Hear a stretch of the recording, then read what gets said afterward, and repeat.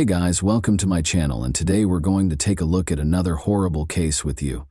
Tim Hack and Kelly Drew, two 19-year-old high school sweethearts, went missing on August 9, 1980, after attending a wedding celebration at Concord House in Concord, Wisconsin. Searchers discovered a pair of pants, Tim's car with his wallet inside, some ropes, and a pair of women's undergarments strewn over Concord over the course of the following few days. A gruesome finding resulted from these hints. Tim and Kelly's bodies were discovered brutally mutilated and allowed to decay in a field 2 months later. Nearly 30 years later, the culprit, a man so modest that even his neighbors were unaware he had such sinister secrets, was identified thanks to developments in DNA technology, an unusual witness, and an investigator's unwavering pursuit of the truth. But why did it take so long to locate this individual, and who was he? The story for today transports us back to Concord, Wisconsin, a tiny community of just over 2,000 people in Jefferson County. The peaceful town is a great place for those who enjoy the outdoors because it includes a lot of parks and natural areas. Locals frequently engage in outdoor pursuits like biking, hiking, fishing, and camping.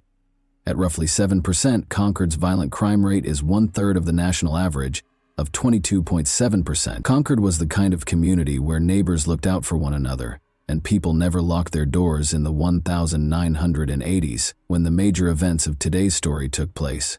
Tim Hack and Kelly Drew, both 19-year-old high school sweethearts, thought they could marry, settle down on a farm, raise their kids, and age together in this kind of setting.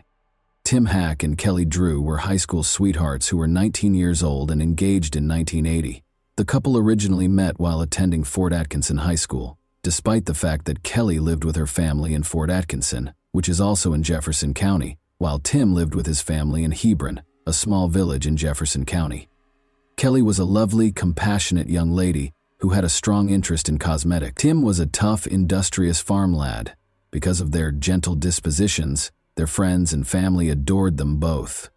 As a pair, Tim and Kelly were viewed as role models for other young people.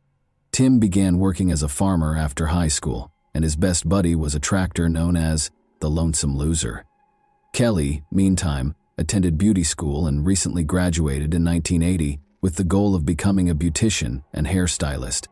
Tim and Kelly went to a wedding reception at Concord House in Wisconsin on August 9, 1980. After the reception, the couple was supposed to go to a carnival with some friends, but they never did. They departed the reception on August 9, 1980 at about 11 p.m., the last time anyone saw them alive, when they were still nowhere to be found or heard from on the morning of August 10, 1980. Tim's father, David Hack, reported them as missing. David discovered Tim's brown Oldsmobile in the Concord House parking lot that same day. Tim's jacket, checkbook, and wallet with $67.00 were all locked inside the car. About 3 miles from Concord House, Kelly's pants and underwear were discovered on the side of the road on August 15th, together with male bodily fluids. By the side of the road, they also discovered some ropes that had been tied by a person who seemed to have military experience. The case took a significant turn when these garments were found. Finding a couple who might have just decided to run off and have a romantic break was suddenly no longer the goal. Instead, it was to try to find them alive, since they were probably in danger. Approximately 2 months later, a group of squirrel hunters from Milwaukee were located approximately 7 miles from Concord House in the Ixonia, Wisconsin area. They discovered Kelly Drew's severely decomposed bones while strolling through a forested area along a railroad track that ran parallel to Highway 16 east of Watertown. She had no clothes on.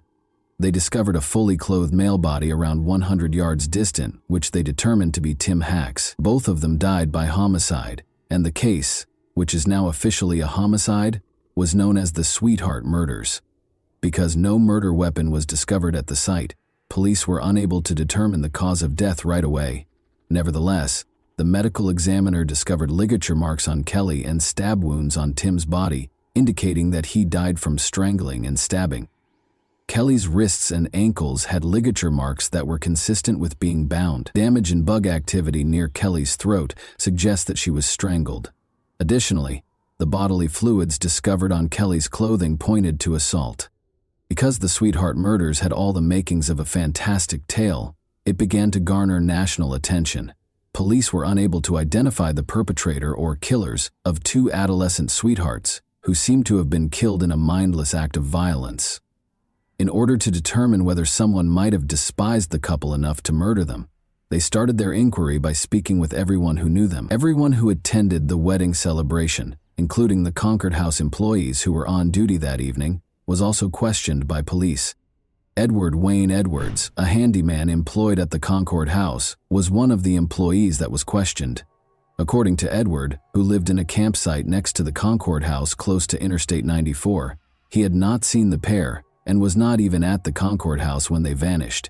He said he was shooting deer in the woods around here, but when the police questioned him about it, they discovered that he had a broken nose. He said he had acquired it while hunting deer. Given that it was August and Wisconsin's deer shooting season began in November, the detectives found it strange. In September 1980, Edward left Wisconsin with his wife and 5 children after being questioned by the police. Eyewitness reports of a filthy-looking van that had been parked close to Tim's car in the Concord House parking lot meantime provided investigators with the most promising lead. Around the time Tim and Kelly were last seen, witnesses said they saw the van abruptly and suspiciously drive away. That was the case with Edward's vehicle, where he frequently kept a .357 revolver. However, authorities had limited options for investigating that lead in the absence of a license plate number or compelling evidence linking him to the crime site. The investigation's remaining leads abruptly stopped. The case fell cold once the file was put away. One of the investigators in charge of the initial investigation, Richard Lewell of the Wisconsin Department of Justice, requested that the case be revisited in 2008, 20 years after Tim Hack and Kelly Drew were murdered. Lewell had been obsessed with the case for nearly 3 decades. He wanted to settle the case as soon as possible because he was getting near to retirement. In an interview, he stated, "As I was reaching my retirement age, DNA was making drastic leaps and bounds. The scientific and technological developments over the past few decades gave him the confidence to pursue the case at this time." His vigorous approach to the matter demonstrated his newly discovered confidence. Lewell suspected that the killer's name would be on file because the police had previously interviewed him during the early phases of the investigation. He simply needed to locate it. Lewell searched through the paperwork, witness accounts, and interview tapes for 2 months before identifying Edward Wayne Edwards. In addition to having the resources and opportunity to conduct the murders, Edwards' decision to relocate his whole family out of Wisconsin soon after being examined by the police prompted suspicions. Lewell's suspicion that Edward was the murderer led him to enlist the help of a group of cold case investigators. They discovered that Edward had been a very challenging person to live with when they spoke with his neighbors during his time in Concord, Wisconsin. He was a restless, short-tempered man who frequently thrashed his wife and kids without warning. He was essentially a monster, they said. In 2008, his 37-year-old son, John Edwards, said of him, "I don't think he knew how to control his emotions. There was some type of rage there." Edwards' daughter, Belicio Edwards, called the police in April 2009 with alarming information. She claimed to have knowledge of certain details regarding the cold case murders of Tim Hack and Kelly Drew that she thought would aid police in wrapping up the case. Her father, Edward Wayne Edwards, a former Marine with a lengthy criminal past, was one of the men she was closest to. Yet this knowledge implicated him. April was an inquisitive youngster growing up, and the most intriguing mystery to her was her father's peculiar existence. She had always wondered about her father's lifestyle and the reasons behind the family's frequent moves. She recalled that they had moved from Concord, Wisconsin, around the time of the unsolved killings of Tim Hack and Kelly Drew, and she saw the news report about them one day when she was an adult. Finally, the pieces were coming together, and she had a gut feeling she needed to call the police. 1933 saw the birth of Edward Wayne Edwards in Akron, Ohio. He had to live in a nun-run orphanage after losing his parents when he was a small child. After experiencing emotional and physical abuse throughout his stay at the orphanage, Edwards became a restless and disobedient adolescent. By the age of 17, he was incarcerated at a juvenile detention facility after multiple run-ins with the law for minor offenses including shoplifting and breaking and entering. Edward was released from juvenile incarceration in 1951 at the age of 18, provided that he enlisted in the United States Marines. However, Edward vanished and had to be dishonorably discharged from the Marines after only a few months of service. He wasn't prepared to abandon the life of crime, and Edward was soon imprisoned for robbery once more. At the age of 22, he broke out of Akron's jail in 1955 and proceeded to loot petrol stations around several states. For the remainder of his 20s and 30s, Edward would live as a fugitive, traveling the nation and performing odd jobs as a handyman, ship docker, and vacuum cleaner vendor. It is clear from his autobiography that Edward relished his fame at this time. He claims that because he wanted to be renowned, he never attempted to hide his name or use a pseudonym while conducting his crimes. Edward was incarcerated again in 1960 at the age of 27, this time for trying to pose as a federal officer. But after he broke out of the jail where he was being held in Portland, Oregon, the FBI listed him on its 10 most wanted list in 1961. Edward was apprehended by the authorities in 1962 and sent in the United States Penitentiary Leavenworth.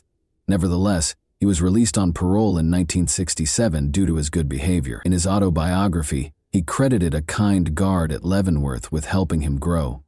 Following his release from prison, Edward married and started giving motivational speeches.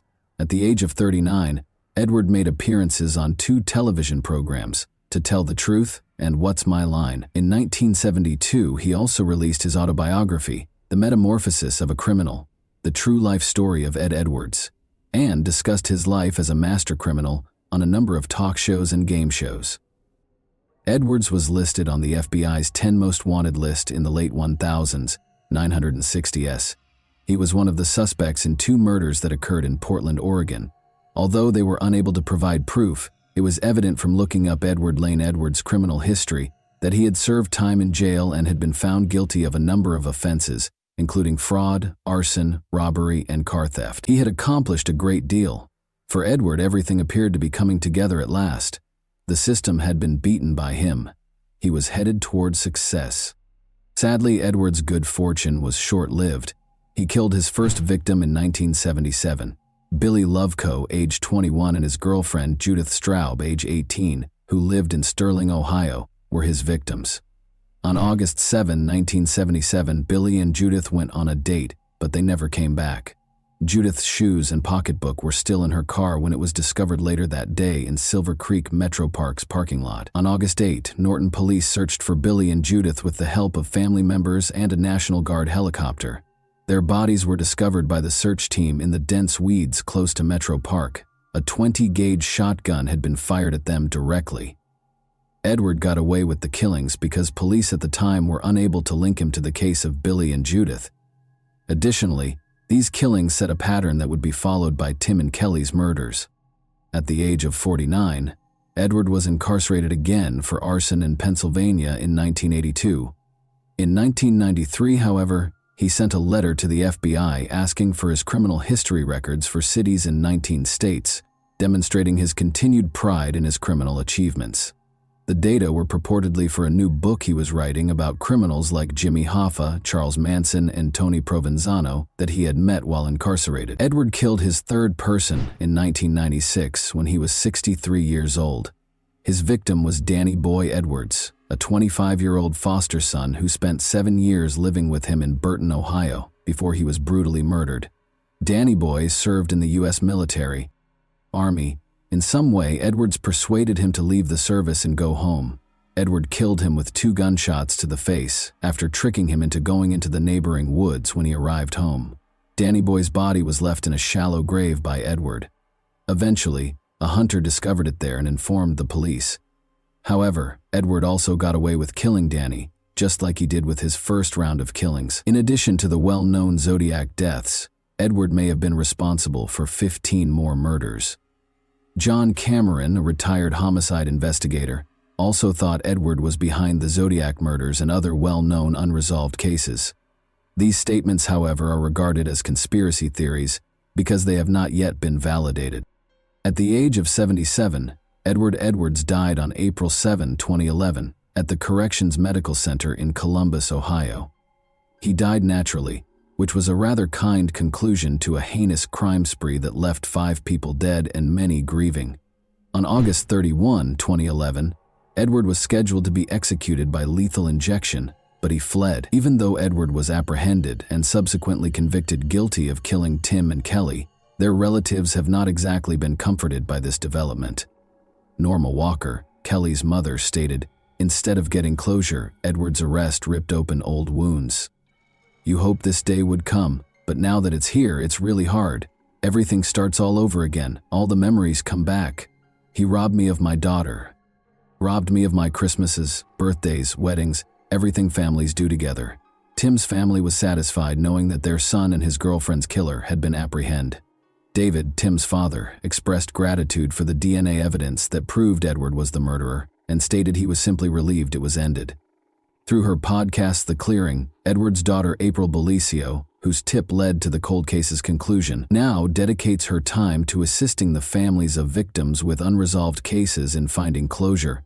She looks into unsolved homicide cases and works to have them reopened by the police.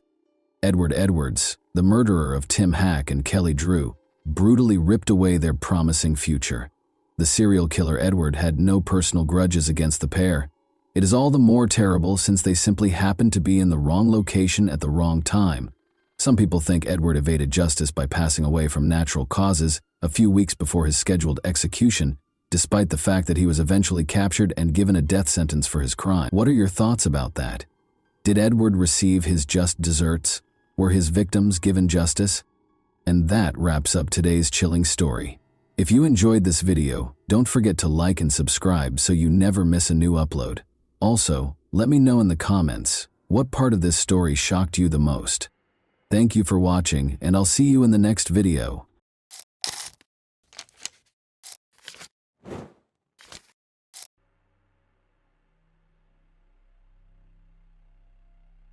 An unthinkable event occurred on a summer day in the heart of Borough Park, a close-knit community in Brooklyn, New York, sending shockwaves far beyond its boundaries. It was a day when the rhythms of daily life in this small community were disrupted, leaving its residents to deal with fear, uncertainty, and an overwhelming sense of tragedy. On that hot summer day, July 11, 2011, the sun hung low in the sky over Borough Park in Brooklyn, a neighborhood rich in Hasidic Jewish traditions. It was a typical day, complete with the laughter of children playing in the streets and the soothing hum of a close-knit community going about its business. No one expected this ordinary day to take such a heartbreaking turn. Yehuda Kletsky, also known as Libby, was born on July 29, 2002, to Nachmen and Saint Forster Kletsky. He was the third of 6 children and the only son of a Hasidic boy in our family. Within their close-knit community, family ties were sacred, and the Libby Kletskys were revered as the embodiment of their dreams and traditions. As the school day came to a close, the young leader felt a surge of excitement. He begged his parents for permission to walk home from day camp on his own, a small step towards independence for the 8-year-old. The move was marked by his parents' trust and support, as they had spent the previous day training with him on the route. His mother, Saint, waited at a predetermined location, a few blocks away, at the intersection of 50B Street and 13D Avenue, eagerly anticipating the arrival of her beloved fun. Little did she know that a seemingly insignificant misturn would set off a chain of events that would change their lives forever. Gretzky set off on his solo journey, a backpack slung over his small sleeves and a rush of adrenaline coursing through him. But fate had different plans. Walking down familiar streets, he missed a critical turn that would have taken him safely home. He found himself going in the wrong direction, unintentionally triggering a chain of events that would leave an indelible mark on history. The disappearance of young Libby Kletsky has shocked the Borough Park community in Brooklyn. It was a neighborhood where families knew each other, children played on the same streets as their parents, and everyone trusted one another. When Levy vanished, the collective emptiness was palpable. The community rallied. At precisely 6:14 p.m., a pleading mother called the Brooklyn South Shomrim Volunteer Citizen Patrol on that fateful evening. The urgency in her voice reflected her growing concern that her 8-year-old son was in trouble. Brooklyn and South Summering have previously handled missing child cases, but this time was different. They knew time was their enemy, so they acted without hesitation. Their volunteers searched the homes of friends and relatives for traces of the missing boy. By 8:30 m., it quickly became clear that this was not a typical case. The showman made an important decision to contact the New York Police Department. Recognizing the gravity of the situation, the police declared a Level 1 search, which involved mobilizing all available resources. Police used canine units to sniff out suspects, mounted officers to navigate busy streets, and helicopters to survey the area from above. However, as night fell, the situation became increasingly dire. It was a race against the clock and anxiety. During this difficult time, the Borough Park community demonstrated its true fortitude. The following Tuesday morning marked a watershed moment in the quest to leave. The police asked for volunteers to assist. The call reverberated throughout synagogues, homes, and community centers. Reaching far beyond Borough Park, 5,000 Orthodox Jewish volunteers responded to the call from both the local community and remote areas of the tri-state region. Their dedication and unwavering commitment to finding young Levi was admirable. They began searching block by block, roaming the streets with unbridled enthusiasm. The outstanding unity demonstrated by the community it crossed cultural boundaries, with Bangladeshis from nearby Kensington joining the search and providing assistance during the crisis. It was a powerful demonstration of the shared humanity that brings people together, regardless of their backgrounds. State Assemblyman Dov Kind played an important role in the search.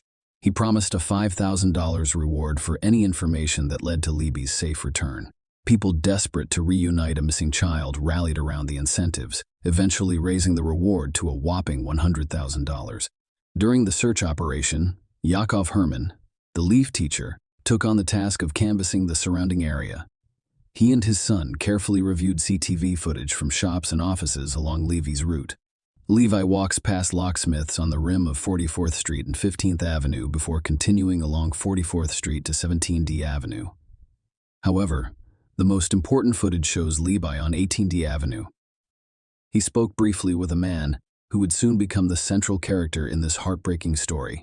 This stranger, who crossed the street and entered the dentist's office, unintentionally determined the fate of young BB. When the man left the dentist's office, we followed him as he appeared to get into his car. Everyone who saw the footage was taken aback by the inexplicable nature of the encounter. Our days turned into days, and the police's hard work and the community's tireless efforts were about to yield results. After carefully reviewing CCTV footage, the police gained a significant advantage. They knew Levy had met the man outside the dentist's office on Edit Avenue. The police located the dentist, who notified his secretary. He gave them the name and address of the suspect who arrived that day to pay the bill. This was the first step in identifying both the man and the footage. Late in the evening, at around midnight on Tuesday, police made another breakthrough. They quickly identified the vehicle in the surveillance video as a gold 1990 Honda Accord. This was a crucial discovery, but what came next was even scarier. About 45 minutes later, 2 volunteers looking for the missing boy in Kensington discovered the same gold Honda Accord. They quickly jotted down the license plate number of this car. With this critical information in hand, the police drove to the address listed on the car. Police arrived at the suspect's Kensington apartment around 2 a.m. On Wednesday, when officers arrived, they discovered the door open, a foreboding sign of what lay ahead. In the apartment, they were met with a terrible scene. When the man who lived there, Levi Aaron, was asked where the missing boy was, he allegedly nodded towards the kitchen. It was a frightening gesture that sent shivers down the veteran officer's spine. When they entered the kitchen, they were met with a scene that would haunt their dreams for years to come. Kitchen knives and stone towels were discovered in the bags, indicating a terrible act. The legs of young Levi Klasky were discovered in the freezer. The shock and horror that overtook the officers at that point are indescribable. Levi Aaron, the man seen leaving in the surveillance footage, was apprehended by police at 2:40 a.m. On that fateful Wednesday, Levi Aaron was a man from Brooklyn, New York. He grew up in the city as an Orthodox. His father worked at D&H Photo, a Hasidic-owned store. Unfortunately, his mother died about 5 or 6 years before these events. Levi lived in his parents' apartment in the Kensington neighborhood. He had gotten married twice. Unfortunately, both marriages ended in divorce. Levi worked as a clerk at a hardware supply company in Brooklyn. People who worked with him described him as a quiet and socially awkward individual. At the age of 9, he was hit by a car while riding his bike. This injury caused problems, and some believe it contributed to his severe sinusitis and unusual behavior as he grew older. Surprisingly, Levi had no previous criminal record. However, in January 2007, he was served with an order of protection, which is typically issued when there are concerns about someone's behavior. He also received a fine for failing to wear his seatbelt and a speeding ticket. Levi Aaron, the man accused of Levi Koleski's heinous crime, claims he encountered Levi when the boy asked for directions and arrived. Levi wanted to go to the bookstore, but Aaron suggested they attend a wedding in Monson, New York. Instead, they returned later in the evening, around 11:20 p.m. Aaron initially intended to return Levi to his family the following day. When Aaron saw posters about missing children and realized that people were looking for Levi, he became panicked. Aaron took me back to his apartment where he killed Levi with a towel. After that, he placed my body in bags. Aaron then placed the bags in a suitcase and disposed of them in another location. Following Aaron's words, police raided Kensington, Brooklyn, and discovered the body of Levi Klotsky of Borough Park. The Lifting Boys' remains were discovered in a dumpster at 20 D Street and along the avenue in Greenwood Heights. They were wrapped in a black plastic trash bag and placed inside a red suitcase. Police say emergency workers in protective suits retrieved a suitcase from a Sunset Park trashing where Levi Aaron, the suspect in the murder of Levi Klotsky, instructed them to clip the baby. After the discovery, no one questioned the killer. Aaron appeared in Brooklyn Criminal Court on July 14, 2011, and pleaded not guilty. Attending the hearing, Aaron's lawyer stated that he has hallucinations and hears voices. The court ordered Aaron to be admitted to Bellevue Hospital Center's prison ward for psychiatric evaluation. Aaron's lawyer claimed that after being hospitalized, he listened to music to drown out the voices in his head. They also referred to his behavior as abnormal. On July 20, 2011, the New York City Medical Examiner's Office released its findings, which revealed that Levi had ingested a poisonous mixture and then strangled. After the results were released, the case was officially classified as murder. On August 29, 2012, Aaron was sentenced to 25 years to life for second-degree murder and 15 years to life for second-degree kidnapping. This will qualify him for parole when he is 74 years old. Share your opinion with us in the comments and subscribe to the channel for more.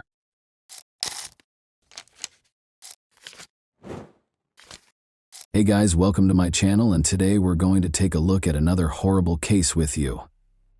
On a gray autumn day, a young Parisian girl, as usual, was returning home from school, hoping to remove her heavy backpack and grab a snack. However, as she approached her apartment building, she encountered a young girl who initiated a conversation with her. It took little effort for the girl to persuade the young girl to accompany her to her apartment. The schoolgirl probably didn't notice anything unusual about this because, after all, she was a petite girl, not an unfamiliar man whose mind could be filled with a variety of ideas. Furthermore, they were neighbors and lived in the same building. The girl followed her new acquaintance into the apartment, but as soon as she entered, the door slammed shut, and a nightmare began that is difficult to describe in words. Lola Davy, 12, disappeared and was never seen again. The date was Friday, October 14, 2022. Johan and Delphine Davy waited for their daughter Lola to return from school. The girl was aware that on Fridays the family would travel to their family cottage in Bethune, which was 3 hours away from Paris. As a result, she understood that she should not linger. Lola was an extremely obedient child who never went anywhere without permission. The school was only 200 meters from her house, so she should have arrived at any moment. So, when the clock went past 4 p.m., when their daughter didn't arrive, the parents knew something had happened. Johan and Delphine Davy lived and worked in this building. It meant that Johan could check the surveillance cameras to see if his daughter had entered the building. To his surprise, the girl had arrived 45 minutes earlier, and she was not alone. She entered with a girl who the man did not recognize. The girl made a hand gesture, as if inviting Lola to accompany her. According to the video, the girl lacked confidence and the young woman appeared uneasy. The parents handed over the photo of the unknown girl to the police. Delphine also shared her photo on Facebook, stating that her daughter was missing. She described how the girl was dressed and said she was last seen with an unfamiliar young girl. The woman urged anyone with information to contact police or the Davy family. Thousands of concerned citizens shared the post. People took to the streets to assist in the search for the girl. The search lasted several hours until 11:20 p.m., when a homeless man entered the inner courtyard of Lola's family home. Maybe he was looking for somewhere to sleep or something similar. Regardless, his focus was drawn to a large plastic suitcase. What he discovered inside the suitcase caused him to rush to find a police officer. Inside, the police found Lola's lifeless body. An autopsy revealed that the cause of death was asphyxia. In addition, she had a deep wound on her throat and bruises and cuts all over her body. The perpetrator bound Lola's hands and feet before placing her in the suitcase, leaving a strange final mark on her soles. The numbers 1 and 0 in red ink. The last person to see her alive was the girl who appeared alongside her on the surveillance cameras. But who was she? It didn't take long for the cops to find her, and when they did, their hair stood on end as they heard the chilling story of Lola's murder. The investigators decided to review the footage that the girl's father had begun watching an hour and a half after Lola returned home with the stranger. The same girl left the house. She changed into different clothes and carried a suitcase and 2 smaller wheeled bags.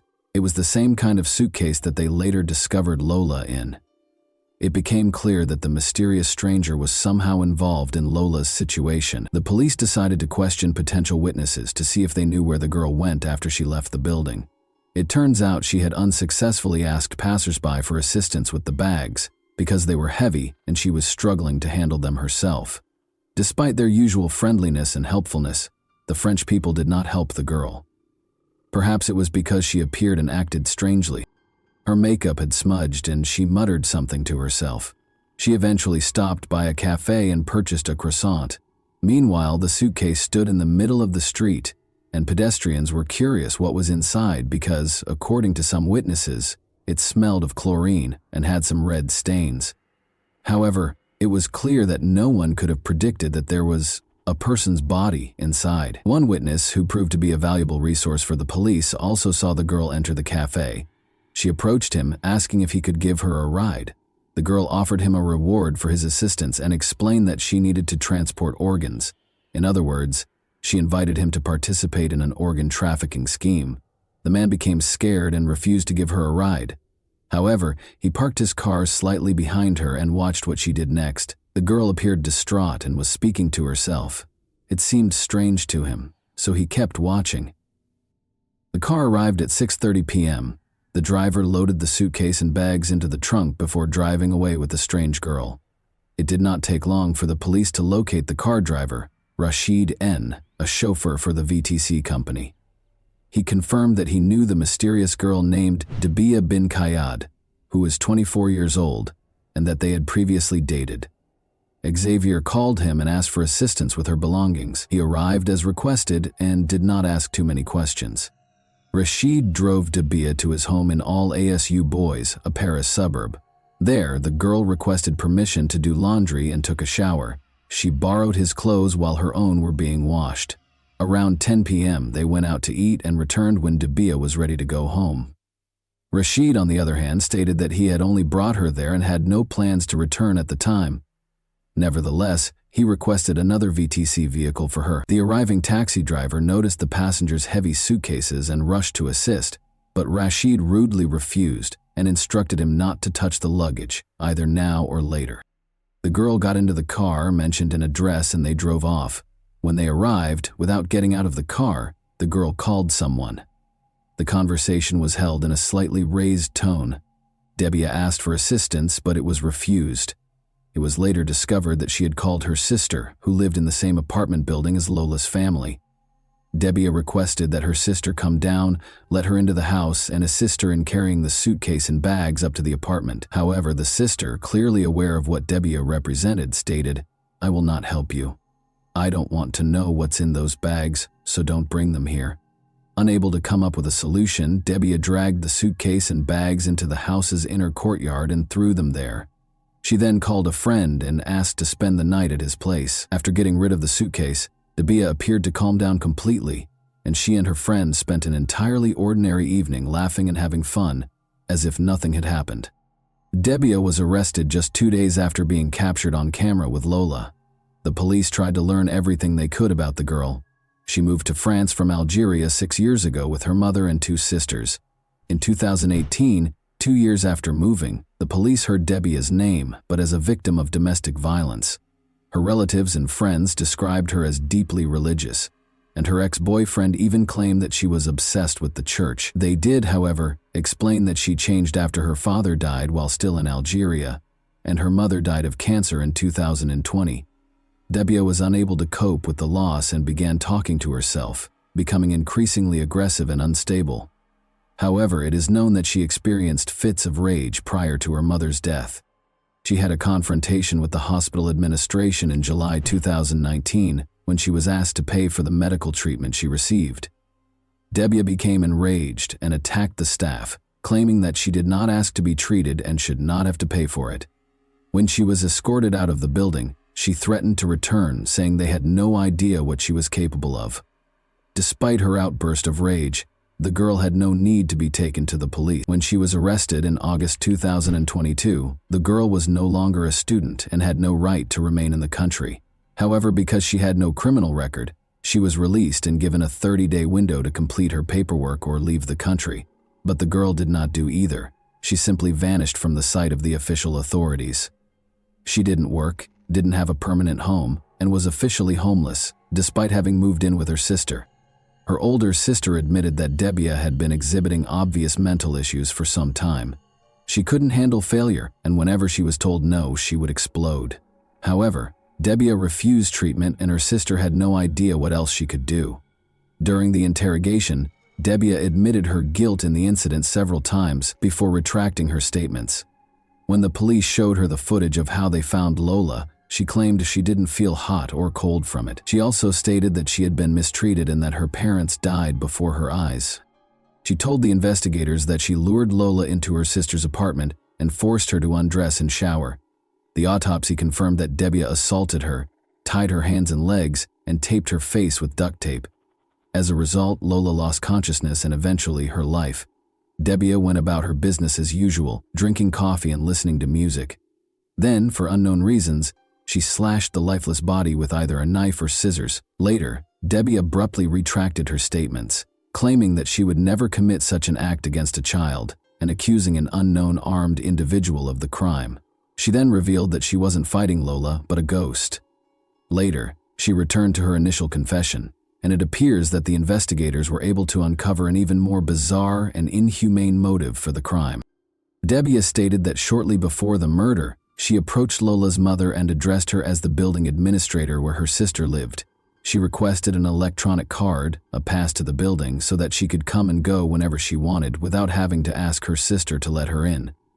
Delphine had such authority because she did not live in the building but was a guest of her sister. Debia, who refused to accept no for an answer, harbored resentment toward Delphine, and when she saw her daughter on the street, an exact replica of her mother, fury boiled inside her, and she resolved to seek vengeance. In other words, she committed the murder because, at the age of 24, she was not used to being denied and expected all of her wishes to be granted. Investigators believe that at some point, the attack moved from the apartment to the basement of the multi-story building, where they discovered clear signs of fighting. However, the police are still unfamiliar with certain aspects. Certain details, such as the numbers on Lola's legs and Debia's admission that she drank her blood, suggest a ritualistic nature. In any case, the police confidently dismissed the black market organ trafficking theory. They see it as just another stroke in the accused's psychological profile. Debia has been charged with murder, torture with violence, cruel treatment of a minor under the age of 15, and concealing a body, all of which carry a maximum sentence of 30 years in prison. However, it is possible that she was not acting alone. Initially, police arrested 5 more people. First and foremost, Debia's sister was arrested because everything occurred in her apartment and the basement of her home. However, the police later determined that she had no knowledge of the crime and was not at home at the time. The other 3 suspects were also released fairly quickly, and their names have not been revealed. Rashid, Debia's former boyfriend, 43, has been charged with concealing the corpse. The girl claims he is the mastermind of the crime. It doesn't help him that he turned down a taxi driver who offered to help Debia with her suitcase. Those words also raise suspicions about the man. Did he know what was inside? He claims he didn't know what was in the suitcase, didn't open it, and had no idea what was inside. In the first week of November, a closed hearing was held in this case. The judge noted that the accused appeared completely calm at the time. The main question is whether Debia's crime was the result of a nervous breakdown or a desire to exact revenge on Delphine. If she is discovered to be mentally unstable, she will be treated by psychiatrists in a suitable specialized facility. If she is found competent to stand trial, she will be prosecuted. In early December, the psychiatrist who examined Debia submitted his report to investigators. He described her as extremely dangerous but not mentally ill. In other words, while she is not completely stable, this does not render her insane or incapable of being held accountable for her crime. She is fully capable of admitting that her actions were terrible and illegal, and that she should be judged for them. Of course, Debia's lawyers will most likely request additional consultations with psychiatric specialists. The defendant is currently being held in solitary confinement at France's second-largest prison, Fresnes, which is located slightly east of Paris. According to media reports, she rarely goes for walks and prefers to watch TV. According to reports, whenever she sees herself on television, she expresses joy and does not conceal her pride in herself. Debia had been living illegally in France for several months prior to the crime, so politicians used this story to bring up issues that were important to them. They quickly declared that France's anti-legal migration measures are deficient because migrants are responsible for many crimes in the country. In other words, if Debia had been deported sooner, Lola would still be able to attend school, participate in gymnastics and figure skating, and spend time with her parents and older brothers. However, Lola's parents believe that politicians are using their daughter's tragic death to score political points. Johan and Delphine have decided that staying in Paris is too difficult, so they have left for Pas-de-Calais, where they originally came from. And that wraps up today's chilling story. If you enjoyed this video, don't forget to like and subscribe so you never miss a new upload. Also, let me know in the comments what part of this story shocked you the most. Thank you for watching, and I'll see you in the next video.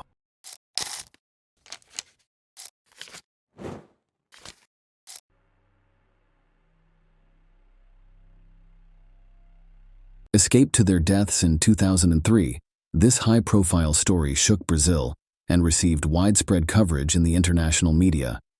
Hundreds of law enforcement officers, rescuers, and volunteers, as well as those interested in the story, were looking for the young couple who went missing in the forests of Embu-Guaçu province. They hoped to find them alive, but their hopes were dashed, and the young people's final days became a nightmare. However, grieving members of the families of the missing faced another ordeal when the main criminal rapist, torturer, and brutal killer was not prosecuted. Furthermore, he found himself in better living conditions than before. This is the case of Liana Friedenbach and Felipe Café. Liana B. Friedenbach was born in São Paulo. In May 1987, the girl was the eldest of her parents' 2 children, and she grew up in a relatively well-known and wealthy family. Ari Friedenbach, the family's patriarch, was a successful lawyer and well-respected member of the community. Felipe Silva Café, born in July 1984 in São Paulo, grew up in a large, modest family. He has worked part-time since he was a child, trying to support himself and his relatives. The young people met as schoolchildren, and their friendship developed into mutual sympathy and the first youthful love. However, they had to conceal it in every possible way. It is worth noting that Liana's parents were religious and raised their daughter strictly.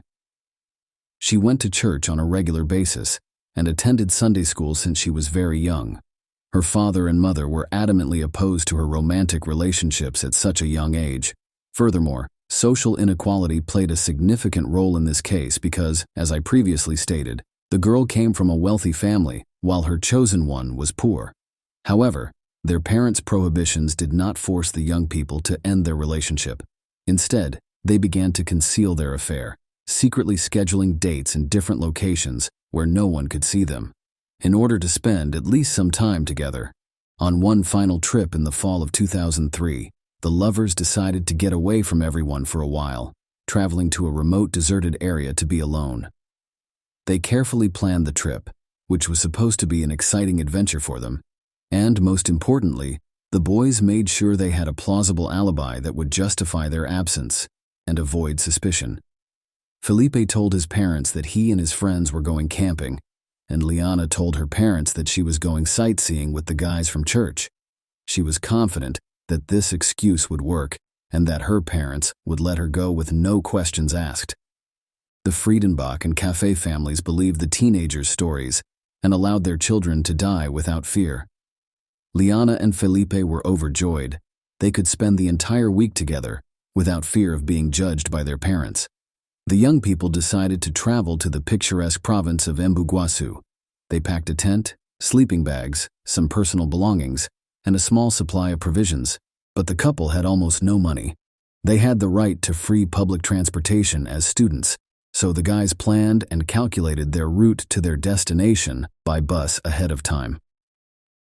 Early on October 31st, the lovers met at the agreed-upon location, making certain that no one who knew them saw them together. They took the first bus and spent the night at the bus station after arriving in another city late in the evening. Then 2 more vehicles took them to their destination. From there, they had to walk a few kilometers to a deserted spot hidden in the woods where they planned to camp and spend a few days alone together. The day was warm and sunny, and despite their exhaustion from the long journey, the young people were in good spirits, joking, laughing, and planning their short vacation. When they arrived at the location marked on the map, they began to set up their modest but cozy camp. Uninvited guests, when Liana and Felipe traveled to such a remote and secluded location, they failed to consider the fact that poverty reigns in those areas, fueling crime. So the presence of well-dressed young men carrying large backpacks and bags did not go unnoticed. As the couple walked through the forest to the abandoned farm where they planned to stay, they came across some local bandits fishing near a pond. They were Paulo Cesar da Silva Marques, a.k.a. Pernambuco, and Roberto Aparecido Alves Cardoso, a.k.a. Champinha. The latter was only 16 years old, but he was already the gang's leader. He organized the criminals who were attracted to strangers, particularly a beautiful young girl. They also decided that there was something in their backpacks that they could steal. The bandits followed the guys stealthily and began to watch them from the thickets. The lovers pitched a tent, ate a snack, and then set about beautifying their parking lot. The intruders waited in ambush until they were certain that no one else would join the young men and that they had no weapons with them. Pernambuco and Champinha then attacked and threatened Liana and Felipe. The latter, terrified, did not even attempt to flee or fight back against the unknown assailants. After searching all of the bags and backpacks, the criminals discovered nothing that would interest them. The bandits then decided to demand a ransom for the boy and girl from their relatives. Liana, who was terrified, quickly confirmed that she came from a wealthy family and that her father would give them any amount of money they requested. The criminals were pleased with this turn of events, but because they lacked experience in such situations, they had no idea how to organize everything so that they could keep the money and be free. Finally, while the plan was being developed and the bandits were determining who they had in their hands and how much they could demand for their lives, they decided to hide the prisoners so they could not flee.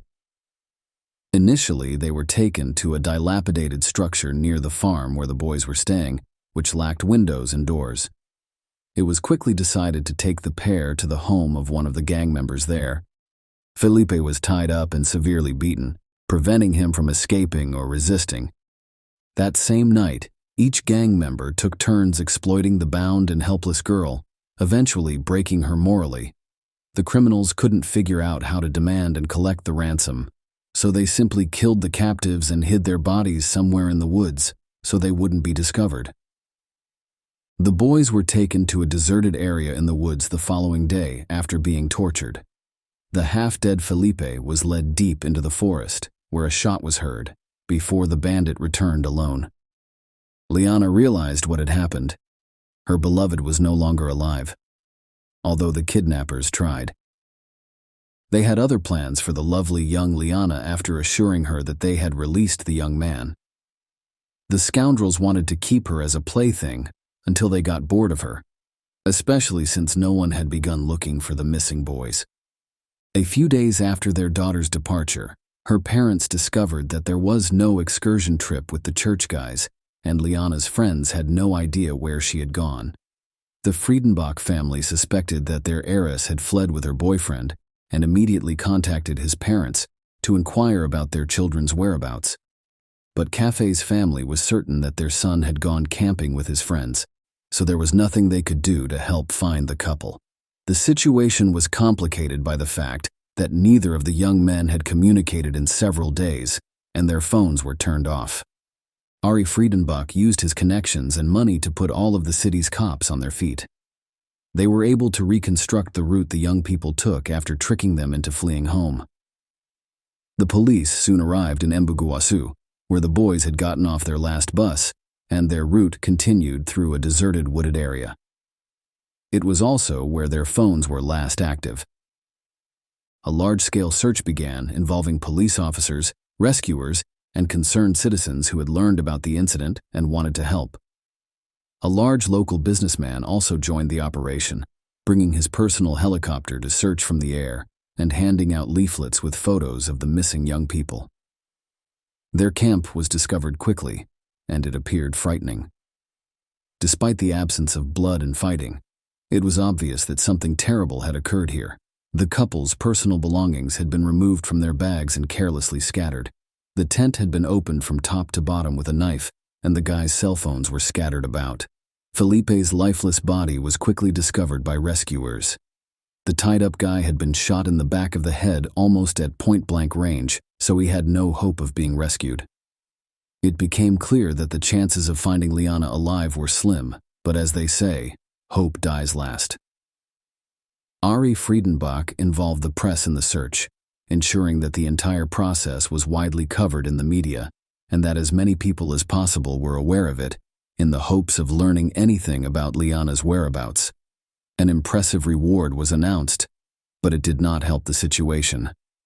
The massacre of Liana began after the criminals had killed Felipe. They returned Liana to the house where they had previously kept them both. By then, the bandits had been joined by their accomplices, Antonio Caetano da Silva and Arnaldo Pires. Pernambuco proudly informed them that Liana was his property, and he could do whatever he wanted with her. He invited everyone to have their dirtiest fantasies with Liana, and his offer was quickly accepted. A day later, after learning of the large-scale search operation, the criminals decided to change their location and accompany the victim to the home of Antonio Matias de Barros, another gang member. They went fishing that evening, accompanied by Liana. The ringleader threw his jacket over her because it was cold outside, and he wanted to show concern in this way. Champigna's older brother, whom the juvenile delinquent had not informed about his affairs, arrived at the same location later that evening. Champigna informed his brother that Liana was his lover, but he immediately recognized her as the wanted girl. He took his brother aside and informed him that his captive was being actively sought and that the police were literally following them. Champigna interpreted his brother's words as a sign and a call to action. He decided it was urgent to get rid of Liana before fleeing and concealing himself. He lied to Liana, claiming she was free and that he would take her to the road. In fact, the bandit led his victim into the forest, where he brutally killed her with a knife before smashing her head with a rock to ensure her death. Liana's body was not discovered until 5 days after the massacre. She was literally lifeless. She had been severely mutilated. Liana was wearing the killer's jacket, which later became one of the most important pieces of evidence. The criminals were extremely cruel, cynical, and ruthless, but they were also stupid and short-sighted in that they did not try to flee or hide, did not bother to destroy physical evidence, and believed that no one would ever find them. The bandits' naive self-confidence allowed the police to quickly identify and apprehend all members of the criminal gang. As previously stated, Champigna left his sweat-stained jacket on the victim's body. In addition, he brought the murder weapon into his house, washed it and hid it in the yard while attempting to wash the clothes, stained with the murdered girl's blood so that he could continue to wear them. DNA analysis revealed the identities of the gang members who had committed violence against Liana. The gang members were apprehended almost simultaneously. The ringleader not only did not deny it, but he immediately began to testify, boasting that he had kidnapped, abused, and murdered the unfortunate victim. He went into great detail about what had happened to Liana in her final days. After a lengthy trial, nearly all of the adult members of the criminal gang received harsh sentences. Pernambuco was sentenced to life imprisonment for Felipe's murder. Antonio Caetano da Silva and Analdo Pires were also sentenced to life in prison, but Antonio Matias de Barros was only sentenced to 6 years because he did not torture the victim, but rather provided the gang with his home where it all took place. However, with the ringleader and the most brutal member of the gang, things were not as simple. He was barely 16 years old when he committed these crimes. As a result, the individual was sent to a specialized prison for minors with a relatively mild regime. Champigna attempted several escapes and behaved aggressively and inadequately, prompting a psychiatric examination. He was discovered to have several mental abnormalities that, while not inherently dangerous, combined to create a monstrous result, transforming the young man into a sophisticated sadist and murderer with no feelings of pity or remorse. Following such a diagnosis, the criminal was transferred to a closet-type medical facility where he was required to undergo mandatory treatment and rehabilitation. Despite numerous appeals from the families of the murdered young men, he received no further punishment. As a result, Champigna's situation improved from before the crime. He now had his own private, cozy room complete with a large television, internet access, and a comfortable bed with an orthopedic mattress. He eats 4 balanced meals per day from a customized menu, as required by the medical facility where he is being held. His monthly maintenance is estimated at around $1,200, $20,500. In recent years, the perpetrator has repeatedly petitioned for his release, claiming that he has completed a full course of treatment and no longer poses a threat to others, allowing him to return to his normal life. This is a monster story. Share your opinion with us in the comments and subscribe to the channel for more.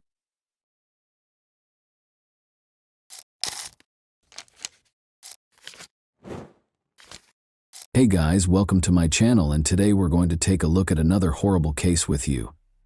This was a mass killer confessing his darkest intentions, but the real horror was the cold, calculated execution of his crime, captured in real time. On June 5, 2014, Ybarra brutally entered the Seattle Pacific University lobby and took his first victim. He had planned a massacre, but that was not what happened. During one of Seattle's worst crises, a single small mistake set off a series of events that would change everything. There were a number of horrifying facts that were just waiting to be revealed. June 5, 2014, started out like any other day until, shortly before 3 p.m., a string of calls from the same location flooded the Seattle Police Department's helplines. The city would be thrown into an unimaginable crisis and chaos in a matter of minutes. A nightmare started when a man carrying a gun entered SPU. With each call, more terrifying information surfaced. The description initially appeared ambiguous and unremarkable, but the details were beginning to come together. He wasn't an aspiring pupil. His purpose for being on campus that day was darker. But why was he there, and who was he? They would soon find out more about his nefarious schemes. The white pickup van he was driving was seen parked on the street close to the Seattle Pacific University campus in Washington. This man, whoever he was, had no intention of going away quietly. And just as police closed in, something far worse was about to happen. Paul Lee, a 22-year-old random student, was struck by the first bullet. The question was no longer who he was. The van belonged to 26-year-old Aaron Ybarra. Now the only question was, how far would he go? A massacre was in the making, and the police seemed like they might be too late to stop it. Officers moved in, sirens heightening the tension across the campus, but no one knew what they were truly walking into, or how the standoff would unfold. Even before the police arrived, the action had already taken place, captured on camera as it all played out in real time.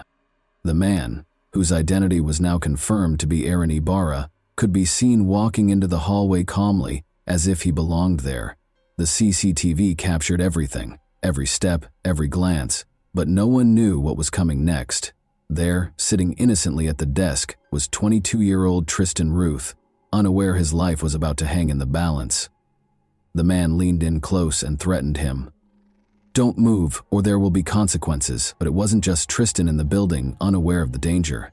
Sarah Williams, 22, had just reached the bottom when Ibarra turned and shot without thinking.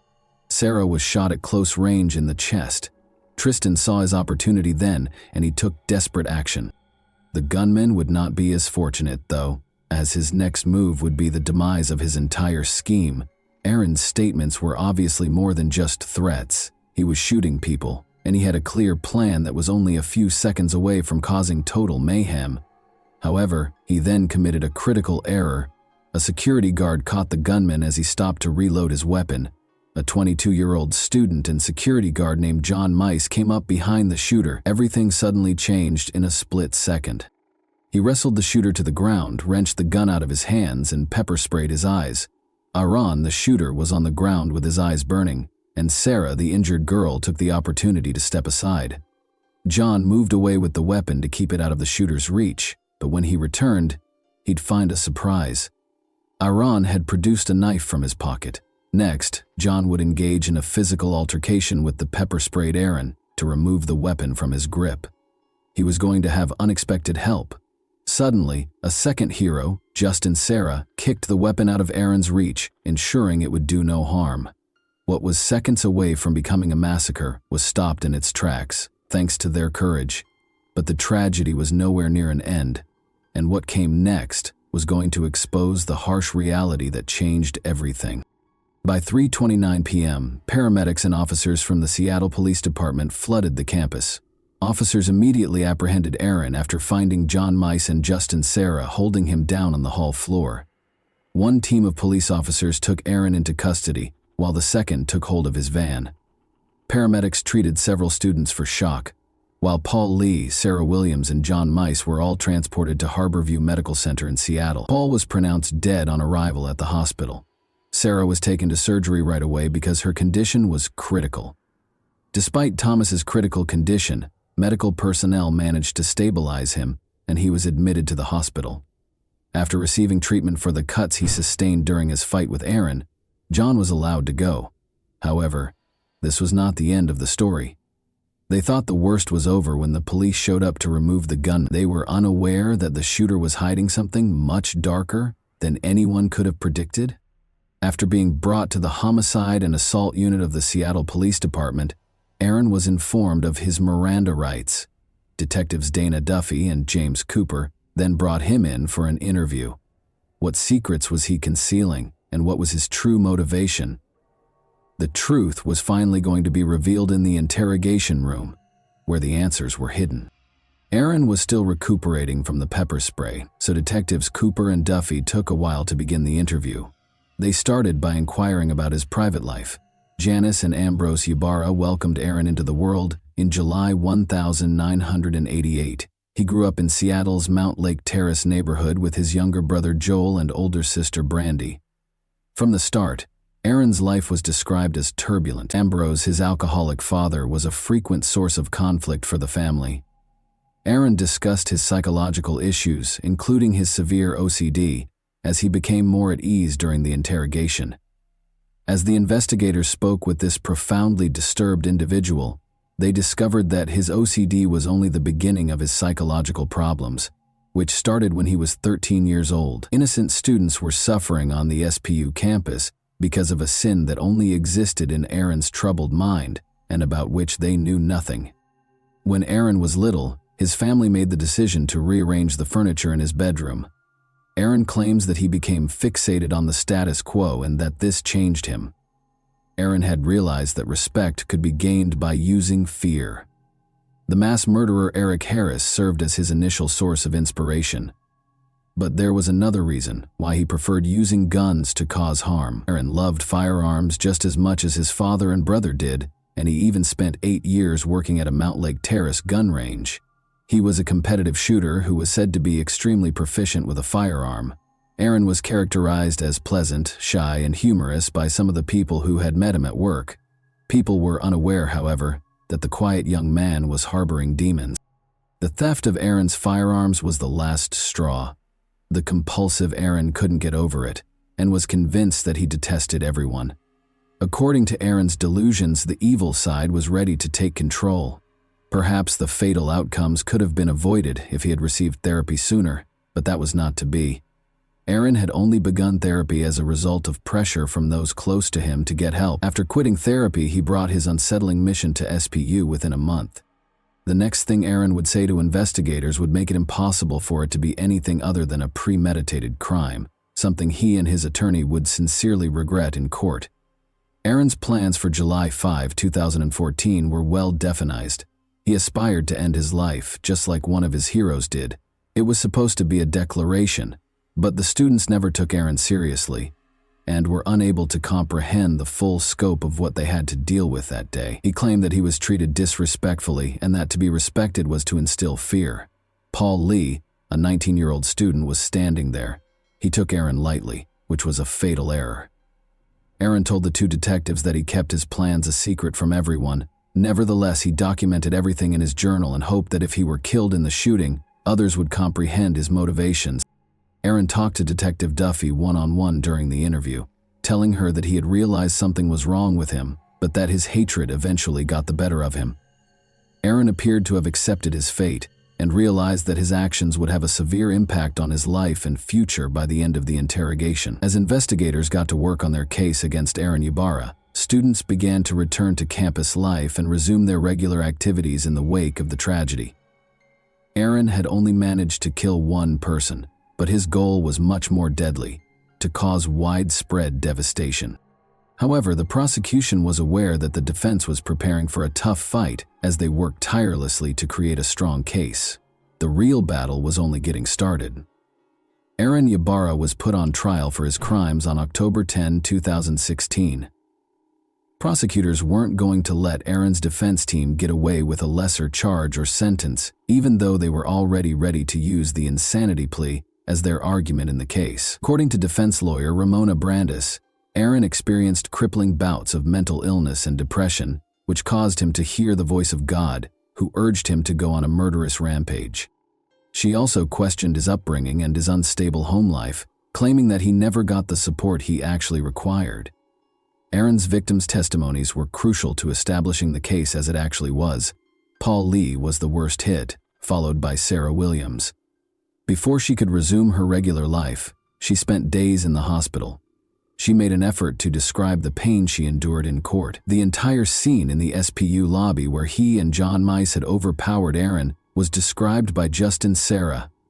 Ramona, the defense lawyer, also contended that Aaron's actions were influenced by his upbringing and unstable home life because he had sought professional help for his years-long mental illness. Under the direction of Senior Deputy Prosecuting Attorney Kristen Richardson of King County, the prosecution team was ready for the insanity defense. Aaron's own words were going to be used against him by the prosecution.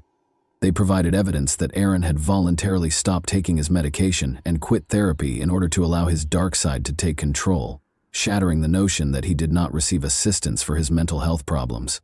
The assertion that Aaron was getting assistance from at least one family member was supported by testimony from his mother, Janice. His journal also provided evidence to the prosecution that he had premeditatedly planned and executed the shootings. Additionally, the recorded interrogation by detectives Cooper and Duffy was made available to the jurors, demonstrating Aaron's complete awareness of his actions and the repercussions. Aaron tells detectives in the video that he was inspired and motivated by Sung Hui Cho and Eric Harris, but he makes no mention of hearing the voices of God or Satan. Although the prosecution acknowledged that Aaron had serious mental health problems, they made it abundantly evident that Aaron planned and chose to carry out the shooting. Now that the sentence was just a few seconds away, everyone was wondering if the jury would feel the same way. Following weeks of testimony and arguments from the prosecution and defense, the jury returned a guilty verdict on November 16, 2016. Aaron was convicted of 1 count of assault, 3 counts of attempted first-degree murder, and premeditated first-degree murder. Judge Jim Rogers sentenced Aaron Ybarra to 112 years in prison on February 17, 2017, for the shooting at Seattle Pacific University. Aaron spoke to the courtroom full of SPU employees, students, family members, and surviving victims during his sentencing. Aaron was the center of attention. But nobody was emotionally ready for what he said next. He apologized for the horrible crime he had committed. In addition, he expressed regret for killing Paul Lee, whom he hoped was still alive. Speaking to the survivor of the attack, Sarah Williams, he told her that she did not deserve the events of that day. Aaron expressed his desire to go back and change everything, but he acknowledged that it was too late. He will be housed at the King County Adult Detention Center for the duration of his sentence. John Mize was awarded the Congressional Medal of Honor in 2015 for his valiant efforts to apprehend the SPU shooter. Since the 2014 shooting, Aaron Ibarra's family has stayed out of the spotlight. The public and social media spheres still contain scant if any information about his family members and their lives. Paul Lee's legacy endures in the lives of his family and friends. Soon after Paul's memorial service in June 2014, the Lee family established the Paul Lee Foundation. The goal of the foundation was to carry on Paul's work of supporting those who experienced mental health problems and depression. It was cruelly ironic. He wanted to help people with mental illnesses, but before he could complete his education, he was harmed by someone he would have preferred to assist. The foundation has made it its mission to raise money to support groups that conduct research and create solutions to assist people with mental health conditions. Many people will be discussing what caused Aaron Ibarra to become a school shooter in this case today. Seeing young lives lost so needlessly and murderers succumbing to their own mental health problems is heartbreaking. Could something have been done to prevent this tragedy, considering Aaron's family life was, to put it mildly, turbulent? Or was he destined to become a killer? Before he committed suicide, he was troubled, mistrustful of people, and desperate to be remembered. However, he chose to target the helpless students instead of exacting revenge on the innocent or facing down actual villains. And that wraps up today's chilling story. If you enjoyed this video, don't forget to like and subscribe so you never miss a new upload. Also, let me know in the comments what part of this story shocked you the most. Thank you for watching, and I'll see you in the next video.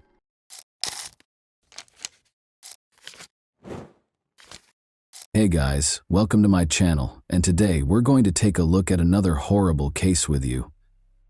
Victor Auxiliers, a seasoned skydiver, made another jump on a typical sunny day in Wiltshire County. The sensation of wind on her face, the rush of adrenaline, and the view of the infinite sky were all familiar to her.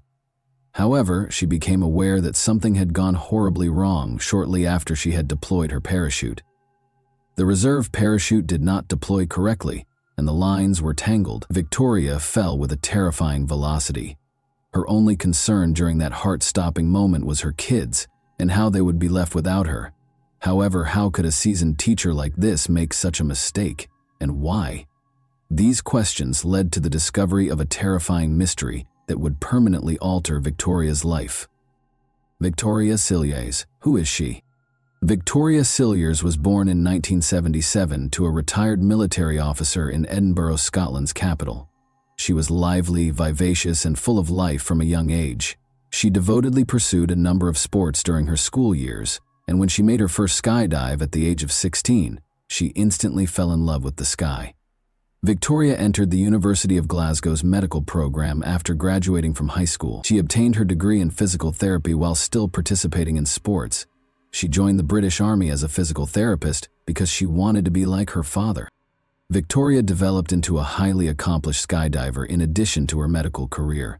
She completed more than 1,500 jumps and obtained her instructor's certification. As a mentor with the Army National Parachuting Association and a free fall coach, she was a true professional. Through perseverance and hard work, Victoria rose to the position of captain by the time she turned 30, marking a significant career accomplishment. She made a good living while juggling her duties as a skydiving instructor and a physical therapist at a military hospital. Her private life, however, was less fortunate. She wed a medical colleague in 2008, but the union disintegrated after just 1 year. A tall, gregarious officer named Emile Cilliers entered the hospital where Victoria worked in the middle of 2009. He ended up attending one of Victoria's therapy sessions while he was recuperating from a skiing accident. He quickly became the love of her life and her second husband, a love that nearly cost her everything. Emile Cilliers, an unfaithful partner and perilous charmer. Let's now examine the primary antagonist of the narrative. Born in South Africa in 1980, Emile Cilliers came from a wealthy British expat family that ran a construction business. His parents catered to all of his needs and desires, allowing him to grow up pampered and conceited. Emile began dating Nicolene Shepard, a young girl, when he was 17. He was already employed at his father's business and had completed high school by then. Emile knew how to make a good impression, dressed well, and always had money to spend. Shortly before her 16th birthday, Nicolene became pregnant and gave birth to their first child, a daughter. A second child was born to the couple approximately a year and a half later. However, they never made it to the altar, even though they had 2 children together.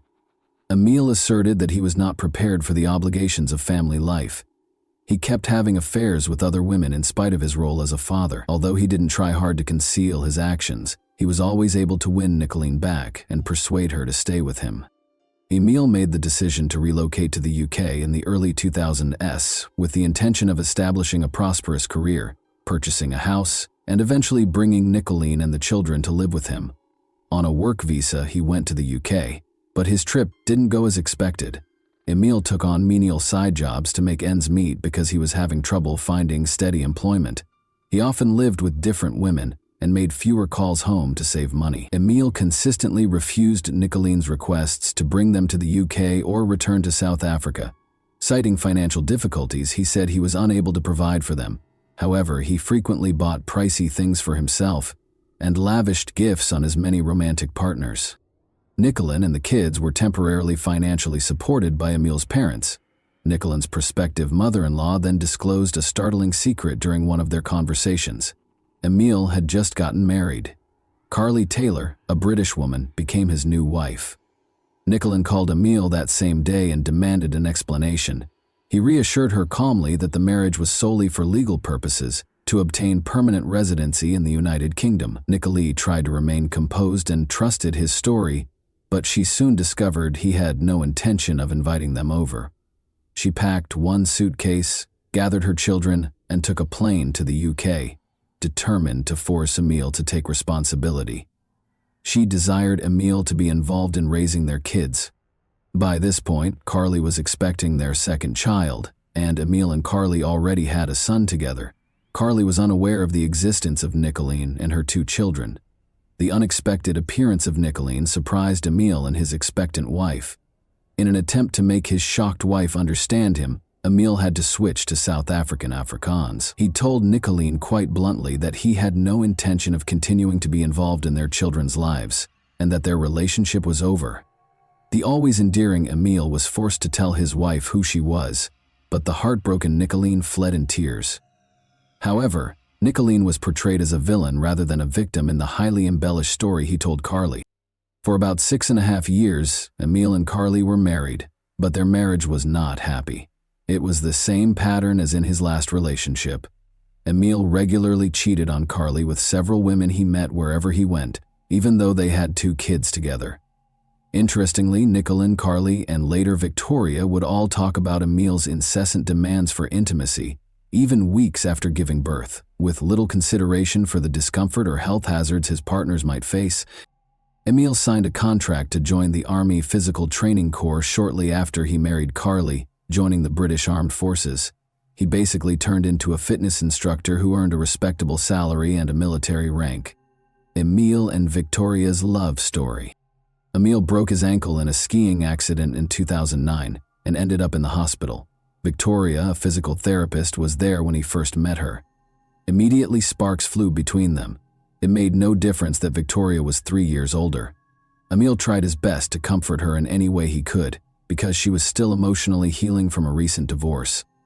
Victoria was initially unaware that her new romantic interest was still married. Similarly, Carly was unaware that her husband was meeting with a divorce lawyer and getting ready to file for divorce. When the truth was revealed, Emile attempted to blame Carly for his marriage's failure, but she responded by telling Victoria that Nicolene and Emile had 2 other children. This realization astounded Victoria. Her ostensibly ideal partner had a convoluted past, including 4 children and 2 prior relationships. Emile, however, insisted that he had never felt this way about anyone else and declared his unwavering love for her. Victoria had already fallen deeply in love with him, Even though those words might have meant nothing to someone else, she discovered that she could accept him for who he was, flaws and all, and forgive the lies. With time, Carly and Victoria were able to establish a true friendship in addition to becoming cordial. The two women had become so close that Carly even trusted Victoria to take care of her kids. Emil quickly proposed to Victoria after completing his divorce in 2010. The couple threw a lavish wedding after she gladly accepted. After her parents died, Victoria used the money she inherited from them to buy a large house in Wiltshire, where they now reside. The couple's first child, a daughter named April, was born in 2011. In 2015, their son Ben was born, expanding their family. Spending a lot of time with their children, the new parents seemed committed. Their family appeared to be content and strong from the outside. Victoria was an enthusiastic skydiver who had even introduced the sport to her husband, Emil. He became an expert in packing both main and reserve parachutes and obtained his own certification as a skydiving instructor, giving the family an additional source of income. With two gorgeous kids, a devoted husband who had just been promoted to sergeant, and a life that appeared ideal to their friends and family, Victoria's marriage seemed like a dream come true. However, Emil soon got tired of this seemingly perfect life. He started looking for affairs, and even though he didn't do much to conceal his actions, he would constantly beg Victoria's pardon on his knees. He would vouch for the fact that these liaisons were pointless and that she was the only person he loved. In order to keep up appearances, and the appearance of a perfect family in front of friends, family, and co-workers, Victoria repeatedly forgave him. As previously stated, Victoria had been an instructor at the Army Parachute Association and had a deep love for skydiving since she was a young girl. By early 2015, she had performed more than 2,500 jumps without any mistakes or mishaps. Naturally, Victoria had to take a break from the sport she loved so much during her pregnancy, and she missed it terribly. Her second child was born in early March 2015. Emil then shocked her on April 1st by telling her that he had reserved a tandem skydive for the two of them. Victoria was ecstatic, perceiving this as a considerate act from her spouse, who appeared to wish to inject some excitement into their everyday routine. The couple arrived at the skydiving base with their older daughter on April 4, the day of the scheduled jump. They prepared, but the weather abruptly changed against them. Heavy clouds rolled in and the wind increased, making it impossible for the plane to take off. The jump was rescheduled for Easter Sunday the following day. Upon arriving home, Emil abruptly informed Victoria that he would not be able to accompany her the following day. In addition to insisting that it would be best to leave the kids at home because they would only grow tired and no one else would be available to watch them, he said that urgent matters had arisen. Emil wished Victoria luck as he bid her farewell on the morning of April 5 and remained behind with their 5-week-old son and 4-year-old daughter. With a positive attitude, Victoria set out, looking forward to her long-awaited jump. However, the weather wasn't great again. After waiting for several hours, the group was finally given the all-clear to take off. The plane carrying 12 skydivers took off at around 3 p.m. One by one, the skydivers started their jumps at the proper altitude. Last to jump, Victoria Cillier relished every moment of her ascent through the sky, but as soon as she pulled the cord to release her parachute, she knew something was seriously amiss. No matter how hard she tried, she was unable to untangle the tangled lines of her main parachute. Quickly, she sliced it off and proceeded to use her backup chute. The unimaginable occurred at that point. Approximately 1/3 of the reserve parachute opened. It looked like this might be the end, as Victoria started to spin wildly through the air at a terrifying speed. Victoria later acknowledged that, although she was afraid, she didn't consider dying. Her husband and their 2 young children were waiting for her at home and she was thinking about them. She tried to position her body to minimize the injuries from the inevitable impact and did everything she could to slow her fall. In her ears, the wind roared. She lost all sense of time and space as everything whirled around her. The world grew dark. Victoria was lying in a recently plowed field when she came to. She couldn't understand what had happened or why there was so much noise all around her. She was confused. Her co-workers were shocked to discover her alive after racing to the scene. They were taken aback, however, when Victoria opened her eyes and requested assistance in standing up. As it happened, she had been extremely lucky. Her fall had been cushioned by the soft, loose soil, avoiding potentially fatal injuries. Victoria had suffered a broken leg, collarbone, and multiple ribs, but she miraculously survived. However, her head, internal organs, and spine were largely intact on the side she landed on. After being airlifted to the closest hospital by emergency personnel, it is almost unheard of for both parachutes to fail, and it is rarely necessary to deploy a reserve parachute. Red flags were raised right away. After learning of the incident, the skydiving base's lead instructor made the decision to examine Victoria's parachutes in person. Although the main chute's lines were tangled, it was unclear if this was the result of a packer's error or if someone had purposefully sabotaged it. Things became even more suspicious when the reserve parachute was examined. There were two essential pieces of equipment missing. It appeared as though these parts had never been there and had never been torn away because there was no indication of damage. Victoria came perilously close to death as a result of the reserve chute's improper deployment. A mistake of this size was practically impossible because the parachute had been inspected at least 10 times by numerous experienced professionals. The lead instructor was extremely concerned about both parachute failures. He made the decision to report a possible murder attempt to the police on his own. It just so happened that, at about the same time, Victoria's best friend Caroline called the police with a similar worry. But Caroline didn't think twice about naming the suspect she had in mind. When Caroline learned of the suspicious accident, she became concerned. She told investigators that Emil, Victoria's husband, might be connected. Caroline claims that although the marriage appeared to be happy on the surface, Emil was actually a toxic and manipulative partner. Victoria disregarded numerous warning signs because she was so consumed by her love for him. An expanding study. The parachutes turned out to be important pieces of evidence during the police's thorough investigation into the incident. Victoria, meanwhile, recovered remarkably quickly and was in the hospital for less than a month. She credited her husband's constant care and support for her quick recovery. Emil seemed to be the ideal husband, showing her affection, taking care of the house, and assisting with their kids. Victoria was therefore taken aback when policemen arrived at their door to talk to Mr. Cilliers. Emil didn't fight back. He went to the station voluntarily to respond to their inquiries. Emil, a negligent father and an unfaithful husband, maintained his composure while being questioned, but he was aware that investigators would soon find text messages he had exchanged with his many lovers. He made the decision to discuss his affairs with others in the hopes of avoiding the disclosures. He acknowledged that he had been dissatisfied in his marriage and blamed Victoria for not providing for him. He claimed that although he had been preparing to divorce her for some time, he had put it off due to the children.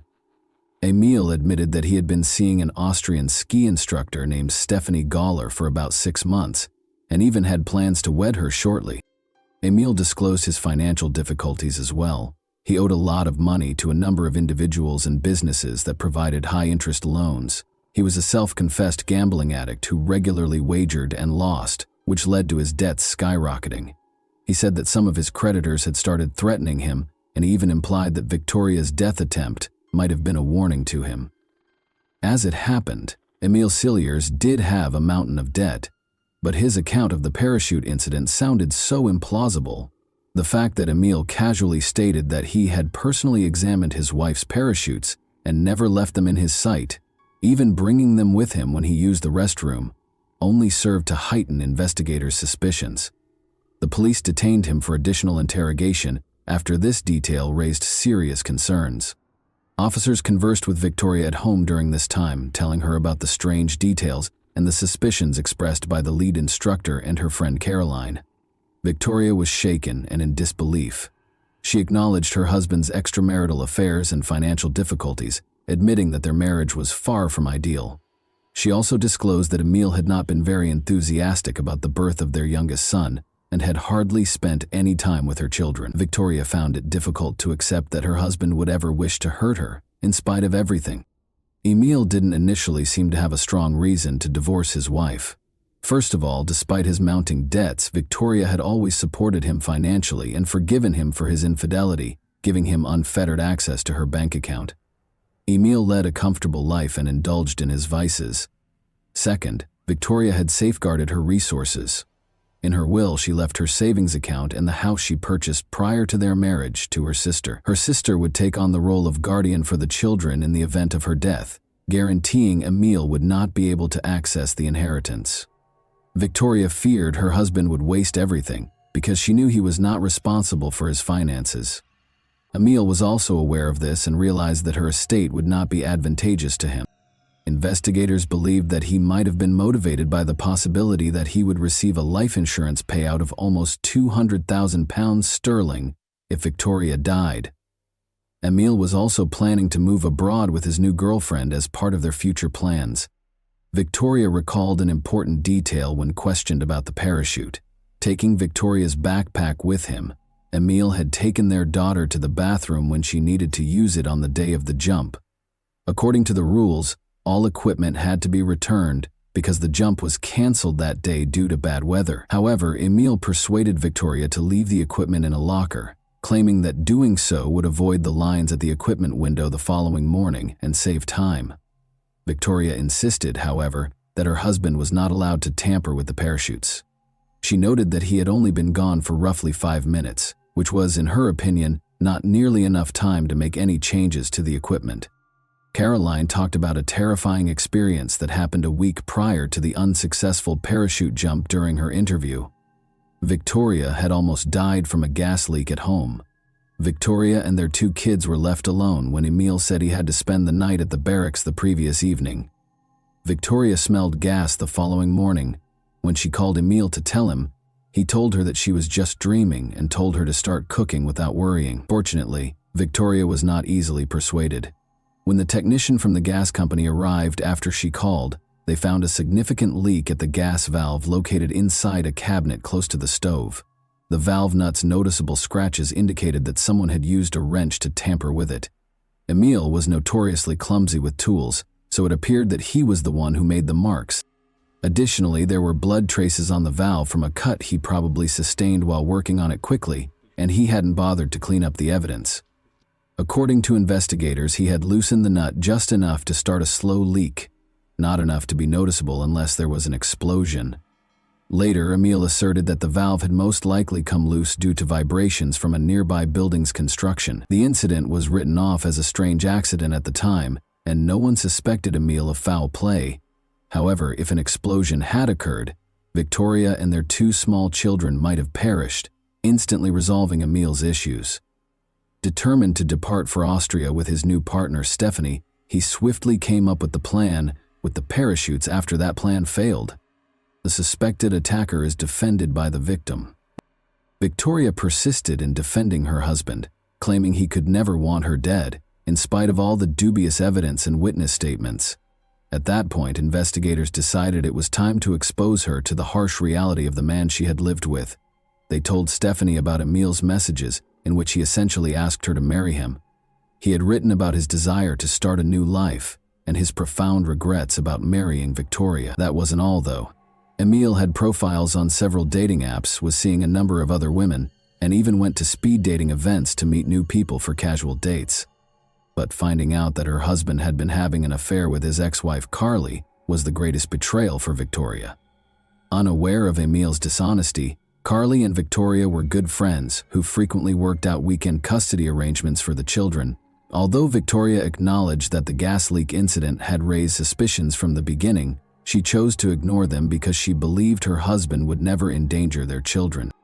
In addition, he had been gone nearly 3 times as long as Emil, who had only been in the bathroom for 5 minutes with her parachute.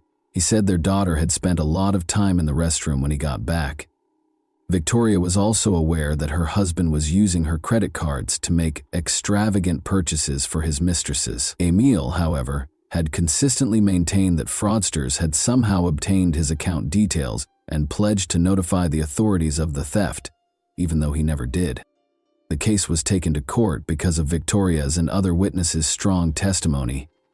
An expert would only need roughly 10 minutes to sabotage both parachutes and repack them carefully enough to evade detection, according to a reenactment done during the investigation. The fact that Emil had allegedly attempted to harm his wife twice, putting not only her but also their children in danger, persisted even though the majority of the evidence appeared circumstantial. When the trial started in November 2017, Emil vehemently denied all of the charges. He asserted that he would never endanger his own children and that he would never harm the mother of his children. In addition, he claimed that Victoria had been on the edge of a breakdown after multiple heated arguments with him and that she may have tampered with her own parachute because she was suffering from severe postpartum depression. Victoria was experiencing an odd situation. Emil almost seemed to hypnotize her. She reiterated his allegations in court, saying he couldn't have hurt her or their kids. She even acknowledged that she had experienced depression following the birth of their son. Attendees at the trial were unable to ignore how strongly Emil continued to influence her. Emil was found guilty of all charges on June 15, 2018, and given a life sentence with the possibility of release after at least 18 years. Victoria finally admitted to herself that she had been living with a real monster for all those years, and she filed for divorce shortly after the trial. And that wraps up today's chilling story. If you enjoyed this video, don't forget to like and subscribe so you never miss a new upload. Also, let me know in the comments what part of this story shocked you the most. Thank you for watching, and I'll see you in the next video.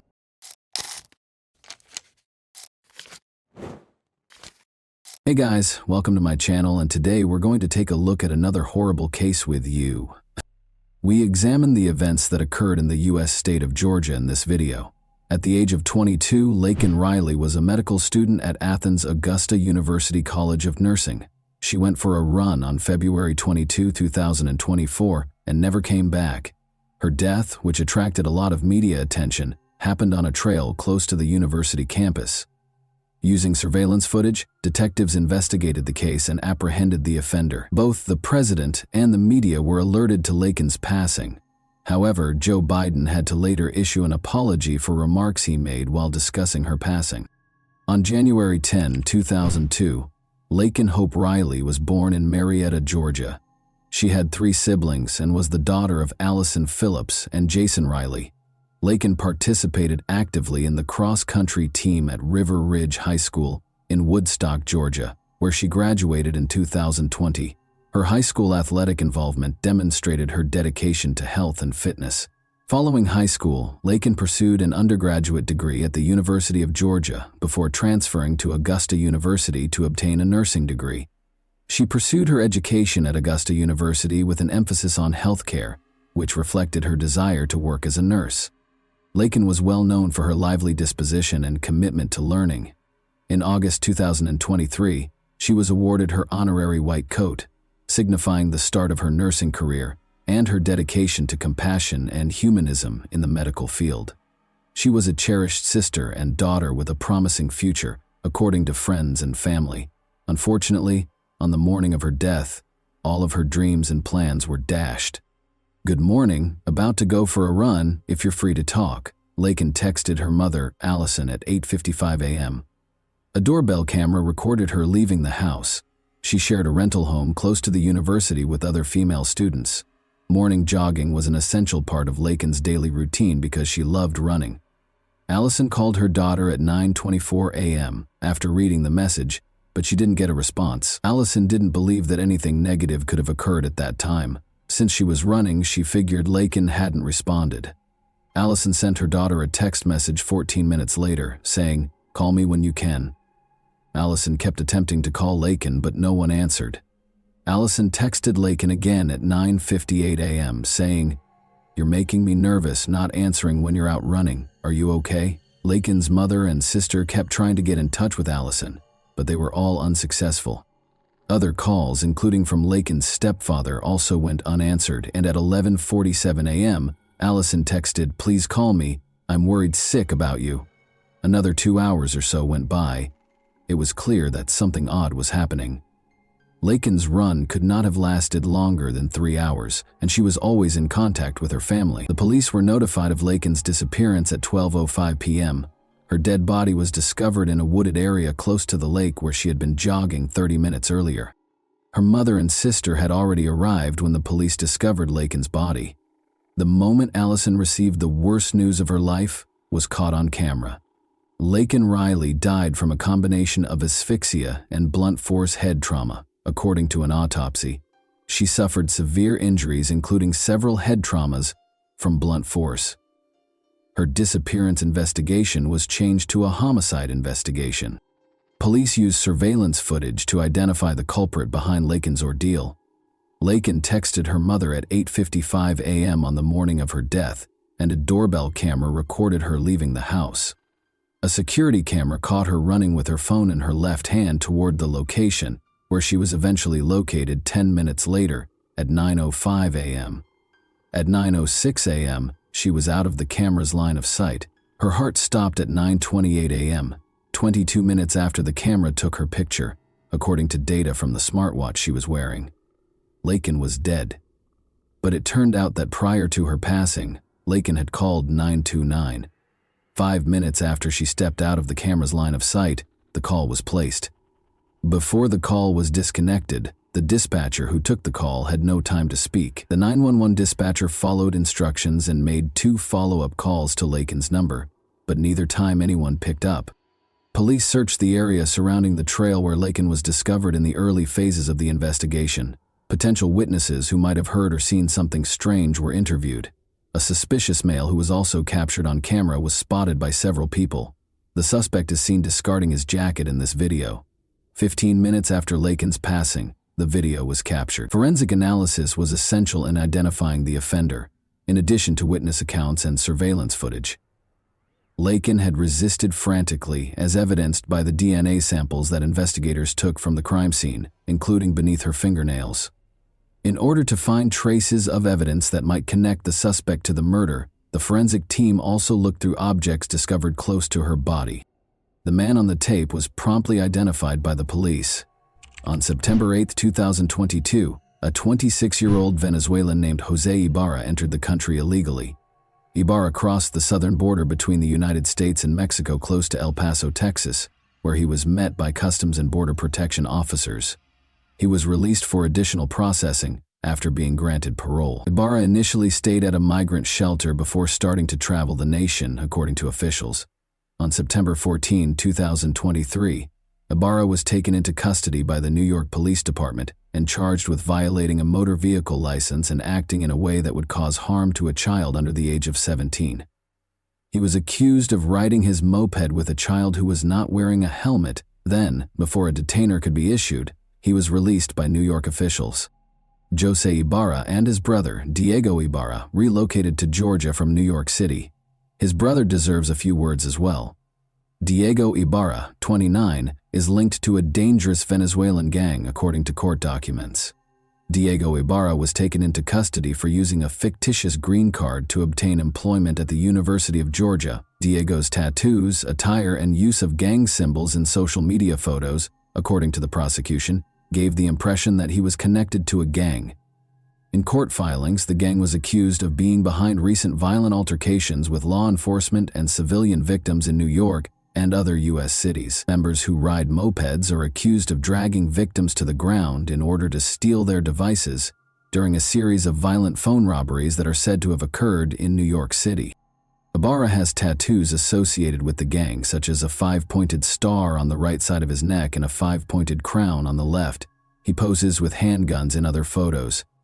Since he is an undocumented immigrant and is therefore not permitted to legally possess firearms in the United States, prosecutors said this was a blatant violation of the law.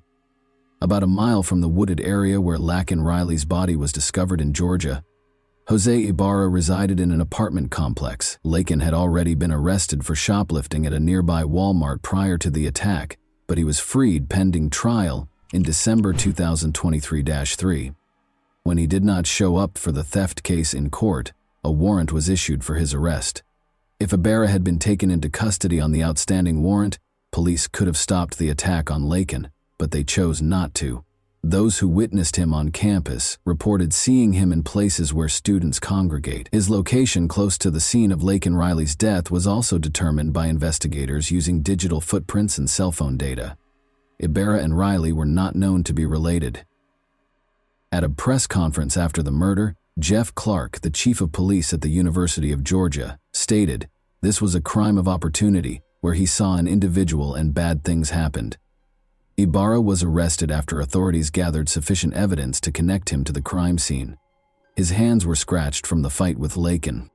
3 counts of felony murder, 1 count of malice murder, 1 count each of kidnapping, aggravated assault, aggravated battery, obstructing an emergency phone call, tampering with evidence, and peeping Tom were among the charges brought against Ibarra.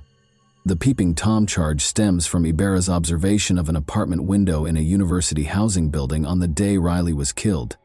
The funeral for Lakin Riley took place on March 1, 2024.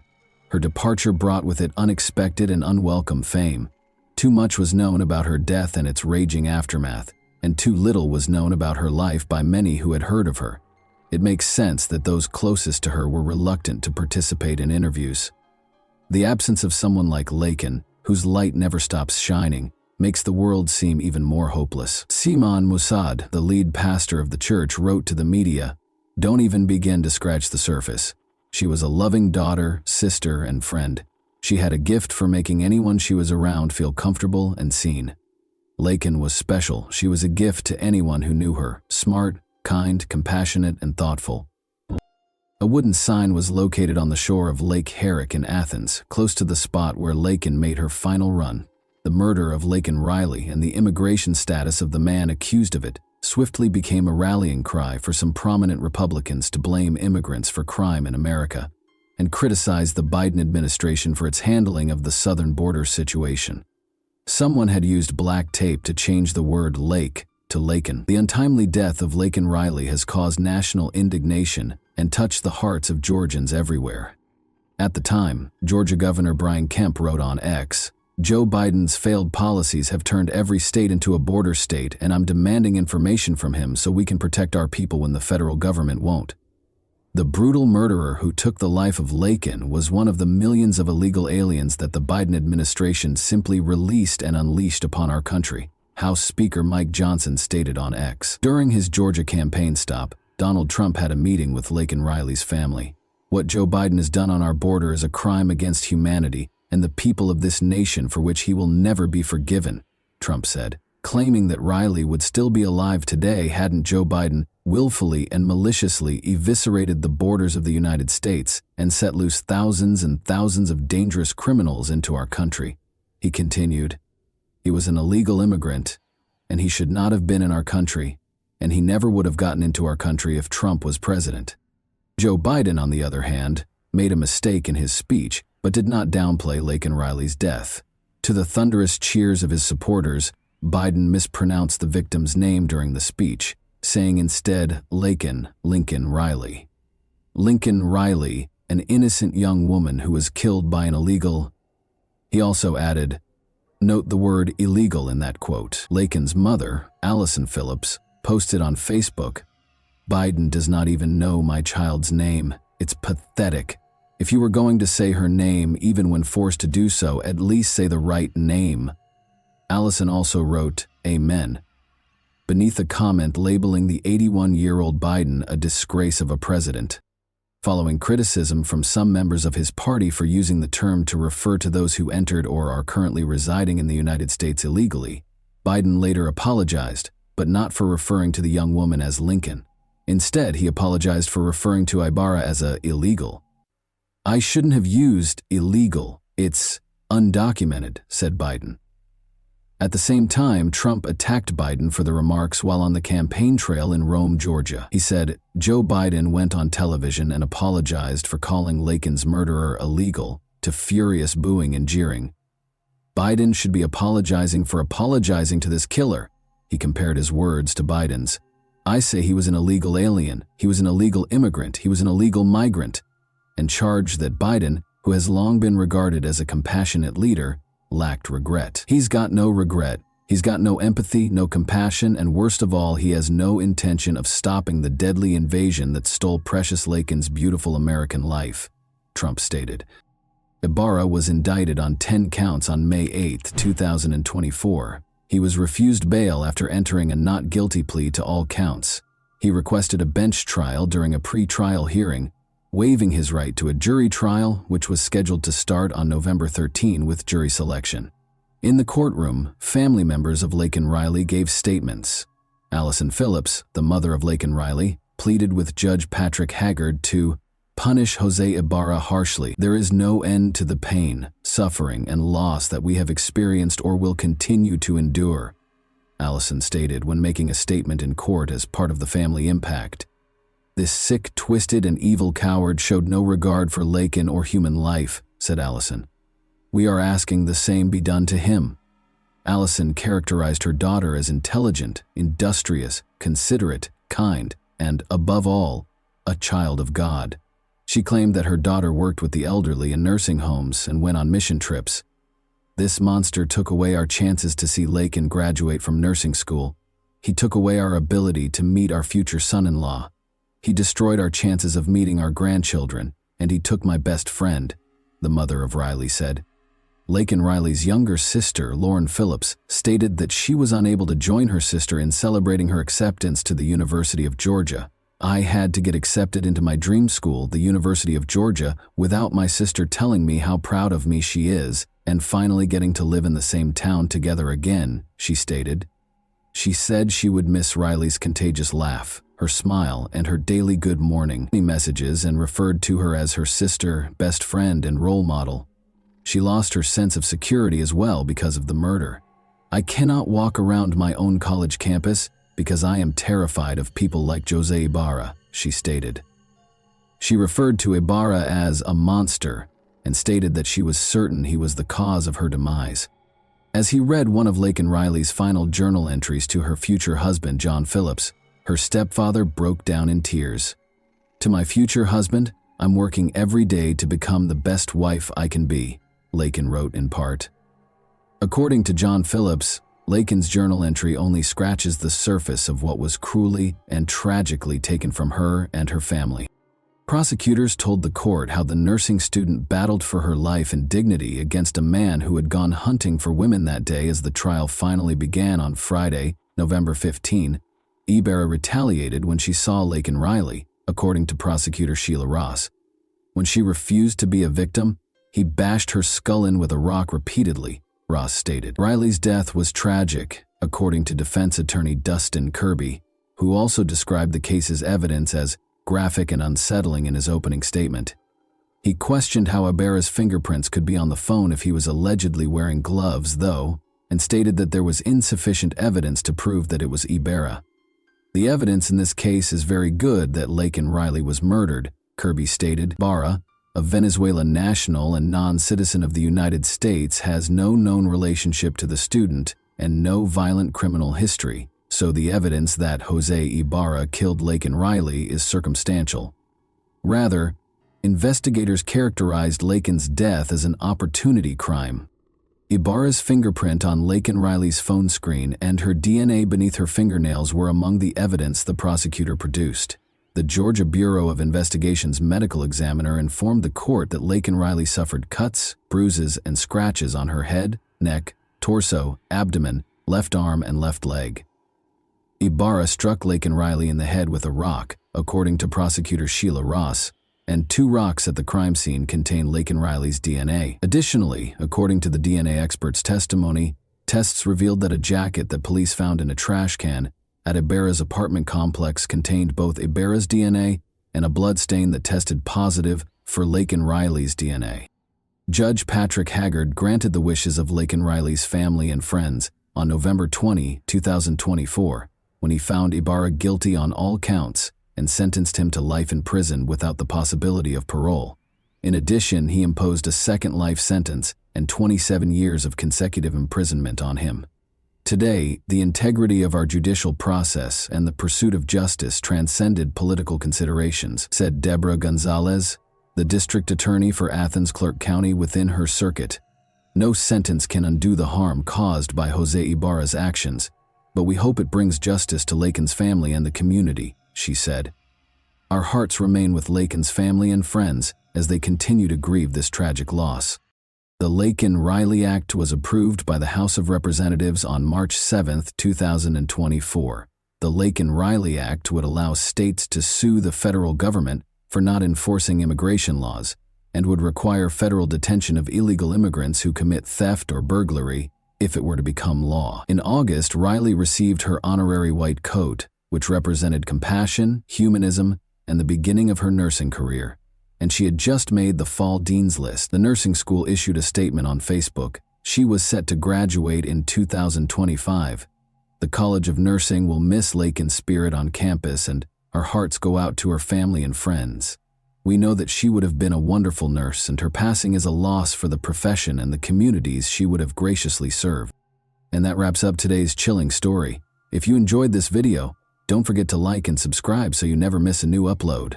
Also, let me know in the comments what part of this story shocked you the most. Thank you for watching, and I'll see you in the next video.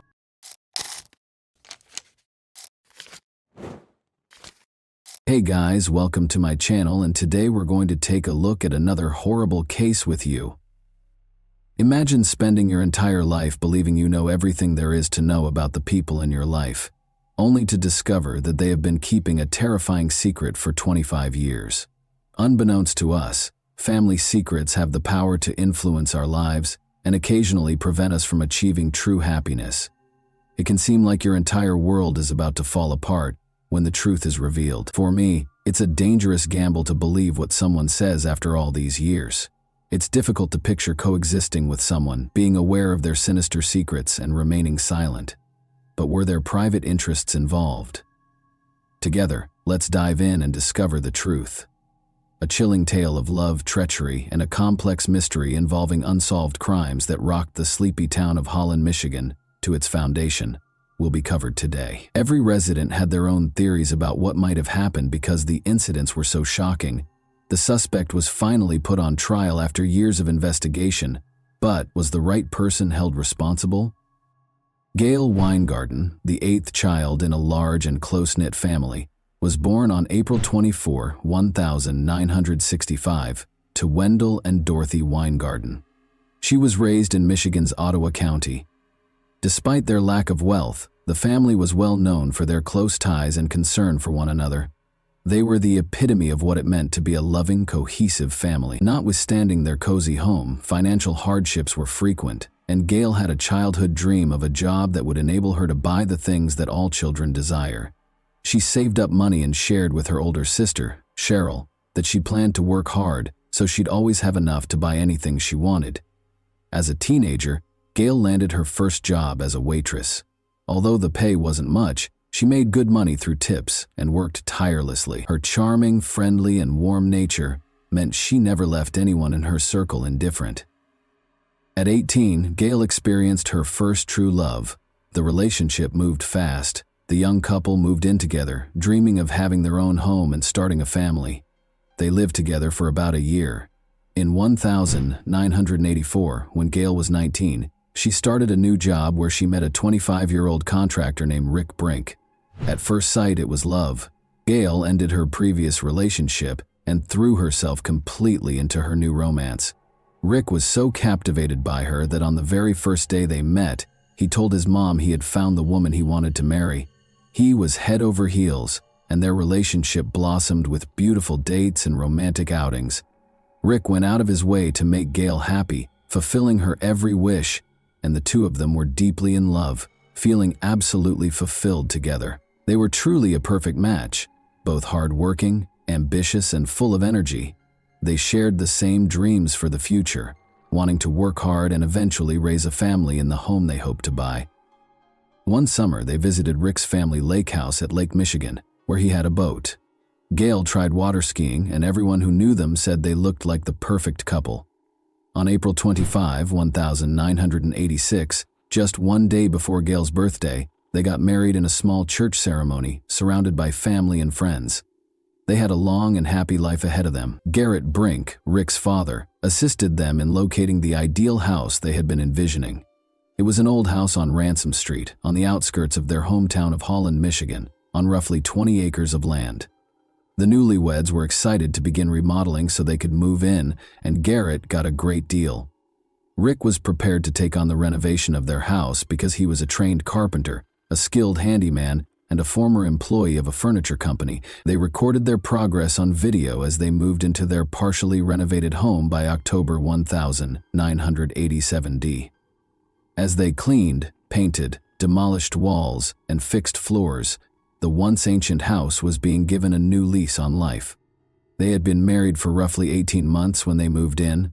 They were prepared to move forward with their lives and start a family, so Gail told her sister that the next room to be remodeled would be a nursery.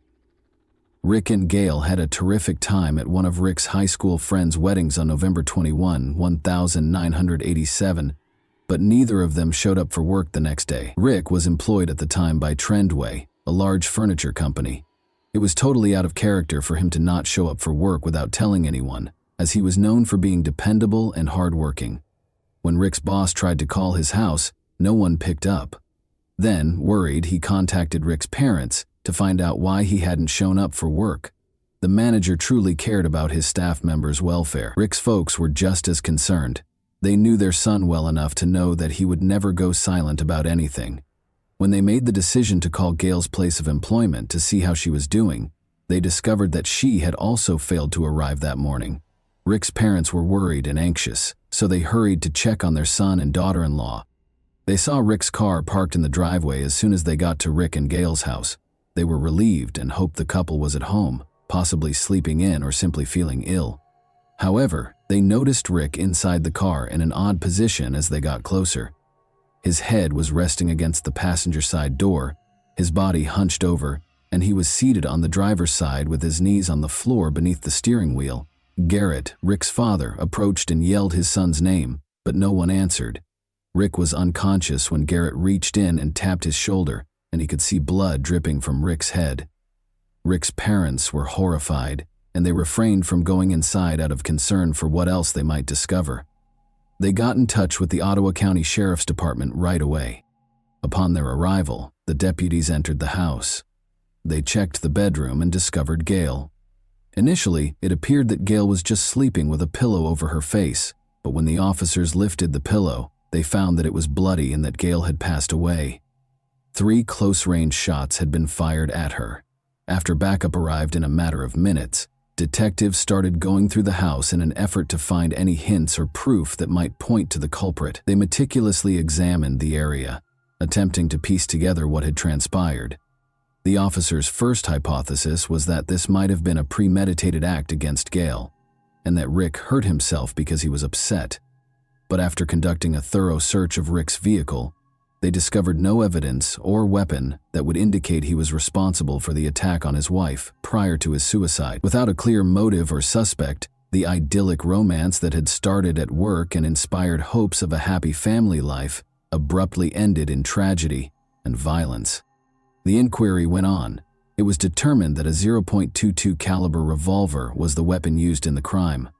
Later on, it was established that Rick had been shot in the head, which was the cause of his death. He was shot at close range twice. Investigators discovered a bullet hole in Rick's car's passenger side window. Authorities thought the perpetrator was someone the victims knew because the window was broken and the driver's side window was partially rolled down. This led them to speculate that Rick probably knew the individual and did not perceive any imminent danger because he had rolled down the window to talk to them. Furthermore, it was evident from examining the house that this was not a robbery. There were no indications of a struggle or forced entry. Everything was in its proper place, the door had not been broken into, and nothing had been looted. Cash and credit cards were still in Rick and Gail's wallets, which were discovered on the kitchen table. There were pieces of jewelry all over the house. No weapon, shell casings, or other important evidence was found in the house, and both victims were still wearing their wedding rings. The fact that the recovered bullets were still inside the victims suggests that the suspect came with the sole intent of killing them. Physical evidence that could be used for analysis was either non-existent or insufficient. In the house, 6 fingerprints were discovered. 2 of them did not match any records in law enforcement databases, and the other 4 were victims. According to the results of the forensic analysis, Rick and Gail were murdered early on November 22. The case was the subject of rumors and conjecture, but not all suspects were prepared to come forward or alert the authorities. The investigators were unable to identify any possible suspects or make any arrests due to the lack of evidence, but it was determined that Rick and Gail were last seen at approximately 11 p.m. when they were departing their friend's wedding reception on November 21. Their deaths took place between then and the next day, almost a full day before they were discovered, the autopsy revealed. Investigators kept interviewing friends, family, co-workers, and anyone else who knew Gail and Rick in the hopes of learning more about the couple's last known contacts. They started by talking to Ryan Weingarten, Gail's brother.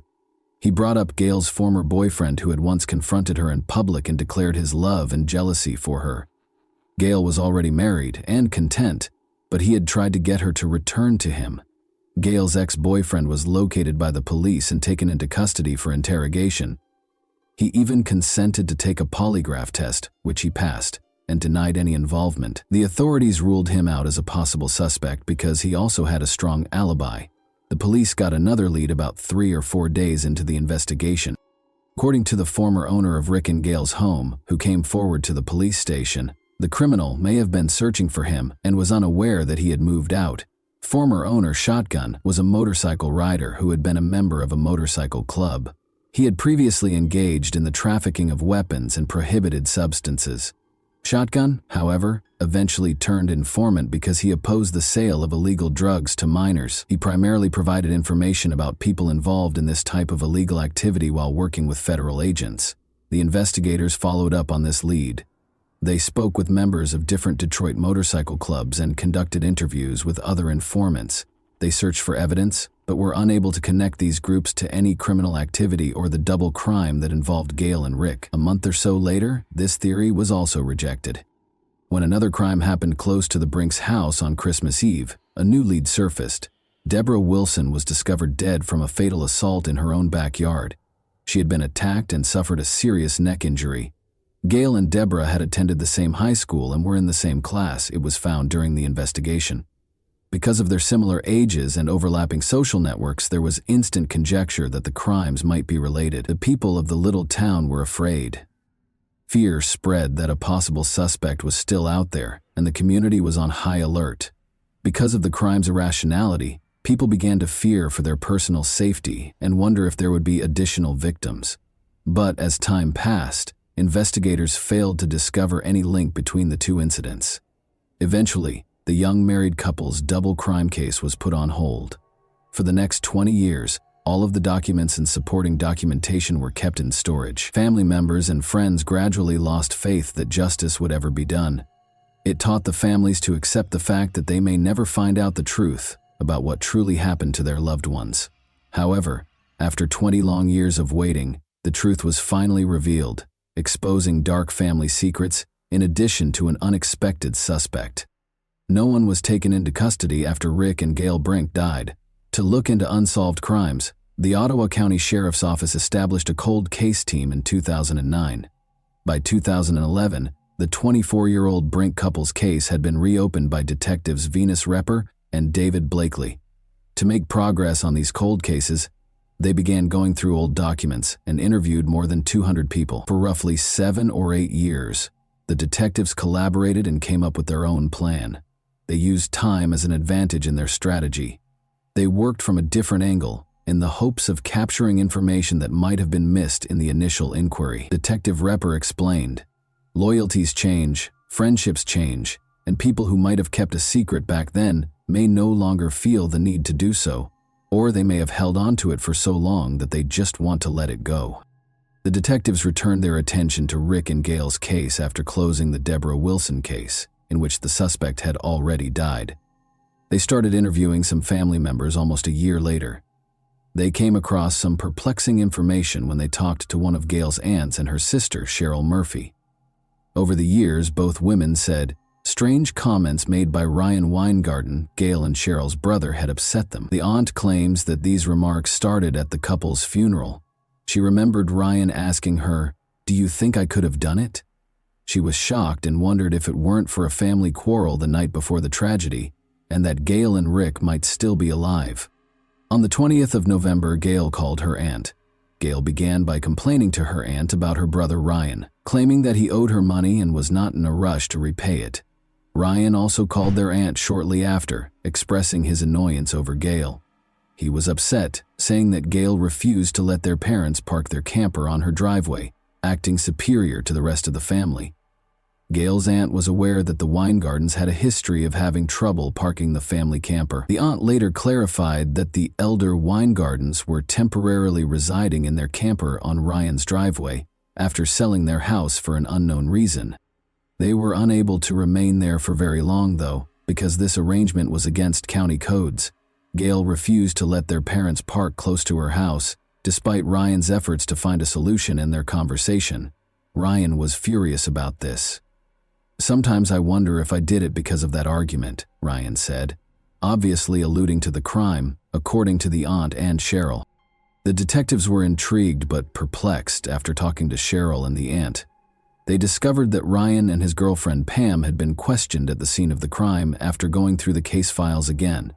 They said they had laundered at a laundromat and then at a friend's house during the evening, but the detectives saw that no one had ever gotten in touch with this friend to confirm their alibi. Later, it was found that Ryan and Pam were still together when the investigation was reopened, after getting married a few years after the crime.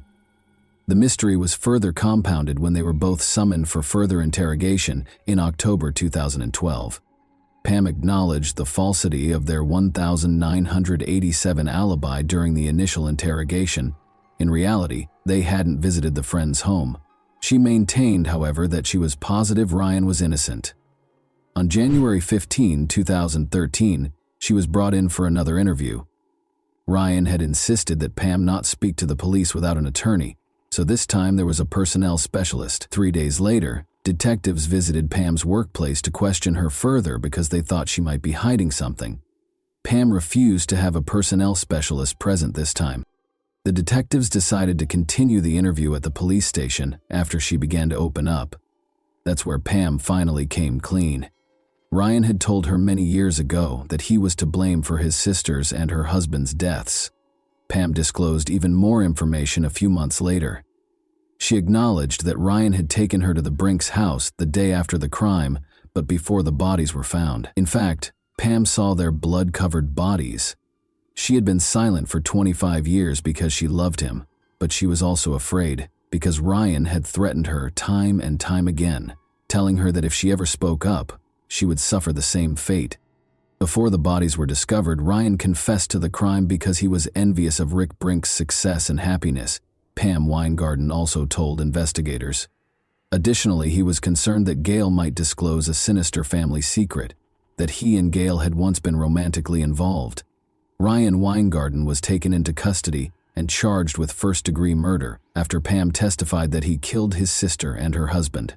He recounted 3 incidents of intimate contact with his sister Gail during their adolescence while testifying. He asserted that during their most recent encounter, they merely touched one another. Ryan testified in his own defense during the trial. He gave an explanation when the subject of his private conversations with Gail was raised. He said they were both merely interested in one another and nothing else. He admitted that they might have explored more if they had had more time together, but their mother quickly entered the room and nothing more came of it. He went on to say that after they discovered some marijuana in their father's truck, they started touching each other while intoxicated.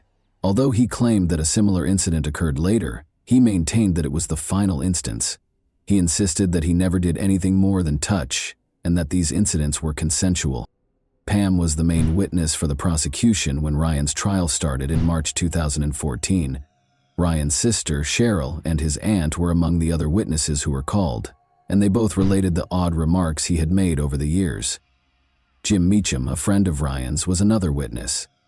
Jim said he frequently came over to Ryan's house for coffee in the mornings, just to sit and talk. According to Jim's testimony, when he visited Ryan's home early on November 23, Ryan informed him that his sister and her husband had passed away. Jim assumed it was some sort of routine issue and didn't inquire. He did point out, though, that Ryan had disclosed this information a few hours prior to the body's official discovery. In an effort to cast doubt on Jim's memory, the defense contended that his chat with Ryan may have happened the day following the body's discovery rather than earlier. Although they couldn't say for sure, they were certain that there was cause for skepticism, considering the more than 25 years that had passed since the incident. Other important points were also brought up by the defense. Their main contention was that Ryan was innocent, and that Pam's testimony, which lacked any concrete physical evidence or corroborating evidence, was the only evidence against him. Ryan Weingarten was convicted by a jury on 2 counts of first-degree murder on March 28, 2014, for the deaths of Rick and Gail Brink. It took only 4 hours to deliberate.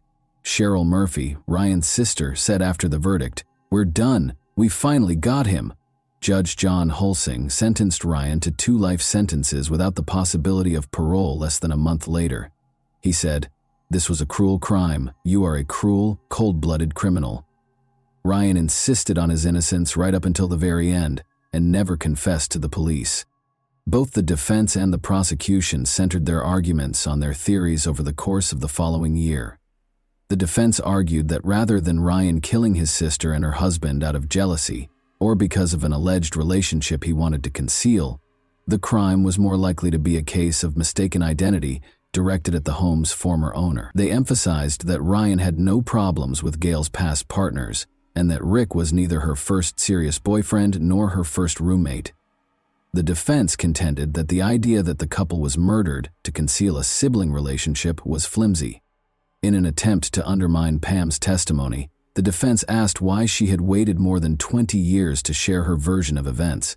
In summary, Pam and Ryan had only been dating for a few months prior to the crime.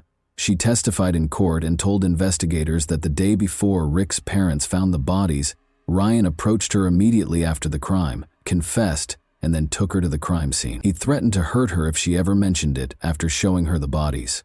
Although Pam was not yet his wife at the time and they were childless, she says she knew he had killed his sister but still stayed with him, eventually getting married and starting a family. People, I'm in shock. Although the defense was right to point out that there was no forensic evidence and that the motive appeared weak, the prosecution made a number of counterarguments, some of which were indirect evidence. Initially, they emphasized that each victim had been shot in the face and head, which is frequently a sign of a private motive for the crime. In the end, Ryan Weingarten received a life sentence without the possibility of release. The court considered Ryan's appeal in August 2015. The defense requested a new trial or the overturning of the conviction. They argued that Pam's testimony was the only evidence against Ryan, and that the jury ought to have seen her police interviews to show how investigators had allegedly coerced her. However, the court disapproved and maintained the conviction. The length of time that had passed since the crime, which went unsolved for an excessive amount of time, was one of the case's difficulties. No weapon was found, no forensic evidence was found, and the prosecution's motive appeared to be conjectural. Jurors frequently base their verdicts on motive, even though it isn't a legal prerequisite for a conviction. Presenting a believable motive, such as a conflict between Ryan and Gail over their parents or the camper situation, might have been more persuasive. However, before this crime, Ryan had no criminal record. Naturally, we are aware that innocence is not always implied by a spotless record. Some people simply escape detection. Furthermore, other people's testimony, mainly that of his wife, was the only solid evidence against him.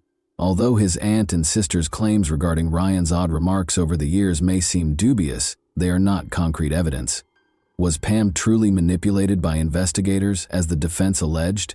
She may have been a woman contemplating divorce and managed to permanently separate herself from Ryan, even though she was able to divulge important information during her interrogations. Although this isn't confirmed, it does seem dangerous to sentence someone to life in prison based only on the statements of someone who says she has feared her husband for 25 years, even though she has never displayed any signs of that fear to others.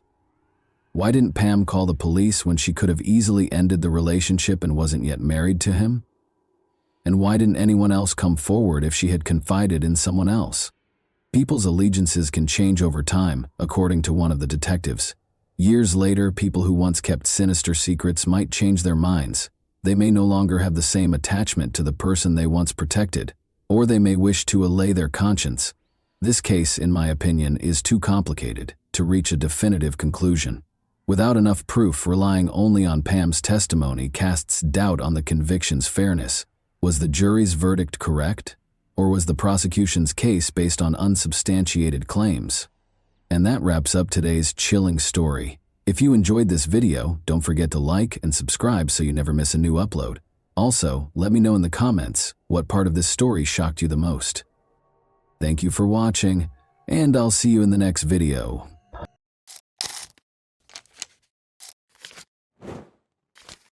Hey guys, welcome to my channel, and today we're going to take a look at another horrible case with you. Doug Estes, then 33, went out that afternoon with his stepson and a buddy on November 17, 1990, a Saturday and the second day of firearms deer hunting season. The bodies were found by Estes' stepson. The ideal day for a hunt was November 17, 1990, but before they could catch a game, Jim Bennett and Doug Estes' lives were cruelly taken in Kalamazoo County, starting a domino effect that would last for more than 30 years. There were 2 hunters who were suspected, and 2 hunters who were killed. A concealed clue that held the secret to solving the mystery was latent amid the enigma. What was the hint that prevented its discovery earlier? Why did it take the investigators so long to find out the truth? The way of life in Kalamazoo County, Michigan, throughout the thriving 1990s, was characterized by a strong work ethic, solid interpersonal ties, and a common dedication to advancement.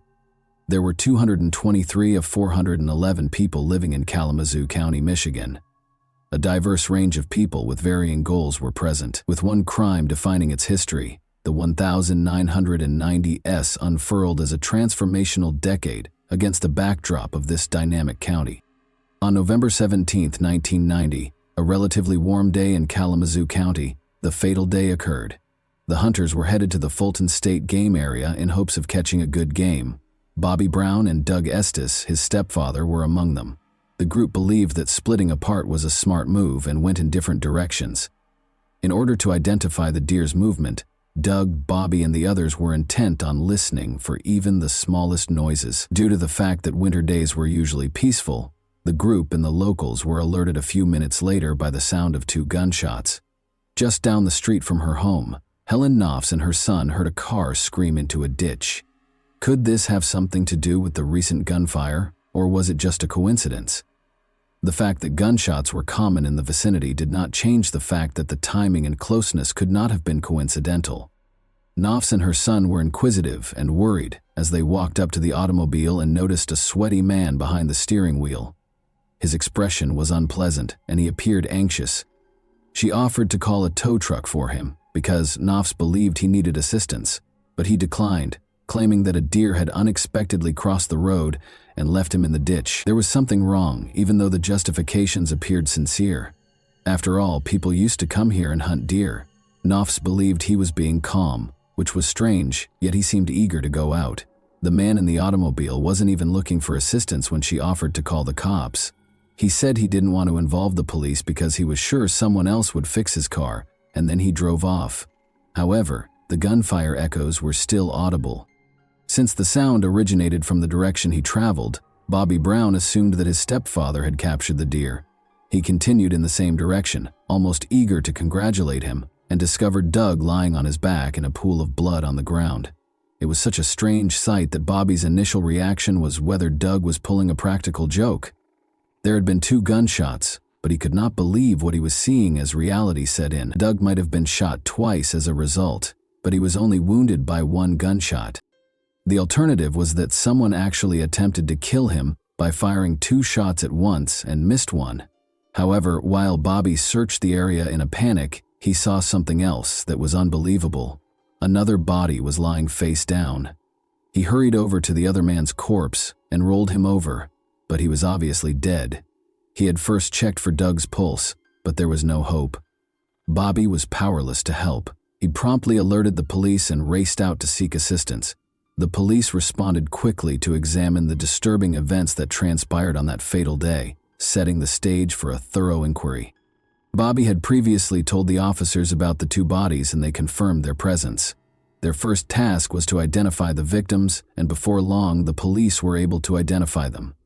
Bobby had already identified his stepfather Doug as he had phoned the police, and the other man was Jim Bennett, a nature enthusiast who was hunting alone that day. Jim Bennett and Doug Estes were both struck in the back with their hunting licenses at close range. The males had been shot with separate guns, which was strange. According to one version, they shot each other because they thought they were the deer they were searching for. The first problem was that they were nearly impossible to strike because they had both been shot in the back.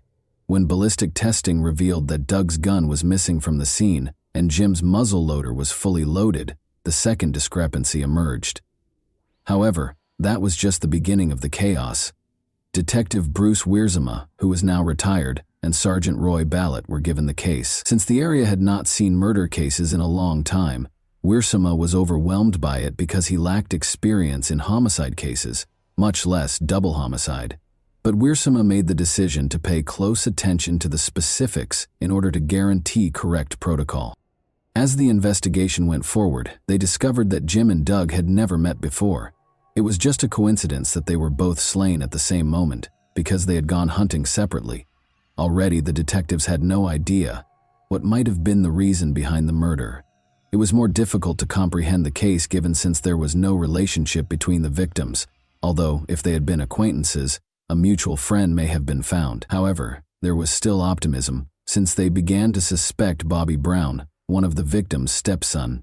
At first, the detectives thought that Jim was the target, which is why the killings took place. They claimed that Bobby had intended to rob him, but the heist failed, and Doug was also killed in the process. Bobby had to call the police because his plan did not succeed, the police suspected. However, Bobby's intents and motives did not align with the crime, and Estes and Bennett's families felt that their loved one was not the primary target. The detective's suspicion radar was always on, regardless of what the families stated, in case they overlooked any evidence. In order to find out if the neighbors had heard or seen anything odd that day, the police proceeded to check the crime scene once more. The neighbors had indeed heard the gunshots, but Helen Knopf's statement added a fresh perspective to the tale.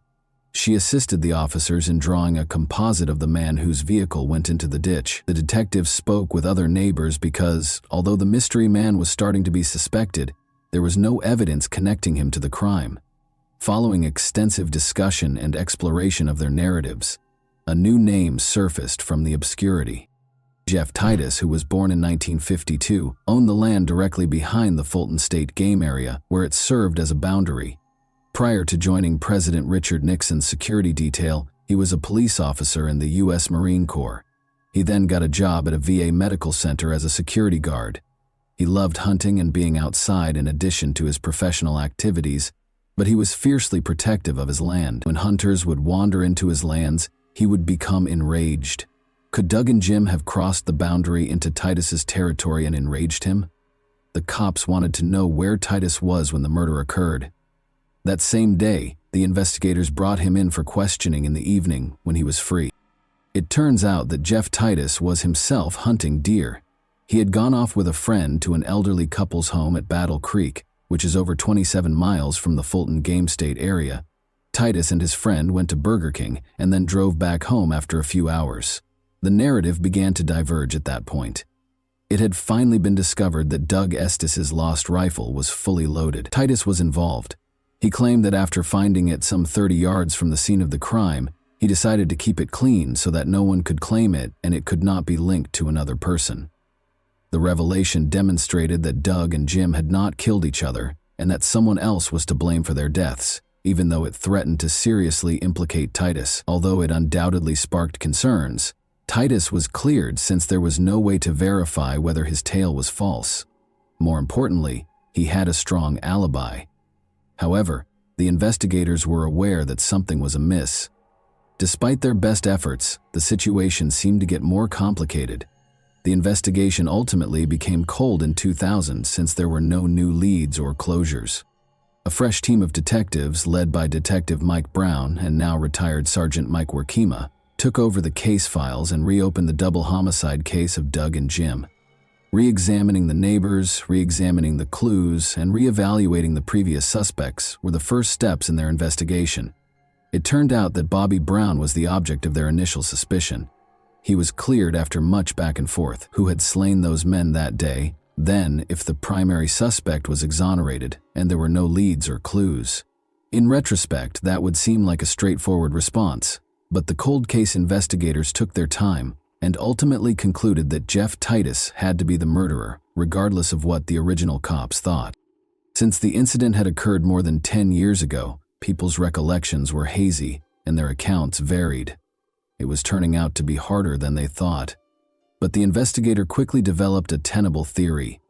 It implied that Titus had left the hunting property where he had been at the time of the murders on November 17, 1990, and gone back to his own adjacent property close to the Fulton State game area. He took this move because he believed that someone might have entered his property without permission.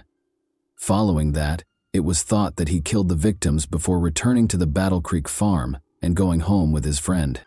Titus, a father and married man, was arrested in 2001 after his co-workers at the Veterans Affairs facility made reports. During the deer hunting season, they both revealed that Titus did not appreciate trespassing hunters. It was a good enough motivation, the cops said. Additionally, his colleagues claimed that he boasted and talked openly about the murders. The now retired assistant prosecutor Scott Brower of Kalamazoo County presided over Jeff Titus's trial in 2002. Unfortunately, Titus's alibi witnesses had become weaker with time and were no longer able to testify in his favor. The original investigators who had completely exonerated Titus of any crime were not called to testify during the trial, and his neighbor Helen Knopfs did not appear on the witness stand regarding the mysterious man in his car.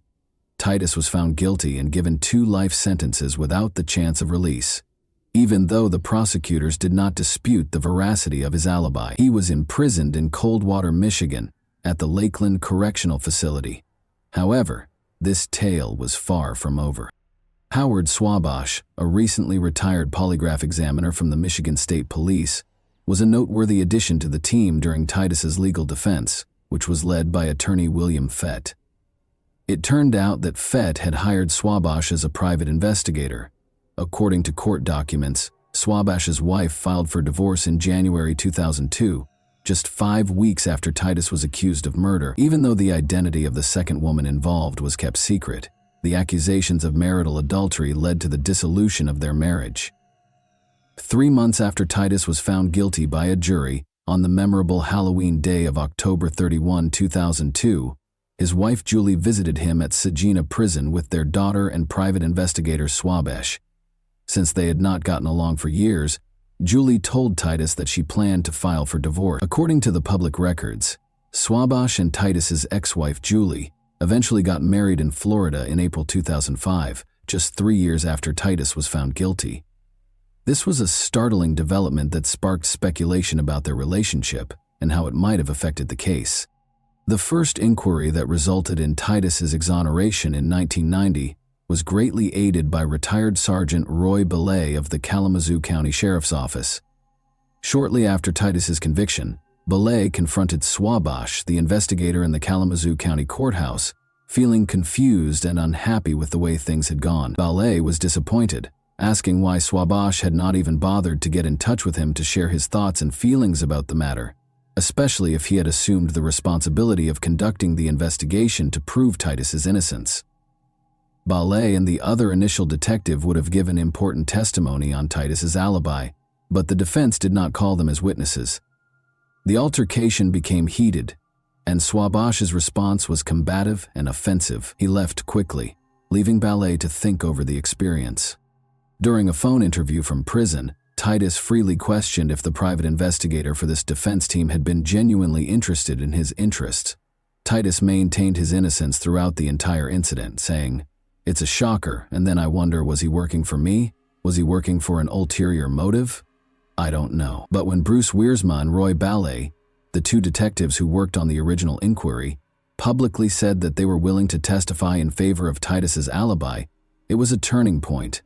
The University of Michigan's Innocence Clinic became interested in this development and became involved in the case. At the same time, an independent inquiry was launched by the Michigan Attorney General's office. As both organizations examined the evidence, an important discovery was made. A key aspect that had not been revealed to Titus's defense team during the initial trial was that they discovered that there were many hunter deaths in the area, and that it appeared to be the work of a serial murderer. Without a doubt, it cast suspicion on any possible link between Titus and Doug and Jim's untimely deaths in 2002. The Innocence Clinic filed a motion for relief of judgment and a new trial on Titus's behalf as a result of these findings and other strong evidence. The genuine turning point, however, occurred in 2019, when 47-year-old producer Jacinda Davis, who is well known for her work in the true crime genre, happened upon her most compelling narrative while traveling the highways to find ideas for her next series. The murderer's journey took her to the center of Michigan, where she was enticed by Jack White's renowned Third Man Records. She came over the intriguing case of Jeff Titus while browsing the internet. Susan Simpson, a 34-year-old former lawyer who is now a podcaster, shared a trip with Davis. Simpson, Rabia Chaudhry, and Colin Miller were the hosts of the popular podcast Undisclosed. After meeting, discussing, and finally deciding to work together, Davis and Simpson decided to combine their narrative skills to help solve the mysterious Titus case. On October 26, 2020, Simpson's podcast Undisclosed was set to debut its upcoming season. The audience was able to uncover some previously unknown facts and delve further into the complex issues of the contentious conviction after it was broadcast. At the same time, on November 1, 2020, fans watched the premiere of the gripping 2-hour documentary Killer in Question, which was broadcast on Investigation Discovery. During their investigation for the series and podcast, Davis and Simpson discovered that there was a problem with the story. The original detectives in this case absolutely 100% clear Jeff Titus and believe he is not guilty, and the cold case team is the opposite. They believe beyond a doubt that they have the right man. During their lengthy investigation, they discovered a significant breakthrough involving 2 key witnesses who had seen a car stuck in a ditch immediately after the gunshots, Davis said. I can't think of another case where there are 2 sets of detectives that don't agree. Further issues were raised by the fact that Titus's neighbor, Helen Knopfs, could have readily identified him if he had been in the car. When they discovered that the driver was not him, they began to question the stranger's motivations and the reason behind his hasty departure from the scene. Was he the elusive killer they were looking for? They were shocked to see that the composite sketch created using Knopf's testimony bore a striking resemblance to Ohio serial killer Thomas Dillon. Dillon has previously targeted outdoor enthusiasts, hunters, and fishermen. When he was finally caught in 1993 for killing other hunters, Knopfs herself had even recognized him from a police lineup, according to FBI reports.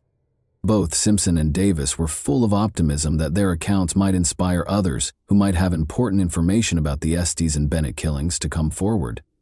Simpson noted that the simple act of sharing these stories frequently has a cascading effect, encouraging people to come forward with insightful information that may be added to the ongoing investigation. Davis agreed with them. She admitted that memories might evolve with time, with little information occasionally disappearing. Original memories, however, usually survive on their own. Both investigators had their own judgments about Titus's guilt as they dug more into the case. After initially being dissatisfied by the evidence, Simpson found strong corroborations that supported the original investigators' conclusions. Simply put, the evidence against Jeff Titus was insufficient. The Michigan State Attorney General's Office's Conviction Integrity Unit has been thoroughly reviewing Titus's case since 2019. Since none of the motions filed by the Innocence Clinic had been approved throughout the ongoing inquiry into this potential erroneous conviction, Jeff Titus was forced to serve 2 life sentences at the Lakeland Correctional Facility in Coldwater Branch County, Michigan. Despite the challenges, the Innocence Clinic worked to get Titus released from the facility in 2021 because of the COVID-19 outbreak, which resulted in several of the Lakeland inmates testing positive for the virus. They requested a bond release under extraordinary circumstances. Regretfully, the district judge who administered their plea thought it was unjustified. The podcasters Davis and Simpson were the first detectives to discover a possible connection between Dillon, the serial killer, and the 1990 killings. Their natural curiosity brought them to Dillon's troubled history, since he had admitted to the gruesome 1993 killings of 5 hunters and outdoor enthusiasts. Dillon also told his cellmate that he was a main suspect in another murder in Pennsylvania, and that he was involved in the murders of 2 hunters in a county that he thought the police would never connect him to. Dillon's involvement in the investigation provided a strong lead, even though he passed away in prison on October 21, 2011. Motivated by their resolve, David Morin, director of the Michigan Innocence Clinic, set out on a mission and traveled to the Kalamazoo County Sheriff's Office. Morin spent a long 6 hours carefully going through the file room's archives. As each document was analyzed, the pieces of the puzzle started to fit together, revealing a potentially important development in the inquiry. Deep within the repository, Moran discovered a unique folder as he persisted in his quest for the truth. There were perhaps 30 interesting pages in the thin folder. It was gently penciled with the words "serial killer" on the outside. Moran grew increasingly certain as he perused the pages that these records held important details about Dylan and might hold the secret to their case's resolution. The knowledge that these crucial documents had never been given to the defense added yet another level of surprise. There was an uncomfortable void in the information provided throughout the trial, since it seemed that the prosecutor's office was still unaware of their existence. This revelation gave Moran optimism and strengthened his conviction that their fight for justice was headed towards success. Bruce Warsema, the original detective who put together the serial killer file, stated that he was convinced Dylan was the criminal responsible for the crimes and that the reports on Dylan were part of the case file. The retired cold case sergeant Mike Warsema, however, claimed he had never seen that specific file. He denied knowing about the alternate suspect, as did other detectives on the cold case squad. But according to a police report that turned up in court records, the file was known to at least one of the cold case detectives. Former Kalamazoo County Associate Prosecutor Stuart Fenton had a different viewpoint. He stated that he thought Titus was behind the killings. He was adamant that an innocent man had not been wrongly condemned and that the jury had made the right choice. Fenton believed that the new material would not likely have changed the first trial's outcome in light of the subsequent claims. Titus personally promised himself that he would not cut his beard until the day he was released from prison. On February 16, 2023, he finally received the long-awaited call telling him of his imminent release, and he was overcome with emotion. Titus recounted, "I just started bawling." He would frequently cry with happiness again when he started working on the cards, briefly covering his face with his hands. Jeff Getting, the Kalamazoo County prosecutor, stated that it is still unclear whether additional charges will be brought. He continued, "We're in the process of reviewing the case. It is a complicated factual and legal analysis that will take some time to process." After serving more than 20 years in jail for the 1990 murder case involving Doug Estes and Jim Bennett, 71-year-old Jeff Titus was released on February 24, 2023. His conviction was reversed. It should never have happened in the first place, according to Titus, who added that people had been waiting for this day for 22 years. The moment of being released from jail produced a wave of feelings that Titus found difficult to express. "I'm just ecstatic and overjoyed to finally be out where I can get out and do something. I want to see my grandkids. I haven't seen them. I want to see them." A supporting group of people who had been instrumental in his battle for justice greeted him as he entered the free world. Attorney Moran supported Titus during his newfound freedom, as did the sons of the late Detective Roy Ballet, investigative podcasters Jacinda Davis and Susan Simpson, and committed students from the Michigan Innocence Clinic. Although Detective Ballet, a steadfast supporter of Titus's innocence, had died in January 2022, his influence endured. Warsema, the cold case investigator, was still certain of Titus's culpability, even though he supported the judge's decision to free Titus from jail due to Dylan's ignorance. "I still believe Jeff Titus is the killer," Warsema declared. "Considering his character and the actions he took, I believe he is the perpetrator. He is a dangerous individual, and I have apprehensions about him. I hope that now that he has gained his freedom, he will use it responsibly and make the right choices." Titus used his newfound freedom to do things that he had not been able to do for 20 years. Enjoying the meals he had long missed while away, he rediscovered the pleasures of life and immersed himself in the presence of loved ones. He even obtained his driver's license and liked spending time with his grandsons whom he had never met before.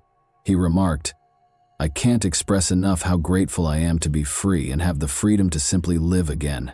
Titus continued to create and sketch greeting cards, and he enjoyed feeding songbirds and deer. Jeff Titus ultimately received justice after nearly 20 years. But the cases of Doug Estes and Jim Bennett remained unsolved until the passing of serial killer Thomas Dylan. Was the serial killer responsible for the crime, in your opinion, or was Titus? Who, in your opinion, erred during the investigation? The cold case team or the original investigators? And that wraps up today's chilling story. If you enjoyed this video, don't forget to like and subscribe so you never miss a new upload. Also, let me know in the comments, what part of this story shocked you the most?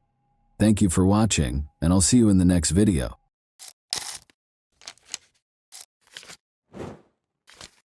Hey guys, welcome to my channel, and today we're going to take a look at another horrible case with you. Roger Kemp died in his Livewood home on March 5, 2022 at the age of 77. He took care of his family right up until the last minute and was the ideal father and husband.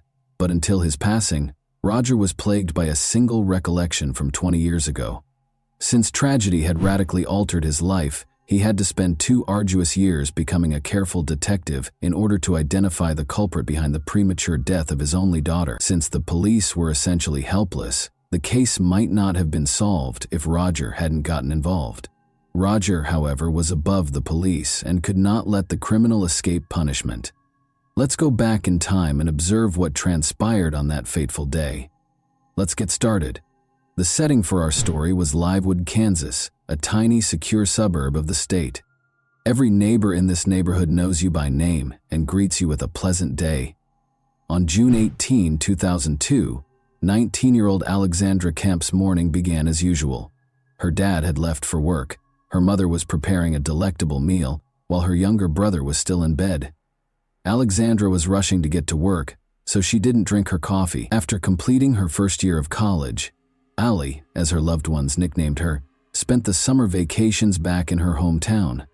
She was hired as a lifeguard at a public outdoor pool where her brother and boyfriend were already employed. Allie quietly examined the surroundings and cleaned the auxiliary facilities on that day, when there were hardly any guests. Allie went into the pump room and turned around when she heard a voice she didn't recognize. He rushed her and began tearing at her clothing until she gestured for him to leave the restricted area and pointed to the door. He was much stronger than Ali, who struck him in the face. She attempted to scream, but he put his palm over her mouth and drowned out any sound from the running pumps. A second later, Ali was unconscious. After a while, her brother Tyler arrived at the pool to cover for her. He was unable to locate her, but he did spot her personal stuff on a table. He called her by name and looked everywhere, but Ali did not answer. The young man called their father, Roger, in a panic, and Roger hurried to the pool, dropping everything. Roger was relieved to see that Ali was not in the pool after he and Tyler thoroughly examined the area. Roger entered the pump room and noticed a flashlight shining on a large piece of tarpaulin in the dark. He saw a foot protruding from beneath the sheet, followed by a pool of blood on the floor. At the sight, the father yelled and threw off the tarp. He dropped to his knees in an attempt to rouse her, but she was not responding. Roger Kemp reported his daughter's fatal injuries to the emergency services at 5:29 p.m. The father attempted to resuscitate his daughter during the conversation. Blood still trickled from the wounds he had caused, but he covered her lovingly with his jacket. During their conversation, Roger begged her to stay. However, the girl was not conscious. Allie Kemp, 19, was pronounced dead at the hospital after the deceased was transferred there immediately. She never returned, but I hope she was still awake and could hear me. According to Roger, a pool of blood was found close to Alexandra Elizabeth Kemp's multiple blunt force head injuries that occurred soon after she arrived at the neighboring hospital. She had a ripped top. Her neck showed evidence of strangulation, and she was without pants or undergarments. Her nails were ripped off and several of her fingers were fractured, indicating that she had been severely beaten before being deprived of her life. Items were scattered haphazardly in the pump room where Allie's body was discovered. It became evident that Allie and her attacker had engaged in a heated battle, during which she persisted, but he outmatched her in strength. The victim's body was sent for forensic analysis after her life was deemed over, and the murder scene was carefully examined. Regretfully, neither the pump room nor the pool's grounds contained the weapon used in the crime. However, investigators had to figure out why a blood-stained container of ointment that was typically stored in the first aid box was discovered at the crime scene so strange. For examination, the ointment tube and its cap were gathered. In my 35 years of service, this was probably the most horrific crime that could occur in the Livewood community, said Police Chief Craig Hill, who examined the crime scene and offered his sympathies to the parents of the deceased Allie Kemp. Both the public and the investigators were left with too many unanswered questions by this atrocity, which rocked the sleepy community. Since the motive for the crime against the young woman was one of the primary questions, the inquiry was perplexed. Robbery was initially thought to be the motivation, but since her pocketbook and everything in it were undamaged, this notion was totally disproved. After obtaining the forensic examination report, it was determined that Ali had not experienced intimate partner violence. Despite the second alleged motivation being an attack, even seasoned investigators found the incident weird and intriguing because there was no motive for it, let alone either of these two. Therefore, who had the right to brutally end the life of a young woman whose life had only begun? On October 11, 1982, Alexandra Elizabeth Kemp was born in Livewood. Ali, the Kemp family's only daughter, was the much-anticipated first child. She grew up in the picturesque, tree-lined suburb of Livewood with her parents and two brothers in a loving household. She received honors when she graduated from high school. Ali was chosen as the most attractive girl in the 7th grade and loved poetry and soccer. In 2002, Ali followed her aspirations and enrolled at Kansas State University. Her family and boyfriend were waiting for her when she returned to her hometown of Leawood after completing her first year of university. 4 blocks from her family's house, she accepted a position as a member of the service staff at the neighborhood pool.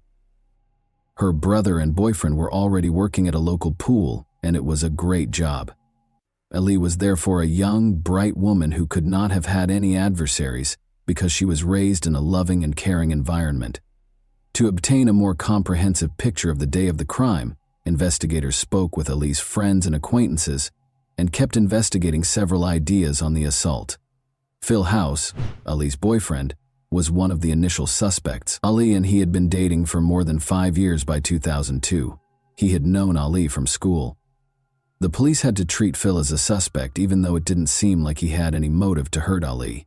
Under interrogation, Phil clarified that Ali had taken his place at the pool at 2:00 p.m. before leaving for another work. He stayed until 4 p.m., after which he was playing video games at a friend's house when he got a call informing him that Ali was in the hospital. Colleagues and acquaintances with whom Phil had been playing games verified his alibi. But he did provide the police with important information. As it happened, Phil was unable to answer when Ali contacted him at 2:52 p.m. because she did not answer the phone when he contacted her again at 3:44 p.m. Authorities surmised that Ali met her terrible end at this time. This hint did not help the police discover the perpetrator, despite their determination to solve the case as soon as possible. As there should have been enough on a summer day at a public pool, there was optimism in the testimony of possible witnesses. However, the pool was nearly empty that day due to unfavorable weather, and the hunt for any hints or testimonies was moving very slowly. A few days later, it was determined that 2 workers from a lawn care firm were in the parking lot on the day of the incident. After re-interviewing the pool personnel and the neighborhood, when they were taken in for interrogation, they reported seeing an automobile circle the parking lot at approximately 2:40 p.m., occasionally pulling away and then coming back. The suspect vehicle, a beige 1980 Ford truck, was well described by them. The authorities now had a crucial piece of information, even though they were missing the car's license plate number. But one of Ali's pals provided even more useful information. A description of the suspected culprit was aided by the testimony of Laurel Wynn, a friend of Ali's. As it turned out, Ali called her friend Laurel at around 3 p.m. that day to ask her to keep her company while she worked at the pool. Since it was a foggy and chilly day, there weren't many people there. After some time, Laurel's automobile finally pulled into the pool parking area. There was no answer when she called Ali. Laurel thought it would be funny to blow loudly on a lifeguard whistle, since she didn't see Ali outdoors. Just then, a man came out of the pump room while feigning to be on the phone. Laurel suspected he was Ali's supervisor, so in order to keep her friend out of trouble, she hurried out of the pool. Laurel was able to recall the man's face as he turned around and waved to her as she left the pool area. Presuming she had spotted the offender, Laurel went without waiting for a call from her friend. Based on Laurel's account, the police produced and released a composite sketch in the hopes of identifying the offender. This led to the creation of an extremely precise sketch of the alleged culprit. Local television aired the sketch and the description of the suspicious car. The likelihood of finding and apprehending the offender was definitely improved by this publicity. And it's true that the police got a ton of reports from folks who thought they saw this man. This brought the investigation's first suspect, a young guy named James Drider, to light. Drider looked a lot like the composite sketch and had an old Ford pickup. He worked as a mechanic at a tiny auto repair business in Olata, which is about a 20-minute drive from Livewood. Police contacted the believed culprit at his place of employment after acquiring his address. James, however, had an alibi and strongly denied any involvement in the incident. James Drider was removed from the list of suspects, despite his close likeness to the composite, since his manager verified that he was at the auto business on June 18 because he was at work all day. The hunt went on. Roger persisted even as the path cooled over the course of several months. He pursued new leads while investigators worked on each one. Roger carried out his own research with tenacity. His frequent visits to the police station included a variety of suggestions for apprehending the offender. Roger's persistent efforts earned him a spot on America's Most Wanted, where he not only told Ali's story, but also displayed the composite sketch of the suspected criminal. Both local and national television networks carried the well-liked program. Police stations were inundated with fresh communications. Every message was carefully examined, but for different reasons. Almost instantly, every fresh suspect was thrown out. Phil House, Ali's 5-year boyfriend, also helped. He started a virtual quest by contacting college students via email. A reward of $50,000 was offered for any information that led to an arrest, and he encouraged them to view the America's Most Wanted show that focused on Ali's case and look at the composite sketch. The case came to a standstill once more in spite of all attempts. But cops learned something new about the once familiar James Drider 6 months after Ali was killed. As it happened, news organizations in nearby Colorado covered the hunt for a man who had committed 3 assaults in January 2003. Ryder, who had been ruled out as a suspect in Ali's murder and was now sought for assaults, was identified by Roger from the wanted sketch. The police were certain they had identified their suspect despite the driver's alibi on the day of Ali Kemp's murder, but they still needed to establish James's involvement. Investigators were unable to match DNA since the man was not in the database, because he had no past convictions. In order to compare this person's DNA with that recovered from the crime scene, they needed to examine him once again. James Drider was by this time evasive and nearly impossible to find. 3 weeks passed before the cops located him at a Utah gas station. When Drider didn't pay for his fuel, the employees arrested him and called the police. James Drider was charged with 3 assaults and may have been responsible for Ali Kemp's death. Police were dismayed to discover no similarities between his DNA sample and the sample taken from the crime scene. Ali Kemp was not killed by James Drider, a serial killer. This was a significant setback, because police had to start the case afresh after it had come so close to catching the suspect. Days stretched into weeks, and weeks into months, and the police still had no fresh leads in the case of Ali Kemp. Roger, Ali's father, tried everything in his ability to find his daughter's attacker, even though the police's interest in the case gradually diminished after 2 years. Despite having few choices, he kept in touch with USA Today, which released the composite sketch of the suspected suspect. Roger looked frantically for a man with a big face and a hint of baldness. He put up wanted signs all around the city. As a loving father, he wanted to preserve his daughter's narrative in the public memory in addition to apprehending the offender. Roger then had a simple yet excellent idea one day.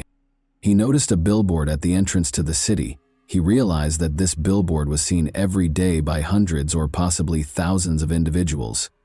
The composite sketch might be placed on it, why not? To rent the billboard, he got in touch with an advertising firm. After hearing Mr. Kemp's tale, the company's management offered to place the poster for free on 8 billboards along the highways close to. Roger's efforts eventually started to pay off, with an estimated 10,000 people viewing his billboards each day. Police began to get reports of persons who looked like the drawing 2 years after Ali Kemp was killed.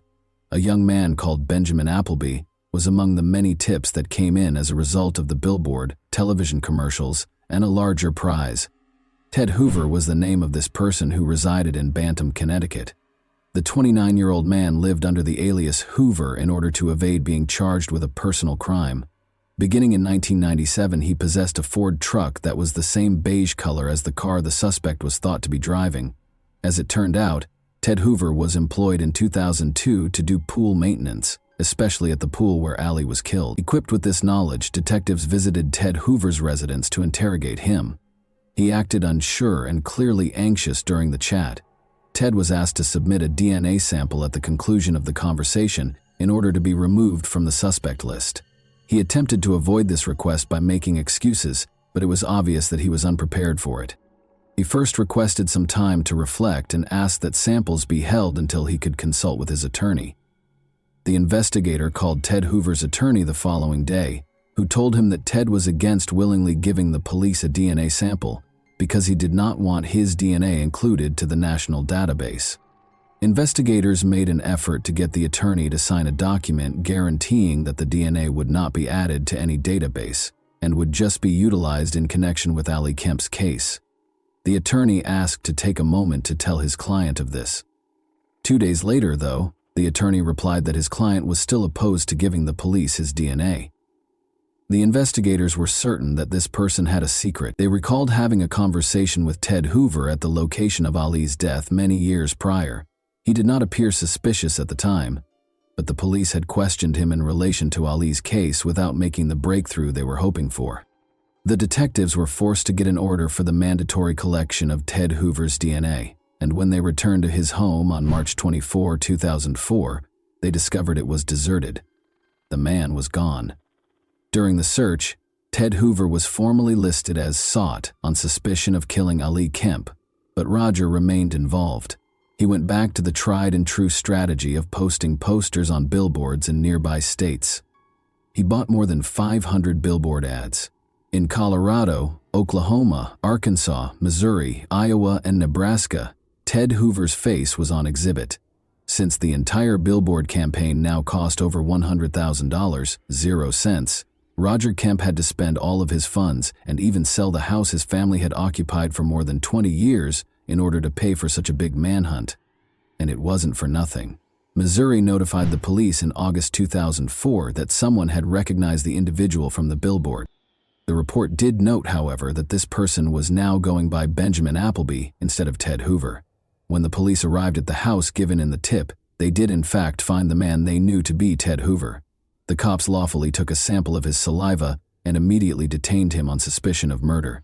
When the DNA from the crime scene and that of Benjamin Appleby, also known as Ted Hoover, matched, their suspicions were validated. Benjamin's past encounters with the law included intimate partner crimes and robberies. He was arrested by Connecticut police on a previous warrant after being accused of indecent exposure. He admitted to the police when they questioned him about Ali's murder that he had tried to flirt with the girl he liked, but she had not reciprocated. Benjamin lost control and attacked her when she pushed him away when he attempted to touch her. Benjamin was later accused of both attempted assault and murder. On both charges, he was found guilty. "I choked her. I suppose I have no idea why I did." In a recorded interview, Benjamin Appleby stated as much. Appleby claims that he touched her, but not very deeply. "Ang Lee," he said, and when she objected, he started beating and strangling the 19-year-old. The investigators then discovered the terrible explanation for the antiseptic ointment's open state. When Ali passed out and Appleby required lubricant, he attempted to attack her. Benjamin Appleby defended himself by claiming that he just lost it, went back to his car, and drove off. On the last day of the trial, Benjamin Appleby, also known as Ted Hoover, was found guilty and given a 50-year prison sentence on December 10, 2005. According to Kansas law, he was found guilty and given a 50-year prison term without the possibility of release until 2054. But after serving his term for a number of years, Benjamin Appleby has questioned whether his punishment under the Kansas Hard 50 legislation was fair. He contended that Kansas law automatically mandated that his sentence be changed because the elements that resulted to his Hard 50 were decided by a judge rather than a jury, as mandated by a prior U.S. Supreme Court decision. Prosecutors argue that the Hard 50 should be maintained and that Benjamin Appleby's case is exempt from the state statute. Roger Kemp cautioned the public that lowering Benjamin Appleby's prison sentence would endanger other young girls and women. Roger Kemp's battle and his search for the guy responsible for his daughter's death came to an end at this point. He had a somewhat unique notion as a result of his unwavering commitment to see Ali's attacker brought to justice. He intended to display the composite sketch on highway billboards for everyone to see. The creative use of billboards by Roger Kemp to expand his audience proved to be a very successful strategy. Following Benjamin Appleby's conviction, a number of jurisdictions nationwide made the decision to implement comparable policies. with varying degrees of success. Take Defense is the name of the ALI Kemp Educational Foundation, which Roger Kemp started. Girls and young women between the ages of 12 and 23 can receive self-defense instruction there. Workshops are held all throughout the country. Hundreds of testimonies from women have been sent by participants, stating that the training preserved their lives till his final days and even stopped attacks. Over 70,000 people nationwide have taken this self-defense course, and Kemp himself has given speeches at events and prior to each local session. Subsequently, he established the ALI Kemp Educational Foundation, or just TAKE, a self-defense program that trains women and girls of all ages how to defend yourself in perilous circumstances. For his efforts with the charity, Roger Kemp was also given the Presidential Citizens Medal in 2011. Kemp was one of 13 individuals out of 6,000 nominations to be granted one of the highest awards the president bestows on civilians. He wished to educate other women how to defend themselves, since he thought his daughter would still be alive if she had learned how to do so. He did not want to remember that terrible day that radically altered his life, and years after the terrible death of his only beloved daughter, he still could not bear to talk about the vicious attack on her. Because he tried to attack her, which is so difficult for me to say, he took her life.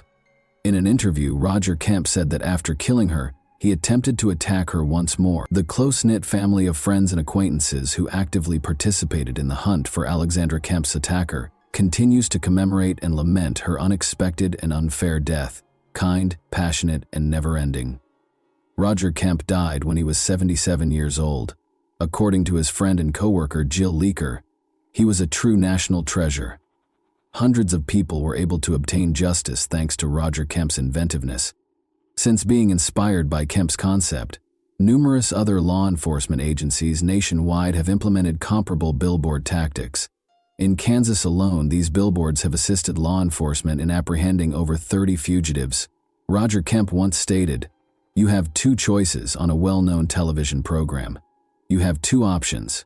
Either get out of bed and fight the battle I decided to wage, or stay in bed and cover your head." He honored his promise that I would never allow him to win. He saved the town from a vicious criminal who undoubtedly would have done the same thing again thanks to his efforts. Bravo to a genuinely strong person and a caring, devoted parent. And that wraps up today's chilling story. If you enjoyed this video, don't forget to like and subscribe so you never miss a new upload. Also, let me know in the comments what part of this story shocked you the most. Thank you for watching, and I'll see you in the next video.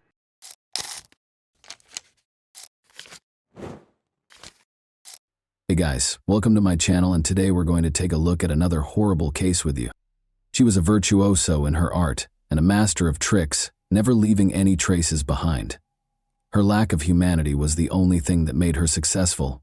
Nobody could have predicted that a quiet but intelligent girl would grow up to be one of the world's most skilled criminals, behind a long string of schemes that funded her transformation from a regular girl into a dangerous individual living in luxury. The vicious con artist, who had a taste for killing, was the epitome of evil and was always one step ahead of the police. Until they finally got a chance to confront her in person. Steve and Jane McGowan, who lived in Florida, received a letter from their sister Beverly, who was 34, on Thursday, July 19, 1990. She wrote that she was leaving them and starting a quest to discover who she was in this world.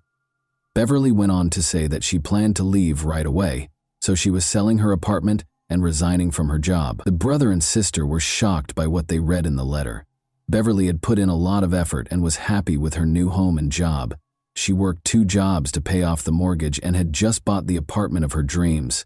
When Jane rushed to the police station to report her sister's disappearance, the letter claimed that Beverly had left on her own initiative, so there was little the authorities could do. Steve and Jane went to Beverly's apartment in Pompano Beach to try to find answers to their questions after discovering notepad sheets at her house with the letter written in her handwriting. They saw right away that Beverly's red Volkswagen Fox was not parked where it usually was. Even though Beverly wasn't in the apartment, it didn't seem like she had moved out permanently. Clothes hung in the closet, a nightshirt rested on the unmade bed, and dirty dishes were in the sink. But there were also indications that Beverly had no plans to come back. Her 2 cats were nowhere to be seen, the answering machine was gone, and the phone was disconnected. After searching through drawers, Steve and Jane found that Beverly's address book, birth certificate, and passport were also gone. In addition to her part-time job at a nonprofit, Beverly worked in a bank's loan department.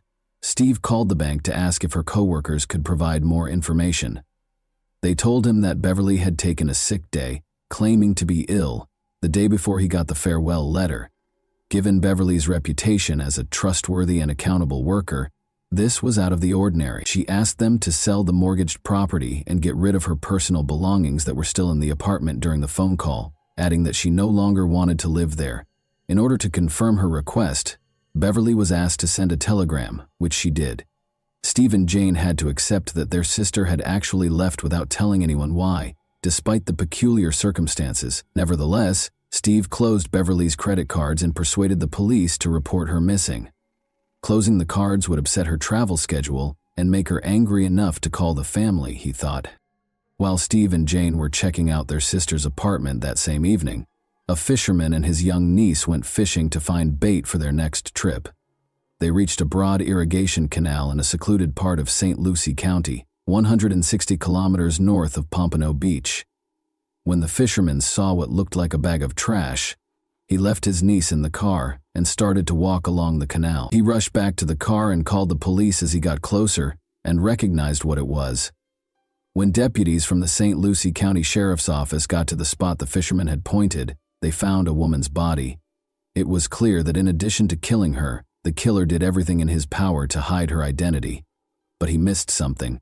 A tiny tattoo of a yellow rose was concealed under the woman's jeans on her right ankle. The media was given the tattoo's description in the hopes that locals would recognize it.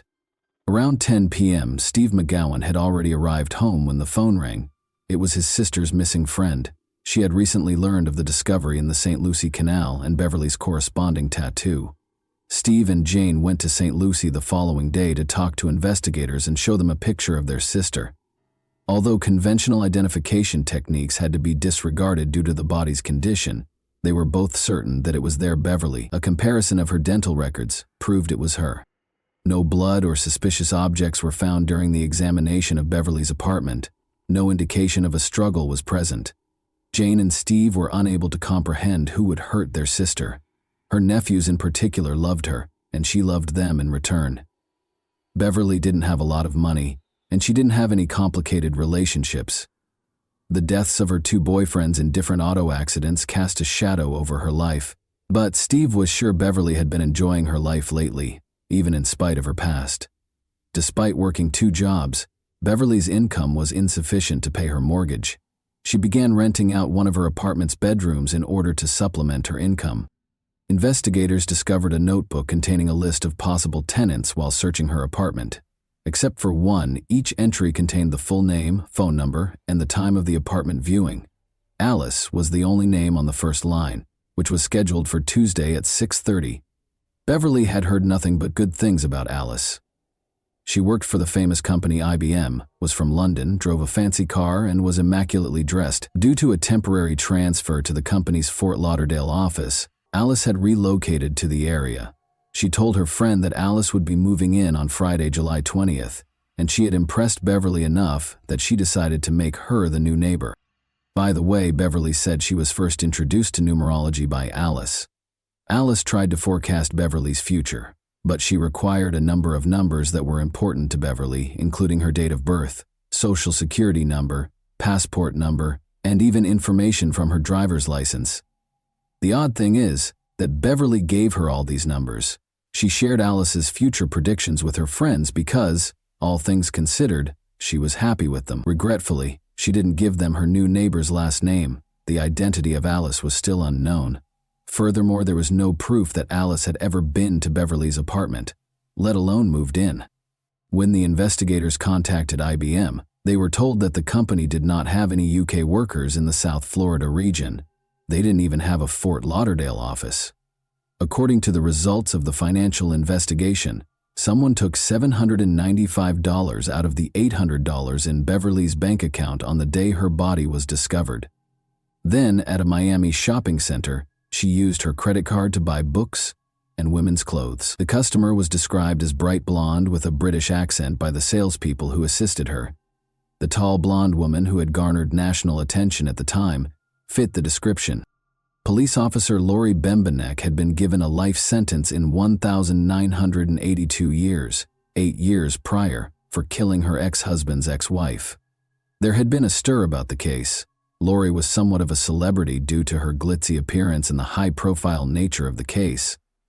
Lori had freed herself from Wisconsin prison a few days prior to Beverly's murder. The Miami salesperson identified Lori Bembenek as the person who had used Beverly's credit card after seeing pictures of her, until it was revealed that Lori had actually fled to Canada and was not in Florida at the time of the crime. The police were baffled as to how the path of a modest bank employee could have intersected with that of a convicted killer. However, Beverly's card was used once more in Miami, this time at a travel agency, on Friday, July 20, 1 day after her body was found. Interestingly, the cardholder looked like a man disguised as a woman. The individual wore oval-shaped glasses and a cheap black wig in the Cleopatra style. The man identified himself as Sam and spoke with a British accent. Sam apparently used the card to buy a ticket for British Airways Flight 2922 because he was going to London in 2 days, on July 22nd through 2922. Investigators looked through Flight 292's passenger registration records and those of every other flight that was scheduled to depart for Britain on July 22. None of them bore the name of Beverly McGowan, but after being parked there for 5 days, Beverly's car was discovered in the airport parking lot. 4 synthetic black wig hairs were found inside the car, but fingerprints inside the car did not show any significant results. On Monday, July 23rd, according to London time, British Airways Flight 292 touched down at Heathrow Airport. A traveler with oval glasses and short black hair came up to the Avis car rental desk after the plane touched down. The passenger, who was most likely Sam, provided her driver's license as identification and made a car reservation in Beverly McGowan's name. Beverly wore glasses and her dark hair reached her shoulder. She looked like the person behind the counter. Sam gave Beverly's Visa card to the clerk when she asked for a credit card to pay for the car's fuel. However, the card was turned down. They may have gone over the limit and paid in cash, Sam clarified. Actually, Beverly's credit cards had been canceled by her brother Steve by that point. Sam was long gone by the time Florida detectives found out about this botched transaction. Transactions on the credit card could not be tracked because it was no longer in use. American law enforcement agencies had no jurisdiction over Sam once he arrived in Britain. Detectives from Florida called the London police to ask for help. John Cornish, a detective, consented to assist with the global investigation. He talked to the Avis company and told their employees to tell the suspect to go to their closest office if he got in touch with them. Sam did get in touch with Avis later that week. He was asked to come to the local Avis office and asked for an extension on the rental car. Sam never arrived at the location where the police were waiting for him. On the day of the car's return, a contingency plan was developed in which officers would wait at Heathrow Airport. When that day finally came, Sam was nowhere to be seen. Without any hints, Sam's abandoned car was discovered a few miles from the airport in the early morning. Detective Cornish ordered his team to board all flights to the U.S. that day in order to check the passengers, because he suspected Sam might be trying to fly back to the U.S. However, this effort was in vain. The chance to capture the criminal was lost on the police. British Airways Flight 292 was the last lead the police had.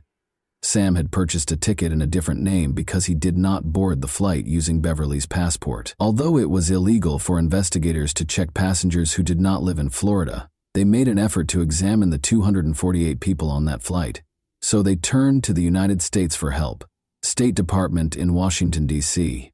The process could take years because each passenger's name had to be compared with passport information, and there was no single database that contained all of this data.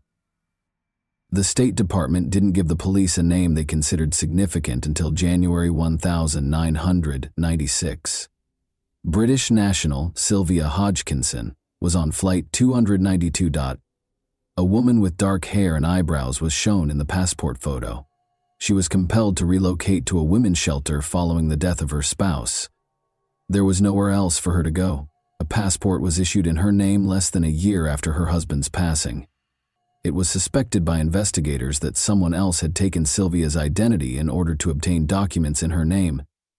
There was fear that Sylvia had met a similar end to Beverly's because they were unable to find her in any way. Additionally, the State Department found a fascinating link between Sylvia and two other women, Elaine Antoinette Parent and Charlotte Ray Cowan. An incident that happened a year after Beverly's murder revealed that all three identities were unintentionally connected. A woman in a rental car was approached by North Miami police on May 22, 1991. It was past due to return the car, which had been rented in Los Angeles 6 months prior. To hide its origin, stolen license plates were affixed to the vehicle. A tall redhead woman, who introduced herself to the officers as Charlotte Ray Cowan, sat inside the vehicle. The woman's personal diary, 2 dogs, multiple wigs, and several documents bearing Charlotte's photo under the names Sylvia Hodgkinson and Elaine Parent were all evidently in the car with her. Charlotte's failure to return the rented car led to her arrest by the police. The following day, she posted bail after spending the night in jail. Surprisingly, the police did nothing about this issue, even though the woman was clearly using a false identity. One of the arresting officers was in the building on the day of Charlotte's court hearing for the offense. A redhead woman stood up when Charlotte's turn to appear before the court came. The officer who had arrested Charlotte, however, was taken aback to discover that the woman he had arrested was not the same one who had been called to court by the subpoena. Charlotte was perplexed as to why she had been summoned to court so abruptly. She questioned the officer about the height and red hair of the woman he had arrested. She boldly declared that she knew exactly who it was when he said yes. Almost 10 years prior, in the middle of the 1980s, Charlotte was unwinding at an Orlando bar when a well-dressed woman with a British accent came up to her.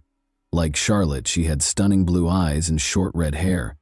The woman offered to buy Charlotte a drink and identified herself as Anne Tremont. The offer was accepted by Charlotte, and they struck up a conversation. Anne mentioned numerology in passing during their conversation. She began by requesting Charlotte's birth date, adding that she would be pleased to make a matching matrix for her. Anne took Charlotte's driver's license information and social security number one by one. She wrote it all down on a napkin and made a hopeful forecast for Charlotte's future. Anne and Charlotte began talking and became friends right away. Charlotte met Anne's brother a few days later. He was a tall, blonde man who shared his sister's grace. The women eventually lost contact with one another, though, as they saw each other less and less. When Anne called Charlotte a few months later to inform her that her aunt had died and left her a sizable inheritance, Charlotte was taken aback. Anne claimed that her brother had chosen to have her institutionalized in order to keep all of the money for himself, even though they were meant to split it. Anne showed up at Charlotte's door at 3 in the morning, approximately a month after the phone call. She was wearing a man's shirt with a tie and a tangled wig. She broke down in tears as she described how she had gotten out of the institution where her brother had put her. She needed assistance going missing because she was hiding from her family. In order to establish a new identity for herself, Anne pleaded with Charlotte to let her take her birth certificate. At first, Charlotte declined, but after witnessing Anne's distress, she grudgingly consented. The birth certificate would be returned shortly, her friend assured her. Charlotte didn't hear from Anne for weeks. She started to worry. The birth certificate and a note from Anne expressing regret for the wait were finally sent to her. It wasn't until she was summoned to court in 1991 that Charlotte learned more about her friend. After hearing this intriguing tale, the investigators were curious to find out who the mysterious and elusive scammer was. Although not much was known about Elaine Parent's life, she was a real person like everyone else. On August 4, 1942, she was born in the Bronx, New York. Her parents were loving and reasonably well off, and she was their only child. She was a tall, slim beauty with dark hair and piercing blue eyes by the time she reached adulthood. She relocated to Florida at the age of 30, where she briefly worked at a real estate company before being arrested for shoplifting in Fort Lauderdale in 1976.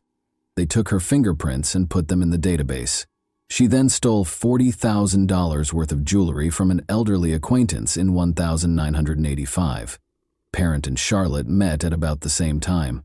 The fingerprints of the parent and the woman who was arrested in 1991 for not returning a rented car were compared.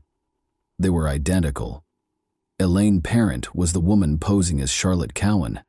Naturally, it was assumed that Elaine Parent, the elusive suspect Sam, and the new neighbor Beverly McGowan's Alice were all the same person. They still had to establish a clear connection between Elaine and Beverly's murder, though. In addition to reviewing the case's evidence, the detectives looked through a notebook that contained letters that Beverly had written to her sister and brother. This specialized equipment uses an electrostatic detection device, ESDA, to find impressions or indentations left by previously written letters on paper. The notebook had been used for a number of other letters that weren't written in Beverly's handwriting, according to the analysis of the notebook. The author appeared to be a woman with a deep-seated animosity toward Beverly. Threats were included in the rather aggressive messages. Elaine Parent's handwriting samples were compared to the letters, and they matched. Parent's letters were sent to a woman in London who was the chief executive officer of a large corporation. She filled in many of the gaps in the elusive fraudster's life, but was named Witness X in the case materials for her protection. The woman disclosed that she and Elaine became friends right away after meeting during a trip to Miami in the 1980s. Elaine reportedly fled to London in 1985 while the police were looking for her in connection with the jewelry theft, and she asked Witness X if she could stay with her. However, Elaine's unstable and explosive temperament quickly made it clear to the two young women that they couldn't live together. The scammer went back to the United States in 1990, but Witness X was shocked when she left for London at the end of July. She was operating an Avis-rented vehicle. Parent stole two of her old friend's dogs and fled to the United States 3 months after she returned to London. She then tried to extort a ransom for her dogs by sending Witness X threatening letters. Clearly, these were the same dogs that were discovered in her possession when she was arrested in Miami in 1991. The State Department accused Parent of forging her passport by the end of 1996, but they were clueless as to where she might be hiding. Elaine Parent was featured in an episode of the television program America's Most Wanted in 1998. Patricia Evans of St. Petersburg, Florida, was watching television at home when the show started. She instantly recognized Elaine when she saw her photo. Elaine was known to Patricia Nevins, a church employee, as Sandra Little, a blonde. In 1992, Patricia met Sandra Little while she was residing in a St. Petersburg homeless shelter. Sandra lived with Patricia for nearly a year and a half after Patricia let her use her empty bedroom. Sandra sued a restaurant during this time after she hurt herself after slipping there. She prevailed in the case and was compensated, though it is unknown how much. Patricia talked about a number of odd things that happened when she lived with Elaine. She was once informed by Elaine that adopting a new identity was one way to live a dignified life. After that, at a dinner party, Parent indiscriminately cut a guest's hand in order to take a gold bracelet. Elaine's psychiatrist, whom Patricia arranged for Elaine to see, told Patricia that Elaine was a highly intelligent sociopath who would leave Patricia's life as soon as she entered it. When the women parted ways in 1993, this prophecy was realized. An interesting letter was delivered to the St. Lucie County Sheriff's Office after the police made a public plea for the community's assistance in apprehending Elaine. There was a copy of an oil-colored painting inside. It showed Elaine Parent, with pearl earrings and a teal-green swimsuit. She had gray hair that was styled the way her parents usually did. She was shown emerging from a swimming pool. This was printed on the back. Best wishes, your chameleon. According to psychiatrist Barbara Caven, who had been helping the police with the case, Parent both feared and desperately needed police attention. The painting is very telling. She sent it to the police to taunt them as if to say, "I'm alive, I'm okay, look for me." Elaine gained international recognition after appearing in the documentary series World's Most Wanted in February 2009. People from all over the world began reporting that they had seen Parent in South Africa, Australia, France, and Turkey. The media referred to her as the most wanted woman in the world. Elaine Parent was featured in another episode of America's Most Wanted in April 2002 and Happy, and 16,000 miners in Russia. After the show, many calls were received from the wealthy Panama City, Florida neighborhood, identifying a woman there as Elaine. The address was visited by 3 police officers. When they reached a small one-story home, they knocked on the door. The door was answered by a brunette middle-aged woman wearing a beige silk pajama set. The officers gave an explanation for their visit to her. Presenting her military ID with her photo on it, the woman identified herself as Darlene Thompson. The officers had seen a picture of Elaine Parent, but she didn't look like her. She was asked to accompany the officers to the station for formalities, even though they knew the neighbors had erred. Darlene consented and asked the officers to hold off while she changed. As the officers waited outside the bedroom, one of them looked over Darlene's identification card and, as a former military man, he saw right away a vital missing stamp that verified the document's legitimacy. She replied that she was getting dressed when the officer knocked on the bedroom door to ask about this. She never emerged, despite the officers waiting for her to do so. When the officers hurried into the bedroom after hearing a gunshot, they discovered Darlene dead. The identity of Darlene and Elaine Parent was formally verified by subsequent fingerprint analysis. Elaine lived in a house that turned out to belong to another woman. She had rented a room to Elaine since August 2001. She is a nice woman who loves to cook, according to the homeowner.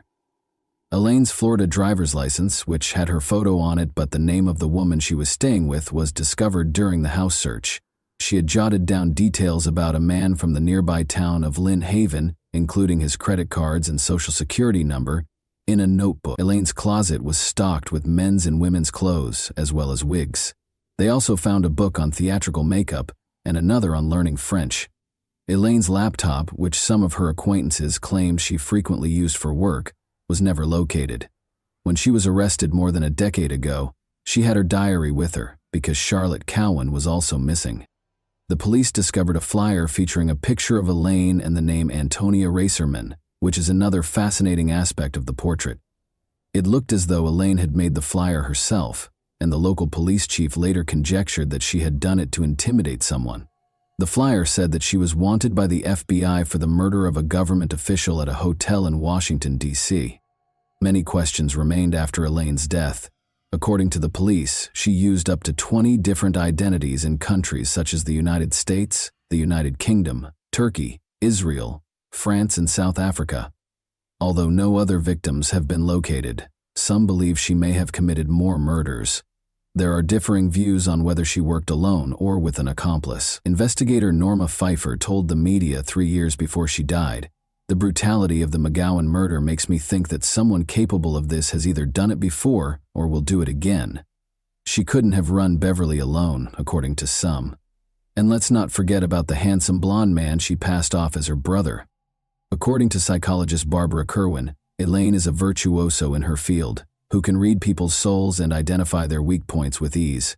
The reason behind her crimes is still entirely unknown, though. Why, given her high IQ, would someone like Elaine decide to commit crimes rather than excel in any other field, especially since her crimes brought her more fame than fortune? Kerwin, however, feels she is aware of the motivation behind Elaine's plots, her own inner demons. Barbara said, "I believe she impulsively stole the identities of others to fill her own emptiness." And that wraps up today's chilling story. If you enjoyed this video, don't forget to like and subscribe so you never miss a new upload. Also, let me know in the comments what part of this story shocked you the most. Thank you for watching, and I'll see you in the next video.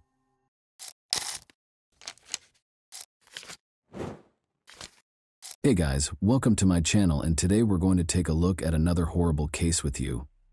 Jasmine Block, a 15-year-old from Alexandria, Minnesota, had 1 month until the start of the new school year on August 8, 2017. She was having a great time boating with her friends during her summer vacation, but by nightfall, Jasmine was suffering from a headache. Sarah, her mother, suggested that she take it easy and wait for the pain to subside. Jasmine laid down after taking her mother's advice. Sarah had to leave for an urgent family matter at 10:30 p.m. Before leaving the house, she made sure Jasmine was okay and would attempt to get some sleep. Knowing that Jasmine's older sister and her boyfriend were at home gave her comfort. 3 hours later, Sarah found her younger daughter gone when she got home.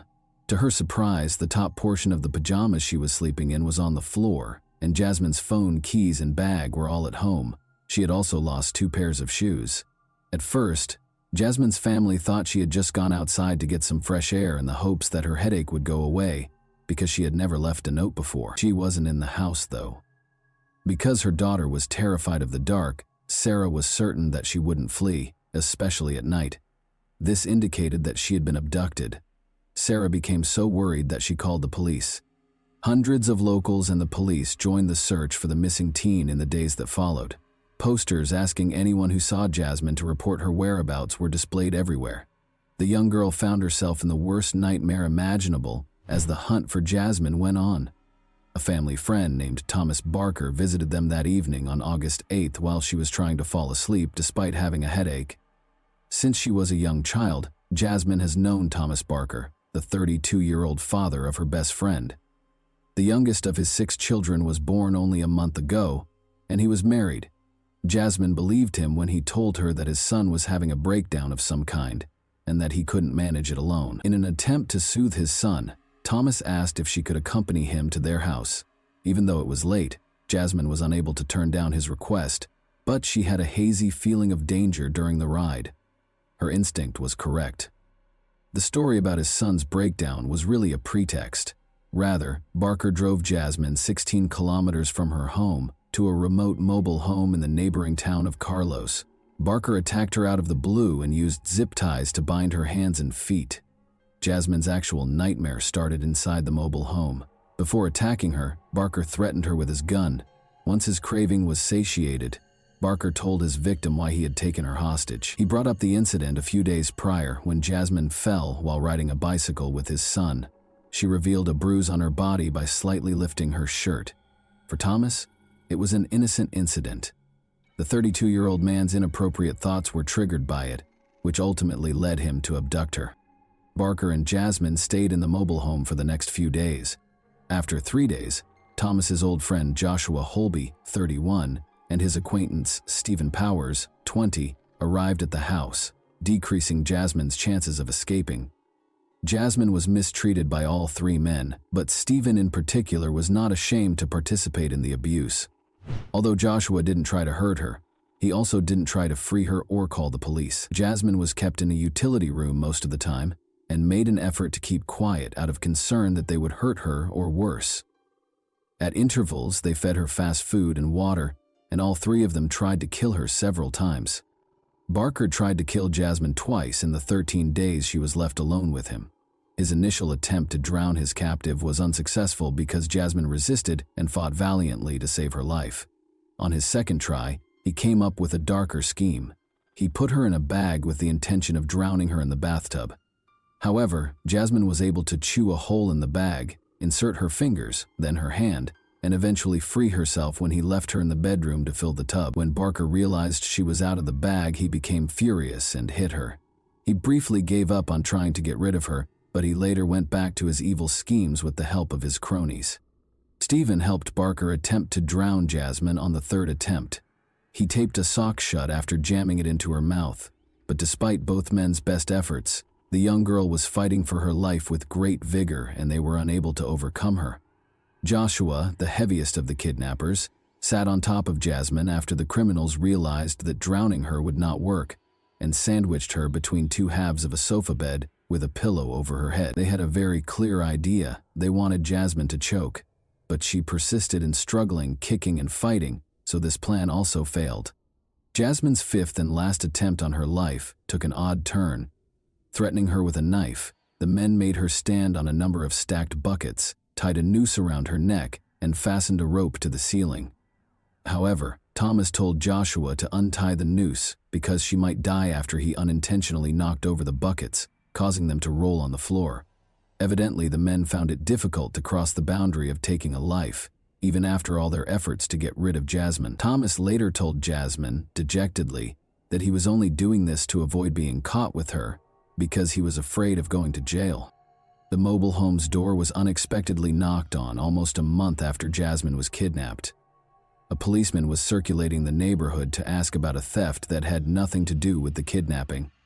The policeman left after the 3 suspects, who were all inside the house at the time, declined to answer the knock.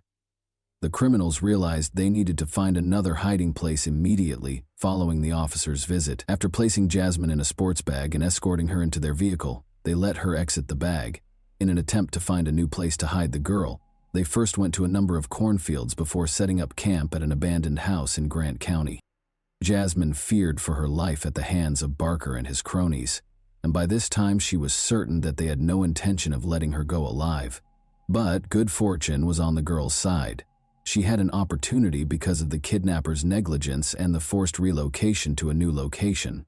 The previous day, the men had come across a police vehicle while driving and quickly threw some illegal substances out the window. They made the decision to look for those substances at the new location and had to purchase supplies for both themselves and their captive. They left Jasmine sitting in another car, thinking she wouldn't go anywhere, and told her they would be gone for approximately an hour.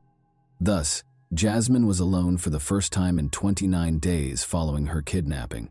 After waiting for approximately 5 minutes after Thomas's car had driven away, she plucked up the courage to get out and hurriedly jumped out.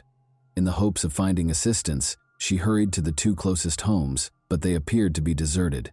She didn't even think twice before jumping into the water when she spotted a house across Thompson Lake. In order to swim more quickly, she removed her pajama pants and shoes. When she got to the opposite shore, she saw Thomas's car as she crossed a field and came out onto the road. Jasmine hurried to hide in the grass, keeping low and trying to control her labored breathing so she wouldn't be noticed. She was so relieved to discover that she had erred in putting someone she had never met before behind the wheel. Jasmine ran across the street and across the field to a house close by.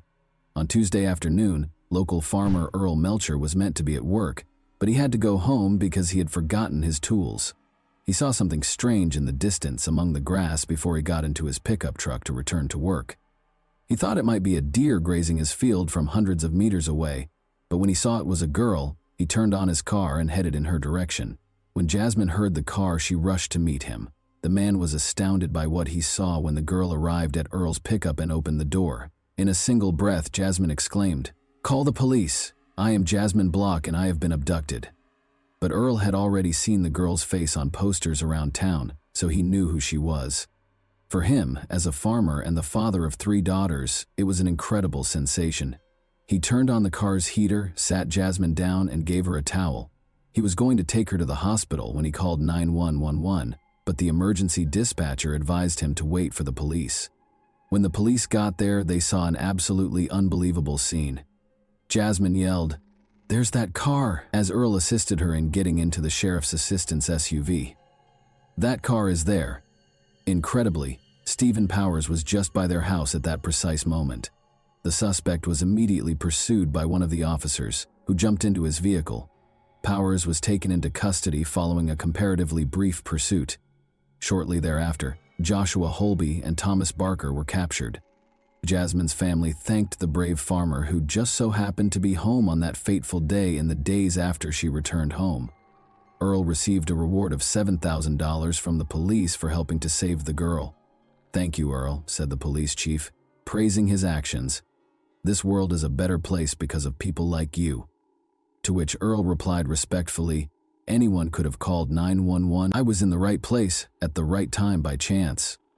Earl already knew what he was going to do with the reward money. He gave the money to Jasmine and her family and invited them to lunch. He clarified that, although the sum meant a lot to him, Jasmine's family needed it far more than he did. Their family and friends were shocked to learn that Thomas, Joshua, and Stephen were the ones who had abducted the girl, even though they had previous criminal records. According to Thomas's sister, she couldn't fathom how her brother, who has cerebral palsy and uses a walker, could have managed to kidnap a teenager. She added that she helped with the search for the girl, and that Barker's wife and mother even went to the house where he was keeping her, but they had no suspicions. Thomas Barker was given a 25-year prison sentence for his actions toward his son's friend a year after the kidnapping. He will spend the rest of his life listed as a violent offender. He can, however, apply for civil commitment after being released from prison, and, if accepted, he will live out the rest of his days in a specialized facility. Stephen Powers will spend 8.5 years, and Joshua Holby will spend 8 years behind bars. Even though the girl managed to get away, the 29 days that the 3 men held her captive had a profound effect on her. Never again will she be the same. Her words, "None of us will be." She has trouble sleeping because she fears nightmares, and every time she closes her eyes, she sees the faces of the kidnappers. Jasmine finds it difficult to trust people these days, so she withdraws from them. "Fortunately," acknowledged Sarah, her mother, "the world is not without kind people." Jasmine had the chance to visit a post-traumatic stress disorder specialist in Texas to try out novel therapeutic approaches. She brought 2 gadgets home from the meeting that have been effectively assisting her in managing her PTSD symptoms, anxiety, and nightmares. In addition to these resources, Jasmine says she has found comfort in talking to friends and creating art as a way to express herself. She is getting better every day. In order to support other girls who might have gone through something similar, she made the decision to share her story. Jasmine smiles and responds that she just wants everyone to know that she is doing well when asked if she has anything else to share. And that wraps up today's chilling story. If you enjoyed this video, don't forget to like and subscribe so you never miss a new upload. Also, let me know in the comments what part of this story shocked you the most. Thank you for watching, and I'll see you in the next video.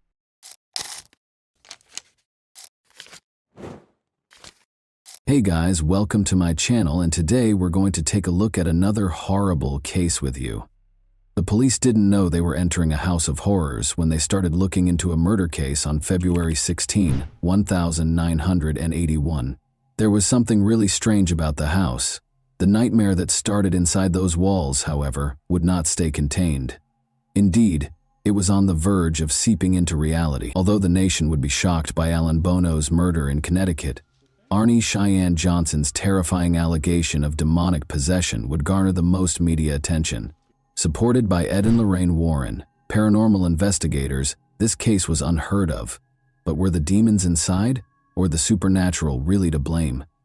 Many believe David was just suffering from a mental illness. The true crime behind the film, The Conjuring, The Devil Made Me Do It, is presented to you this Halloween. The first illegal killing in Brookfield's history had occurred on the evening of February 16, 1981. With dense woods on either side, Brookfield Police Department Sergeant Gordon Fairchild slowed his patrol car when he saw a man stumbling down the road. The figure looked confused, as if intoxicated, and his appearance suggested a straightforward case of public intoxication. One particular detail, however, would lead to the most contentious case of the decade. Tiny blood droplets were scattered all over the man's clothing. He didn't appear to be in a state to describe the bloodstains or his location. He admitted to the officer that he had a drinking problem and needed assistance. The man was captured by Fairchild, who escorted him back to the cruiser. The sergeant didn't know the man, but that night would be the beginning of the most bizarre case he would ever work on, one that would ultimately rock the foundations of the American legal system. A call came in as he was getting the man settled in the car. 2 miles away, a horrific murder had been attempted. According to reports, the suspect had escaped into the woods. Detective Fairchild knew then that the man they were searching for was Arnie Cheyenne Johnson, who was seated next to him. They took him in to question him. Investigating the horrifying murder attempt further, they found that Alan Bono, 40, was lying in a pool of his own blood. A 5-inch knife had stabbed him several times in a gory manner. One of the stab wounds extended from his stomach to the base of his heart, which made the situation worse. The autopsy had completed the case, the fingerprints on the knife had been positively identified, and there were eyewitnesses to the assault. The proof was unquestionable. Investigators were certain that Alan Bono was murdered by Arnie Cheyenne Johnson. However, it was the why, the reason for the action, that would transform this otherwise straightforward case into a riddle that defied reason and has sparked debate to this day. Alan, the victim, was still receiving medical attention at a hospital on the day Arnie was captured. Arnie was told that he would now face murder charges after Alan passed away from his injuries. Arnie's unexpected reaction was to take a 25-minute power nap.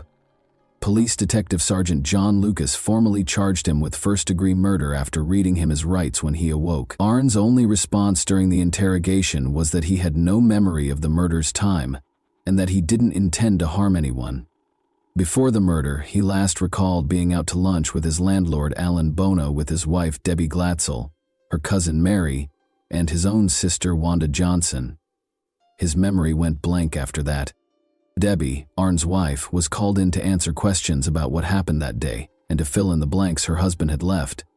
The detectives had no idea that her story would lead to a barrage of the strangest explanations they had ever heard during questioning. She started by giving a description of the deceased, Alan Bono. an Australian who had offered Debbie a job and rented his house to them. For the young couple, he was more of a friend than a landlord or boss. The beginning of that afternoon was pleasant, full of laughter and family, but Alan's attitude changed as he drank too much. In addition to taunting Arn about a sinister past that had been buried but was now resurfacing, he started making offensive comments about the girls. Alan kept pushing Arn's buttons, but there was something about his past that disturbed him, something so sinister. Alan provoked Arn more and more with each taunt until he lost control and got to his feet. But there was a problem. A low, guttural sound escaped Arn's throat as his body tensed and his expression twisted. He was growling, not just angry. It became evident that a physical altercation was unavoidable. Despite Wanda, Mary, and Debbie's best efforts to diffuse the mounting tension, Wendell flung herself between the two men. But Arn suddenly produced a knife, and the women watched in horror as what transpired. As though possessed, Arn repeatedly and wildly stabbed Alan until he was lying in a pool of blood. Then Arn suddenly jerked to her feet and fled. Debbie said it wasn't just different from Arn. It wasn't Arn at all. He wasn't acting alone, supposedly. During this strange interrogation, renowned paranormal investigator Lorraine Warren called the Brookfield police station because they believed that an outside force, which they dubbed the Beast, was silently pulling the strings. She was going to say something so out of the ordinary that it would make the case even stranger. It was a malicious demon within Arn, she thought, and he was innocent. Despite the fact that the detectives clearly didn't believe her, she persisted and requested that they look over their earlier records. The police were astounded by what they saw when they examined the documents from a few months prior. Lorraine had called, and she had already told the detectives that a murder like this one was bound to happen. Neither Ed Warren nor Lorraine Warren had attained their later prominence at this point. However, it was becoming evident that Debbie and Arne had a strong ally in the Warrens, who were willing to support their bizarre allegations with their contentious knowledge, if they were lying to get away with murder. If there was a demon, why would it attack Alan? How could he have caused such a violent reaction? The demon that lived in Arn allegedly took control and showed Alan where he belonged because Alan had constantly made fun of and taunted him. Lorraine implied that the demon had a purpose and was connected to something much more profound than just a random force. She claimed that the solution was found in the troubled past of Debbie's family, which included not only the Warrens, but also her brother David Glatzel, who was 11 years old. The clock was running out as the investigators got ready to delve into this sinister past, and the story was only going to get stranger by the second. The realities that awaited them were more horrifying than their worst fears. It started in Bridgeport, Connecticut, during the summer of 1980. Arn and young Debbie were searching for rental properties to move in together after becoming engaged. At that point, they discovered a house close to a well. They made the decision to move in since the house was roomy and better than others in their price range. Debbie's family provided assistance with the move. However, their idyllic reality would soon be shattered by the dream home. David, Debbie's younger brother, had been asked to sweep the master bedroom, but after a while she discovered him outside in the yard, clearly shaken. He insisted on going home without cleaning the room.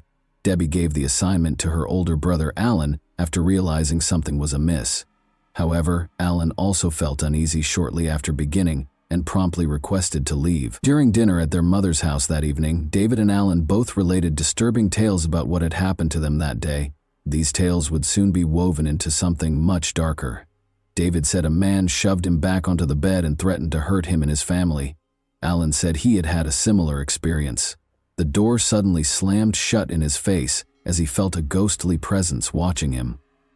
The family believed in the supernatural and was very religious. They were therefore certain that the house was haunted. They started looking for other options after giving up the rental property. The family's encounters with the paranormal did not end there, though. David started exhibiting alarming symptoms of an unidentified cause right away. He frequently communicated the beast's messages to the family because he thought he could hear it in his ears. He thought the beast had come through the storage beneath the house and was at their door one day. Each of these incidents then added to the others, and the family was unable to turn back. David claimed to have had the impression that someone was following or watching him.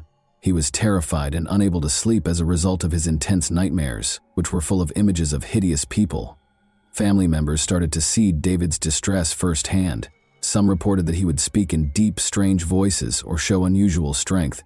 David's family sought assistance from famed paranormal investigators Ed and Lorraine Warren after realizing how serious the situation was. Famous for their work on a number of haunting cases, the Warrens thought David was under demonic possession. They documented the strange events through a series of investigations and interviews with the Glatzel family. David reportedly had violent outbursts during one particularly intense session, claiming that a malevolent entity was torturing him. The Warrens thought that this ghost had taken hold of David and was attacking him physically and mentally. The Warrens and a number of priests performed several exorcisms at the Glatzel residence in an effort to rid David of the alleged demon. David frequently screamed, convulsed, and displayed strange behaviors during the rituals, making these sessions tense and frightening. The Warrens claimed that David's suffering was so intense that he would physically attack family members and anyone else who was around when the exorcisms were taking place. During these sessions, the exorcists claimed to have seen odd things like moving objects, cold spots in the room, and a sense of an oppressive presence. David claimed to have overheard voices mocking him during this period, claiming that he was helpless and would never be able to escape its hold. The young child suffered a severe psychological injury, becoming scared and perplexed, and frequently doubting his own reality. Following months of suffering and several unsuccessful attempts, a team of priests, assisted by Ed and Lorraine Warren, performed David Glatzel's last exorcism.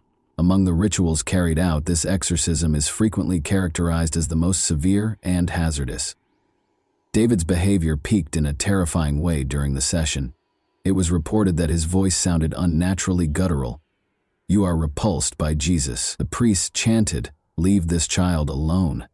Those involved claimed that David had demonstrated supernatural strength well beyond his physical capabilities and had levitated off his bed. Following what felt like hours of fervent spiritual struggle, David's condition abruptly changed. His body, which had been stiff and tense during the exorcism, began to loosen up. David was calm for the first time in months, as his screams stopped. The priests and the Warrens thought that the demon had finally been expelled at this point. David didn't display the violent and unpredictable behavior he had previously displayed. Instead, he looked tired but lucid. Witnesses to his ordeal, his family described the moment as a relief, a weight being taken off their lives and their home. Nevertheless, although the exorcism was terminated, the demon continued to exist. Everything would be completely upended at this point. Here, the startling link between Arn and the eerie case of demonic possession started to emerge, exposing facts that nobody could have predicted. Ed and Lorraine Warren, as well as the Glatzel family, said that Arn had grown impatient with the demon's seeming control over David. During one of the exorcism sessions, Arn confronted the entity thought to be torturing David in a show of defiance and concern. He yelled at the demon, demanding that it abandon David and take possession of him instead. They said, "Take me on," Arn said. "If you're so strong, leave David alone and come into me." These words were meant to be a taunt, challenging the evil force to target him instead of young David. This challenge that Arnie presented to the demon deeply troubled Lorraine. She thought a horrible thing might happen, so she called the Brookfield police to express her fear that something terrible was going to happen. And it did. As events transpired, investigators were certain that Arnie and his followers had a story that was both frightening and humorous, but unquestionably implausible. From the investigators' point of view, the day's events were simple. After consuming excessive amounts of alcohol, Arn and Alan ended up with young girls. Alan's offensive comment about Arn's sister-in-law pushed Arn over the edge, escalating the tension. Under the influence of alcohol and his tumultuous past with the Glatzel family, Arn either lost his mind or used this as an easy excuse to confront Alan physically before leaving. The charges against him were based on this. However, what would Arn's defense entail? Did he have a crime? He would make a plea that would catch the attention of everyone on the planet, not just one of simple guilt. Ed and Lorraine Warren said during the trial, which started in October 1981, "We're going to take the devil to court." Martin Minella, Arn's defense lawyer, claimed that because Arn was under the influence of a demon at the time of the murder, he was not accountable for his actions. Such a defense was employed for the first time in American history. Manella attempted to have the Warrens testify regarding the alleged possession by Johnson and the exorcisms. Additionally, he intended to subpoena the priests who were performing the exorcisms. The defense team maintained that Arnie's actions could only be explained by demonic influence. However, the defense of demonic possession was promptly dismissed by the case's presiding judge, Judge Robert Callahan. Because it was not verifiable by any legal or scientific standards, he decided that such a defense could not be used in court. Supernatural claims are not admissible under the American legal system, which is founded on observable facts and logical reasoning. After the demonic possession defense was rejected, Arne's legal team turned to self-defense. Judge Callahan said, "The courts have dealt with the existence of God. Now they're going to have to deal with the existence of the devil." The next question on the trial was whether Arnie had acted in self-defense during an altercation with Alan Bono while intoxicated. According to testimony given during the trial, Alan started the deadly altercation by grabbing Mary Glatzel, the sister of Arnie's girlfriend, and refusing to let her go. Although the specifics of the altercation were unclear, witnesses stated that Alan had been drinking excessively and had become agitated. Assistant State's Attorney Walter Flanagan led the prosecution's argument that Arne stabbed Alan on purpose, although the prosecution argued that the murder was the consequence of a heated argument rather than any supernatural influence. Johnson had a history of good behavior and no violent tendencies. The jury deliberated based on the evidence presented in court, despite the case's sensational nature and the initial defense's reliance on the demonic possession argument. On November 24, 1981, the jury found Arne Johnson guilty of first-degree manslaughter. Following 15 hours of deliberation, the jury agreed with the defense's arguments of mitigating circumstances, such as the fight between Arnie and Alan, and rejected the notion that the murder was premeditated or that Johnson had acted with malice aforethought.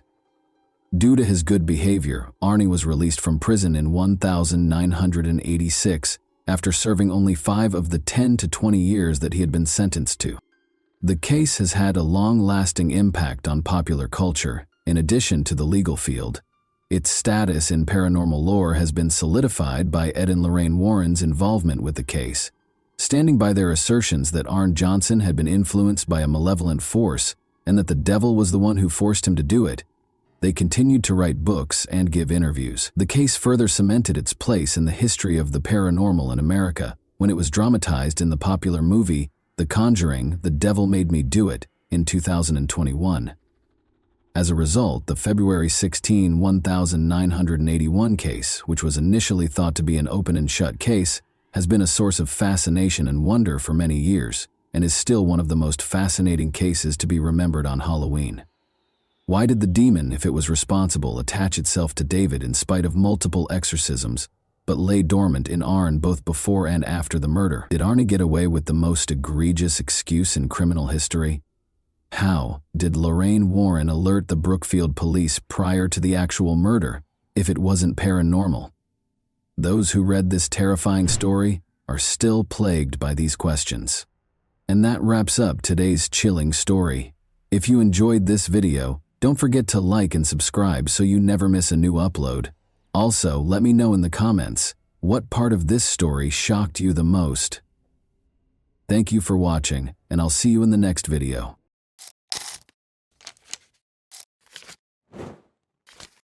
Hey guys, welcome to my channel, and today we're going to take a look at another horrible case with you. The discovery of the victim's body is usually the first piece of information we receive after a murder. From that point forward, the police begin their investigation to determine what happened and who committed the crime. But not this time.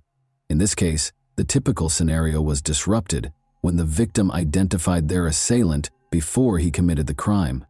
This story occurred recently, in early May 2022, in the city of Peleon Norte de Santander Department, one of Colombia's 32 departments. In this city, there lived a 16-year-old girl named Ana Karina Blanco Duran. She was the oldest of 3 children in a modest family, similar to many others in the region. However, this had no impact on Karina's personality or dreams. She was in the 11th grade and eagerly awaiting graduation. Karina's relatives and friends described her as disciplined and determined, but also cheerful, sociable, and optimistic. However, like most teenagers, she had doubts. She expressed her thoughts in a letter she wrote for a school assignment 2 weeks ago. In the letter, the girl stated that, like everyone else, she had goals that she wanted to achieve. However, at the time, she was preoccupied with being happy, studying, and assisting her mother, whom she described as a beautiful, strong, and resilient woman who had a huge influence over her. The following year, the girl intended to attend university and study psychology or philosophy. This would allow her to pursue her dreams, the most important of which was to buy a house for her mother. At the same time, Karina acknowledged her overwhelming fears and doubts. She wrote that she was afraid of growing up and facing the big world alone. She sometimes wished she could go back in time and play with dolls again, something she didn't get to do as a child because she had to grow up quickly and help her parents. Karina, almost prophetically, explained what would happen to her in 2 weeks in her final sentence. She wrote that she feared human evil, and she was not mistaken. What she was afraid of eventually shattered her dreams. Karina awoke early on May 3, 2022, as she usually does. She lived in La Vega, a village in the Cashra municipality. Karina had to walk for at least an hour every day along several country roads to the bus stop that would take her to school because her village was relatively remote. The morning progressed as usual. The student awoke, ate breakfast, said her goodbyes to her family, and left the house at 5:30 a.m. However, shortly after Karina left, her father began receiving messages from her. It was unusual. Karina wrote to her father that while walking down the country road, she noticed someone following her. A man was approaching her very closely. When the girl quickened her pace, the stranger did the same. If she attempted to take a different path, he would follow her. Karina was understandably uneasy and suspicious. She mustered the courage to take a discreet photo of the stranger and send it to her father so he would know who was after her. Cesar Blanco, Karina's father, became extremely concerned for his daughter's safety. He dashed out of the house, taking the same route to the bus stop that she had taken, but he couldn't find her anywhere. The man assumed the danger was over and Karina had safely boarded the bus. Unfortunately, this was not the case. Karina's parents were later informed by the school that she did not attend class that day. Karina's parents reported her disappearance to the police. Because it was a small village where everyone knew each other, word of the incident spread quickly among the locals. The girl's family distributed a photograph of the stranger who had been following her since the morning. A few hours later, a man who worked at a local farm mentioned another farm worker who looked very similar to the man in the photograph. Despite the blurry image, he believed he recognized him. Additionally, that worker was late for work on the same day. Armed with this information, several villagers and Karina's relatives went to the farm where these men worked and demanded answers from the person Karina had most likely photographed. The man in question was Alexander Quio, a 55-year-old Venezuelan native. He had arrived in town 4 months ago and was staying with a relative. Alexander had found work on the farm where he was located. The people were outraged by the schoolgirl's disappearance and acted aggressively. He eventually admitted to assaulting Karina, killing her, and disposing of her body in the Cashra River. It's understandable that the villagers, particularly Karina's relatives, wanted to take matters into their own hands following such a confession. However, the police arrived just on time. The officers apprehended the suspect, rescuing him from the angry mob. The police took Alexander Carrillo to the station and began interrogation. He repeated what he had previously told the villagers. He admitted to killing the schoolgirl and revealed where her body was disposed of. Following the crime, he cleaned himself up, changed his blood-stained clothes for clean ones, and returned to work. The man truly believed he would never be found, unaware that the victim had taken a photograph of him. During the interrogation, villagers gathered near the station. They were furious and wanted to take matters into their own hands. Concerned for the man's safety and believing his life was in danger, the police decided to transport him to another location. They escorted the suspect out of the station and attempted to get him into the car. However, when the crowd began to act, they dragged Carrillo from the vehicle and attacked him. The police couldn't intervene because there were so many of them. The mob beat the perpetrator with sticks and stones before someone attacked him with a knife, killing him. Even after that, the crowd refused to disperse and blocked the police from approaching until they were certain that the man had died. Karina's body was discovered on the riverbank, exactly where her assailant had indicated. Her bag was nearby. The girl was partially undressed, and the autopsy revealed she had been sexually assaulted. She died of 2 penetrating wounds to her chest and neck. According to the police, Alexander Carrillo had been watching Karina for several days, meeting her every morning as she walked to school while he went to work.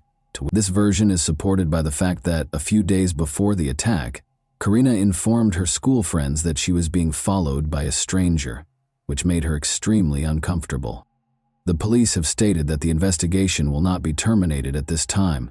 They will investigate the actions of the local police officers who allowed the man's lynching, as well as who initiated the attack and delivered the fatal blow.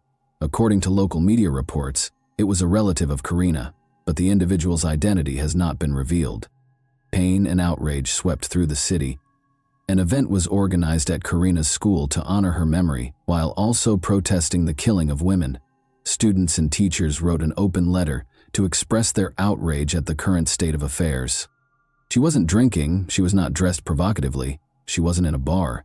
She walked to school every weekday wearing rubber boots because she lived on a farm, and she, like many other boys and girls in the country, had to overcome obstacles in order to receive an education. She feared that someone was following her. She was just 16, terrified. Her dreams, desires, and life were stolen from her. After Karina's voice was silenced, all that remained were the voices of those of us who demanded a safer environment and normal families in which children were taught not to hit, violate, or murder one another. Karina's killer did not see her as a person with her own life, dreams, and loving family, so the villagers decided to repay him in kind. Lynching is considered unacceptable by many, and it has no place in a civilized society. However, for many others, it simply reflects a lack of faith in the justice system. They are dissatisfied with the prevalence of impunity and the fact that the criminal will never face the harshest penalties. They believe the police are not doing their jobs, so they have decided to take action to remedy the situation. It is heartbreaking to see girls who leave for school and never return, becoming victims of murder. But in this case, Karina was the one who exposed the criminal. Karina did not behave recklessly. She immediately sensed the danger emanating from the persistent stranger, secretly photographing him and sending it to her father.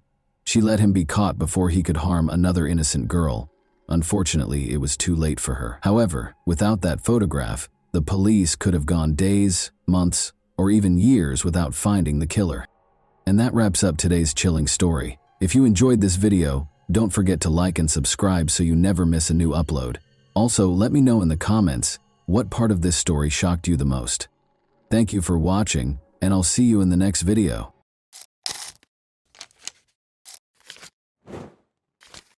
Hey guys, welcome to my channel, and today we're going to take a look at another horrible case with you.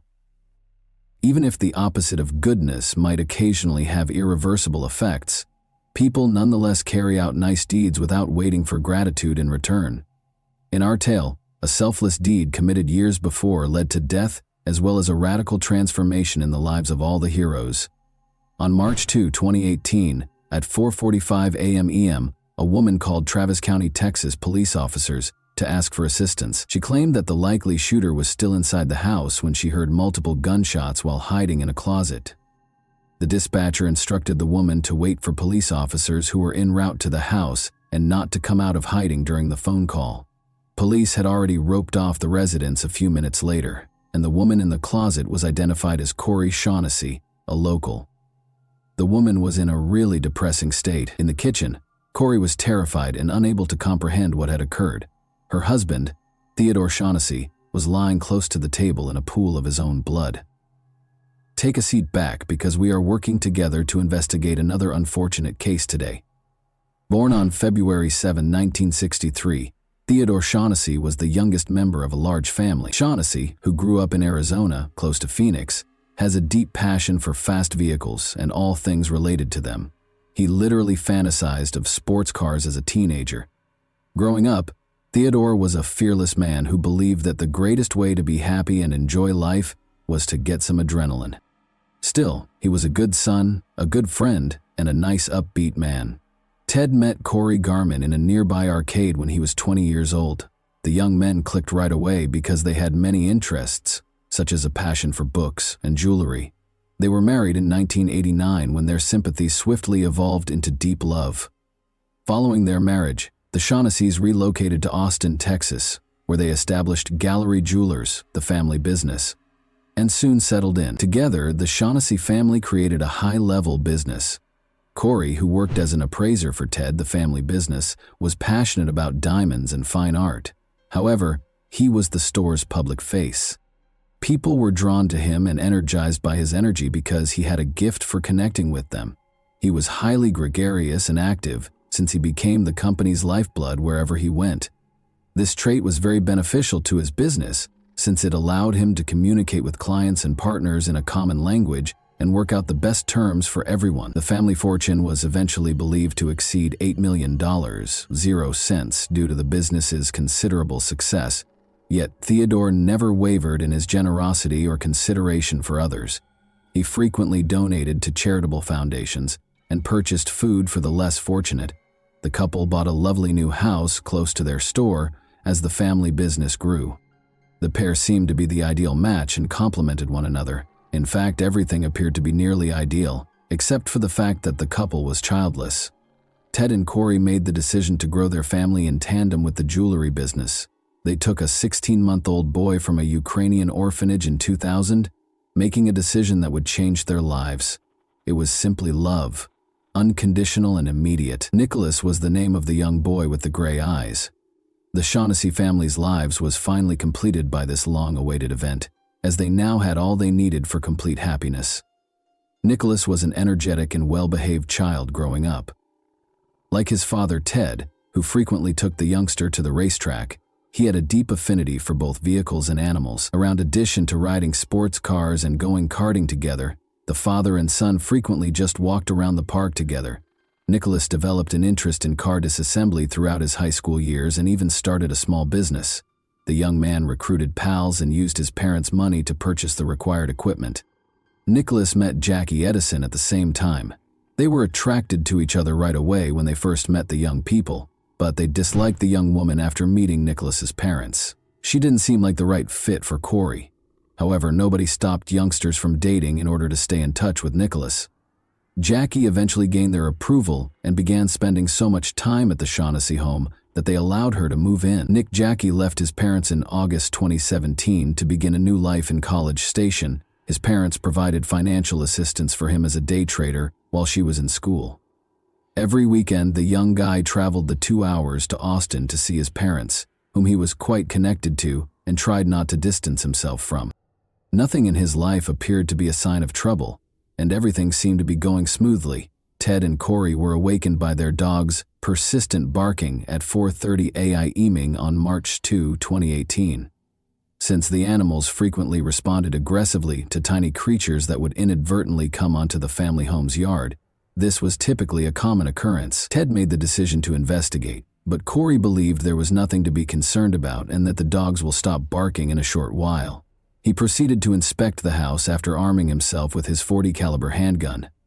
Corey quickly fell back asleep after resting her head on the pillow.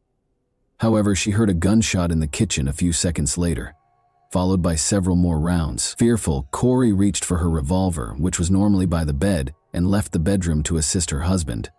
However, as she was leaving, she noticed that her favorite dog Bart had been shot at the doorway. A dark, ominous figure suddenly materialized in it. Fearing that he would be discovered and killed, Corey shot randomly, directing all 6 bullets toward the door, unloading the revolver and hiding in a closet. Fortunately, Corey managed to reach for her cell phone and notify emergency authorities that someone had broken into the residence. She claimed to have heard groans coming from the room and to have shot one of the assailants. The terrified woman repeated to the operator that she heard someone groaning, but she wanted to make sure because she didn't know who was making the noises. She was calmed down by the dispatcher, who advised her to wait for the police and not leave the shelter. She was notified that the cops had reached the residence 15 minutes later. Eventually, the groans subsided and the house fell into a funeral silence. After exiting the closet, Corey made his way to the front door. She noticed her spouse in a pool of blood as she passed the kitchen. Shells littered the area around him, and he appeared to be lifeless. She was so terrified that she went to the door and opened it, but nobody was there. It just so happened that the officers were in the incorrect house. The officers on her neighbor's doorway were attempting to determine which side of the street the gunfire were coming from because of the peculiar precinct arrangement of this neighborhood. After settling down, They hurried to the Shaughnessy residence. A trembling Corey, her life utterly destroyed, was waiting for them on the doorstep. She had no idea what had transpired. After entering, the police officers made every effort to soothe the woman. Corey reported the attack to her son over the phone. She went for Austin right away with Jackie, and they got to her parents' house at about 8 in the morning. Theodore Shaughnessy, 55, was shot many times in the head, back, and thigh, and died as a result. Friends, family, and acquaintances were appalled by what had occurred. Nobody had any idea that they could have homicidal adversaries who could be shot at close range in such a heartless manner in the middle of the night in their own house. In order to assist Corey and help with the inquiry, Nick and Jackie remained in the house with her after the tragedy. The crime scene was inspected by law enforcement. The discovery of 2 distinct kinds of shell casings in the .40 and .38 caliber indicates that 2 distinct firearms were used in the shooting. Although there were no indications of forced entry, the offenders must have entered through the far bedroom's open window, which caught attention when the safety netting was taken down. The first fingerprint was discovered here by the forensic team as well, and it was submitted right away to the lab for analysis. A number of neighbors were questioned by police on the Shaughnessy family and whether they saw anything unusual. Police were informed by a neighbor that the Shaughnessy's residence had previously been the target of a burglary, because they are the owners of a jewelry chain. In addition to swabbing Corey's hands for gunshot residue, the police also removed her pajamas for inspection. From the start, Corey was forthright about the fact that she had discharged her weapon. After starting their investigation, the police swiftly ruled out burglary because there had been no forced entry or stolen property. They turned their focus to the murder inquiry and discovered that, with the exception of the door leading to Nicholas Shaughnessy's room, every door in the home was still in place. The door had been opened, and a search of the room showed that a .40 caliber pistol drawer on a dresser was missing a firearm. Detectives concluded it was the gun used to kill since it was the only missing item from the residence, and its caliber matched one of the guns used in the massacre. Corey, Jackie, and head Nick all agreed to lend their support to the investigation in any way they could. Nick claimed he hadn't been in Austin for around a month, but he and Jackie also consented to the police searching Corey's cell phone. Additionally, all 3 consented to respond to inquiries at the station. Simply put, the police wanted to learn as much as they could about the family and the day's events in order to pursue the criminals. It was still unclear to investigators whether the murder was a targeted crime, a random attack, or a poorly executed heist. Since there was no unidentified prints at the site, they had to consider whether Corey Shaughnessy, the only victim still alive, could have been a suspect. She was the only one in the house, after all. The fact that Corey was left alive by the gunman was the only thing the authorities could focus on. They also thought it strange that nothing was taken from the house, and that the gunman had been there for 17 minutes prior to the shooting. Amy Meredith, an assistant prosecutor who investigated the scene of the incident, was positive Ted Shaughnessy was acquainted with the assailant. Additionally, she was positive that the house was too large and too dim for a few lone robbers or jewelry thieves to rapidly navigate. Because detectives thought she had a motive, Corey Shaughnessy was being questioned more and more. Officers discovered that Ted's $1 million 0-cents policy had Corey as its beneficiary. There was no proof against Corey, but their house and business were also quite valuable. However, Corey wasn't the only member of the family that raised questions. Suspicions were also raised against Shaughnessy's son, Nicholas, who was almost 100 miles away from the tragic scene at the time of the crime. He was agitated on the morning of the disaster, and investigators saw one significant point. He questioned him, and then proceeded straight to a first-floor side window that was wide open. It was his room's window. In order to examine that window in detail, which was not visible from the front of the home alone, he proceeded to that side of the house. The crooks entered through that identical window.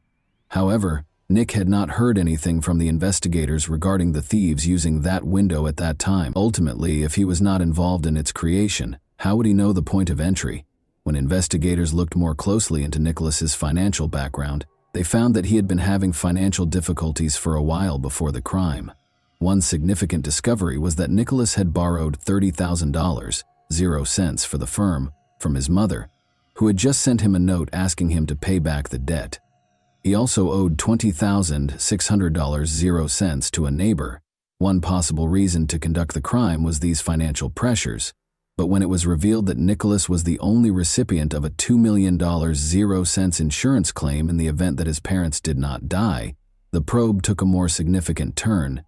Nick became a prime suspect in the eyes of the police as a result of this detail, which increased their level of inspection. The investigator also noticed an app on Nicholas's phone that allowed him to access his parents' home alarm system. Corey informed them that, although the system was turned off that evening and the family frequently opted not to arm it, police discovered something in the account's history. According to Corey, they only activated the alarm when they weren't at home. Nevertheless, the system identified that around 4:27 a.m., there was an activity to open a window. The system discovered shattered glass about 17 minutes later. The marriage certificate between Nicholas and Jackie was another unexpected discovery during the house search. The more closely the police investigated, the more embarrassing evidence they discovered that Nick and Jackie were, in fact, preparing to kill Shaughnessy's parents. It turned out that they were secretly married in August 2017 and didn't reveal their marriage until after the murder. Phone records revealed that Nick was lying when he claimed to have been out of Austin for a month, even though he recalled that he was more than 100 miles away at the time of the crime. Ted's cell phone use was captured in Austin on February 28, 2 days prior to his murder. Investigators questioned whether he had been in town for last-minute planning. The phones of Jackie and Nicholas were inspected. A number of text messages that had been synced with Nicholas's computer were erased. When Nick texted Jackie on February 24 to let her know he was working on it, Jackie replied, "Do they want $50K or not? Paying half that early is beyond our means." Nicholas and Jackie's flat was searched by the police. The number of cameras placed throughout the apartment astounded everyone. The cameras demonstrated this. On the morning of the crime, they were at home. The safe included firearms, ammo, and valuables. The make and caliber of one of the murder weapons and one of the ammunition boxes were identical. It was a .38 caliber handgun with 6 bullets missing. Nick requested that Jackie take money out of the account. In other letters, Jackie had taken out $1,000 0 cents from the bank a few days prior to the crime, so if this occurs, she will have cash on hand. Officials believed it was no accident. Investigators got in touch with Nick's high school friend Spencer Patterson, who officiated Nick and Jackie's wedding during the course of the inquiry. Even though it was quite challenging to get in touch with him, the information that was gathered was crucial in establishing Nicholas' guilt. It turned out that the fingerprint from Nicholas's bedroom window was a dead end. The window belonged to the individual who installed it, but when Nicholas lived there, authorities discovered that he had used it to enter and exit the property covertly. Spencer, his best friend, was also aware of it. Police interviewed Spencer. Additionally, he was aware of Ted and Corey's home safe location. Spencer's house, vehicle, and cell phone were searched by police. Police discovered a .38 caliber handgun in the vehicle. Although it wasn't one of the murder weapons, it was sent for forensic analysis. Additionally, Spencer was at home on the morning of the incident, according to his cell phone. Although Spencer was not considered a suspect, he did contribute to the suspicions against Nicholas that was disclosed by Spencer just prior to the crime. After Ted and Corey left, Nick mentioned obtaining $8 million, 0 cents. Spencer attempted to hire Nicholas Shaughnessy to murder the family and take all of their belongings. The disguise was unnecessary because they would all perish, according to their communication. Nicholas Shaughnessy and Jackie Edison were arrested by police on May 29, 2018, for criminal solicitation, Nick wrote. Corey was incredulous. By that time, her son was working in the jewelry store in his father's place, and the widow thought the authorities were attempting to frame him. Corey continued to think it was an error. She stated that she required concrete evidence of their involvement. Jackie was freed on bail 2 weeks after the arrest. After the catastrophe, Corey found her son the best lawyer she could find. "You could have told me that aliens landed in the front yard, and I would have believed that instead of believing that Nicholas and Jackie were planning to kill us," Corey Shaughnessy stated in an interview. Corey has been Nick's companion for months. She genuinely thought that either there was something odd with illegal substances, or perhaps the children were involved in something in College Station where Nicholas owed someone money. Or perhaps he misrepresented his parents' jewelry-making profession. The mom was prepared to accept anything other than her son's murderous plot. However, the authorities were positive that the attack was carried out by Nick and Jackie. there was still the difficult chore of identifying Ted Shaughnessy's shooter. After all, the investigation has come to a standstill, and the traces and evidence have run their course. Detective James Moore made the decision to watch the security footage from Nick and Jackie's porch, which had been taken just 2 days prior to the attack, 4 months after the crime. This was the last straw for a mother who had been fighting for months to believe in her son. Too much had transpired to suggest that Jackie and Nicholas were involved, and Corey was horrified to learn that she had harbored the same individuals who had plotted Ted's and her murder that night for months. The case took a significant turn when surveillance footage from the house's front porch was discovered. Nick Shaughnessy can be seen greeting 2 men at the front entrance in the video, which was taken just 2 days before to the incident. Anderson is printed on a green t-shirt that one of them is sporting. To find the individual on the tape, detectives hurried to the Anderson Window Company. Although he wasn't home that day, his wife swiftly attracted their attention by answering the door. His name was Cameron Vosmek. She claimed that her husband had been approached to kill someone for money a few months prior by a man named Johnny Leon. But Cameron had refused. Vosmek was not considered a suspect by the police.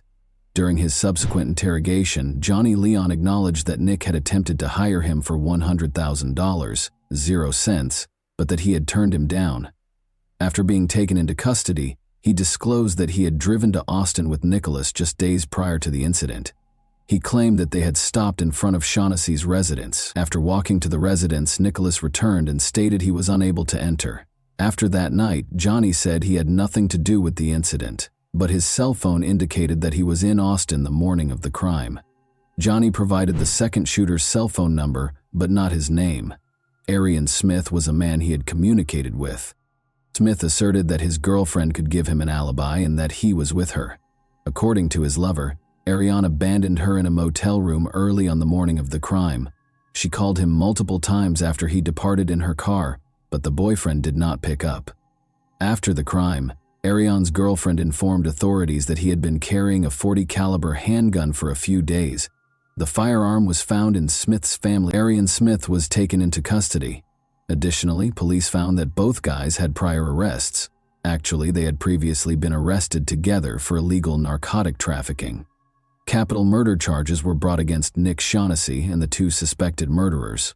The new district attorney, Jose Garza, took over as assistant district attorney in the spring of 2021 after Amy Meredith resigned. His office offered the criminals a chance to avoid a potential death sentence by entering a guilty plea to a lesser charge of murder and serving 35 years with the possibility of parole.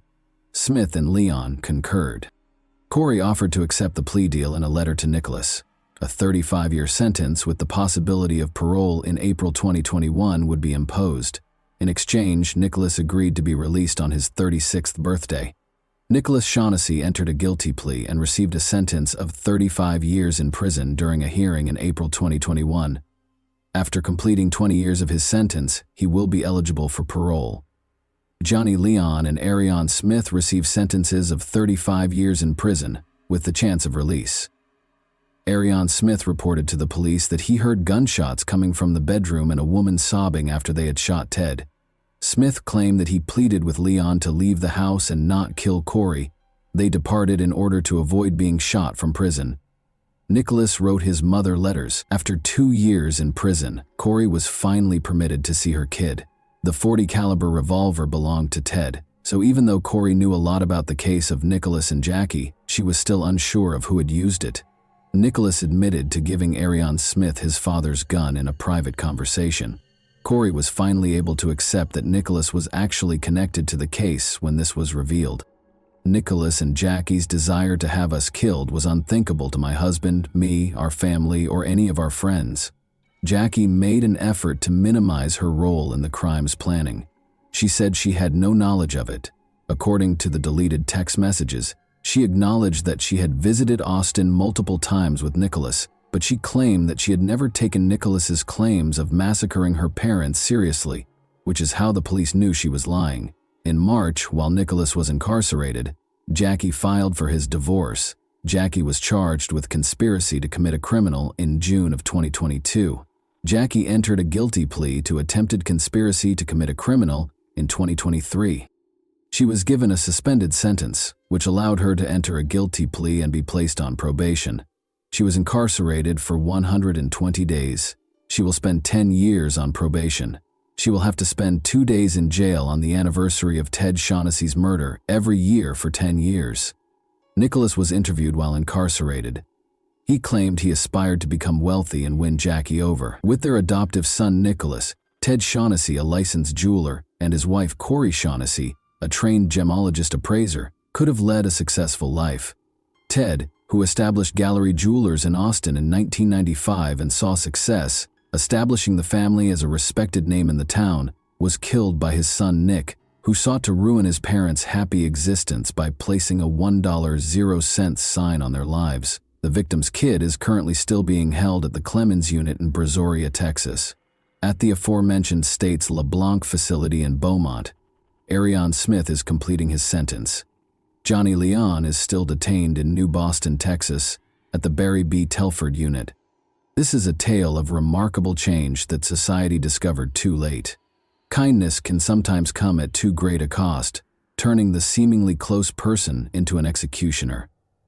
Ironically, the eager Shaughnesses went to great lengths to welcome a felon home.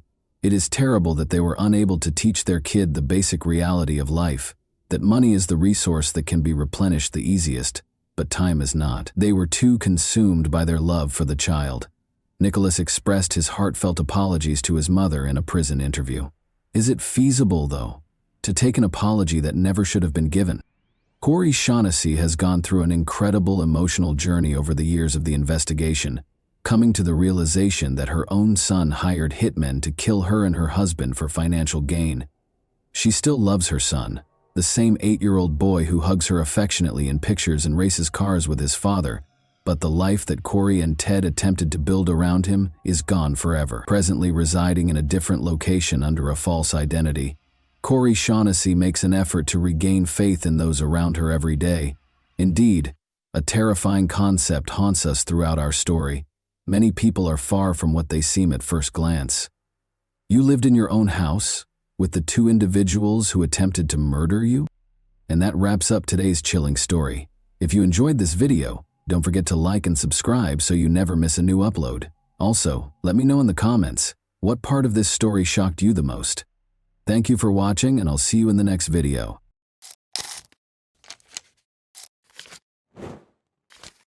Hey guys, welcome to my channel, and today we're going to take a look at another horrible case with you. We will examine 2 cases today that you are most likely unfamiliar with.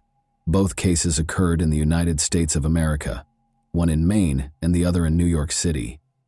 2 19-year-old women encountered unanticipated events that ended their plans and aspirations and permanently altered their families' lives. Michaela Conley, 19, lived in Bar Harbor with her mother and stepfather. The town of Bar Harbor is located on Mount Desert Island in Frenchman Bay, Maine. It provides access to the nearby Acadia National Park's mountains and cliffs. When Michaela was 4 years old, her father passed away. On May 31, 2018, Michaela picked up her friend Jalik Keene at Logan Airport in Boston and drove him back to Bar Harbor.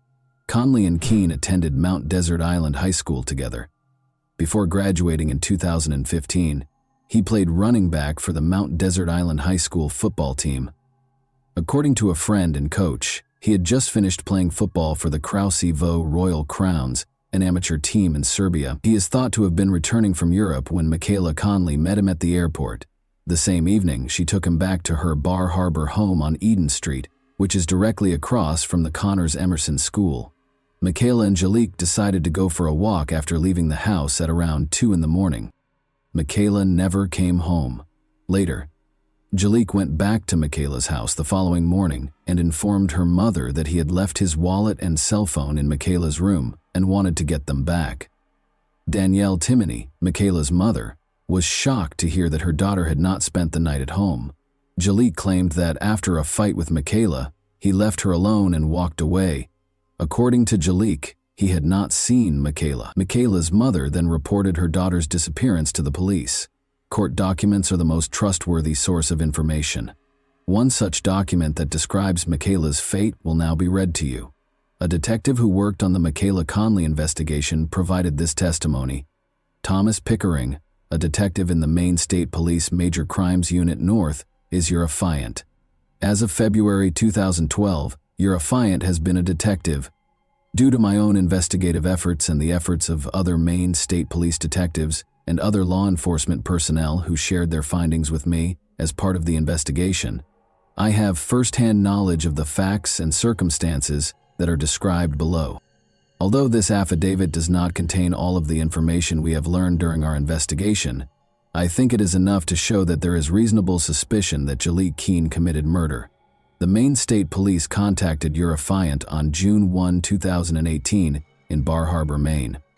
On June 2, 2018, around 11:32, Bangor RCC reported a missing person from Bar Harbor. After arriving at the Bar Harbor Police Department, Urifiant was informed by Maine State Police Sergeant Jason Richards of the following facts: that on March 22, 1999, Michaela Conley was reported missing to the Bar Harbor Police Department, that she had left in the afternoon of May 31, 2018, to travel to South to pick up Jalek Keene and a woman named Natasha, that her mother, Danielle Timmons, reported her missing on June 3, 18, at around 1:04 p.m., that Danielle reported that her cell phone was found this morning on the grounds of the Connors Emerson School, that a school official gave Danielle a cell phone which Danielle recognized as her own, that on June 2, 2018, an MSP canine search team discovered human remains in the wooded area between the Connors Emerson School and the intersection of Eden Avenue and West Street in Bar Harbor, Maine,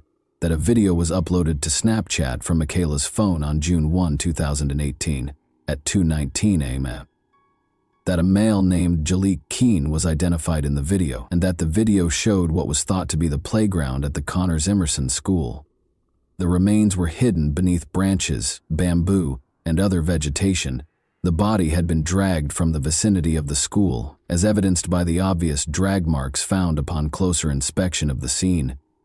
Later, it was determined that the remains belonged to Michaela Conley, who was born on March 22, 1999. On June 3, 2018, State Medical Examiner Dr. Margaret Greenwald performed Michaela Conley's autopsy. Dr. Greenwald called me to share her initial findings. She discovered evidence of strangulation and blunt force trauma to the head and face after the autopsy. In addition, there were numerous abrasions and contusions on the torso and extremities, which suggested both dragging and intentional harm. Additionally, there was evidence of anal penetration with injury, including rectum contusions, anus lacerations, and contusions. She believes that strangulation and blunt force trauma are the causes of death. Homicide is the manner of death. Before MSP detectives Jason Fowler and Paul White discovered the body, Jalek Keene was interviewed on June 10. He acknowledged in that interview that Michaela had picked him up at Logan Airport and that they had driven back to Bar Harbor together. He claimed to have stayed with her until the wee hours of the morning at her house, and that while they were there, they both went onto the grounds of the nearby Connors Emerson School at around 2 in the morning. I was able to verify this claim by looking at surveillance footage that was obtained from the school. He claimed that they made out and had sex for approximately an hour while they were together on the school grounds, as will be covered in more detail below. Then she got angry. A physical altercation broke out. He displayed the scratches on his back to the detectives. "She had forced it upon me," he said. He claimed that he left at 3:30 a.m. and never came back. "I never saw her again," he said. Jalek and I had a walkthrough on June 3 before I interviewed him. He acknowledged that they had had vaginal sex at that point, and in response to my questions, he revealed that this was their first time having sex together, and that he had also had anal sex with Michaela. He went on to say that he never saw her again after leaving her on the school grounds at around 3:30 in the morning. He told me that he waited for her for 4 hours after walking down to the shoreline close to the Bar Harbor shore path. I was able to get the video surveillance footage from every camera at the school by collaborating with other detectives. By watching that video, I was able to see Michaela Conley and Jalek Keene strolling along the path that connects Eden Street to the Connors Emerson School at 2:17 in the morning. Jalek and Michaela walk off camera toward the school's Eden Street side, which is where the playground is. After that, I watched more video from a camera mounted on the building's Eden Street side. Low light levels and cobwebs in front of the lens, which partially obscured the view, resulted in poor video quality. It was like taking pictures with night vision. However, I managed to see someone who looked like Michaela enter the scene and sit on the ground in what must have been a very dimly lit space. Then, at 3:36 a.m., I saw a man who looked like Jalik approach her side. Following some sort of conversation, he picked her up over his shoulder and left with her while she was kicking her feet. I then looked at more footage from the same camera that was shot at around 7:05 a.m. the following day in full daylight. I saw someone operating a lawnmower, moving in and out of sight. Shortly afterward, I saw Jalik Keene emerge from behind a line of bushes into the open, carrying an apparently dead Michaela by her wrists, pulling her over his back with her body stretched out on it, and quickly dragging her across the screen in the direction of the location where her body was eventually discovered. Jalik had the same eye-catching tattoo on his left arm that I had previously noticed on the video, and I noticed that he was wearing the same black clothing that he had been wearing when they first arrived on school property.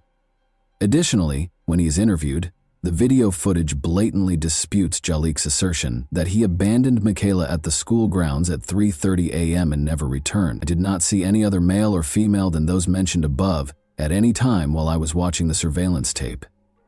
Jalik Keene was taken into custody. Despite facing multiple charges, he entered a not guilty plea. About 50 of Conley's family members and friends packed the courtroom for the 2019 trial.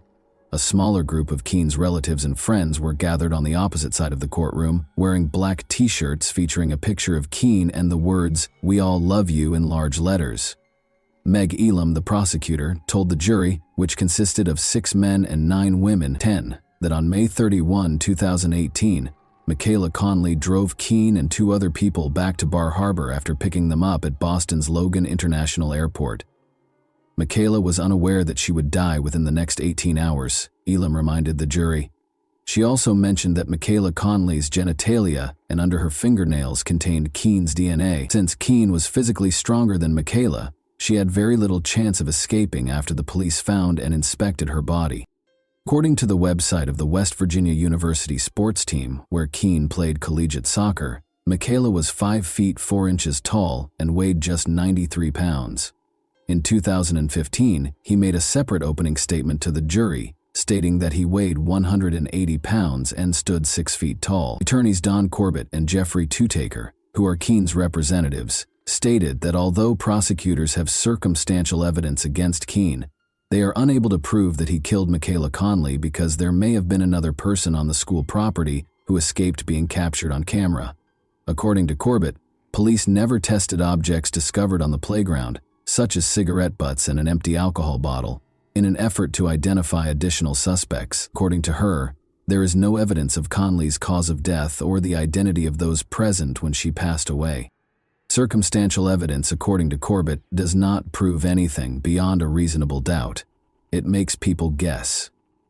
Before Corbett told the jury how Conley and Keene, who had known each other since elementary school, went to Conley's mother's home on Eden Street, which was right across the street from the elementary school, when they arrived in Bar Harbor at around 1 in the morning.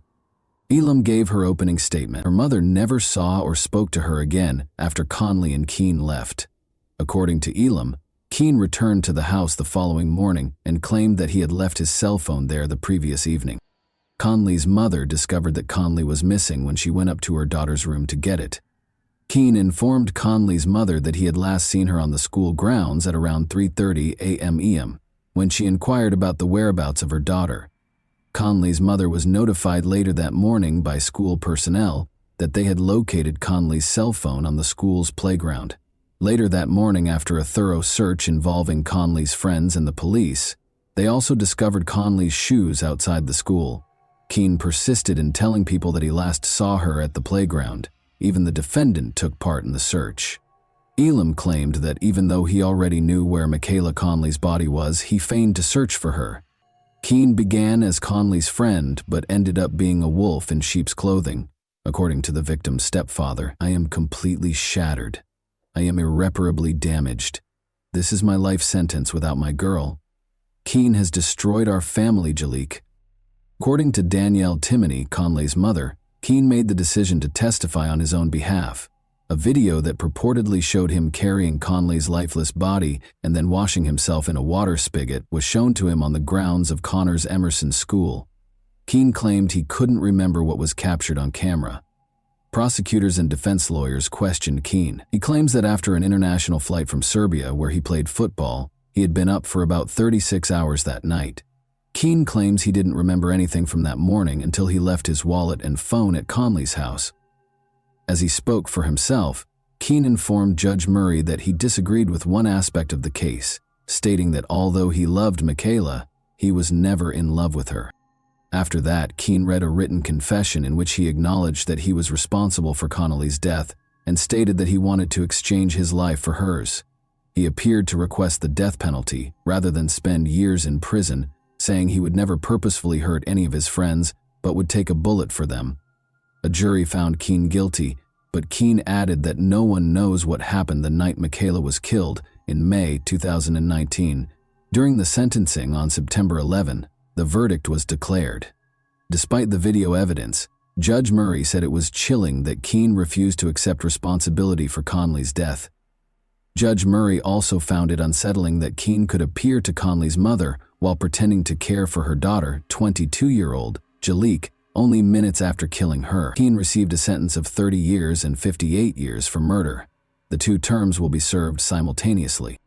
The event covered in this video happened in January 2022, specifically in East Harlem, New York City. Cristal Bayron Neves, 19, was employed at Burger King on the night shift. As if sensing trouble, she was scheduled to work another shift on January 8, 2022. Even though Crystal didn't want to go to work, her sense of duty overcame her. The girl showed up for what turned out to be her final shift. North of the Upper East Side, East Harlem, also called Spanish Harlem or El Barrio, is a neighborhood in Upper Manhattan, New York City. It is bordered to the east and north by the East and Harlem Rivers, to the south by 96th Street, and to the west by 5th Avenue. Although it is one of the neighborhoods that are included in Greater Harlem, it is generally not regarded as being a part of Harlem proper. Despite its name, the neighborhood is home to one of New York City's largest Hispanic communities, which is primarily made up of Puerto Ricans, Dominicans, Cubans, and Mexicans. In 2019, Crystal, her mother, and her 14-year-old brother relocated to New York City from Puerto Rico, where they gradually made their home. While their mother, Christy Nieves, found employment and tried her best to provide for her children, Crystal and her brother began attending school. Crystal received her high school diploma in 2021. She started looking for work, but since she lacked any skills, she was compelled to accept a position at East Harlem's Burger King in December 2021. Her home was only a few blocks away from her workplace on 116th Street. Her dreams were not limited to working behind the cash register at a fast food restaurant. Of course, she intended to attend college and pursue a career that would enable her to be eligible for a higher-paying job. But for now, Crystal's dream was a personal vehicle, and she set out to earn the money necessary to purchase it for herself. During her first few days at Burger King, Crystal encountered difficulties. She had to work the night shift because of the way the schedule was set up. Since East Harlem has a long history of social issues, including high crime rates, Crystal was understandably unhappy with the night shifts. She was afraid of the homeless people who would gather in front of the Burger King where she worked at night. Crystal asked her manager to adjust her work schedule after she started to worry about her safety. She requested to start working the day shift on January 14, 2022. As her final night shifts came to an end, Crystal was to start working during the day. She grew less and less excited to go to work. Before leaving the house on the evening of January 8, 2022, Crystal was heading to one of her final night shifts. She told her mother, Christy Nieves, that she was scared of the contingent that gathered there at night, and that was why she didn't want to go to work. But the mother insisted that her daughter must do the right thing. "You have to be responsible," Christy said. "You're already on the schedule, so you must leave." The last time Crystal's mother saw her alive, she left for work. Crystal changed her clothes when she got to work and started working. She worked at a Burger King location that was open 24 hours a day, but there was no security. A man wearing all black entered the building at around 1 in the morning. He had a gun in his hand and a black ski mask covering his face. The first person to obstruct the offender at this time was a patron who was seated at a table within the establishment. The handle of the gun struck him in the head. The 59-year-old female manager was struck in the face by the perpetrator after she was next in line. Then, the masked man threatened Crystal as he walked up behind the cash register. He insisted that she take the money out of the cash register and give it to him. Although there was only $100 in the cash register, Crystal opened it, took the money and gave it to the criminal in order to comply with the demands. The masked man pulled the trigger because he apparently didn't like receiving so little money. Crystal was struck in the chest by the bullet. The manager called 911 after the offender had left the property. Police and an ambulance showed up and took Crystal to the hospital, where the doctor tried her best to save her life but was unsuccessful. The location where everything occurred was cordoned off by police, but they were unable to track down and capture the criminal on the hot tracks. The female manager told the police everything they could recall after the customer was struck in the head by a gun handle. They claimed that Crystal followed the offender's instructions without question. However, he still shot her. Although the suspect's face was hidden by a mask, the New York Police Department released a picture of him in the hopes that someone would recognize him and report it for information that would result in the criminal's arrest. The $10,000 reward offered by the New York Police Department was quickly raised to $20,000. What took place? Additionally, Crystal's family suffered a severe blow. Funeral arrangements were now a burden for the family, even though her life had only just begun. Outside the Burger King building, a temporary memorial was set up, and worried citizens brought flowers and lit candles. According to Mayor Eric Adams, he met Nieves' mother and observed the anguish on her face. He expressed gratitude to the NYPD for their efforts in apprehending the suspect. Even though I don't attend arrest press conferences, it was extremely personal for a cold-blooded murderer to shoot a 19-year-old girl after she cooperated. There are far too many firearms on our streets, as we have repeatedly stated. Adams said that when a fundraiser was set up for the Nieves family, hundreds of worried people answered the call for assistance. In her native Puerto Rico, Christy Nieves made the decision to bury her daughter. When contributions totaled $45,000, the fundraiser was shut down. Crystal's family members received complimentary tickets to Puerto Rico from JetBlue Airways, which has its headquarters in New York. Police were working to solve the case in the interim. Throughout the city, leaflets featuring the offender's picture were actively circulated. The incident was discussed on television news programs, and the picture was also circulated on social media. There was no justification for shooting this young woman, so it's likely that very few people in New York are still unaware of Crystal's incident.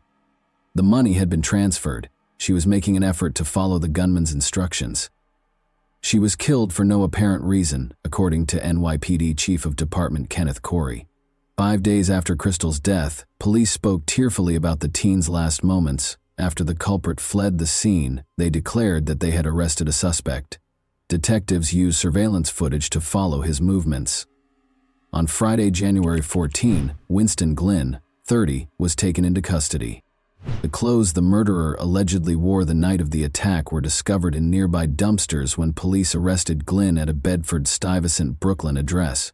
According to law enforcement, they found a phone that he had taken from the manager of the restaurant and thrown into a subway tunnel. They also used security footage to follow the attacker to a nearby bodega where, an hour prior to the deadly altercation, he made an electronic transaction. Among other charges, he was accused of first-degree murder.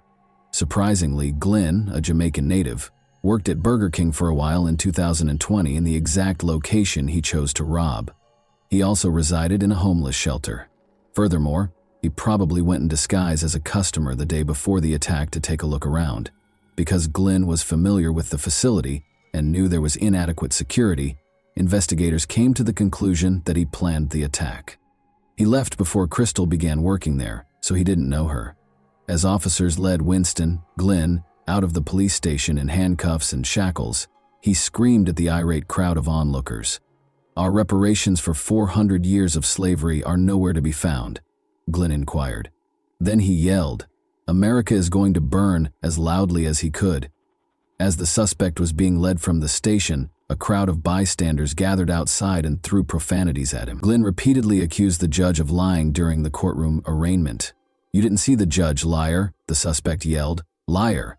At a subsequent court hearing, Glynn was accused of first-degree murder and robbery and was not granted bail. He likened himself to Jesus Christ and Nelson Mandela. Nelson Mandela. What happened to him? What became of Jesus? They weren't guilty. I want to be a leader in all of that, Glynn. Many people are envious. He asked why he would use a traceable payment so soon before the crime, and why it took days for a witness to identify him after the news had broadcast the robbery's video. I used to work at a tip line, and I'm sure someone called it.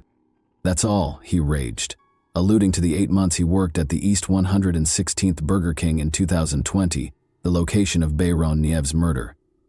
This can only go in one direction. They let me go, and I sue the city for keeping me for so long, he continued. The system treats the lower class as if we are unimportant, which infuriated Glynn, before asserting that the families of the wealthy and powerful truly profit from crime and chaos in the city. He also made strange references to Freemasons and the Illuminati. Glynn entered a not guilty plea in the death of Bayron Nies.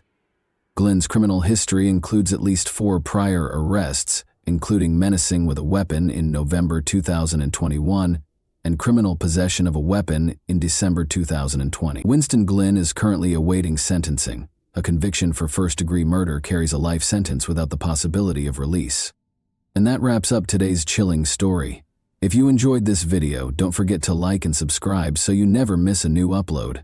Also, let me know in the comments, what part of this story shocked you the most? Thank you for watching, and I'll see you in the next video.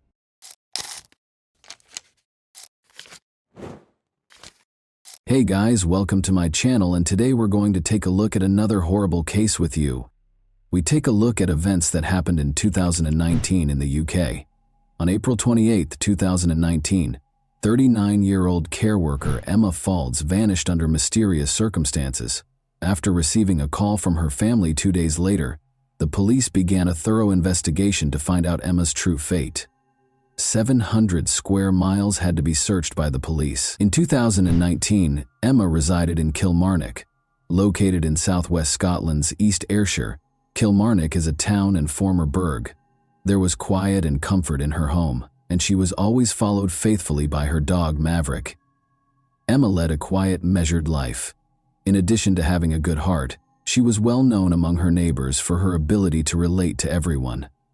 Emma regarded her dog Maverick, a cute West Highland Terrier, as a son, and more than just a pet. They would enjoy the fresh air and the splendor of nature while taking long walks together in parks and woods. Emma visited her parents on April 25, 2019. Her father, Ian, 70, and mother, Margaret Faulds, 70, were thrilled to see their daughter. Emma always brought a sense of coziness and warmth to her visits with her parents. Emma's parents talked about their plans and memories during dinner. Even though she had heard these stories a lot, she always discovered something fresh and motivational in them. Her parents occasionally reminisced about Emma's early years and how the family used to go on picnics at the lake. The conversation at the table was informal and laid back. Immersed in the recollections of her carefree childhood, Emma shared their laughter. However, the discussion continued. In order to prepare for the future, her parents informed her that they would be traveling to Brighton to see relatives who resided there. Emma remarked to herself how her parents, in spite of their advanced age, made plans with ease and joy, still full of life and adventure.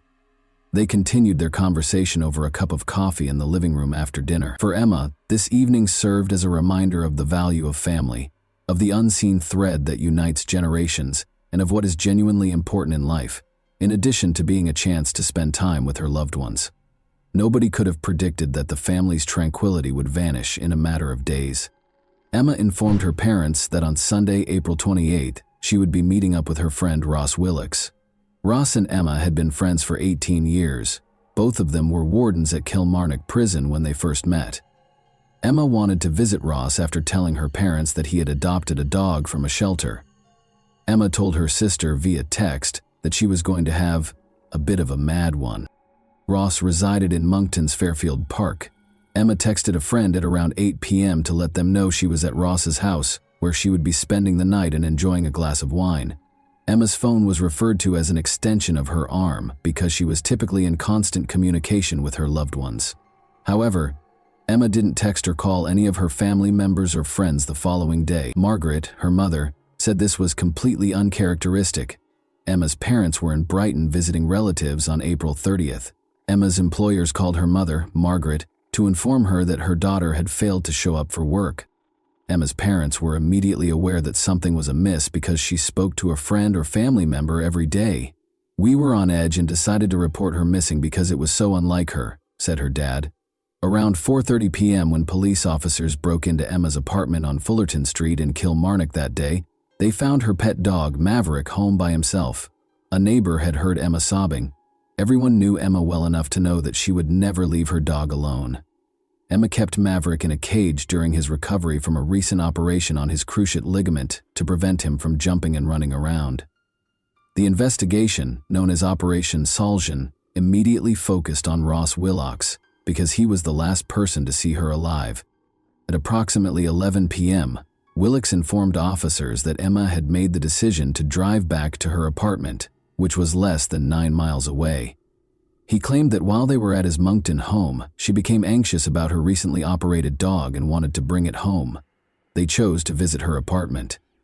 He claimed that after traveling with her, he took roughly a dozen lines of cocaine. According to Willox, Emma was cheerful and upbeat and was having fun.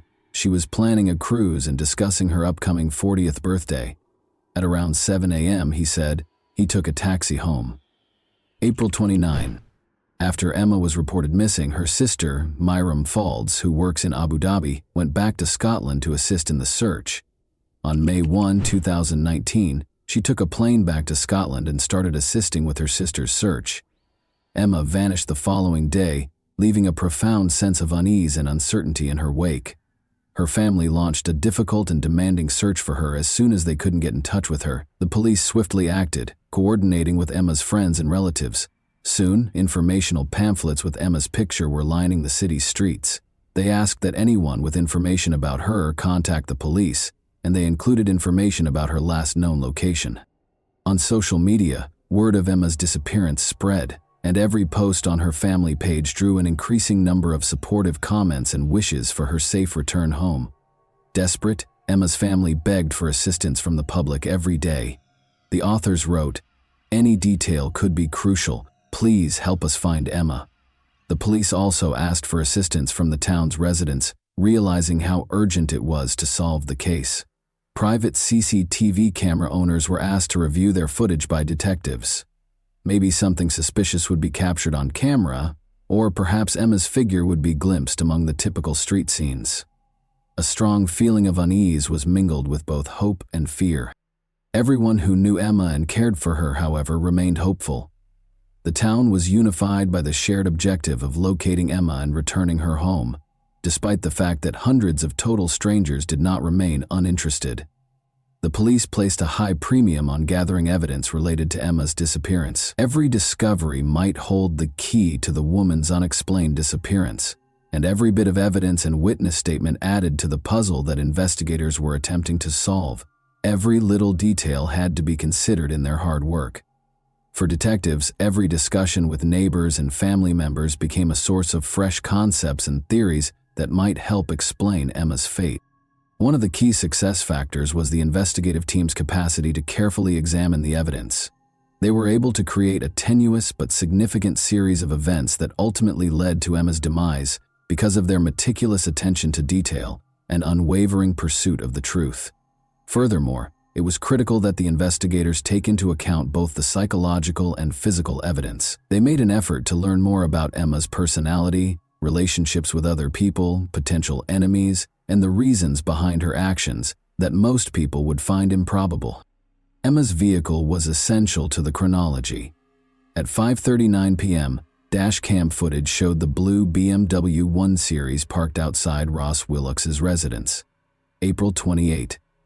Emma's car was parked outside her house the following morning, but strangely it was parked on the other side of the street.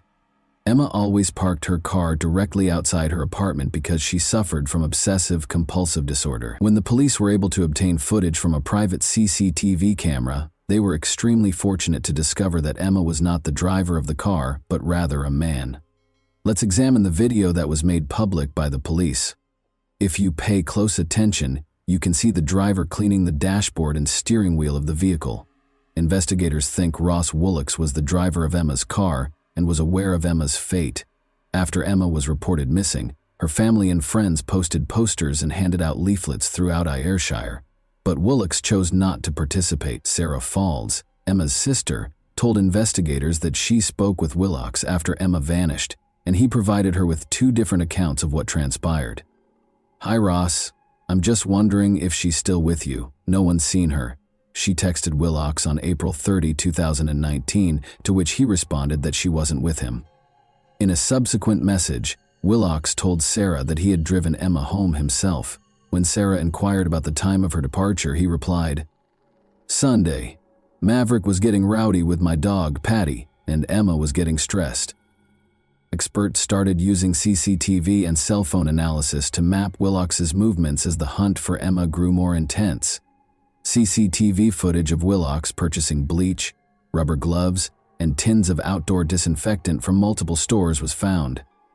When we put all those pieces of evidence together, it painted a suspicious picture of Ross Willocks' movements. They also looked into his background and found that he had previously constructed wind farms in Dumfries and Galloway, close to the Galloway Forest, according to Detective Crombie. When cameras captured 2 trips to the region in the days after Emma vanished, this became crucial. The first was in his Mercedes SUV on April 29. The second was in a Jaguar he purchased for his wife, who was working overseas when Emma disappeared. Later, during the search of the Jaguar, a police dog trained to detect the smell of dead bodies repeatedly barked at the boot area, providing a positive indication. In addition to an officer with extensive local knowledge and experience working as a wind farm liaison, police also called in search specialists from the UK National Crime Agency. According to Detective Crombie, some areas of the 700-square-mile Galloway Forest Park resembled the moon's surface. Willocks' cell phone was examined by digital forensic specialists, who then superimposed the CCTV footage that was found on the routes he took in the 48 hours following Emma's disappearance. As previously stated, the police dog made a signal when searching Willocks' Jaguar. Even though investigators knew Emma was dead, they still needed more solid proof to find Willocks guilty. They had to locate Emma's remains. Police called for assistance from the public once more. The Mercedes on Monday, April 29, and the Jaguar on Tuesday, April 30, were both known to have been on the A714 Girvan to Newton Stewart Road. Detective Martin Fergus, who was in charge of the investigation, stated, "What Emma's family is going through is unimaginable, and our priority is to find her. I am thankful to members of the public who have been in touch and have provided us with valuable information which has led us to explore this area. I believe the A714 route is key to helping us find Emma, and I am appealing again to those who use this route regularly. Please take time to think back and consider if you saw a Mercedes or Jaguar car on this road, or parked up somewhere, or even off-road. If you have dashcam footage, please take the time to go through and check it. You may not realize it, but you could have captured footage of the vehicles in these locations, which could provide us with vital information and assist us in finding Emma." Since Willocks was the sole suspect in the Emma Faulds disappearance case, he was constantly monitored by the police. Neil Moore, Ross Willocks' best friend, gave the police another crucial lead. Moore claimed that after Willocks requested to use his device, he noticed the searches on it. On May 8, 2019, Moore told prosecutor Paul Kearney that he discovered searches he had not made on his iPad. They included: do police put tracking devices on cars? Can cars be traced by GPS? And can UK police trace your car without a warrant? Willocks was being watched when he was taken into custody at his mother's home on May 8 on suspicion of Emma's murder. Declaring that he had no idea where Emma might be, he entered a not guilty plea. The Galloway Forest is roughly 700 square miles in size. However, police were able to concentrate on a search area by employing specialized techniques. During Operation Salzan and the search of the 700-square-mile Galloway Forest area where Emma's body was suspected to be, police called in Professor Lorna Dawson.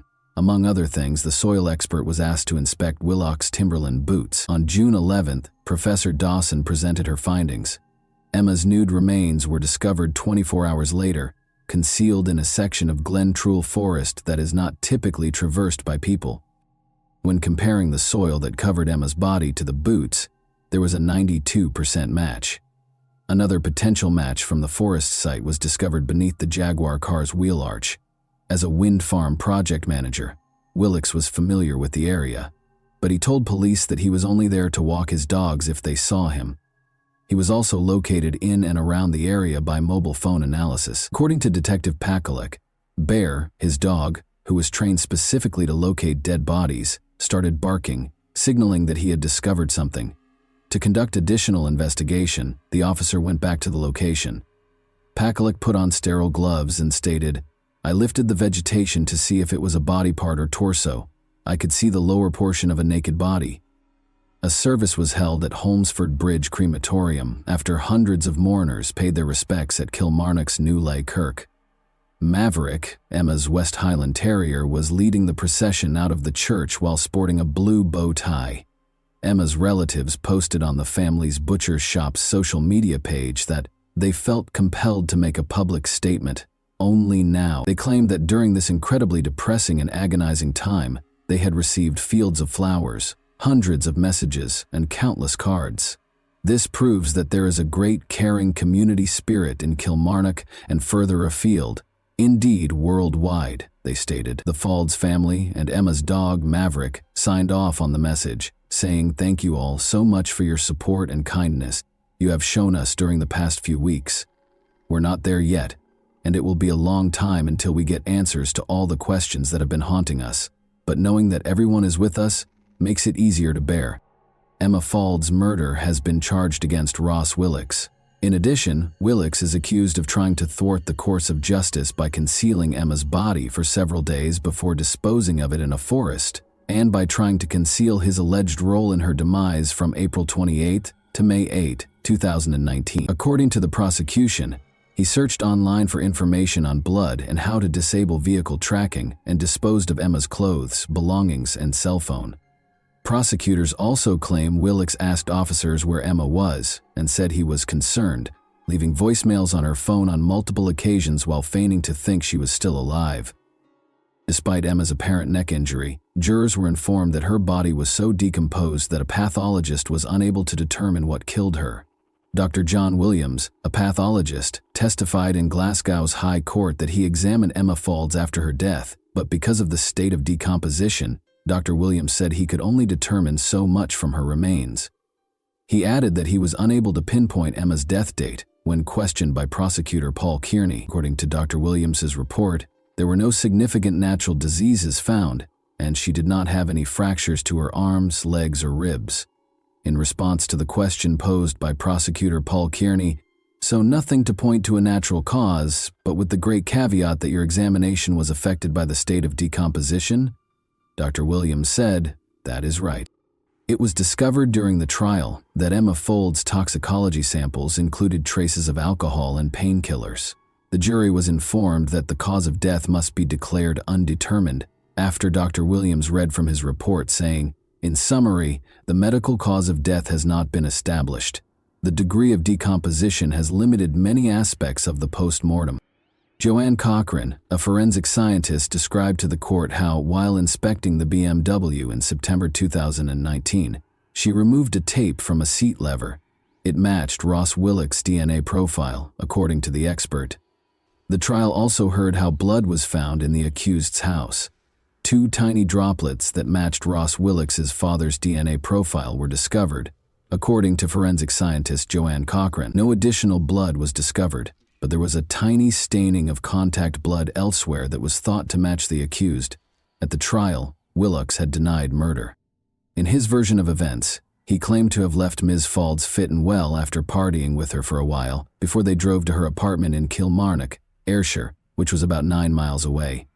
Willix's attorney, Donald Findlay, stated that it would not be suitable to offer any apologies on behalf of his client, who disputes his own responsibility. According to Findlay, he is not the kind of person I would have expected to have found himself guilty of a crime of murder. The murder of somebody that he knew and cared for. They cared for each other, not in any romantic sense, but as friends. Something catastrophic went wrong in the early hours of the morning and one life was lost. Margaret Faulds, Emma's mother, described the location of her daughter's discovery on the first day of the trial as, "No one would walk there or drive there.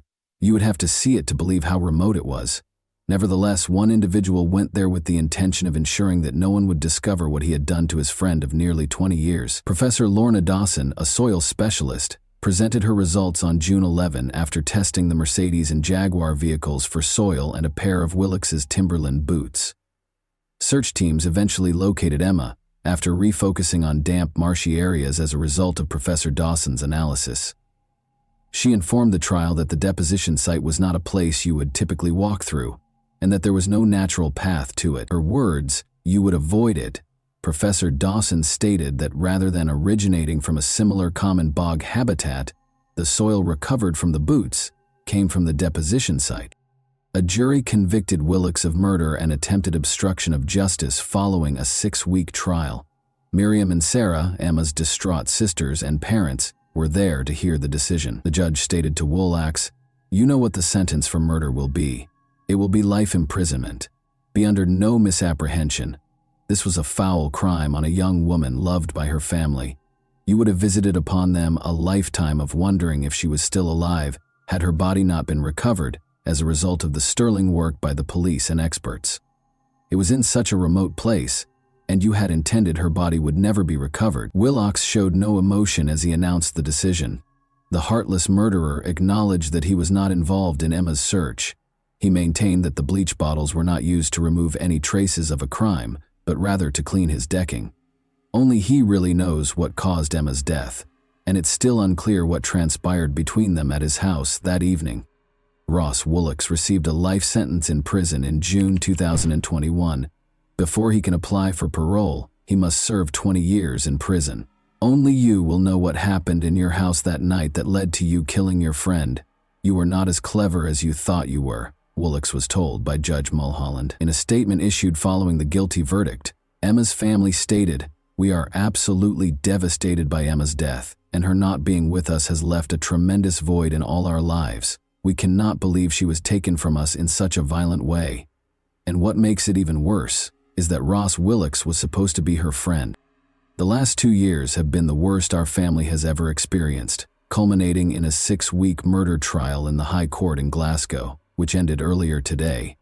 The conclusion, as you are probably aware, is that the man who murdered our beloved Emma has been found guilty. I feel, on behalf of my family, that I should use this message to thank everyone, friends, customers, and the wider community, for their fantastic support, kindness, and help when needed. We know we will never get Emma back, but we feel, with all the professionals involved in the case, we've got justice for her. And that wraps up today's chilling story. If you enjoyed this video, don't forget to like and subscribe so you never miss a new upload. Also, let me know in the comments what part of this story shocked you the most. Thank you for watching, and I'll see you in the next video.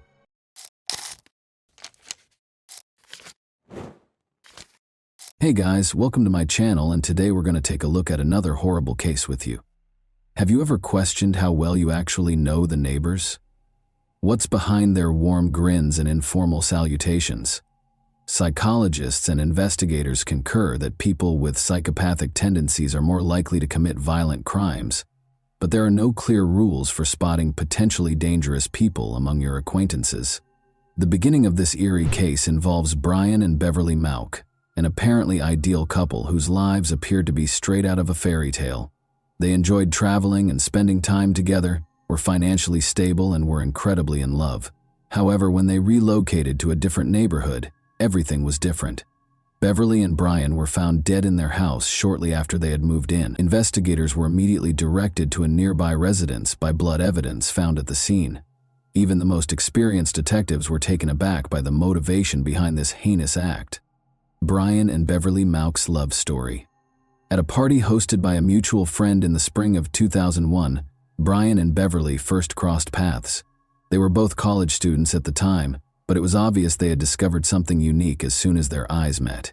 They were inseparable after their initial mutual admiration swiftly developed into a strong bond. The couple visited each other's families in turn that summer, introducing their partners to their parents and being forthright about their sincere intentions.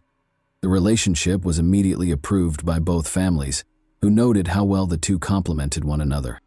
From an early age, Beverly and Brian had been active and daring. They were never satisfied to remain motionless for long, and thrived on sports, thrills, and novel experiences. Beverly was a gifted athlete who loved learning new languages, played guitar effortlessly, and was an excellent baseball and track star.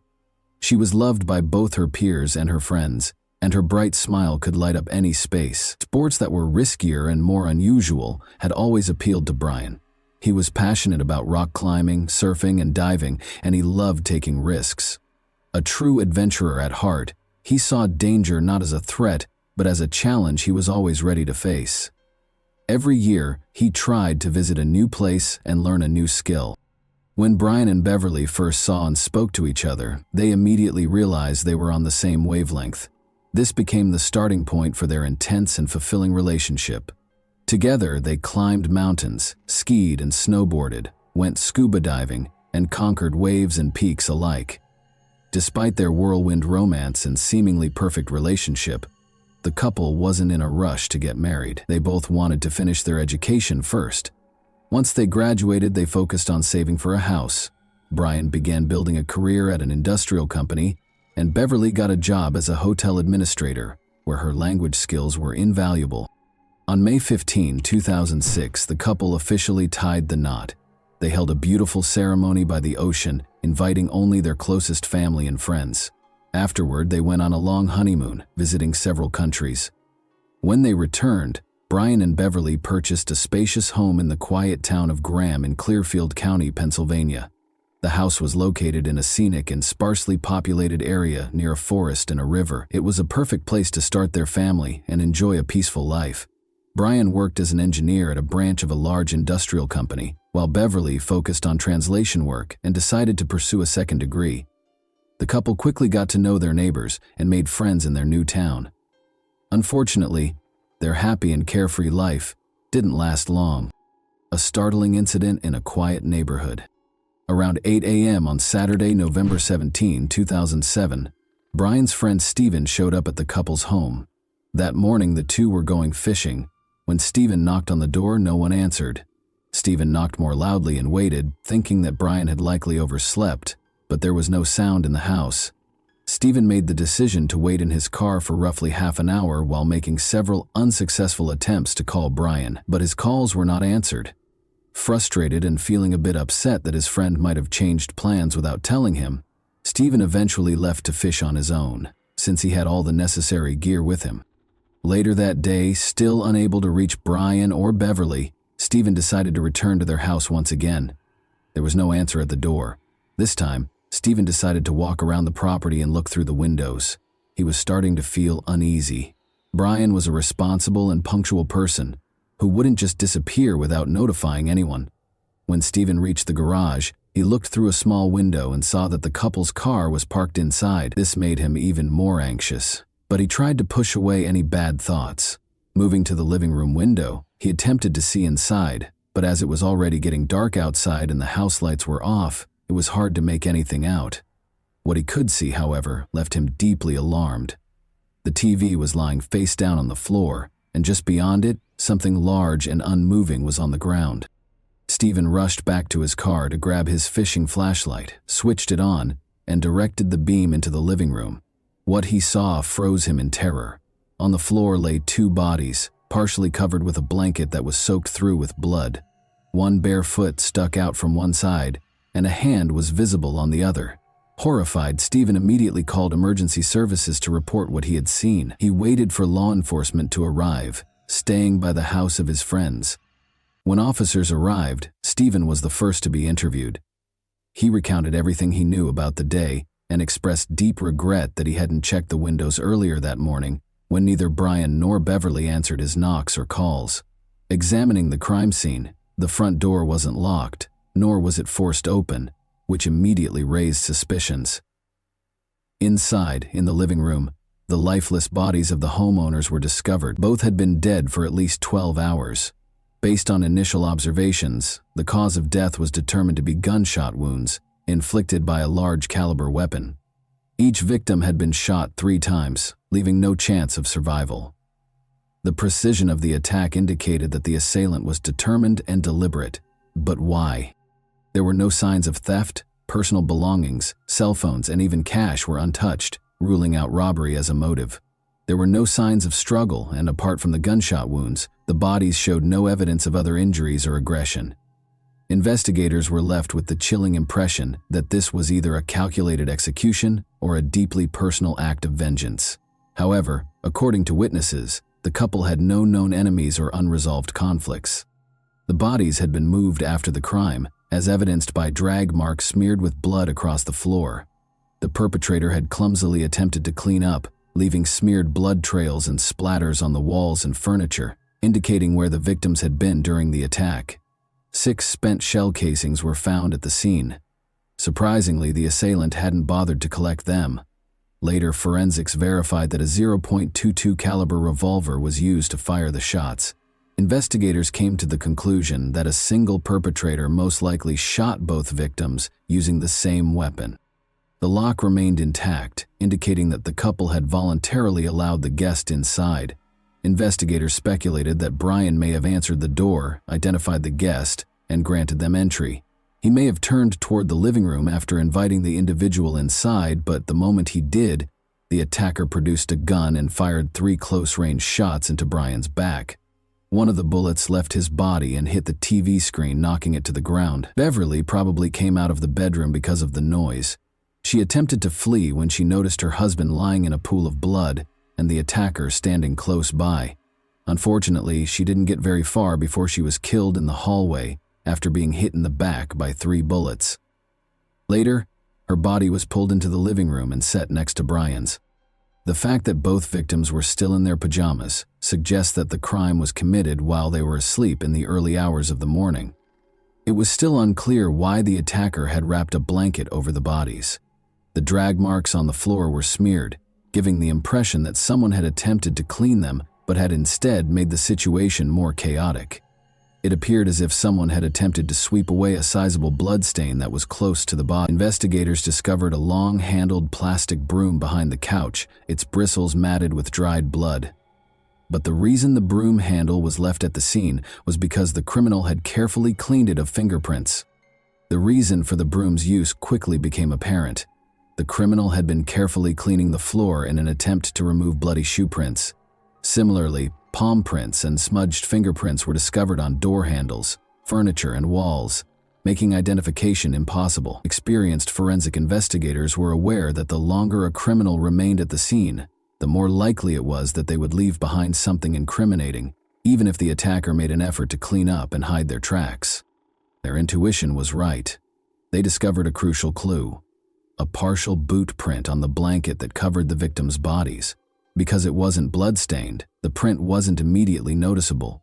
Rather, the tread pattern showed on the fabric underneath it, and it was imprinted where there was only a thin layer of blood on the floor.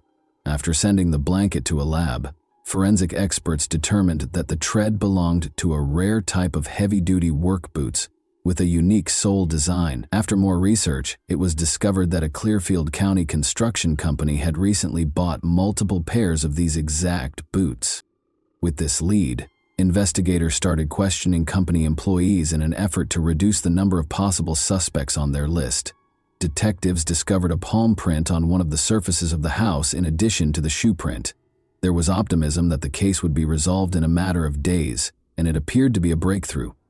Nevertheless, no matches were found when the print was scanned through law enforcement databases. This implied that the offender had no past records and had never had their fingerprints taken by the police.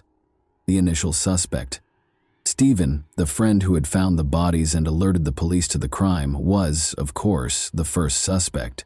Suspicion was aroused by the fact that he had been to the crime scene twice that day, but Stephen clarified that he didn't call the police until later because he had thought earlier in the morning that Brian and Beverly were just sleeping. Stephen was shocked and furious to learn that he was a suspect. He had no alibi because he said he had been fishing by the river by himself for almost the whole day, where no one else had seen him. Nevertheless, his timeline was confirmed by investigators using traffic camera footage.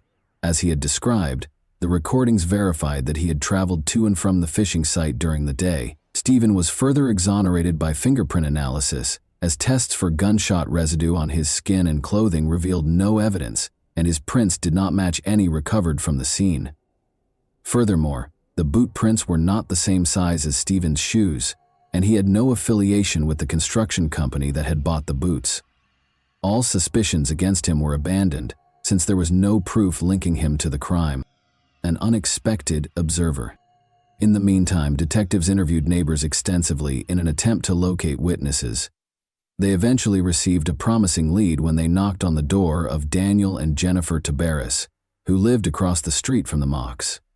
When they called, Daniel said he was happy to answer their questions, but that his wife Jennifer was at work. He disclosed that at approximately 5:30 a.m., he now knows that the strange noises he heard from the Mocks' house on the day of the crime were gunshots.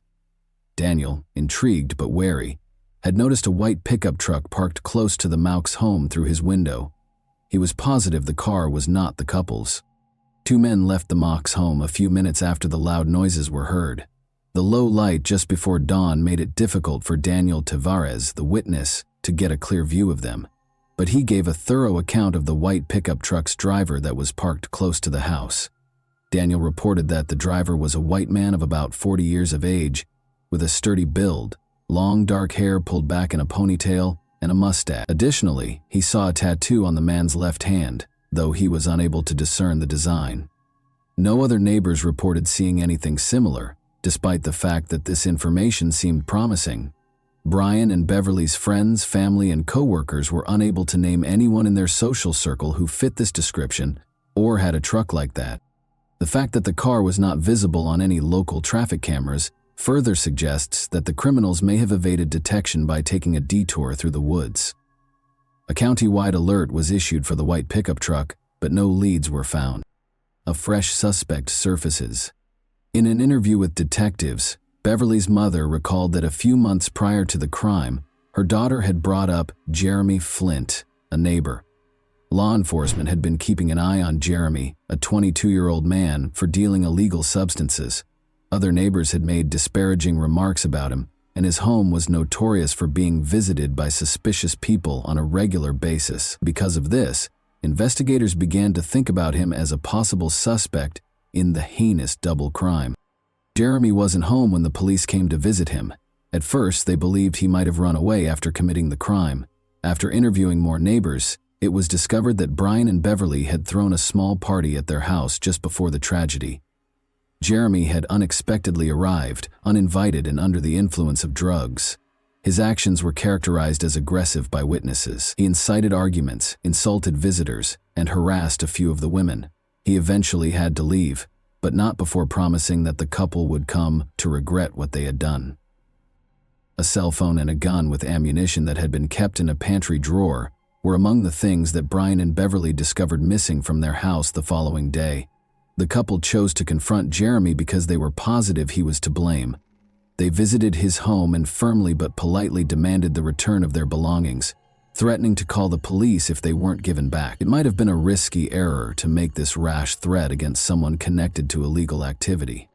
Jeremy refused to return the items and denied stealing anything, but inexplicably the missing items turned up in the couple's backyard the next day. Beverly and Brian were certain that Jeremy had left them there overnight. Even though the incident seemed to be over, Beverly was still uncomfortable. She started urging her husband to think about relocating to a different neighborhood because she was afraid of being home alone. The alibi of Jeremy. When Jeremy eventually made it back to town, he was taken into custody by police to be questioned. He returned the day after the crime, but it soon became apparent that he had been out of town for almost a week. He had spent 6 days with his parents after traveling to another state to see them. He had been out drinking with friends the night of the crime, according to surveillance footage from a bar, and his alibi was supported by multiple witnesses. Furthermore, forensic analysis verified that Jeremy's palm prints and fingerprints did not correspond with those discovered at the scene. Jeremy was ruled out as a suspect because there was no evidence linking him to the crime. Recent advances in the case. The only witness in the case, Daniel Tavares, was contacted again in the hopes that he might remember something new after investigators had exhausted all other suspects and leads. Daniel's story abruptly changed during this follow-up visit. In addition to describing one of the men leaving the house with a scar on his cheek, he claimed to recall specifics about the clothing the criminals were wearing. Daniel had previously mentioned that the men's faces were hidden by hoodies, so this was a startling change. Daniel was asked to identify the window he had been looking through at the time of the incident by a detective. Despite the fact that it was daylight, the detective's analysis of the view revealed that it was still challenging to discern the specifics of a person across the street. It seemed unlikely that Daniel could have seen so much, given that the events had occurred in the early morning twilight. This disparity raised the possibility that Daniel had been lying all along. However, why? Was he personally responsible for the crime? Daniel produced a number of pairs of dress shoes, boots, and sneakers when investigators asked to see his footwear, but none of them matched the footprint discovered at the scene. Detectives began to examine Daniel more closely, however, as his story changed and his actions became more suspicious. A difficult history. The background of Daniel Tavares proved to be extremely disturbing. His life took a bad turn early on. He was born in 1966 as the youngest child in a military family. Daniel's mother took care of him and his 3 older sisters after his parents divorced when he was only 4 years old. Shortly after, his father got married again and showed little concern for his former spouse's kids. Daniel had left school by the 9th grade, started stealing, running away from home, and experimenting with illegal drugs. He was first arrested for robbery when he was 18, but then his estranged father stepped in and helped him get probation instead of going to jail. The father appeared to want to give Daniel another chance, possibly out of guilt. Even so, Daniel kept getting into trouble with the law over the years. He was always given light sentences for his offenses.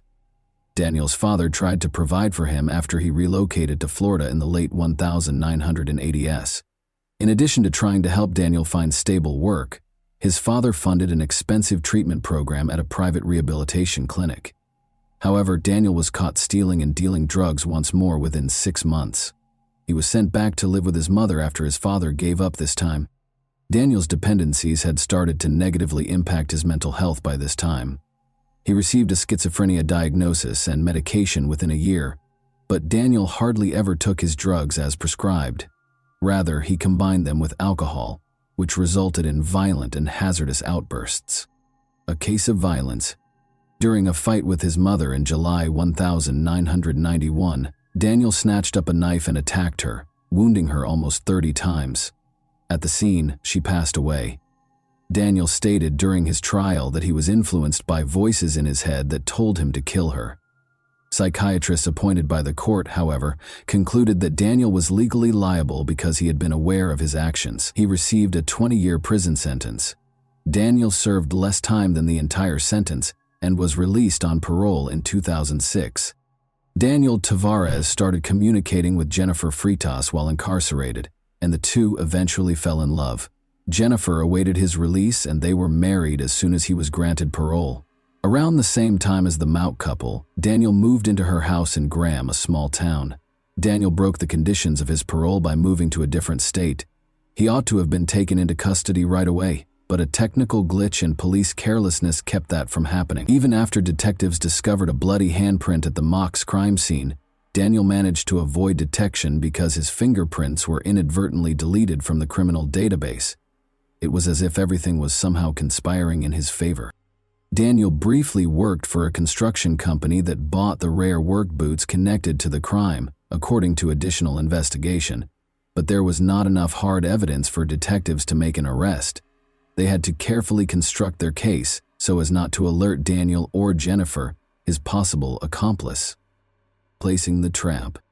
Daniel was asked to come to the police station on November 24, 2007, ostensibly to help with composite sketches of possible suspects. He enthusiastically accepted and enthusiastically described and assisted in drawing portraits of people he had made up entirely for about an hour. He was preoccupied when a second officer walked in and remarked nonchalantly that in order to rule Daniel out as a suspect, they needed to get his fingerprint. After some hesitation, Daniel finally consented, certain that there would be no evidence of his presence at the crime scene. The officer casually mentioned that investigators had discovered an unidentified bloody handprint at the Maux residence after fingerprinting. Daniel tensed visibly and started to explain that his prints might have been left at the Maux house because he had been friendly with them and frequently visited them. The officer calmly replied that there was no reason to be concerned because the handprint was bloody and obviously that of the criminal. The discussion then turned to Daniel's past by a second detective. Daniel confessed to killing his mother after he brought up the crime for which he had served time. Unexpectedly, Daniel started to describe the horrifying specifics of that crime with icy fervor.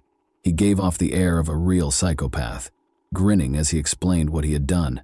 Forensic experts were comparing Daniel's prints to those recovered from the crime scene in the meantime. Detectives presented Daniel with the evidence after the results showed a perfect match. Anger immediately replaced his arrogant manner.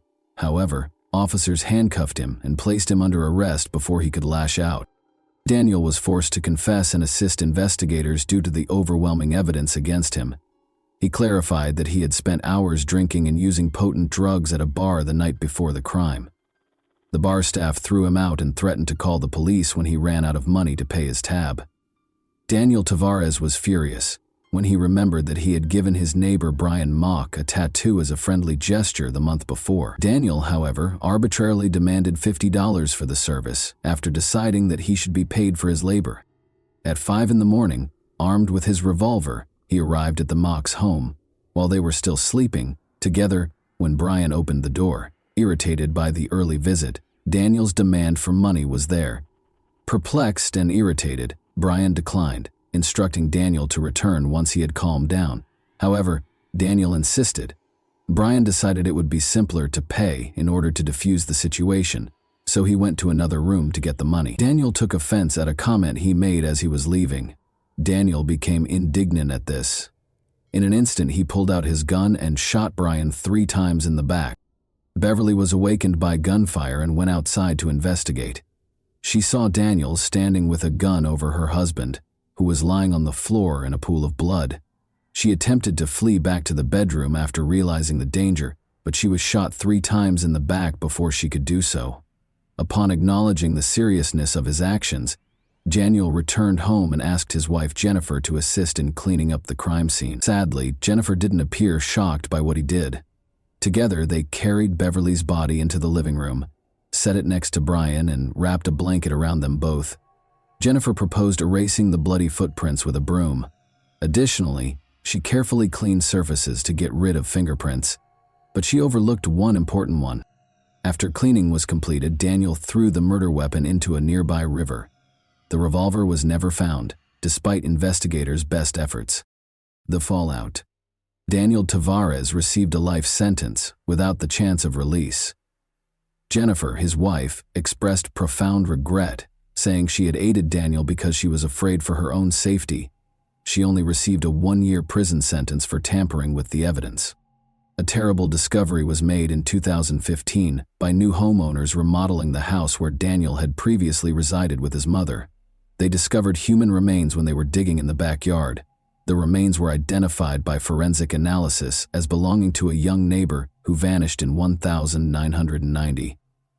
Investigators found that Daniel had been attracted to the woman romantically, but had reacted violently and fatally when she turned him down. Her body was interred in his mother's backyard, where it was kept secret for many years. Daniel was given a second life sentence for this offense. And that wraps up today's chilling story. If you enjoyed this video, don't forget to like and subscribe so you never miss a new upload. Also, let me know in the comments what part of this story shocked you the most. Thank you for watching, and I'll see you in the next video.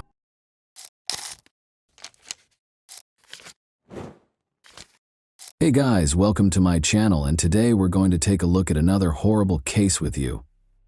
The tragic death of Barbara Faye Villarreal occurred in Garland, Texas, on November 7, 1986. A large kitchen knife was found embedded in her body after she was brutally stabbed and murdered in her own home. There were bloodstains all over the crime scene, which was horrifying and gory. Despite detectives' efforts, the case remained unsolved for almost 40 years. The killer had been hiding in plain sight, leaving a trail of unsolved questions until 2023, when advances in DNA technology revealed the truth. What sinister motives drove Barbara's horrific fate, and who was the mastermind behind it? You'll be amazed at the response. Let's examine the specifics. Garland is a city with a tale of resiliency and hope located in the center of the Dallas-Fort Worth Metroplex. The city was named in honor of Attorney General Augustus H. Garland and was established in 1887 as a result of the merger of Duck Creek and Embry. Garland eventually became Dallas County's third most populated city. However, there were difficulties along the way. The city, which is in Tornado Alley, had one of its worst days in May 1927, when a terrible tornado ripped through the streets, killing 17 people and leaving a path of destruction in its wake. Even though the city was brought to its knees, its spirit was unwavering. A feeling of solidarity and resilience surfaced as the residents of Garland rebuilt their homes and lives. They banded together and helped one another through the difficult times. One family's joy and love served as an example for others. They were so cherished and admired by everyone that nobody could have predicted the heartache that would soon ensue. Everyone was delighted by Barbara's radiant smile. Her family's love was evident and strong, and her presence brightened the space. However, life had other ideas, and this family would soon experience a tragedy that would upend their entire way of life. On December 23, 1958, Barbara Faye Villarreal was born in Peru, Indiana. She was the youngest of her mother's first marriage's 4 children. Barbara suffered a terrible loss when her father died when she was a little child. The family circle grew after her mother remarried and had 2 more children. 12 Mile, a tiny community a few miles north of Peru, Indiana, was where Barbara grew up. She was surrounded by warmth and love there, which helped to mold her into the kind and sympathetic person she is today. Her early years were characterized by adventure, laughter, and a strong sense of familial values. She loved the little things, like swimming in the local lake and riding her bike to her grandparents' corner store to buy candy. Her extended family, which included many cousins with whom she enjoyed sharing recipes and making memories, was always present on Sundays and holidays. At home, Barbara loved spending time with Kami, her faithful Pomeranian friend. As she matured into a young woman, her compassion, warmth, and understanding nature became increasingly apparent. Her heart was always willing to lend a helping hand to others, and her radiant smile could light up any space. Barbara married Domingo Diaz Villarreal on February 25, 1979, and the two of them created a life full of promise, love, and laughter. Barbara had made a name for herself in the accounting division of DeGolyer and McNaughton in Dallas, Texas, by the time she turned 27. She and Domingo settled in Garland, where they were surrounded by friends and neighbors in the 3600 block of Colbath Street. One of them was Barbara's best friend, Lisa Nugent, who loved her for being a kind, considerate, sweet, and wonderful person in general. A feeling of unease descended upon the tiny New Mexico town of Lovington on the evening of November 7, 1986. In stark contrast to the horror taking place inside the Villarreal residence, the sky was a serene shade of pink and orange. Domingo Villarreal was standing at a neighbor's door at 8:52 p.m., his hands shaking, his eyes wide, and his voice trembling. Slightly lucid from shock, he begged for assistance. "There's a problem with Barbara," he managed to say. After the neighbor promptly dialed 911, emergency personnel reached the location in a matter of minutes. The house was illuminated by the flashing lights of the police cars and ambulances that occupied the street. Officers entered and were greeted by a sight that chilled them to the bone. Barbara was brutally stabbed several times, and a large kitchen knife was still embedded in her body as she lay lifeless on the floor. As a brutal reminder of the evil that had killed her, the knife appeared to mock the scene. In his first statement, Domingo claimed that 2 men had broken into their house, bound him, and pulled Barbara into a different room. He stated that when Barbara's screams shattered the night air, he was in the backyard. She was being held captive by 2 armed men when he hurried inside. Barbara was led to a different room by 1 man, and Domingo was able to flee after the other man made him perform a sexual act at gunpoint. The police listened carefully, but every second that went by made them more skeptical. Domingo's face looked emotionless and his story sounded scripted. Fueled by doubts and questions, the investigation got underway. What actually took place that fateful evening? Did Domingo commit the crime, or was he a victim? Although paramedics responded quickly, Barbara's injuries were obviously serious. Although it was later discovered that she had been dead for more than an hour prior to their arrival, she was declared dead at 9:50 p.m. The full scope of the horror was disclosed in the medical examiner's report. She had numerous stab wounds all over her body, each of which was a testament to the attacker's violence and rage. An investigation into a homicide was started. For the Garland Police Department, the initial investigation into Barbara Villarreal's murder was a difficult and complicated procedure. It was evident as soon as they got to the crime scene that this case would call for painstaking attention to detail and unwavering resolve. With furniture overturned and personal belongings strewn all over the floor, the house was in a state of chaos that suggested a violent struggle. Several areas had bloodstains, indicating Barbara had put up a valiant fight against her assailant. To record the scene, investigators collected blood samples, removed fingerprints from different surfaces, and took a ton of pictures. A big kitchen knife that was thought to have been used in the murder was sealed as evidence and sent for forensic analysis.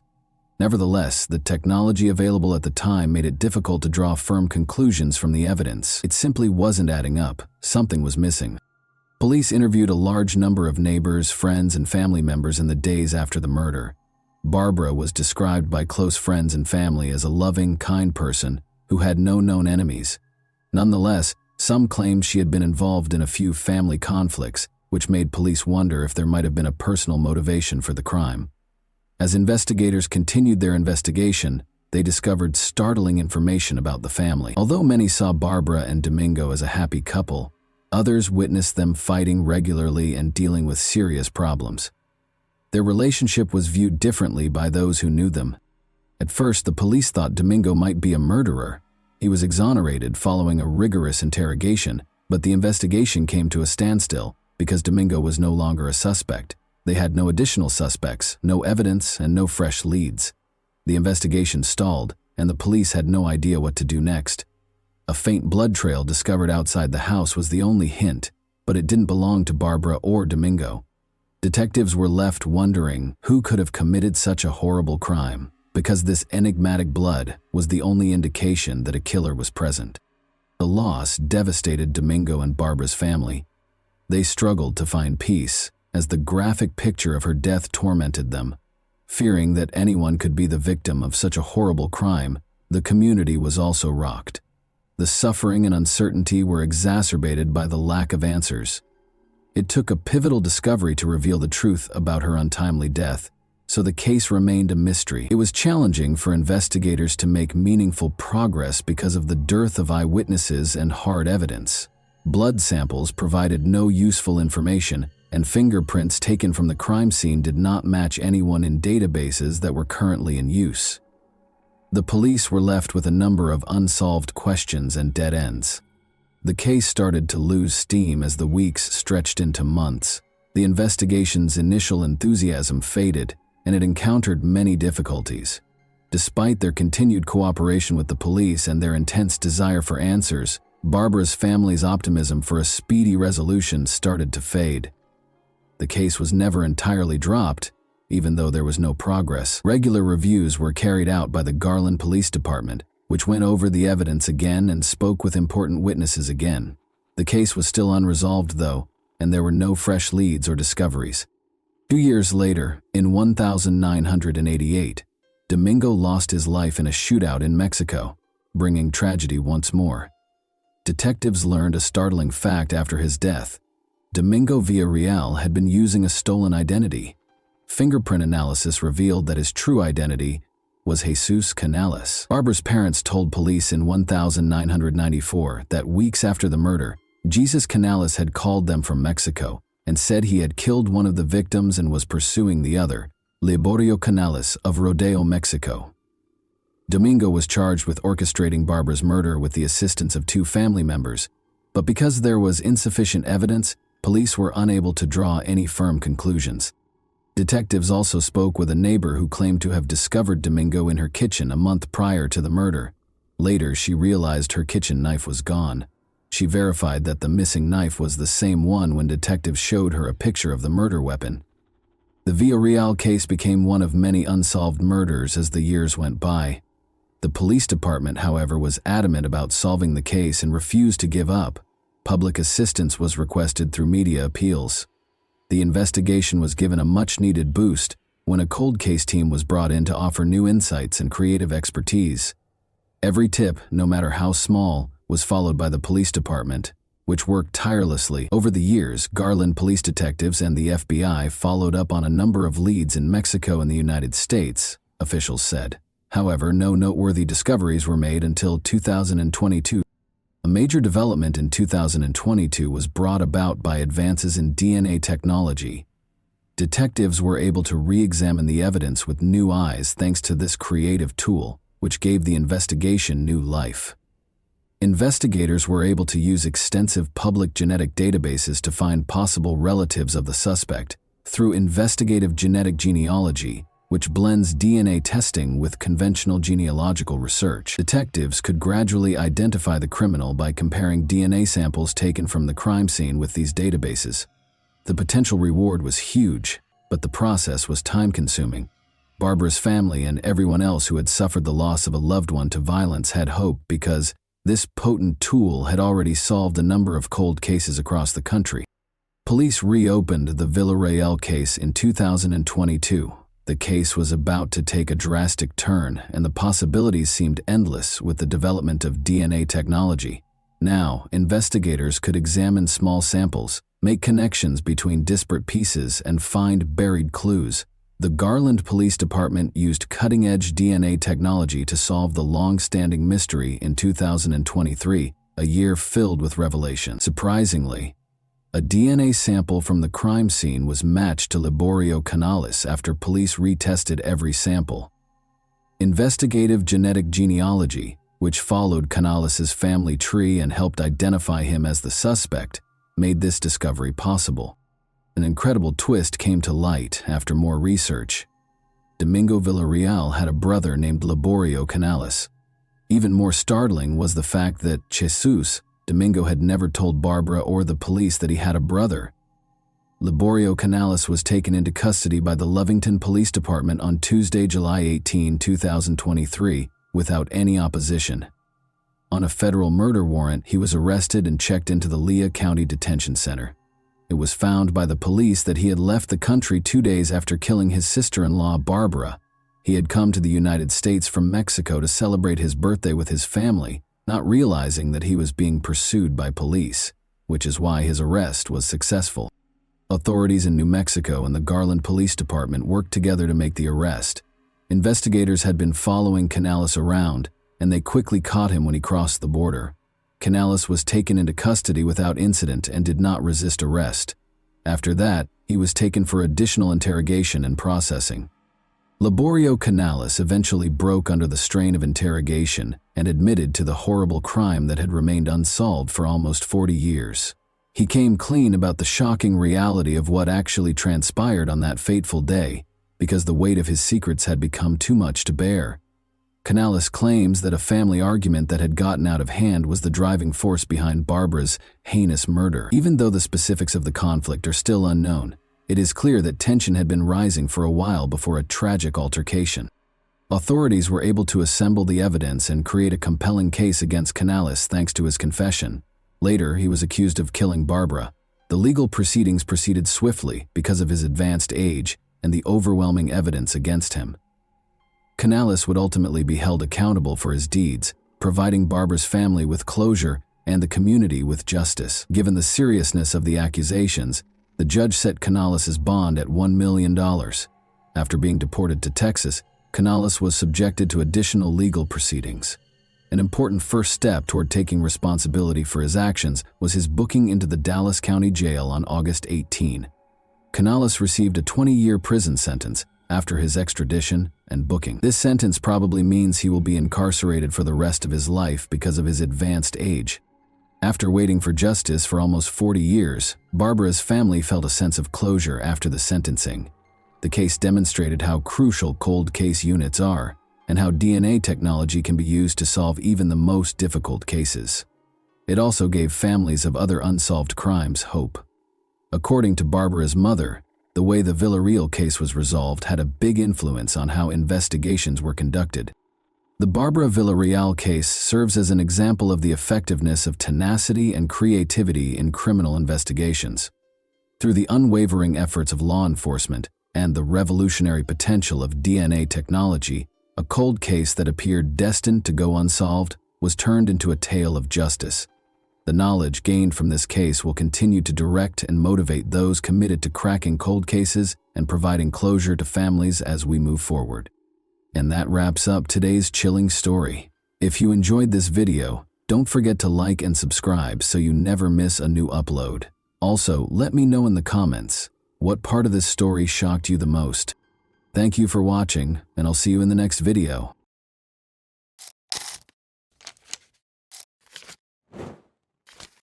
Hey guys, welcome to my channel, and today we're going to take a look at another horrible case with you. This was only the start of a call in which Derek Rosa, a 13-year-old son, would divulge information so startling and unthinkable that even the experienced dispatcher would find it hard to believe what she was hearing. Officers arrived at the horrific scene within minutes. Unaware that they were going to come across one of the most unsettling cases they had ever come across, the police carried on with their investigation. Derek shockingly called 911 on October 12, 2023, to report that his mother, Irina Garcia, was hurt at their apartment in Hialeah, Florida. The most horrifying crime they could have ever envisioned began with that unsettling 911 call.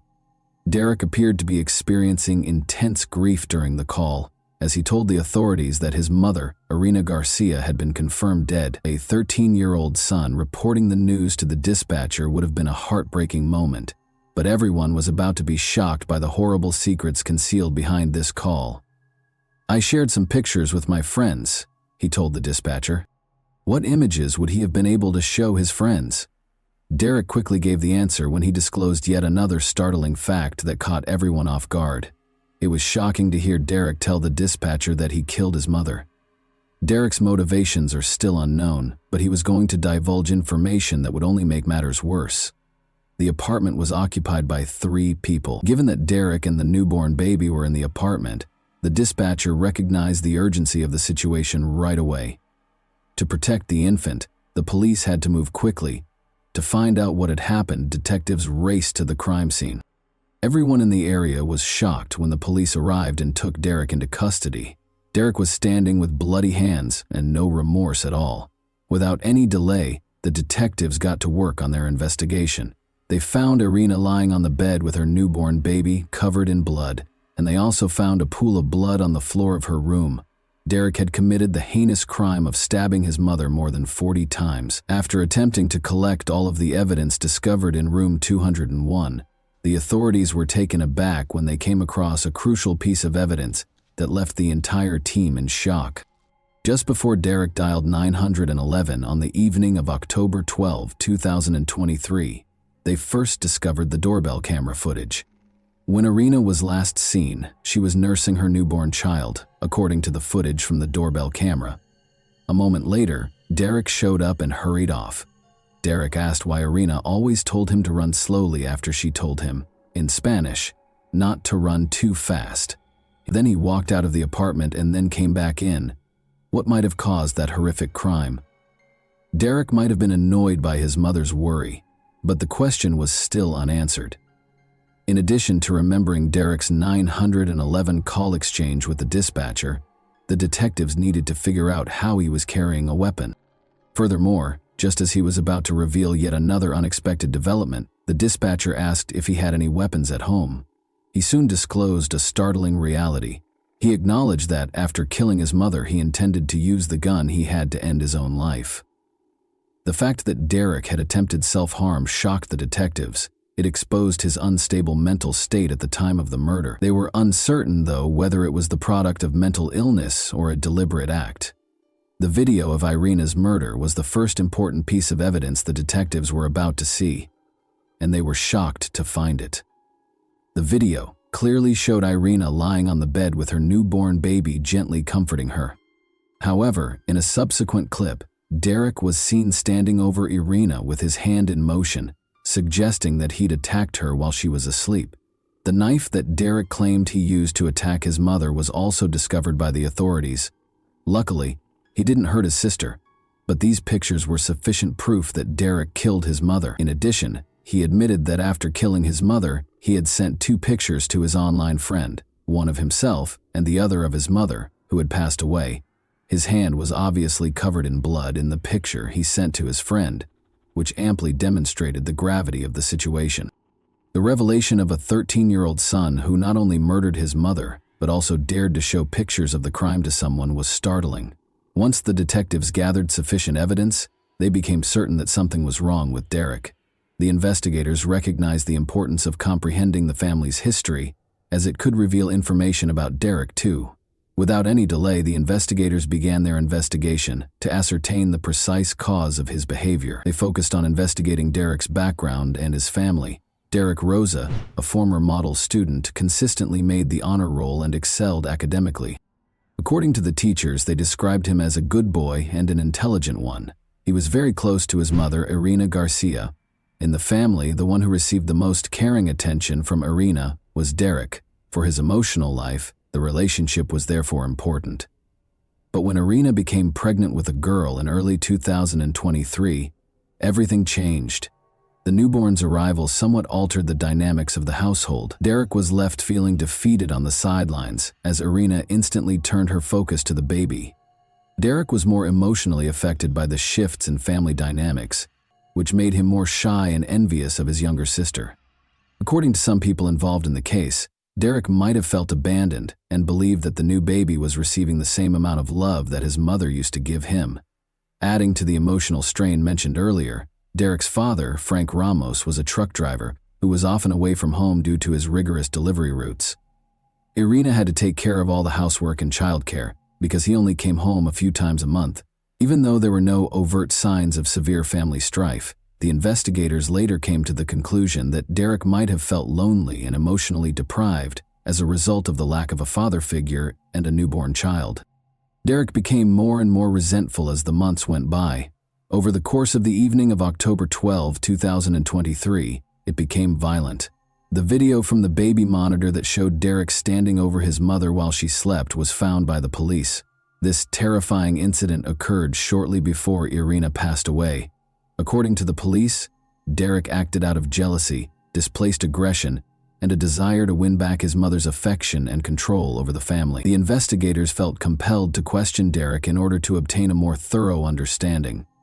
The investigators took extra care when questioning him because he was only 13 years old and might be dealing with psychological problems. Detective Gonzalez started asking Derek straightforward questions so he wouldn't feel threatened. They began by posing straightforward queries to Derek regarding his daily schedule. In order to learn more about Derek's whereabouts and mental state before the incident, the detectives immediately focused on the events of the morning of October 12. As he interacted with the authorities, Derek seemed composed and helpful, demonstrating a solid grasp of his family's dynamics. He talked about spending weekends with his stepfather, Frank Ramos, and the family didn't seem to be having any problems. After that, detectives turned their attention to what had happened that evening. Derek appeared to hesitate before answering this question when detectives asked it. Derek had been giving accurate information up until that point, but the detectives were about to ask a crucial question when he gave them an unexpected response. When the detectives asked him what weapon he used to stab his mother, he gave them an unexpected answer. Derek casually brought up the size of the murder weapon. He seemed to be casually speaking with the authorities, displaying no remorse, and he was not aware of the grave consequences of his crime. The detectives carried on their discussion. He disclosed yet another startling fact. He had stolen the gun from his stepfather's closet and tried but failed to shoot himself. They were hoping to learn more about his friend, with whom he shared the crime photos, and the conversation was going well so far. It was important to mention that he spoke with Sweden, an online friend, virtually every weekend. Additionally, Derek confided in him enough to share pictures of the crime, suggesting that they may have discussed something significant. As a result, the detectives quickly turned their attention to Derek's conversation with his friend. Detective Gonzalez noticed something on Derek's shirt just as he was about to mention the 911 call. He remained unaffected, even though the officers were appalled by the evidence of his crime on his shirt. Rather, he calmly held up his bleeding hand. Derek was clearly emotionally detached as he explained what he had done. The investigators asked the crucial question, and shortly after, the graphic depiction of Derek's crime surfaced, frightening them. It was genuinely terrifying when Derek described the crime in detail, demonstrating each stage of his assault on Irina with hand gestures. Derek was obviously fully conscious when he committed the crime. He was clearly uncomfortable when the detectives questioned him about why he killed his mother, and he quickly came up with a reason to use the restroom. Still, the investigators persisted in asking the same question. Derek asked for a lawyer after becoming uncooperative. Without Derek Rose's confession to explain his actions, the case was still being investigated.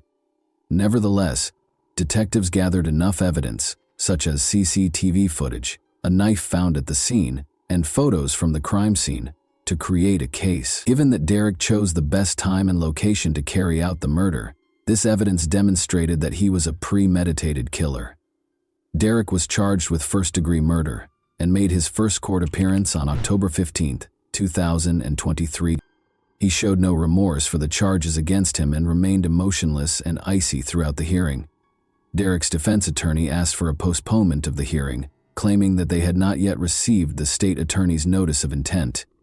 They also asked whether psychological factors might have been involved and talked about the part that some mental health conditions may have played. Evidence quickly refuted this, demonstrating that Derek had searched for prohibited items on Google at 6 p.m. on October 12, 2023. At 6 p.m. on October 12, he did conduct Google searches. He entered the following search terms: is a small knife good for killing? What is the best place to stab someone? And the carotid artery image diagram. This search history revealed evidence of planning, which bolstered the prosecution's claim that the act was planned rather than spontaneous. Derek was moved from the adult jail to a juvenile detention facility at the request of Derek's defense lawyers. They claimed that Derek needed a psychological test that could only be performed in a juvenile facility because of his age. The prosecution, however, disagreed, claiming that Derek's search history demonstrated premeditation and that this offense was extremely serious. But the defense also brought up his mental health problems. He had been diagnosed with ADHD by a psychologist and on the autism spectrum by another specialist. They further supported their case for Derek's placement in a juvenile detention facility by highlighting the fact that he had threatened to hurt himself.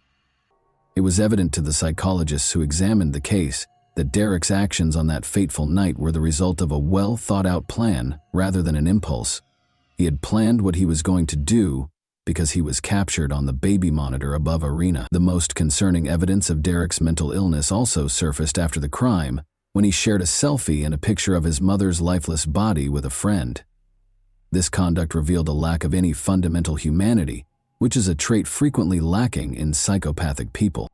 Throughout the trial, Derek's family steadfastly supported him in spite of the overwhelming evidence against him.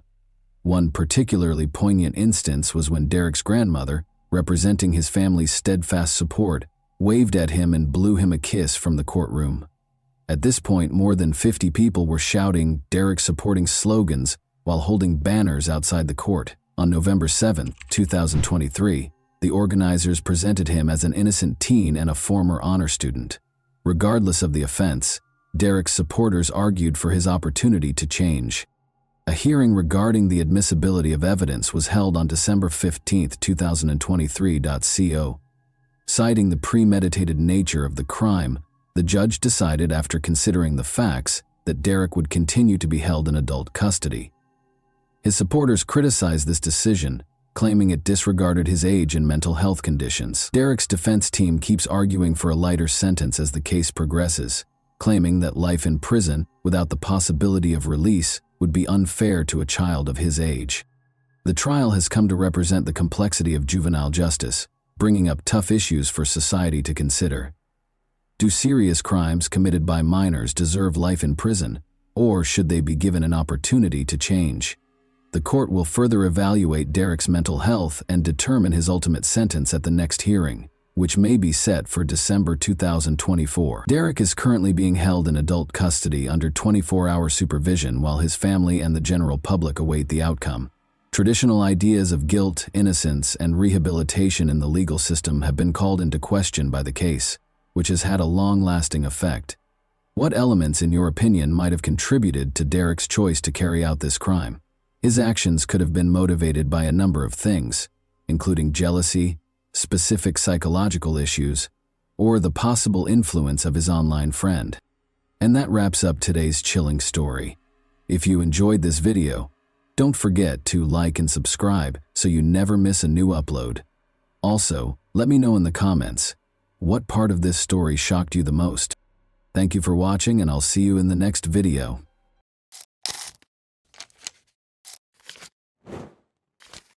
Hey guys, welcome to my channel, and today we're going to take a look at another horrible case with you. On May 13, 2015, around 5 p.m., firefighters extinguished a raging fire in a garage by the road in the village of Sand Lake, Michigan. At that moment, a terrified woman dashed up to their car, screaming that her neighbors had died. Several firefighters accompanied the woman to her neighbor's house. Two lifeless bodies lay on the bedroom floor in a pool of blood.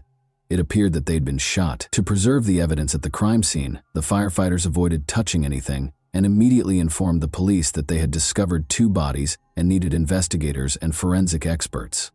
Forensic experts had been at the crime scene for about an hour, collecting evidence and photographing the bodies of 46-year-old Martin Durham and 47-year-old Glenna Durham, when one officer noticed a small movement in Glenna's chest. He rushed to her body and attempted to feel for a pulse, but Glenna's eyes opened wide and she sat up abruptly, screaming, "What are you doing, Marty?" The officer immediately summoned paramedics, who transported the injured woman to the local hospital. Marty and Glenna met as teenagers in the early 1980 SS. Marty invited the girl on a date to a local open-air theater, where they both lost their virginity in the same evening, with little interest in the film itself. Their relationship progressed quickly and passionately, but it ended after a few months, in part because Glenna, 17, married soon after.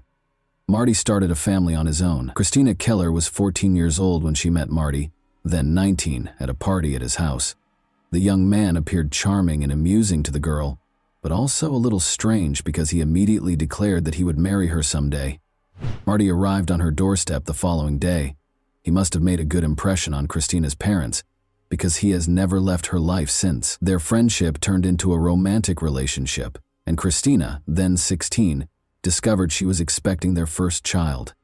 Within 2 years, she was carrying their second son, prompting the young couple to marry. Christina and her husband had a daughter 11 months later. Christina was 19 and Marty was 24 at the time. Initially, the young family lived with relatives, but in early 1995, Marty secured a higher-paid job at a factory in Michigan, and the family of 5 relocated. However, Marty was involved in a car accident on the evening of February 16, 1995, on his way home from work.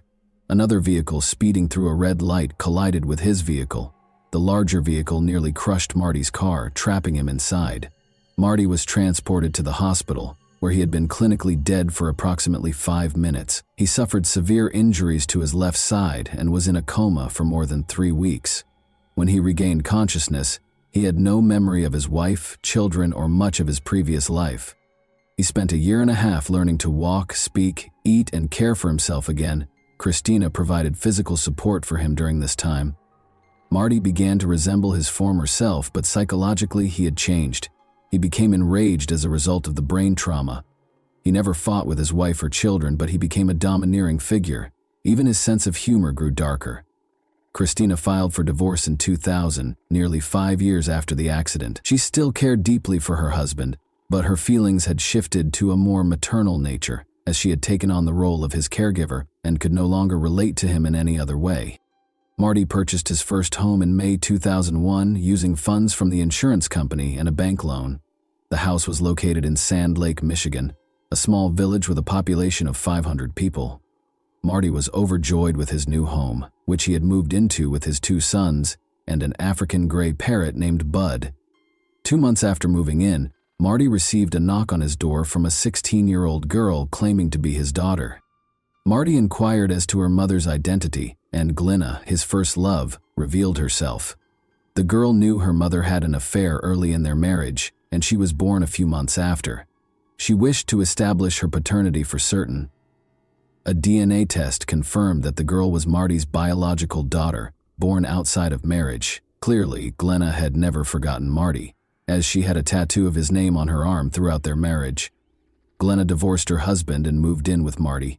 They were very happy together, and they quickly had a new wedding ceremony. Glenna's new husband was everything to her. The couple spent their entire time together, visiting family and going to the local casino once or twice a week.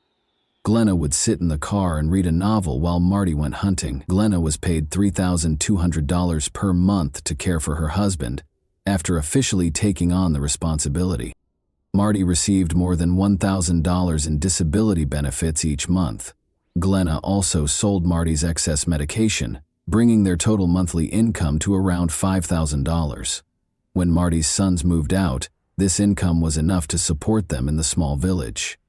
However, by 2010, Marty's mental and physical health had deteriorated significantly. The couple continued to spend their entire time together and with their friends, including Connie and Keith Ream, another neighboring couple. On Monday, May 11, 2015, Marty offered to mow Connie and Keith's backyard. He enjoyed the work and did it for free. Later that evening, Connie, Keith, Marty, and Glenna sat on the neighbor's terrace, and the Durhams returned home around 9 p.m. Keith sent Marty a message the next day, Tuesday at 8:26 a.m., asking how he was feeling, but he did not receive a response. This was strange because Marty was always quick to return calls and messages. Throughout the day, Keith sent several more messages to his friend, all with the same result. Later that day, Connie approached her neighbor's door and knocked. She heard the Durham's dog bark, but no one opened the door. Keith even sent a joking message to Glenna, asking, "What did you do to Marty?" But she didn't respond either. On Wednesday at 7:30 a.m., Connie approached the neighbor's house again and rang the doorbell. The only response she got was the dog barking. She walked around the house, checking for any open doors or windows. Everything remained locked as usual. Throughout the day, Connie and Keith attempted to contact their neighbors, growing increasingly concerned. After work, around 4:30 p.m., Connie approached the neighbor's house for the third time and knocked. She assumed she'd have to break the door, but when she touched the handle, she discovered it wasn't locked. This time, Connie cautiously opened the door and called out for the neighbors, but she was only greeted by the Durham family pet, who led her into the living room, which was a gruesome mess. Documents and photographs were all over the place, along with a broken lamp and other miscellaneous items. Connie followed Shelby into the bedroom and discovered the homeowners lying on the floor in a pool of blood. Marty was only wearing underwear, whereas Glenna was fully dressed, her legs covered by a blanket. Connie dashed out of the neighbor's house and ran toward a fire truck she saw further down the road.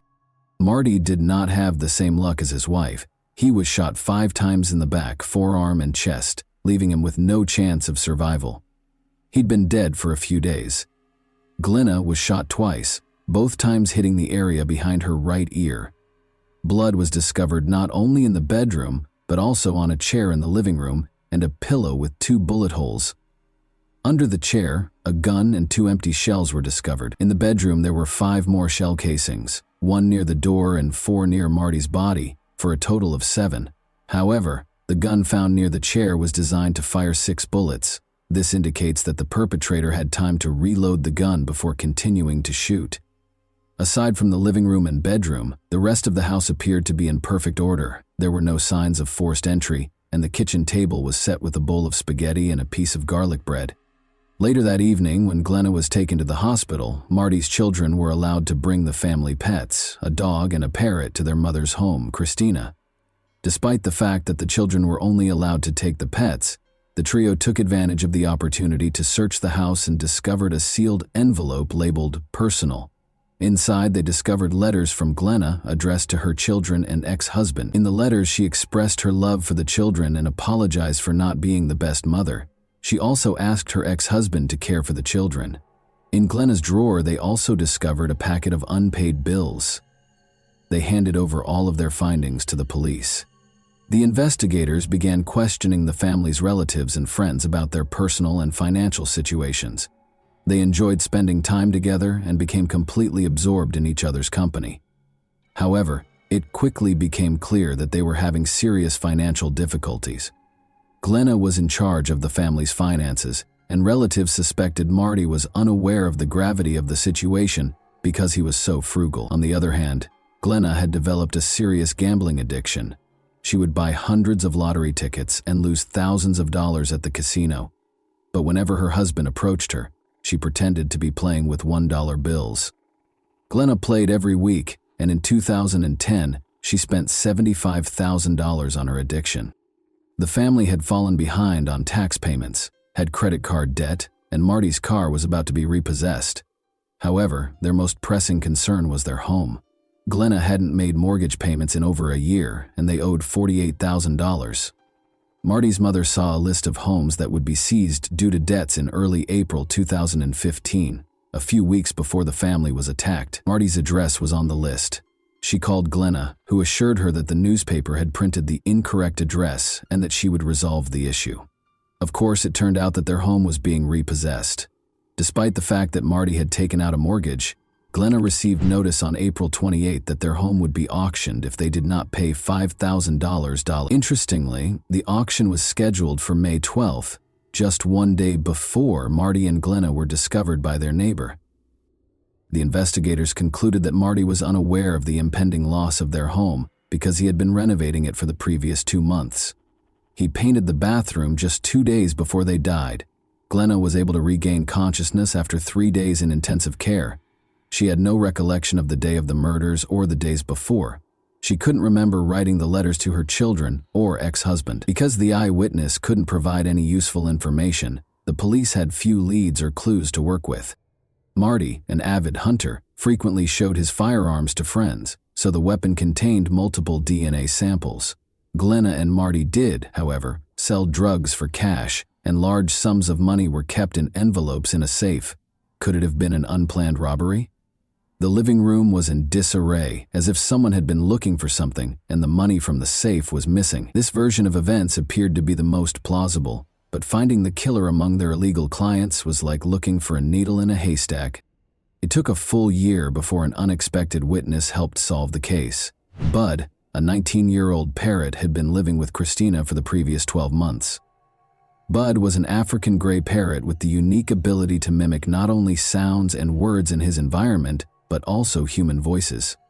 Originally, he was Christina's beloved pet, but Marty took him, presumably to retaliate against his ex-wife for leaving. When Bud returned to his beloved owner, he began repeating various conversations he had overheard while living with Marty, such as how Marty interacted with the dog. However, at some point, he started repeating an argument between a man and a woman. They were clearly arguing with one another, raising their voices and occasionally mixing profanity with everyday words. At the end of the conversation, a male voice said loudly, "No, don't shoot." Christina recorded this scene performed by the parrot on video, but did not report it to the police because she assumed it would be laughed off.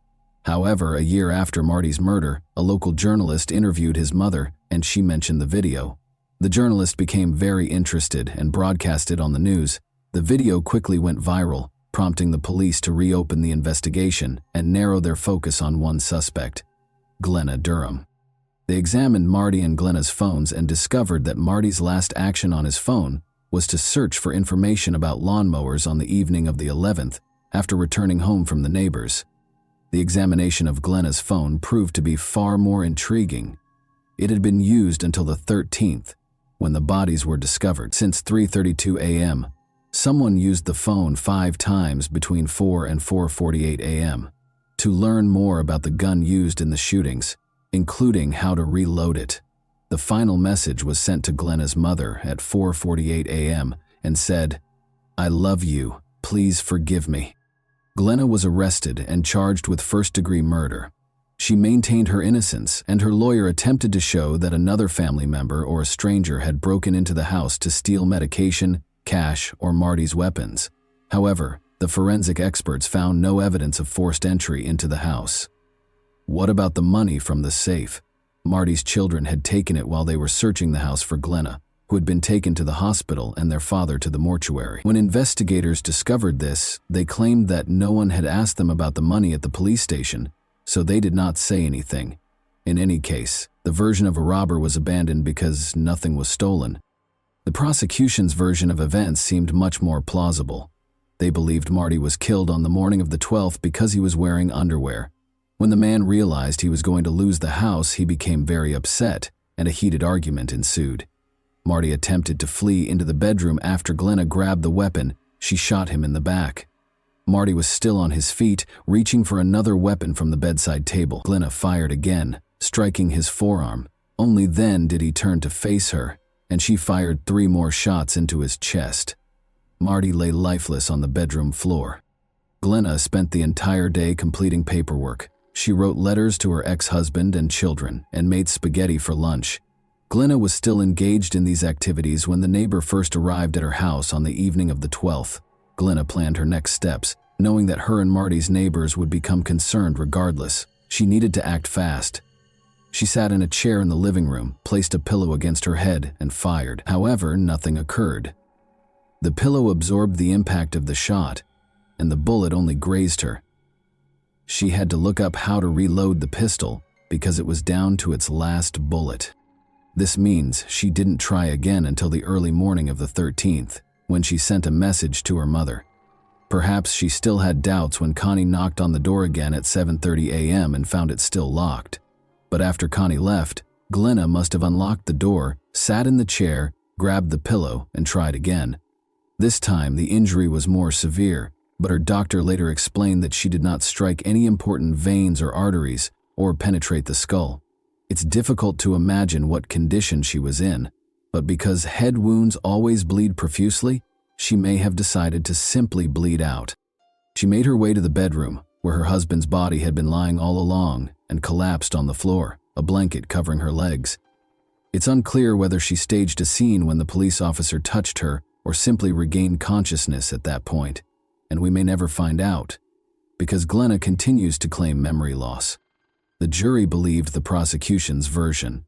On Wednesday, July 19, 2017, after 9 hours of deliberation, they found her guilty of murder. Glenna Durham was sentenced to life imprisonment. Of course, the parrot named Bud was not called as a witness in court, and it's not because he swears a lot. It is simply impossible to prove that he did not hear that particular dialogue on television or radio, let alone take an oath on the witness stand. In other words, if Bud had been involved in the process and it had been less than 24 hours since Glenna's guilty verdict, her lawyer would have filed an appeal. And that wraps up today's chilling story. If you enjoyed this video, don't forget to like and subscribe so you never miss a new upload. Also, let me know in the comments, what part of this story shocked you the most? Thank you for watching, and I'll see you in the next video.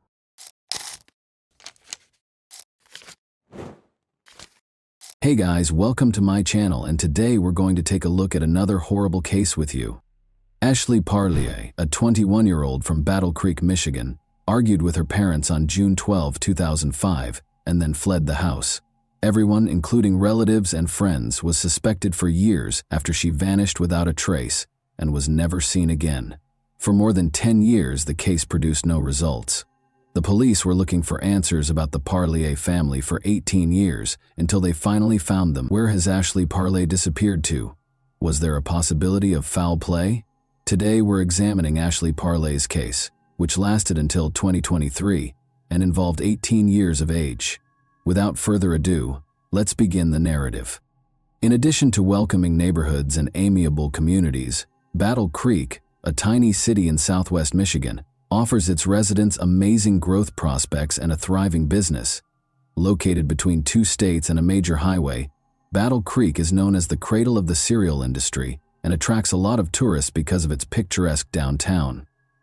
Battle Creek is a bustling neighborhood with a distinct suburban vibe. One of the greatest areas in Michigan to raise a family is Battle Creek, which is well known for its recreational possibilities and natural beauty. In 2005, a 21-year-old from the same vibrant and welcoming town sadly vanished without a trace. Russell and Sherry Parlier welcomed a baby girl, whom they named Ashley, as their second child on October 16, 1983. Ashley has been quiet and reserved since she was a young child. She was also quite naive. She didn't make many friends as she grew older. Nicole Campen, Ashley's older sister, recalls how trusting her sister was. She claimed that one of the most memorable things about her was how trusting she was and how she simply saw the best in everyone. It was excellent that she wanted people to be what she believed the world should be.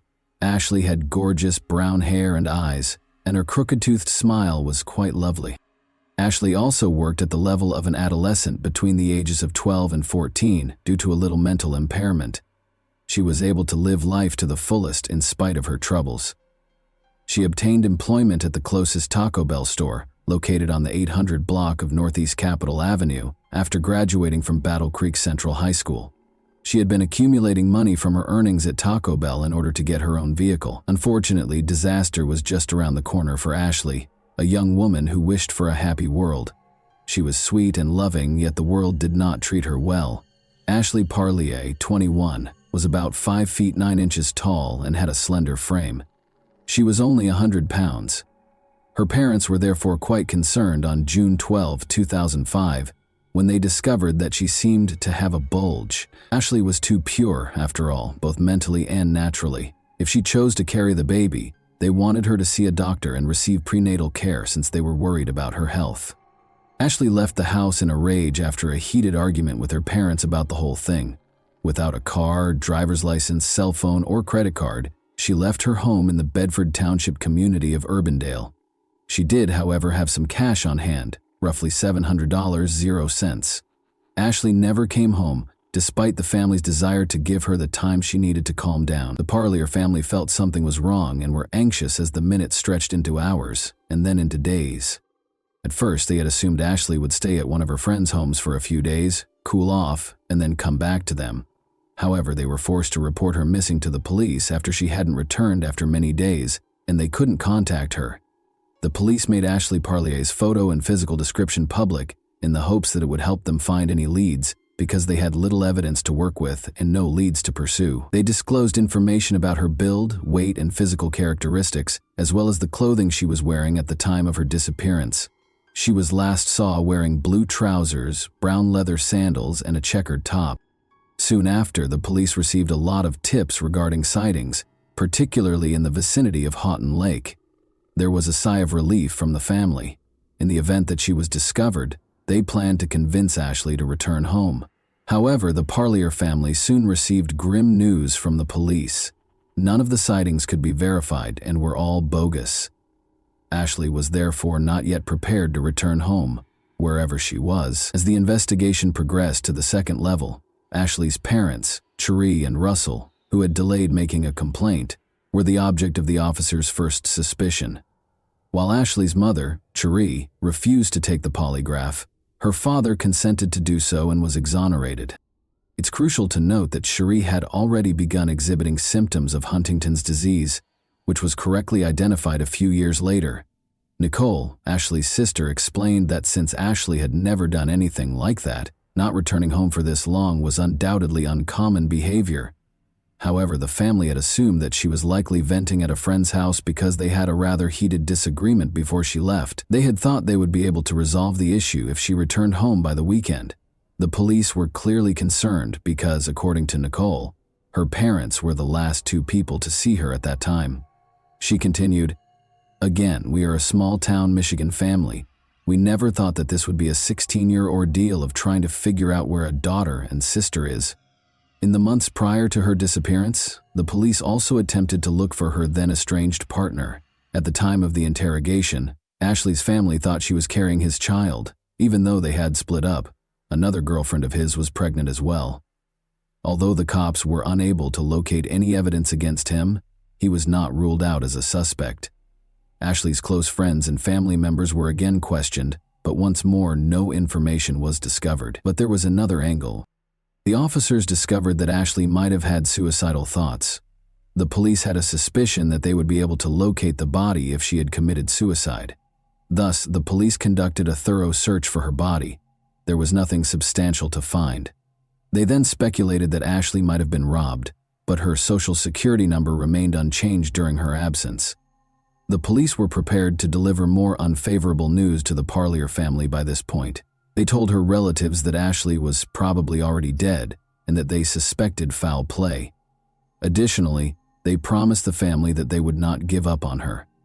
Although they conducted a thorough search for Ashley Parlier, the case ultimately came to nothing. Ashley's case was handled by a number of Battle Creek Police Department personnel throughout the course of the following 18 years. The department as a whole was baffled by her disappearance, as they kept discovering people of interest, but none of them had ever been shown to be suspects. The sheriff's department was given the case in 2020 after they had suspicions that she had been murdered outside of Battle Creek City. Only in 2021, when they least expected it, did they make progress in the case. The case has stalled after about 16 years of little progress. Then, however, something occurred that would alter everything. When police in Pennsylvania suddenly discovered a lead in Ashley Parlier's case in January 2021, they contacted officers in Calhoun County. Harold David Holman III, a 44-year-old serial murderer, was being questioned by Pennsylvania authorities in connection with the killings of Tiana Phillips and Erica Schultz. Holman did not want a trial at that time, so he asked the authorities if they could combine the three cases of Phillips, Schultz, and Parlier. Ashley Parlier had not been brought up by the police at any point during the exchange. They questioned him further about the Parlier case, since they were unsure of what he was talking about, and the results were startling. It was a complete confession, rather than merely a lead. The detectives promptly contacted the Calhoun County Police Department to update them on the latest case development. After taking over, the Calhoun County Police Department's investigation showed that Holman had resided in Battle Creek from 2002 to 2009 and had communicated with Parlier. Following Ashley's argument at home, police discovered that Holman had been in communication with Parlier. In Emmett Township, Michigan, she paid him a visit. Ashley informed him that a pregnancy test was requested by her parents.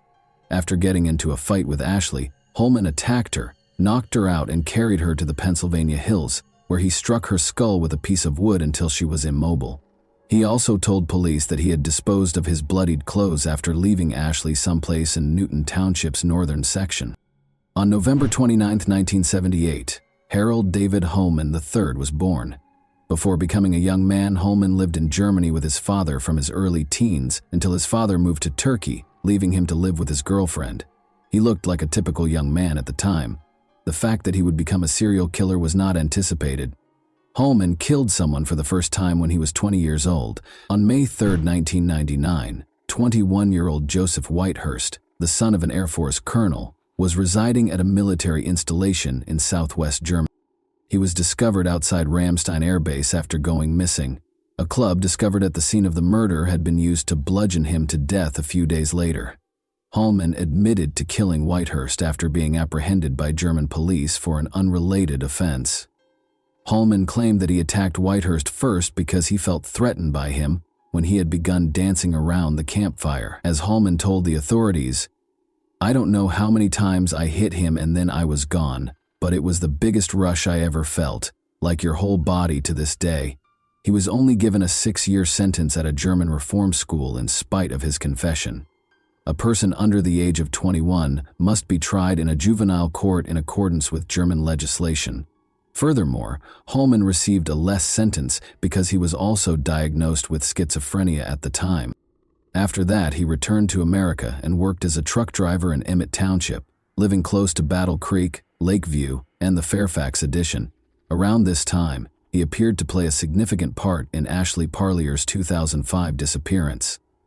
Tiana Phillips, a mother of 2 children, vanished on June 13, 2018. 3 years later, when he was eventually arrested and being questioned by the police, he said that he had wanted to kill again rather than specifically kill Phillips. Erica Schultz knew a man online as Dave, and she wasn't sure if she would ever meet him. Erica went missing on December 6, 2020. Because Erica was a habitual person with autism, the police looked through her phone records and linked Holman to her murder when she failed to appear. "Killing Erica Schultz was like just another day in the park for me," he said nonchalantly in his confession. He was discovered with a self-inflicted wound beside railroad tracks in Duncan, Pennsylvania, at the time of his arrest. He felt that in order to atone for his misdeeds, he had to die. Holman confessed to killing Schultz and Phillips when he was in the hospital getting treatment. He confessed to killing Phillips, whom he had slept with, in a letter to his estranged wife while he was incarcerated. To emphasize that he would never do such a thing with her, he stated that he wished to confess to the crime. His ex-wife was clearly alarmed and took the letter to the police. She added that she had not believed Holman when he had previously claimed to have killed a lady. He was a serial killer due to the commonality of his acts. His victims had all vanished. They were all injured in the head. After attacking them and rendering them unconscious, he completed the task. He did not bury the remains. Instead, he disposed of them in isolated locations.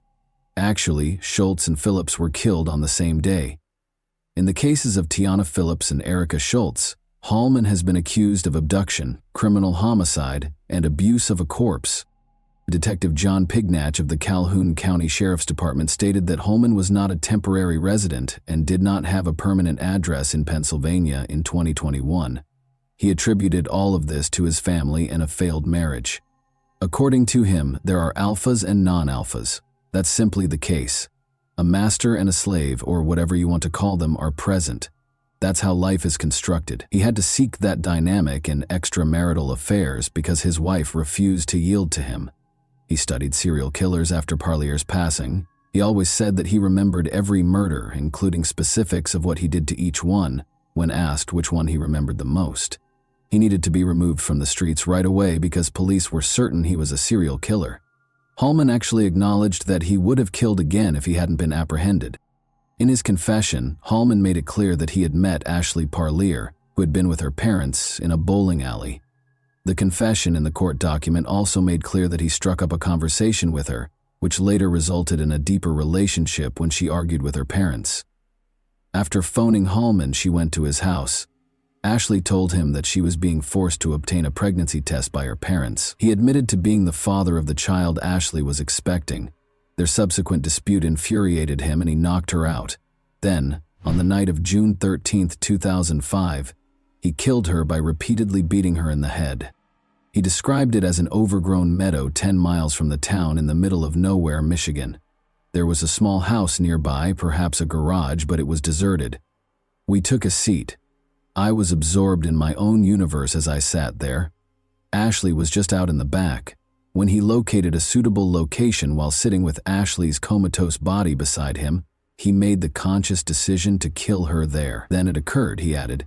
I was sitting there and no cars drove by. The longer I sat there, the more I thought, this is a good place as any. I removed her, brought her to the location and completed the task. He struck her and saw her perish. He went home and showered when he was certain Ashley was gone. He later disposed of his clothes at Meijer, an American supercenter, where he was employed at the time. The fact that he pursued the case for years and years is even more startling. At one point, he even went to see if Ashley was still alive, but all he discovered were bones. He came forward and apologized to the Parlier family after being questioned further. Holman denied that it was premeditated. I don't want that to happen with Ashley, he stated. I regret Ashley's murder more than any of them, he continued. It should be mentioned that he had already killed several people when this confession was made public in recent years. Ashley's sister, Nicole, was puzzled and unable to contain her emotions after learning that Holman had claimed that Ashley had approached him for assistance. She was appalled that Holman had killed Ashley in cold blood in spite of this information. Holman killed her because he thought that things had gotten out of control. On the one hand, he claimed that he was intoxicated for 3 weeks in a row because he felt terrible for killing her. He wanted to put the incident out of his mind. However, he clarified that the entire killing procedure gave him an adrenaline high that was unmatched by anything else. Nicole was discouraged to learn that his apologies was merely a pretext for flaunting his horrible behavior. She claimed that their ignorance was quite difficult. My mother's depression and loss caused her Huntington's disease to worsen rapidly. My dad was the same way. As a mom myself, I understand their struggles. What kind of individual could do it is difficult to comprehend. I could never comprehend having such a strong desire to harm someone. Holman acknowledged that he was unable to console the family verbally, but he would be prepared to beat them up with a log if they so desired. The apology did not sit well with Nicole. Along with losing her sister, she also lost her parents, who passed away in sorrow and bewilderment. It was true, she thought, that Holman killed more than simply Ashley. There were more persons Harl Holman had murdered than only his immediate victims. The loved ones of many of his victims had died, and they were unaware of what had become of them. Nicole created a social media page called Bring Ashley Home, which she used to connect with the other Pennsylvania victims' elder sisters. They think they have formed buddies and are united by their shared misery. She stated that when Nicole presents her victim impact statement on behalf of the entire Parlier family on April 10th during Holman's trial, the 3 older sisters of the other Pennsylvania victims will accompany her. She said, "We're going to remember our sisters, and we're going to remember Ashley and Tiana and Erica and not him. We're going to remember how they were good people who loved and were caring, and he's just going to rot." Ashley had been out of the house for 18 years after a fight with her parents. After what occurred to her, she never went back home. Her return home was a top priority for the police. Throughout the years, they looked everywhere for solutions. The police therefore asked Harold Holman to show them where he had left Ashley's body once he came out with the confession. According to the officers and the prosecution, Ashley Parley's case was extremely labor-intensive and emotionally charged. Nearly 20 years had passed since the original detectives attempted to solve the mystery. The Parlier case was given to several detectives in the next years. They even flew across the nation to find possible witnesses and gather the evidence they needed to convict the criminal after failing to discover the answers in the city. In March, Sheriff Steve Hinckley told the media that the officers had visited Pennsylvania, Maryland, and California to look into Parlier's case. The investigating team included Detective John Pignato of the Calhoun County Sheriff's Department, Detective Dave Huminga, and Detective Sergeant Chris Suarez of the Michigan State Police. Holman guided the police to a wooded region in Newton Township south of Battle Creek, at a 6.5-mile road. On March 30, 2022, almost 24 officers conducted a search for Ashley's remains, but after several hours of work they were unable to locate her body. When Ashley vanished, the region remained farmland, but within a few years it was all divided up and sold to other property owners, locals told the media. The policemen's attempts were all in vain. Holman acknowledged that he was unable to appropriately situate Ashley where he had left him after all these years and the local developments. Ashley's remains are still being sought by the authorities. It should come as no surprise that the man who had previously murdered 3 women and possibly more was terrified of being executed. He received 2 life sentences in prison. No kind of parole was given to him. Holman entered a guilty plea to Ashley Parlier's second-degree murder in February 2023. He consented to assist Calhoun County authorities in locating Ashley's remains in the vicinity of the purported location of his disposal. It is a component of the plea agreement with the Office of the District Attorney for Luzerne County. He is set to be sentenced in April 2023 and faces a maximum life sentence in prison in return for not being given the death penalty. In order to solve Ashley Parlier's case and locate her remains, the Calhoun County Sheriff is still searching for any information. Call 269-781-0880 to reach the Calhoun County Sheriff's Office if you have any information. When a loved one disappears, every minute is challenging. Imagine being heartbroken, grieving, and depressed for 18 years with only a glimmer of hope that they could return at some point. Consider the uncertainty about whether to continue waiting or to simply end the depressing experience. In the spring of 2020, Ashley's parents, Russell and Cherie, passed away without ever understanding what had happened to their daughter. Imagine the anguish and suffering they endured when they came to terms with the fact that they would never find out what had happened to Ashley, particularly since she had left the house in a state of rage. Imagine how their lives must have been when they were the target of active suspicion over the disappearance of their own daughter from the police, the media, and true crime fans. However, even though it took 18 years, Ashley's story was finally resolved. At least her family is aware of what happened to her, even though she hasn't returned home yet, because the police are still looking for her remains. Do you believe that Harold Holman might have had other victims? Regarding Holman's apologies, what are your thoughts? Does he kill people for fun, or does he actually have a mental illness? And that wraps up today's chilling story. If you enjoyed this video, don't forget to like and subscribe so you never miss a new upload. Also, let me know in the comments, what part of this story shocked you the most? Thank you for watching, and I'll see you in the next video.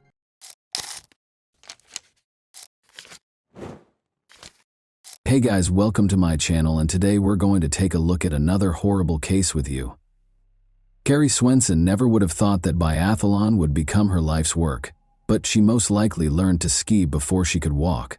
This sport just didn't exist before for women. Women were finally permitted to compete in biathlons in 1983.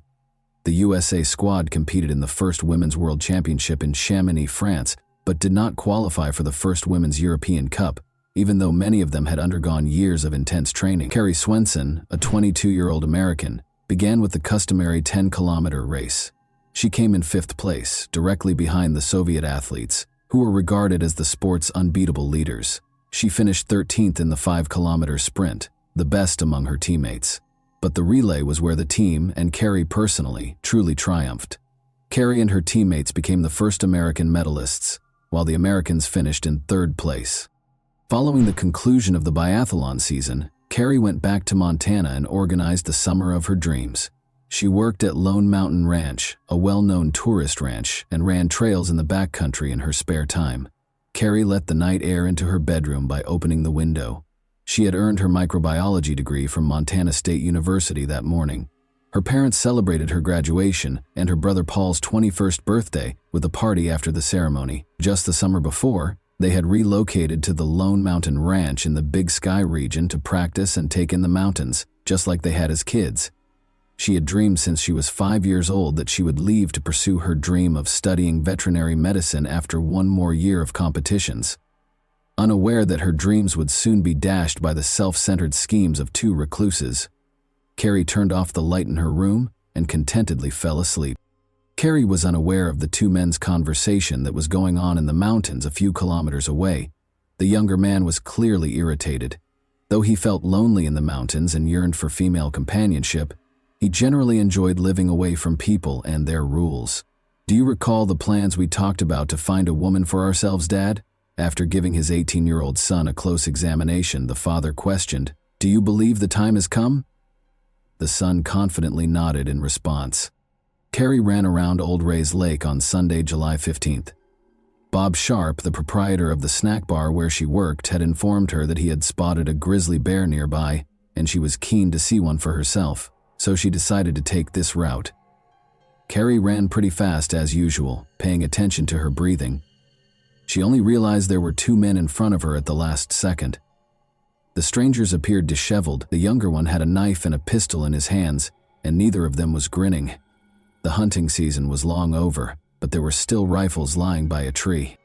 The men made it clear to Carrie that they had no good intentions without taking their eyes off her. Regretfully, she saw them too late to turn around and flee. An adrenaline rush brought on by fear caused Carrie to run even faster, attempting to get past the strangers as fast as she could. But her plan didn't work. On the trail, the older man leapt directly in front of her and took hold of her wrist. He took hold of her other hand before she could respond. Unable to escape their hold, Carrie chose to keep her composure and use her cunning. She was scared by the wild expression in the older man's eyes. Remain composed. Avoid upsetting them, she thought. She pleaded, "Please, let me go." "No, we don't often see attractive girls like you. We would like to speak with you. What is your name?" He held Carrie even closer as he asked. He started questioning her about who she lived with, whether she was married, and other things. Carrie tried to scream, but the man quickly silenced her after realizing she wouldn't be easily freed. After letting go of her left hand, the stranger hit her in the face and tied her up with a rope. The men promised to hold her for 4 or 5 days before releasing her if she didn't enjoy living in the mountains. But she could tell by their smirks that they were more likely to exploit her weakness and end up killing her. She kept telling herself, "It's just a nightmare," hoping to wake up at any second. However, she knew it wasn't a dream because of the throbbing pain in her face and wrist. Carrie attempted to reason with them by stating that her friends and family would find her. The older man retaliated by threatening to shoot anyone who attempted to save her. In order to avoid being seen, the men rushed on, hoping to get deeper into the forest and away from the lake. All Carrie could do was let them pull her along on the rope. In order to make sure she wouldn't run in the wrong direction when she had the opportunity to flee, she covertly memorized the area while feigning submissiveness. As though kidnapping girls were a daily occurrence for the men, they strolled alongside each other, engaging in casual conversation. They talked about how they felt about the mountains, laws, and society. The elderly man voiced his displeasure with the way the area had developed, especially the fact that farmers were permitted to graze their animals on his property. He assured the younger man that he could acquire all life's necessities without going back to school or abiding by social norms. Carrie came to the conclusion that her captors were probably mentally ill as a result of these discussions. Carrie requested water and said she needed to rest in an effort to slow their pace. They decided to take a rest. As they got closer to a swamp, Carrie was horrified to see the older man start drinking from it. She attempted to alert him to the harmful bacteria found in the swamp, but he dismissed her worries, claiming to have never heard of it before. She also took a few sips, reluctantly. She observed that when she pretended not to be afraid of the kidnappers, they acted less violently. Carefully, Carrie began asking them how long they had been residing there without being aware of the risks associated with drinking water from the nearby swamp. They responded that although they had lived in the mountains for 12 years, they were still relatively new to the area. Carrie felt even more uneasy when the younger man smirked and added that they were in dire need of female companionship. Then they went on their journey. In an attempt to leave hints for her loved ones who would be looking for her, Carrie tried to step on soft ground and break twigs. Sadly, the older man saw her attempts and stopped them. Carrie, however, obstinately continued to make marks, and the older man continued to erase them because she had nothing to lose. They went on in this manner, and Carrie noticed that no one had yet begun searching for her when she looked at her watch. Only 4 o'clock in the afternoon had arrived. Alan Goldstein, Carrie's friend and co-worker who instructed visitors in shooting at the ranch, started to question why her run was taking so long. He was worried that she might not have been able to return home by herself because she might have run into a bear or twisted her ankle. Carrie was being led farther and farther from the ranch by the strangers in the meantime. They asked her whether she could walk 60 kilometers in a day. After talking about how far they needed to go, she declined to respond. It was impossible for her to tell her captors that she could run 50 kilometers in hilly terrain while training. They might go more slowly if they believed she was weaker than she actually was. Now she was certain they would not allow her to survive. Not today. Not in 4 or 5 days. They wouldn't give up their valuable independence for her. Carrie kept studying the men quietly. They were remarkably similar to one another in addition to having a similar philosophy. Her suspicion that they were father and son grew. Carrie was aware that people would soon begin searching for her, but nothing had scared her more than the idea of her parents or friends becoming the victims of her captors. Making an escape was one way to avoid this. She changed her strategy after pleading failed. "Change your tactics when you're losing," her tennis coach would often say. "When you have the chance to alter your approach, why keep playing a losing game?" Before deciding to take a night's rest at around 5 o'clock, the men chained her to a tree, drastically reducing her chances of escaping. Carrie was the centerpiece of the feast that the black flies and mosquitoes were enjoying. She was tired, thirsty, hungry, and afraid for her life. Now chained close to the tree, she saw a number of rocks, one of which might be used to break a chain link. It was time to try the new tactic. At night, Carrie made the decision to become intolerable. "Hey, standing by the tree is getting old to me," she insisted. "Leave the chain loose so I can sit down." Despite their confused expressions, the men let her sit. She tried to reach for the rock in private, her eyes closed as though she were sleeping. Sadly, the younger man saw her attempt and took away every rock within her reach. She kept acting rude and demanding feminine products at around 8 p.m. because she was freezing and the mosquitoes were driving her crazy. The older man began discussing how they had many of his ex-wife's belongings in the underground cave where they lived after the younger man, whom the older one called Dan, gave her a shirt and socks. He continued by saying that those caves were very comfortable and that they would never be discovered there. In the distance, Carrie heard a voice. Regretfully, her captors also heard it. A plane appeared in the sky at the same time. Carrie was unaware that the plane was looking for her, but the men were startled and put out the campfire right away. It is obvious that they were surprised that someone would look for the hostage so quickly. The plane circled the forest for about an hour before taking off. Carrie waited anxiously for the night to come and to see what they would do to her. But as they sat quietly by the smoldering fire, they left her alone. When night fell, they lay in one sleeping bag and gave her the other. Carrie's coworkers became increasingly concerned as the sun started to set. They began looking for her 2 hours after she was expected to arrive at work. Carrie's friends and family split up into 4 groups and were each given a specific area to search. In order to get assistance flying over the forest, Carrie's father, Rob Swenson, contacted a friend who was a pilot. He was filled with fear when Bob Sharp told him that Carrie might run into a grizzly bear on that trail. For several hours, the teams combed the areas where Carrie was likely to run while calling her name. However, they had to halt the search as night fell. When their father got back from the airstrip, Carrie's brother Paul discovered him at the ranch. His father appeared pale and anxiously restless. Paul went to his room and asked his father to notify him as soon as there was any update on Carrie because he needed some alone time. After a hasty shower, he collapsed on his bed. Then he caught sight of Carrie. Like a captive animal, she was chained to a log. Nearby, the men sat around the campfire. His sister was in tears. Paul hoped it was only a bad dream when he woke up from this terrible nightmare, not knowing what it might mean. They would resume their search as dawn broke, and they would undoubtedly locate her in the morning. To Carrie's surprise, the captors only moved the camp roughly 50 meters from the original campsite when they made the decision to move it. Dan didn't think twice about using his gun to go hunting and shoot a squirrel for breakfast, in spite of the continuous search for her. The older man insisted that Carrie turn over her shorts while Dan was making breakfast, claiming that their vivid red hue drew too much attention. After taking them, he returned to the former campsite. This gave Carrie a chance to speak with Dan alone. By claiming that he was too young for such crimes, she attempted to convince him to allow her to return to her family. Dan said, "No, you're cute, and you'll stay with me," after giving her a close look without showing any signs of regret, worry, or a smile. Carrie received her shorts, which were smeared with soot from the earlier campfire, from the second kidnapper when he returned. Carrie began putting on the shorts in her sleeping bag while fighting back tears. She was nearly finished when she noticed someone flat on the ground and heard rustling in the bushes to her right. Dan sprang to his feet and pulled his gun from its holster. Carrie yelled, "Remain back! Keep your distance! They will shoot because they are armed!"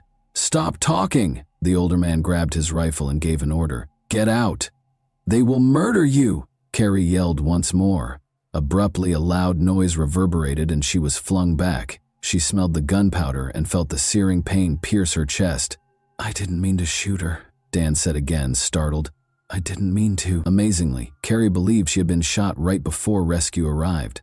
No attempt was made by the kidnappers to assist her, but someone else appeared from the bushes to the left. It was Jim Schwalbe, another ranch worker. Evidently, he was unaware that the kidnappers were criminals and thought they were a rescue team attempting to assist Carrie, possibly hitting her by accident while frightening off a bear. Jim dropped his backpack on the floor and hurried over to Carrie. Only then did he realize the truth when he noticed the chain around her waist beneath the sleeping bag. While he was still being threatened with the rifle, he insisted that the older man take Carrie's chain off of him. Dan dropped his gun to the floor and removed the chain's key. Jim then told Alan Goldstein, one of the kidnappers, to flee for assistance. However, it seems that Alan had already discovered their true nature. The kidnappers were surrounded by 200 people, so he yelled that he was armed and told them to surrender. Carrie let out a painful scream as Dan yanked the chain violently. The older man pointed the rifle at Alan as Jim turned to face them. "No!" Carrie let out a gasp. Everyone heard something fall in the grass and heard a shot. The kidnapper had already vanished from view when Jim hurried to the fallen friend. Jim was already too far away when the older man reloaded the rifle and pointed it in his direction. With haste, the abductors stuffed their things into their backpacks, removed the chain, and even threw Carrie out of her sleeping bag, claiming she would no longer require it. Carrie and Alan lay on the cold ground, and they did nothing to help them. Carrie could hear Alan's radio crackling, but she dared not try to get to it because he was lying too far away. Her whole body felt cold, and she tried to crawl toward the extinguished fire with what was left of her strength. Hoping there were still warm logs to help the leaves catch fire, she tossed some leaves and twigs toward the fire while lying on her stomach. Carrie lost consciousness when she attempted to blow on them because she was too weak. An army of black ants raced toward her blood-soaked shirt as she awoke. No, she chased them off. She was reminded of her desire for life by these ravenous insects. Alan had fallen too far away for her to help him find the radio, but then she saw Jim's backpack close by. After struggling to unfasten the backpack with her icy fingers, she discovered a sleeping bag, a chocolate bar, and a water bottle inside. There was no radio.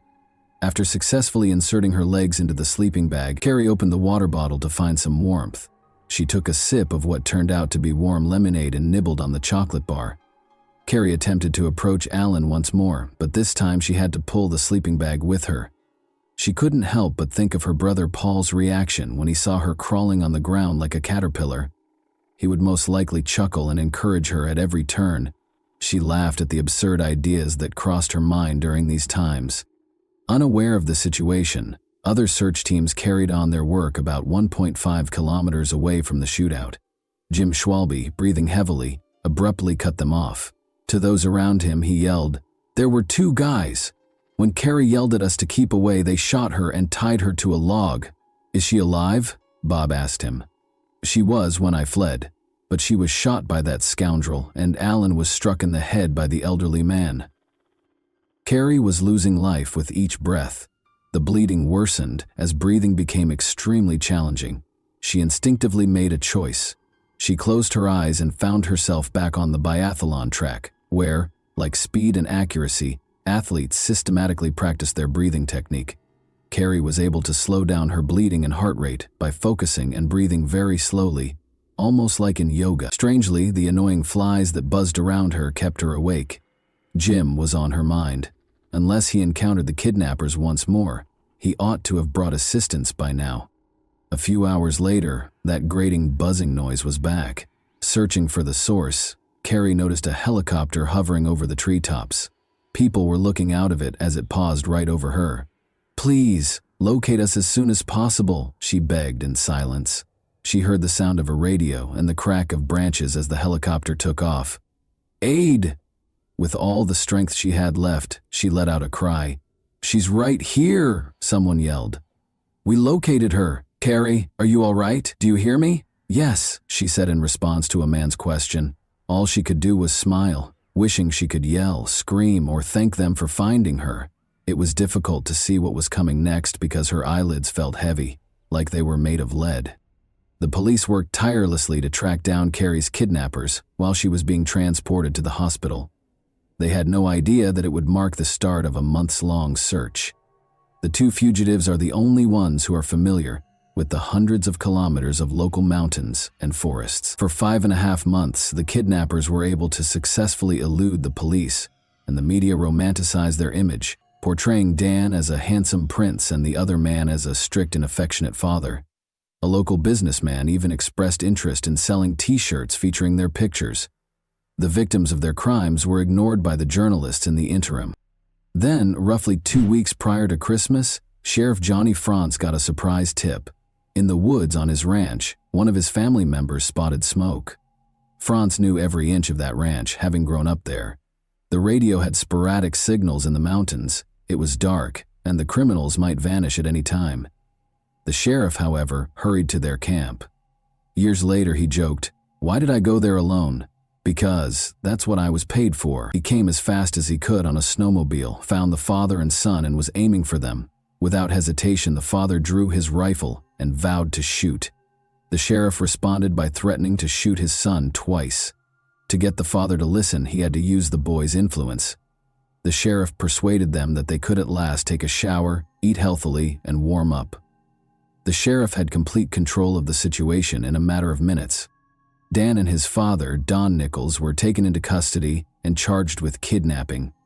Don was also accused of killing Alan Goldstein. It was disclosed during the trial that the men had plotted the abduction for a number of years. About 5 or 6 years ago, Don Nichols bought a chain for his future bride because Dan wouldn't live in the mountains without a woman, and not all girls would accept their lifestyle. Carrie was meant to be the mother of his son's future children, and he had aspirations of starting his own clan and living apart from society. Don was released in 2017 after receiving an 85-year prison sentence. Dan only spent 6 of the 20 years he was sentenced to in prison. With his marriage, education, and decision to assist those with disabilities, it appeared that the young man had changed his life. He was, however, arrested once more in 2012 in relation to illicit substances. After spending 8 days in the hospital, Carrie started pushing the limits of her physical capabilities and conquering pain to hasten her recuperation as soon as she was released. Carrie recovered sufficiently by 1986 to compete in triathlons in Oslo, Norway. Despite her 4th-place finish, the 3rd-place finisher acknowledged her abilities by inviting her to join her on the podium. Although it might have appeared to others that she was completely recovered, Carrie was aware that the injury and kidnapping had left a permanent mark that would never go away. During intense physical exertion, she still felt pain from scar tissue and the bullet shrapnel that was still embedded in her body, affecting nearby nerves. She therefore made the decision to give up competitive sports and concentrate on becoming a veterinarian, moving to Colorado to pursue her studies. Carrie Swenson, who has loved the outdoors since she was a young child, is a veterinarian in Bozeman, Montana, and still enjoys it today. She has turned into a harsh critic of the media's coverage of the kidnapping and hardly ever discusses what happened. She felt that the romanticization of the murderers and kidnappers as rugged mountain men skilled in wilderness survival was particularly inappropriate. Additionally, she thought that the media greatly minimized the emotional trauma of the kidnapping by making it seem more romantic than it actually was in the hands of the mountain people. The Nicholses may have lived in the mountains at times, but they couldn't survive there. At least, not without theft and robbery.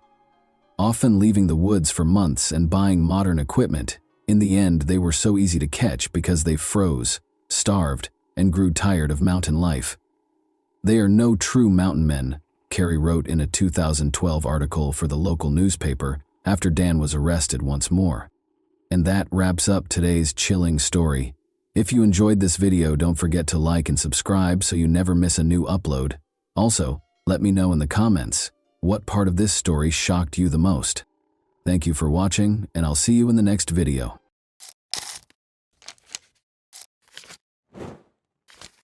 Hey guys, welcome to my channel, and today we're going to take a look at another horrible case with you.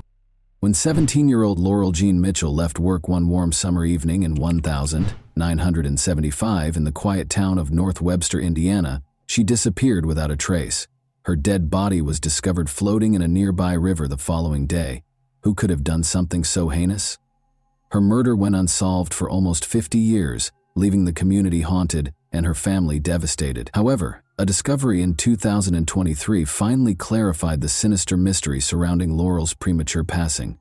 Who was to blame for what happened to Laurel that fateful night? You might be surprised by the answers. Now, let's explore the narrative. Do you know those places where people know your name and things are a little more laid back? That's North Webster, Indiana, to put it briefly. This small town in Kosciuszko County, which is encircled by serene lakes and beautiful scenery, is a place where neighbors become family. As families enjoy the outdoors and friends pause to talk, life moves at a leisurely pace. North Webster's allure goes beyond its lake view, with Friday night lights bringing the community together. The town proudly supports its Whipco Wildcat sports teams. North Webster's love of basketball is unrivaled, even though Indiana is well known for its basketball heritage. Who knows, this hoops-loving town may produce the next Gordon Hayward or Larry Bird. But there's more to this story than meets the eye.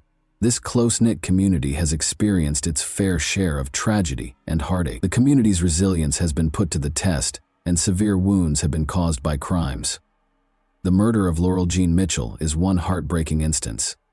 Her life was cruelly ended, leaving her neighbors, friends, and family in shock. Laurel Mitchell was born on May 24, 1958, into a loving family as the second child of Richard and Wilma Mitchell. Her younger sister, Sarah, was only 5 years behind her older brother, Bruce, who was in California serving in the Army. Every part of their home was filled with laughter and family time, as Laurel grew up surrounded by the warmth of a loving family. Through family customs and adventures, Laurel and her siblings created lifelong memories while laughing and crying. The ability to truly connect with people was Laurel's unique gift. She became well-liked in the community because of her easy charm and kind disposition. Laurel's passions were dance and music. She was a committed dance student who honed her skills at a nearby studio.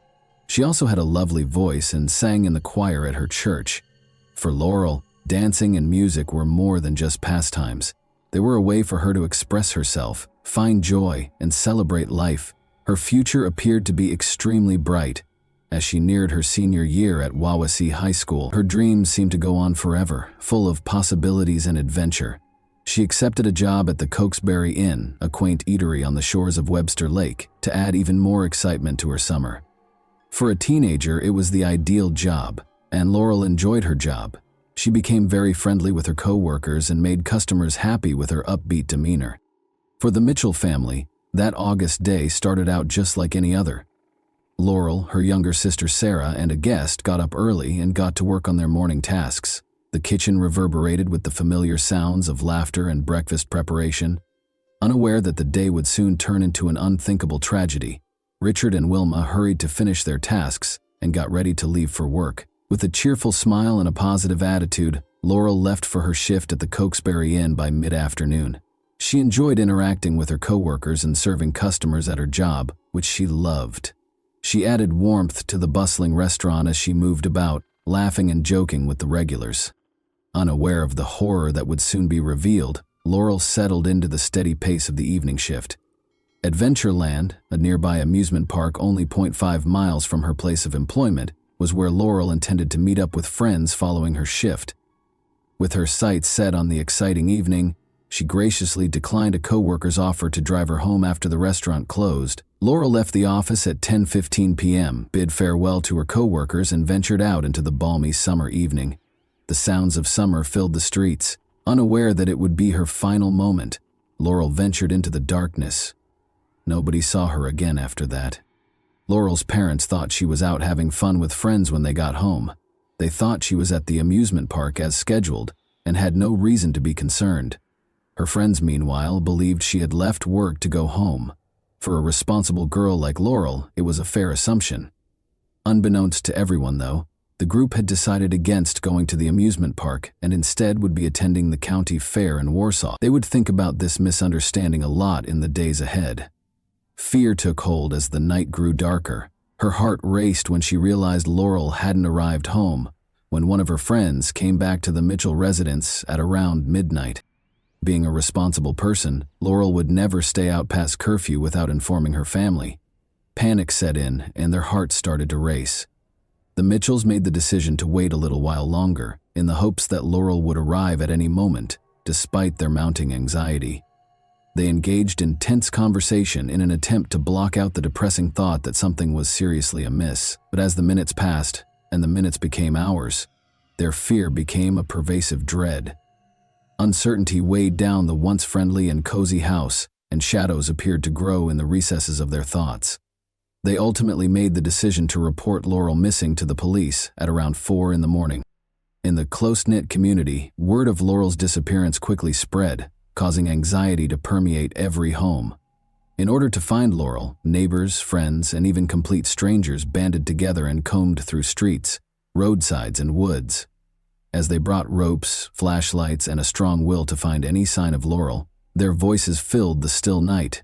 Officers were sent to conduct a canvass of the area after the police took the report seriously. But as the hours passed, Laurel was nowhere to be seen.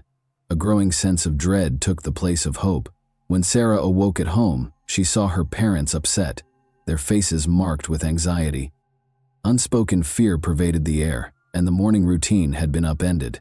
Sarah felt that something was seriously amiss, even though she was meant to be at a softball practice that morning.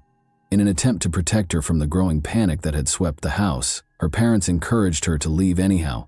With a forced smile that did little to conceal her own nervousness, her mother said, "Just try to focus on your game." Sarah departed for practice with a heavy heart, but she couldn't get rid of the thought that her sister wouldn't be returning home.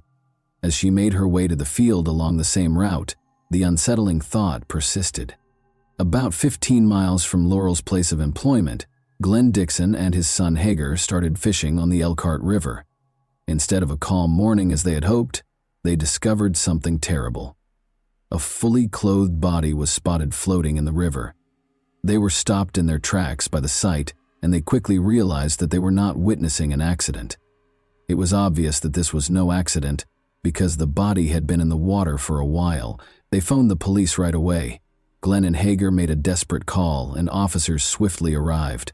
Officers quickly filled the once serene riverbank, their radios blaring with urgent calls. Knowing they were going to break the heartbreaking news to a family, they retrieved the body with a combination of professionalism and solemn respect. There was a noticeable tension in the air as they attempted to identify the victim. Laurel Mitchell was the one. The news was like receiving a kick to the stomach. Her life ended suddenly, and the intelligent, vivacious girl who loved dancing and music was gone. The news was devastating to the Mitchell family. Richard sobbed when the officers came to deliver the heartbreaking news because he couldn't believe his beloved daughter was no longer with him. Wilma was distraught, her sorrow so deep that it seemed to consume her whole being. Known for their close ties and mutual laughter, the family felt disoriented and broken all of a sudden. Sarah felt a wave of dread when she saw the police cars parked outside their house after practice. She had a gut feeling that something was seriously amiss. Her heart was pounding as she entered, each beat echoing the fear that was building inside of her. The truth of their loss started to set in, and their world had been irrevocably destroyed. When the autopsy report was delivered a few days after Laurel's body was discovered, it brought a terrifying sense of closure. Although Laurel had drowned, the report also mentioned that she had fought back against her assailant, as evidenced by the bruises on her hands and shoulders. The confirmation of sexual assault was the most shocking discovery. Questions about how this could occur in their small town caused conversations to become heated and urgent. Who would do such a horrible thing to Laurel, who was so innocent and kind? The community's hearts were troubled for years by the case's unresolved status. The community was left feeling frustrated and hopeless as the investigation stalled despite the police's best efforts. People wanted justice for Laurel and answers. However, everything changed almost 48 years later in 2023. The community was rocked by the arrest of two elderly men who had lived in the same neighborhood and were teenagers at the time of the incident. With a mixture of grief and relief, this moment rekindled hope and was a pivotal moment in the healing process. How did this occur? It's difficult to think that after all these years, a breakthrough would eventually occur. Usually used to calm and serene days, the little town of North Webster was thrown into a state of chaos. Frank Overmeyer, one witness, remembered hearing a car's trunk slam close to when Laurel vanished. He believed the vehicle to be an Oldsmobile at the time. He didn't think it would be important later, and it didn't seem like a crucial piece of information. Investigators diligently gathered all of Laurel's possessions, including her favorite sweatshirt, shoes, a silver necklace, one earring, and clothing. The fact that her blue jeans were discovered unbuttoned and unzipped among these items added to the mystery surrounding her passing. But nobody knew what could be done with the evidence, and the technology at the time was very limited. No one in the town would soon forget the solemn occasion that was Laurel's funeral. Friends, neighbors, and classmates filled the large church, all grieving the untimely death of a young girl. With their hands clasped together, Sarah sat between her father and her older brother, Bruce. She only remembered the excruciating pain that overcame her. She had few memories of the service itself. She was struck with the realization that her confidant, her sister, was no longer there. There was no longer any sense in the world. The case was abandoned. Weeks became months, and months became years, but no answers were found despite the community's efforts and detectives' diligent work. It seemed as though Laurel's murderer had disappeared, leaving an enduring mystery in their wake. Laurel's loving parents, Richard and Wilma Mitchell, never gave up on pursuing justice. In the hopes that someone would eventually come forward with the truth, they kept the case in the public eye. Unfortunately, their health started to deteriorate, and they both died in 2012, 4 months apart. Unfortunately, they never found out who killed their daughter. The case sat on a shelf for years, gathering dust and losing its significance. But in 2007, Captain Kevin Smith of the Indiana State Police was put in charge of the inquiry. He was committed to giving Laurel's family justice.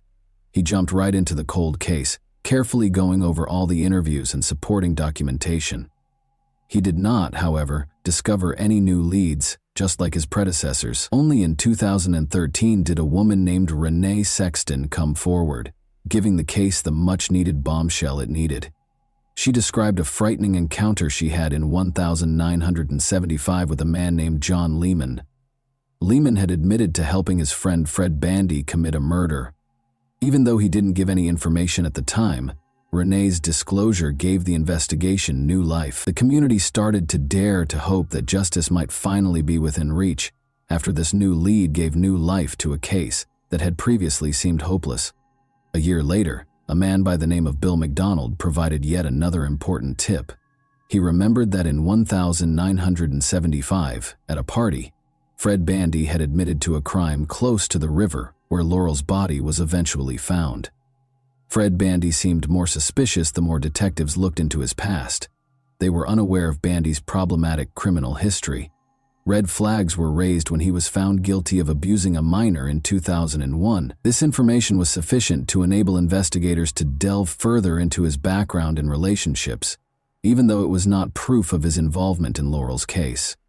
According to a report on July 3, 2014, Bandy claimed to have committed the crime at Mallard's Roost, a public access location next to the location where Laurel's body was discovered. The Noble County Sheriff's Department was notified on September 25, 2019, that Bandy claimed he and Lehman had killed Laurel together at a high school party years prior. In 2019, Captain Smith made the decision to take a new look at the evidence in Laurel's case. He sent Laurel's clothes for DNA testing since, by that time, forensic technology had advanced. Smith believed that the answers they had been looking for decades might finally be found thanks to scientific advancements. Forensic scientists examined the clothing in great detail for weeks. Their perseverance eventually paid off, as a male DNA profile was found on the fabric. Detectives were able to rule out a number of possible suspects thanks to this discovery, which revitalized the investigation. Two men were the main focus of the detectives' attention: John Lehman and Fred Bandy. The investigation was now more precisely directed by the detectives, but they still required more hard proof. They went to Fred Bandy's home on December 5, 2022, in order to get a DNA sample. Unexpectedly helpful, Bandy, who is now 67 years old, gave the sample without hesitation. He obviously didn't realize how serious the situation was. On January 13, 2023, the results were given to the authorities. According to a certificate of analysis, Bandy had a 13 billion-fold higher probability than any other unidentified individual of contributing to the DNA discovered on Laurel's clothing. Before proceeding with Fred's arrest, the detectives knew that questioning John Lehman was an essential first step. They were aware of the urgency, but they also knew that more information was needed because Fred was strongly implicated in the crime by DNA evidence. It was imperative that both men face consequences for their heinous deed. Detectives learned that Fred had owned an Oldsmobile in 1975. As the investigation went on, Frank Overmeyer, a witness who claimed to have heard someone violently close a car trunk the night Laurel vanished, made an intriguing connection between this detail and his testimony. Fred Bandy and John Lehman were taken into custody and accused of first-degree murder on February 6, 2023-3. The news brought both relief and sadness to Laurel's family. The fact that justice was at last within their grasp gave Sarah and Bruce a sense of closure, but they were deeply troubled by their parents' absence at this time. Sarah felt a range of emotions when Captain Smith called her to tell her the news. Despite both men's not guilty pleas in court, the evidence against them was indisputable. The detectives' meticulous investigation, witness accounts, and DNA matches painted a somber picture of what most likely transpired on that fateful night in August 1975. Investigators thought that Laurel had been kidnapped, beaten, and then driven to the river where she was drowned by Fred and John. The courtroom was rocked by the disturbing details of the crime. Laurel's family prepared for the lengthy journey ahead, while Fred and John awaited their trial. Although justice was on the way, Laurel would not return. Sarah would always feel the anguish of losing her sister. Now that justice was at hand, the reality of it all felt almost unreal after decades of waiting for answers. The first hearing between Bandy and Lehman was originally set for Wednesday, February 8, 2023, in the Noble Circuit Court. Fred Bandy Jr., now 68, was charged with first-degree murder and was set to go on trial by jury for 5 days. Bandy's last pretrial conference was also set for July 29, 2024, at 3 p.m. However, no outcomes have been made public as of yet. On February 5, 2024, he attended another pretrial conference in Noble County, where trial dates were scheduled for October 7 to 11, 2024. John W. Lehman, his 68-year-old co-defendant, is involved in his own legal proceedings. At 1 p.m. on February 26, 2024, he had a pretrial conference. A hearing for a change of plea was also scheduled for June 18, at 11:30 a.m. in the Circuit Court of Noble. It was anticipated that Lehman would enter a guilty plea to the charges against him at this hearing, renouncing his not guilty plea. Lehman recently agreed to a plea agreement on August 15, 2024, which could drastically lower his sentence.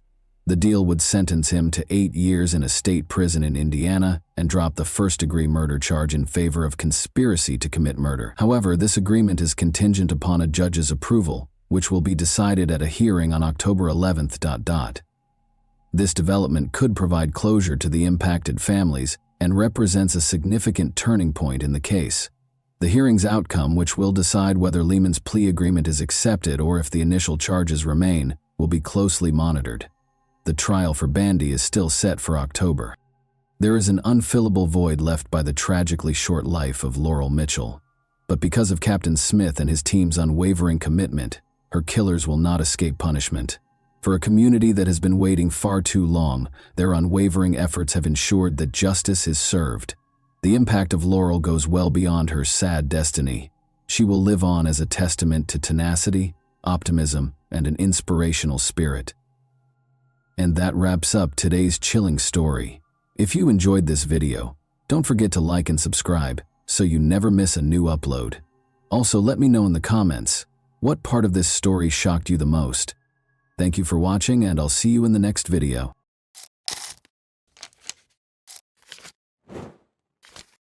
Hey guys, welcome to my channel, and today we're going to take a look at another horrible case with you. On a typical winter morning in 2006, a young woman disappeared without a trace in the busy city of Orlando, Florida, leaving a lingering sense of unease.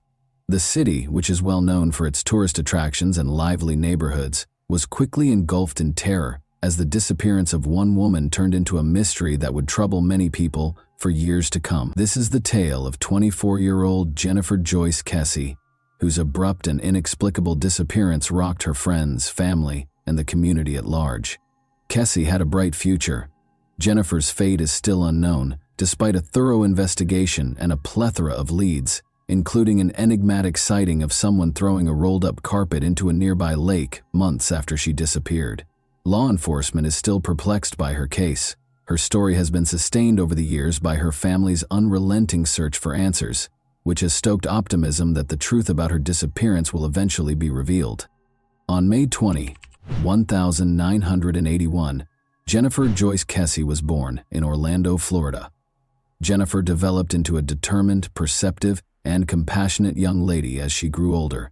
She did exceptionally well in her studies and extracurricular activities, and her family was very proud of her achievements. After graduating from Tampa's Vivian Gaither High School, Jennifer continued her education at the University of Central Florida, where she earned a degree in finance in 2003. She soon got a job at Central Florida Investments, an Ocoee timeshare company, as a finance manager. At the age of 24, Jennifer was establishing a prosperous life, living on her own, and looking forward to the future. In order to invest in her future and start a new chapter in her adult life, she had bought a condominium at the Mosaic at Millennia complex in Orlando. Jennifer was a cherished friend, sister, and daughter. She was renowned for having compassion and a cheerful disposition. She was very close to her family, especially her brother Logan and parents Drew and Joyce. Her abrupt disappearance in January 2006 left her family and friends bewildered and devastated, as they had always been there for her. Jennifer had a typical workday at Central Florida Investments on January 23, 2006. Around 6 o'clock in the evening, she left work, called her father, and then talked to her boyfriend. They talked about her recent trip, a brief getaway she had taken with him that had been a welcome diversion from her hectic life. The last verified conversation anyone had with Jennifer was during this call. Her boyfriend was worried when he did not receive his regular call on January 24, because she had a habit of calling him every morning. Her employer called her family when she failed to show up for work, and the morning passed without any communication from her. Since Jennifer was regarded as trustworthy and accountable, her family was aware that something was amiss. In the hopes that she would be there or that they would discover some clue as to her whereabouts, her parents drove to her condo. Jennifer's condo showed no signs of forced entry when they got there. It appeared from the scene inside that she had begun her morning as usual. Her towel was still wet, and her work clothes were neatly laid out, so there was proof that she had showered, dressed, and gotten ready for work. But she was nowhere to be found. There were no obvious signs of a struggle, and nothing seemed out of place. On January 26, 2006, 2 days after Jennifer Kesse disappeared, a big lead surfaced that gave some hope. Only a mile from her own condo, her black 2006 Chevy Malibu was found abandoned at the Huntington on the Green apartment complex. Although the car had been abandoned in a parking lot, no one was immediately interested in finding it.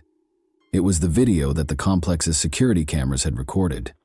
The video showed someone parking Jennifer's car, quietly exiting and leaving. But the video quality was so bad that it didn't provide many hints. Any identifying physical features were blurred, and the figure's face was hidden. Although it was evident that the person was male, the video offered no specific information regarding the person's height, physique, or attire. The suspect was later referred to by one journalist as the luckiest person of interest ever, considering the scant evidence provided by the video. Based on the hazy video, the FBI was called in to help identify the person's size and gender, but they were only able to estimate that the person was between 5 feet 3 and 5 inches tall. NASA attempted to extract clearer images from the video as well, but the suspect remained a dark figure with few distinguishing features. Investigators and Jennifer's family were disappointed when no conclusive identification could be made, despite their best efforts. In search of crucial hints, investigators focused on Jennifer's car, while the surveillance footage was still inconclusive. The vehicle's forensic analysis produced very little evidence. Despite the discovery of a small DNA fiber and a latent fingerprint, the case did not advance. The car had clearly been completely cleaned, indicating that whoever had left it had taken great care to remove all traces of themselves. The car was missing a number of things, including Jennifer's briefcase, purse, keys, iPod, and cell phone. The mystery was further complicated by the fact that her phone was still off and her bank account had not been accessed, in addition to these missing possessions. Authorities were unable to provide a definitive explanation for Jennifer's disappearance, which seemed to be more intentional. Jennifer Kesse's family and close friends were the first to be questioned, as is typical in cases involving missing persons. The goal of the investigation was to find out if Jennifer's family members had any reason to hurt her. Her ex-boyfriend, with whom she had broken up before dating Rob Allen, was among the first individuals questioned. Jason Schofield was his name, and he had recently stated that he wanted to resume their relationship, but it was soon determined that he was not responsible for her disappearance. Jennifer's then-boyfriend Rob Allen was also questioned. Rob, a British expat residing in Fort Lauderdale, Florida, had met Jennifer while visiting Orlando in 2005. Rob and Jennifer had been dating for a year when she vanished from sight. Rob and Jennifer made it a point to spend every weekend together, despite living roughly 3 hours apart. Jennifer's mother, Joyce, remembered that her daughter was in love and that the couple seemed to have a close relationship. Jennifer had taken a weekend trip to St. Croix with Rob a week prior to her disappearance. Rob said the trip was a unique experience. On January 23, 2006, Jennifer called her mother on her way to work after returning from St. Croix. After the trip, Jennifer was obviously happy, excited, and full of life. Joyce remembered how she sounded elated as she shared every detail about the trip and said she was on a cloud. She continued to communicate with her family as usual, speaking with her father and brother later that day. Around 10 o'clock that night, Jennifer made her last phone call to Rob Allen. Regretfully, the discussion did not conclude favorably. The strain of the long-distance relationship was starting to get to Rob, who confirmed that they had a disagreement during the call. Rob insisted that despite their sporadic difficulties, there was no sign that Jennifer had been angry or afraid about anything while they were speaking. He had no idea that he would never talk to Jennifer again after this call. Because it was not unusual for romantic partners to be involved in missing persons cases, investigators closely monitored Rob Allen while he was being questioned. But Rob's alibi was confirmed. There was no proof that he was involved in Jennifer's disappearance, and he had been in Fort Lauderdale when she vanished. The possibility that someone she knew might have been involved was nevertheless not ruled out by Jennifer's family, which included her parents, Joyce and Drew Kesse. They remained watchful due to the emotional toll of the investigation and their fear of not knowing what had happened to their loved one. In particular, Jennifer's parents held out hope that someone would come forward with information that would help explain her disappearance. As investigators looked into every possibility, the investigation grew, but Jennifer's family remained committed to getting the truth. They never thought Rob Allen or any of Jennifer's family members had any motive to hurt her. Instead, as the investigation continued, they sensed that the mystery grew more complex. The investigation into Jennifer's disappearance evolved into a search for justice and the truth about what had happened to a lively young woman who appeared to have a promising future. Jennifer's condominium complex was going through major renovations when she vanished. The fact that many of the complex's employees did not speak English presented a problem for investigators. Jennifer had complained to her family that she was frequently whistled at, catcalled, and otherwise uneasy by the construction workers. Many of the employees were unable to be interviewed by law enforcement due to the language barrier, making them possible but evasive suspects. According to the surveillance footage, the person seen exiting Jennifer's car was dressed in white overalls, which are typically worn by manual laborers or painters. This made investigators question whether the person in the video was a construction worker on the property when she vanished. Nevertheless, the lead remained frustratingly ambiguous in the absence of additional evidence connecting the individual in the video to a particular employee. Jennifer's parents appeared in court in 2009 to request the case's release. Interviewing a former housekeeper who had worked at the complex gave detectives an unexpected lead. When the woman saw CCTV footage of the suspect, she surprised law enforcement by stating that the figure's gait, attire, and hairstyle reminded her of a man she knew from the complex named Chino, although she was unable to confirm that it was him. Her identification was a clue worth following up on. Chino had been employed at Jennifer's complex as a maintenance worker only a week prior to Jennifer's disappearance. He had even resided in a different complex building. It was quickly discovered by investigators that Chino was well known within the complex and that some residents remembered him mistreating women. Although investigators had no hard proof to connect Chino to the crime, a tip from the early stages of the investigation raised the possibility that he was involved in Jennifer's disappearance. When it was revealed that Chino was already serving time in a Florida prison for the statutory rape of a teenage girl, a crime he committed 2 years after Jennifer vanished, the case took yet another unexpected turn. Chino cooperated when asked about Jennifer's case and denied any involvement. He even consented to and passed a polygraph exam. Still, the lead cooled off once more. Jennifer's family became more and more irate with the Orlando Police Department's OPD handling of the case as the days stretched into weeks, and those weeks into months. Police refused to label her case as cold, which would have prevented the allocation of more resources, despite her persistent efforts. The family felt that law enforcement could have done more, but this decision left them feeling abandoned. When the family filed a lawsuit against the OPD in 2018 to gain complete access to Jennifer's case files, their frustration reached a breaking point.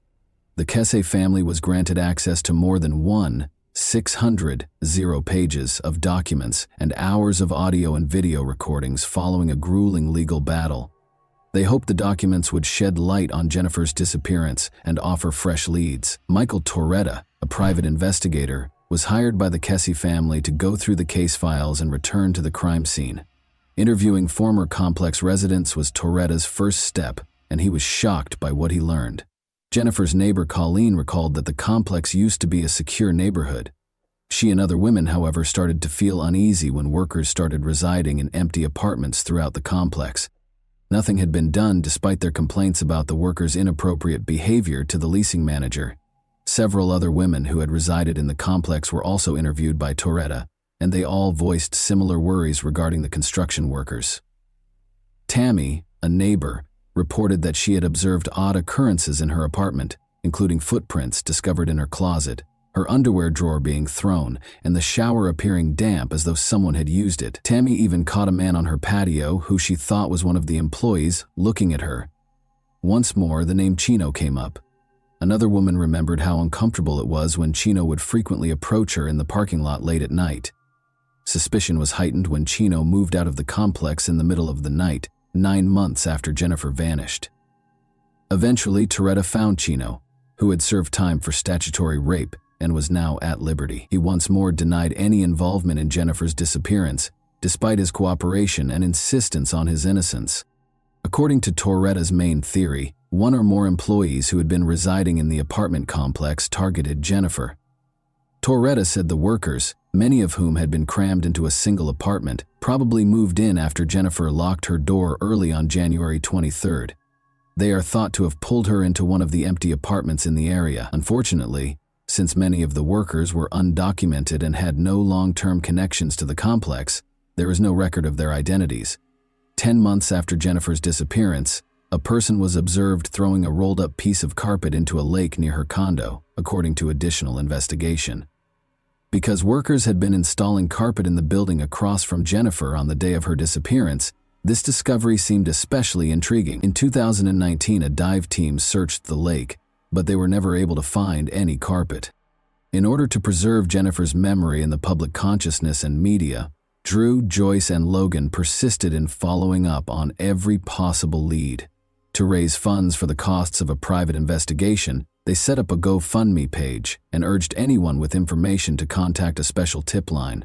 CrimeCon appearances, social media appeals, and public awareness campaigns all helped to keep the case in the public eye, but none of them yielded the answers they so desperately needed. Jennifer's family persisted in seeking justice in spite of the obstacles.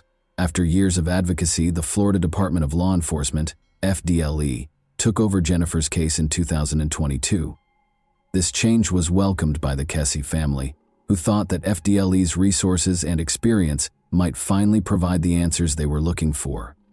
Joyce, Kesse, and Drew were cautiously optimistic, pointing out that the investigation entered a new phase with FDLE's involvement. There was hope that the case might make progress thanks to the agency's sophisticated forensic tools and investigative resources. The same period saw the publication of a book by Jennifer's uncle, Bill Gilmore, which described the family's search for her. He told tales about Jennifer's life and the unsolved mysteries surrounding her disappearance through public speaking engagements and appearances at events such as CrimeCon. His efforts strengthened Jennifer's case and brought attention to the family's dissatisfaction with the OPD's initial handling of leads and evidence. Jennifer Kesse's disappearance has had a profound impact on her family, particularly on her brother Logan and parents Drew and Joyce. The lack of answers has caused them to suffer emotionally for almost 20 years. There is a sense of lost time every year that goes unresolved, such as holidays and birthdays they never spent with Jennifer. They hope for closure in spite of the heartache. Their extended family and close friends also feel the pain, and they keep helping with the search and spreading the word. Despite the uncertainty, the family is steadfast in their conviction that the mystery will be unraveled. The youngest, Logan, shares his parents' desire for justice after seeing their suffering. The Kesses are steadfast in their pursuit of the truth and in preserving Jennifer's memory. No matter how long it takes, they are adamant about finding answers and won't give up until justice is done. Their strength is demonstrated by their tenacity in continuing to search for almost 20 years. And that wraps up today's chilling story. If you enjoyed this video, don't forget to like and subscribe so you never miss a new upload. Also, let me know in the comments, what part of this story shocked you the most? Thank you for watching, and I'll see you in the next video.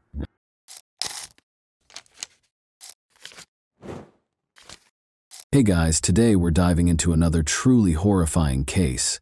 If you want to support my channel, make sure to subscribe and stay active. It really helps me out.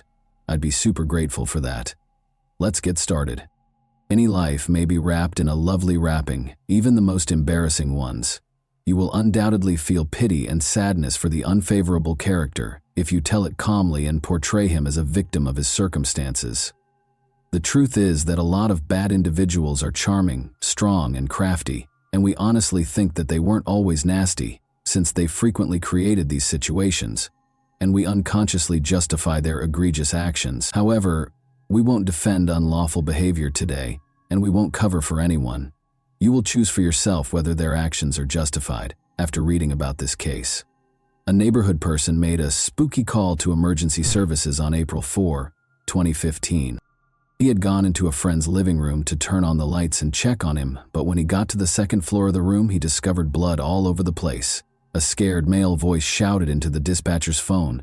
According to the victim's acquaintance, the injured man was not breathing and everything was soaked in blood.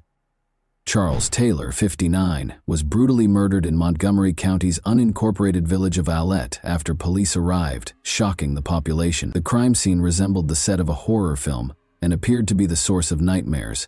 The couch where the slain guy was found was fully covered in blood, and there was blood all over the carpet and paintings. It appeared to be a grudge drama due to the savagery of the act. After all, the assailant undoubtedly intended for Charles to suffer from excruciating anguish in addition to his death, repeatedly stabbing him with a sharp knife. The fact that Charles's bloody body was found upstairs in his room and that the house search revealed no obvious evidence of forced entry indicated that the criminal was familiar with the residence and had taken decisive action. Charles Taylor died as a result of 31 stab wounds and blunt force trauma to the back of his skull, according to the results of the forensic medical investigation. Charles Taylor was regarded as a generous and compassionate man. He had a wonderful relationship with his adult son. He loved Amanda, his daughter-in-law, and his 2 grandkids. People see this aspect of life and make judgments regarding the health of the family. How rich, how evil. They describe the family as a healthy family, but did the Taylor family actually live like this? Let's investigate this unpleasant family situation. Because there were few leads available to the authorities, the initial inquiry proceeded somewhat slowly. They began searching for Charles's associates, but they were unable to locate anyone with the intention or motivation to hurt him. They quickly discovered the attackers' identity after the theory that it was a member of Charles Taylor's family emerged. That's actually when investigators were fortunate enough to be contacted by a crime blogger who had pictures of Amanda Taylor taking selfies next to Charles's dead body. The wanted list now includes her. On March 27, 1991, Amanda Barbara Nicole Taylor was born in Christiansburg, Virginia. Not much is known about Amanda's early years. The only reason it was challenging is that both of her parents served time in prison.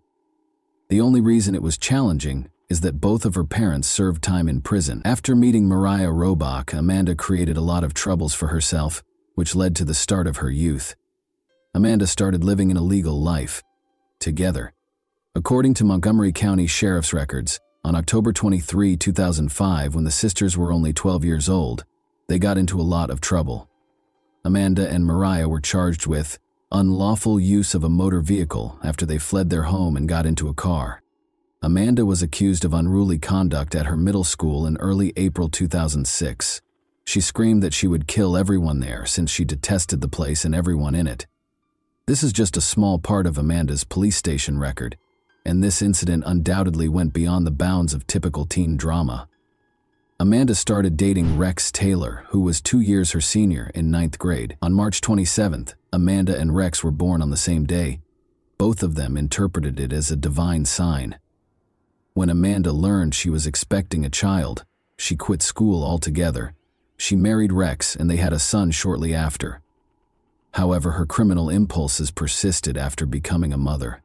Additional run-ins with the law also punctuated the years of her married life. Amanda Taylor's police station reports increased rapidly. So had a criminal record for possession of a controlled substance, a conviction for alcohol possession, multiple domestic disputes, and another attempt to flee after stealing a car. Rex Taylor, her spouse, was not from a perfect home either, and Rex battled addictions and the depression they brought around despite their love for one another. The young man developed an addiction to illegal narcotics at the age of 15. The couple eventually had a baby, and at first it appeared that Amanda was still in control and had become a perfect wife and mother. However, she was a little different from other American women in their 20s who have tattoos, piercings, and undoubtedly post daily selfies on social media, as well as the family. Amanda and Rex's relationship was everything but typical. The pair addressed letters to well-known serial killers while they were inside and studied their biographies obsessively. Amanda started to fantasize of turning into a criminal herself, but tragedy befell the family before Amanda could fulfill her dreadful ambition. Amanda's fears about her husband's infidelity overshadowed the couple's complex relationship. The pair finally parted ways in April 2014 when their paths diverged. After moving back in with the family, Rex started using illegal drugs once more.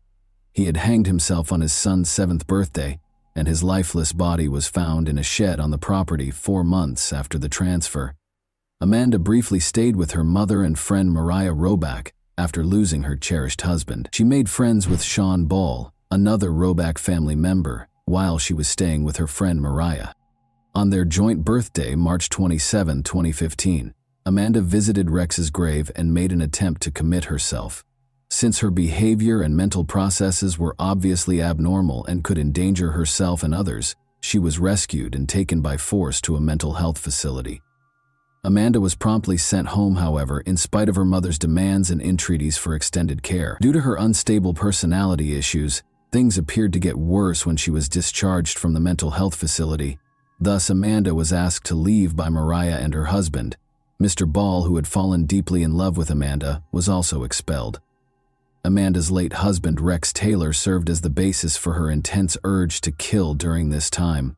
When it appeared like her only true friends had abandoned her, she wanted to honor Rex and make him proud of her, and in order to do that, someone had to be expertly killed while he was still alive. Additionally, Rex had a fascination with serial killers that had long transcended his hobby status. During his lifetime, he was proud of the close friendship he had with criminals. Imagine discovering an envelope addressed to you from a well-known serial criminal who was arrested in 1980 when you go to the mailbox one morning after leaving your home. You are relieved to discover a birthday card for your little child and a handwritten note inside the envelope rather than any eerie keepsakes. Some would contend that getting such a message would be just as terrible as getting a strand of hair or a severed finger. In any case, it would be unusual for most people to get anything in the mail from a serial offender, but Amanda and Rex Taylor's family did not. Some terrible disclosures of earlier social media posts under Amanda's account have proven Amanda's fixation with crime, as well as Rex's behavior and his desire to communicate and receive experiences from renowned serial criminals. Amanda praises a number of criminals in a number of blogs for their heinous acts, such as Timothy McVeigh, the mastermind of the biggest terrorist assault in American history, and Dylan Klebold and Eric Harris, two young men who planned a mass shooting at Columbine High School. She naturally chose to begin her career as a criminal with a vengeance, since she wanted to be one of those vicious criminals she so greatly admired. After a while, Amanda blamed her husband's death on Rex's father, Charlie Taylor, saying that he had not assisted Rex in kicking his pill addiction but had instead acclimated his son to illegal substances. The cold-bloodedness and cynicism with which Amanda exacted revenge on her father-in-law, Charlie Taylor, will chill you to your core. She required a helper who would support her acts without reservation. She needed a willing accomplice to support her if she felt threatened, and Amanda already had one. Of course, it was Sean Ball, the man she was in love with. She was worried that she wouldn't be able to do it alone the first time. It was only a matter of time until she would take over him. Amanda quickly found the eager accomplice she sought in Sean, but since he didn't know what he was getting himself into, Sean and Amanda came up with their evil plan with military accuracy and carried it out. At precisely 3:27 p.m., the time that Rex and Amanda were born, Amanda and Sean visited Charles Taylor's run-down house in the neighboring town of Ironton, Virginia, on a spring April afternoon in 2015. In order to fill an Easter basket for her cherished grandchildren, Charles had to pay her money. After a half hour of pleasant conversation, Amanda suddenly sat down on the couch beside Charles, as if a switch had been flipped in her brain. Amanda's actions took a significant turn. After she started viciously stabbing Charles with a knife, Sean struck him in the head with a tire iron. Then, after shocking Charles, Amanda drove the knife hard into his chest once more. She seemed so angry that she was unable to see anything around her, and Charles simply stared at her and said, "What are you doing?" He reached out and grabbed her hair as she stabbed him, but Amanda kept stabbing him, and he kept screaming. Amanda Taylor used a sharp bayonet knife to stab her father-in-law, Charles Taylor, 31 times. She wanted to feel his final breath and wanted him to know that she was the one killing him every time she looked into his eyes. She desired Charles's death as a form of retaliation. The whole room was covered in blood, and she halted as her anger started to fade. Amanda didn't stop there either. By snapping a photo of herself close to the body and sharing it on social media, she went one step further in her extreme behavior. A frightening phone call with Amanda's voice on the other end of the line came to Amanda's mother later that day from an unidentified number. She broke down in tears as she told her mother how much she loved her and how valuable all she had done for her was. She also revealed through sobs that she had done what she had to do, and it was a terrible thing. Her mother could feel it, and she knew that something horrible had occurred. Amanda resisted her plea for her daughter to return to Christiansburg, saying that she and Sean were en route to Pittsburgh. It was well known that Amanda was in a downhill spiral, and it all began nearly 8 months ago when her husband, Rex Taylor, who had battled depression and illegal substance misuse for years, committed suicide by hanging. When authorities looked at Amanda's social media profile, they were taken aback. It was obvious that she took great pride in the crime she had done. The police issued a warrant for her arrest in the hopes of a speedy settlement, but Amanda and Sean had already made their getaway by then. As though they were planning a fantastic vacation rather than being on the run, Amanda and Sean chose a really picturesque escape route. They traveled from Virginia to North Carolina along the Blue Ridge Parkway. According to the photographs taken at the crime site, which depict the heinousness of the crime, the authorities were quite concerned that the killers would carry on killing, and they were correct, because Amanda didn't stop there. Amanda's sins would not, however, go unpunished. She did not mean to conceal her act, nor did she intend to punish herself after doing her intended crime. She started posting on social media shortly after she and Sean Ball left on the road, accepting responsibility for the murder and claiming that she did it for her husband. However, Amanda and Sean were more than just fugitives. After committing her first crime, which Amanda believed was ideal, they were now following their next victim. She was unable to stop. She had to continue killing. They took out cash at a gas station, filled up the car, and drove on to Tennessee. After tasting blood, Amanda was determined to carry out her wish to commit another crime, and she would come very close to doing so despite Sean's best efforts to persuade her to stop and simply go on the run, hide, and lay low. After stopping at a Fleabag motel in Tennessee, they restocked on ammunition at a sporting goods store. The following day, they departed to grant Amanda's bleeding desire after spending the night in a motel by the side of the road. At a rest area on Blue Ridge Boulevard, Amanda spots two young girls who might become her next victims. "I'm going to bring these girls in so we can shoot them," she said to Sean. He agreed that they needed money. Amanda walked outside to guide them to the car, but Sean wouldn't shoot them when she brought them inside. Amanda was enraged. She returned to the vehicle and drove off. She was unable to control herself, so she halted the vehicle in the driveway and attacked her accomplice. She was now aiming for Sean. After taking a handgun from the glove box, Amanda exited the vehicle and went to the passenger side, where Sean was sitting with his eyes closed in fear. She had gone so far. She was so enraged that she pointed the gun at the random jogger in front of her and squeezed the trigger. Fortunately, Amanda missed, and Sean opened his eyes and regained consciousness when he heard the gunfire. He noticed that the revolver's muzzle was aimed at him. Amanda claimed that she wanted him to understand that she was simply using him for the car and the pistol before killing him. Then she fired, striking Sean square in the face. Amanda left Sean bleeding on the side of the road from the gunshot wound after taking a photo of his wounded face to share on social media. She was now running by herself. They possessed firearms. They had already purchased magazines and ammunition for the identical weapon and had taken them from a relative's home. The police captain was aware that they appeared to agree on the course of events, which would begin with Charles Taylor's murder. Amanda kept posting notes while the police pursued her. She disclosed that she killed Sean in a field during a traffic check in her subsequent social media post. Amanda shared a photo of a silver revolver in her lap along with a comment on Instagram. It resembled a suicide note more than anything else. "All right, that moment is coming up.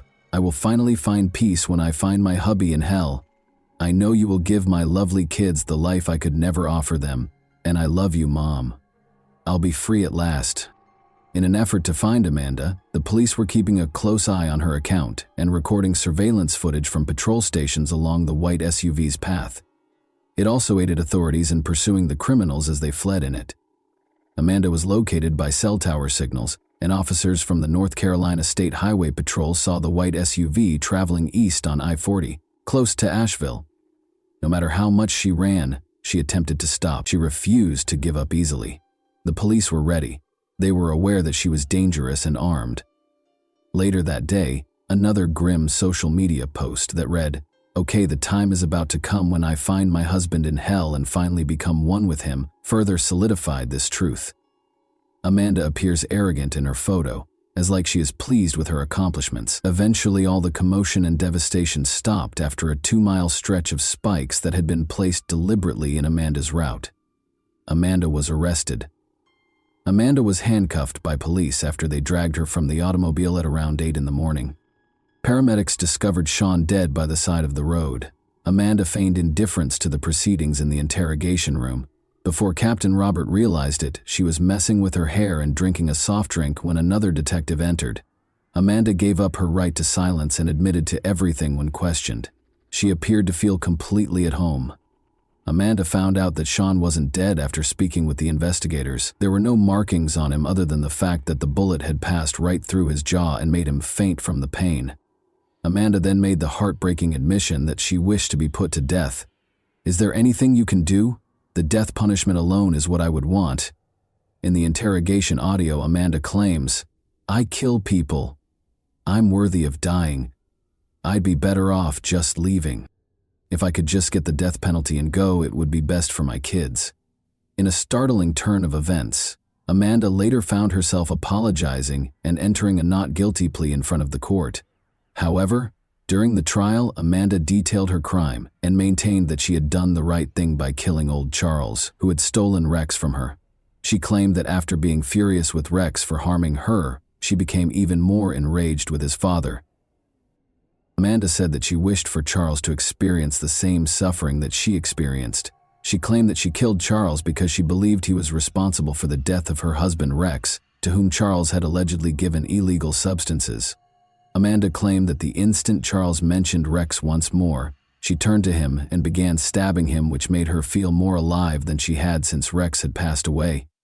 She acknowledged that the times when the knife penetrated her father-in-law made her very happy. At last, Amanda let out all of her pent-up resentment and rage. Captain Robert New stated, "She did it to get attention, and by not pleading guilty, she got the opportunity to talk about the case." Amanda gave an awful explanation. She does, after all, liken the sensation of the crime to a pleasant recollection.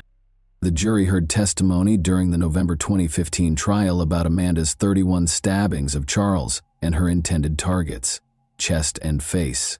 The jury found Amanda Taylor guilty of first-degree murder in under 30 minutes. She received a life sentence. She was described as the height of depravity by the judge.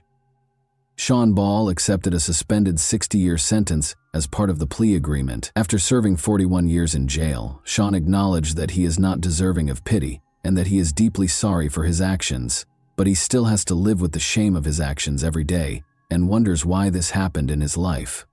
As part of a plea deal, Sean Ball admitted to second-degree murder and was sentenced to 41 years in prison.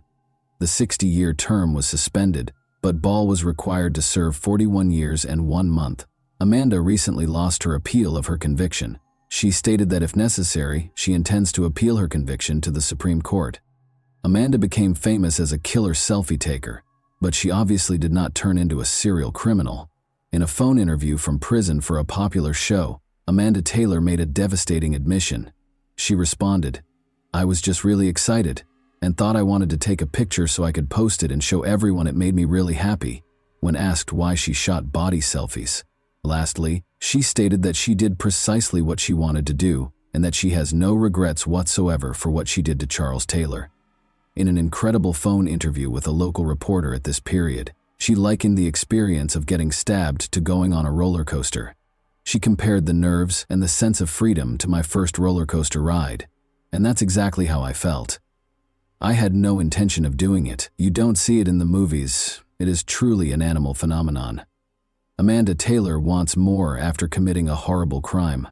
From an early age, Amanda Taylor was regarded by many who knew her as a very evil and gloomy woman who was obsessed with crime, murder, and serial killers. Pictures of strange death scenes were all over her social media accounts. Amanda Taylor is one of the few women who has ever gone insane, and it frequently wasn't meant to be. Her loved ones made every effort to keep her from going insane, but those who she turned to for support chose to ignore her. Amanda is now being held accountable for all of the devastation that inspired her. Amanda Taylor's desire of becoming a well-known serial killer came to an end in this way. Admit it, when we look at horrible heroes and learn about their past, we unintentionally attempt it on ourselves.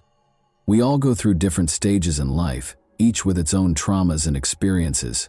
Have you ever had the urge to murder your neighbor because he parks in your space or plays loud music at night? However, they advise rethinking the narrative and simply shouting in the woods or by the lake. It restores moral equilibrium and soothes. Thanks for watching, everyone. Your support means a lot to me, and you can help my channel grow by hitting that like button, dropping a comment, and sharing this video. Your engagement really makes a difference. See you soon. You.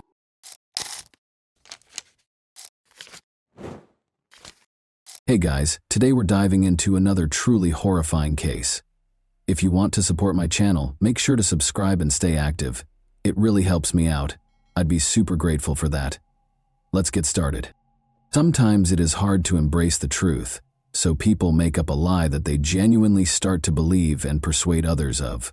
Truth is something that exists in reality and corresponds to the actual state of circumstances. To celebrate the new year, 11 young men and 1 girl gathered in a hotel room. You'll think, strange collaboration, and you'll be correct. But hold on, one information will totally alter your perspective. Since all of the men at this party belong to a sexual minority, the 12 friends who got together to celebrate the year 2021 did so with great joy.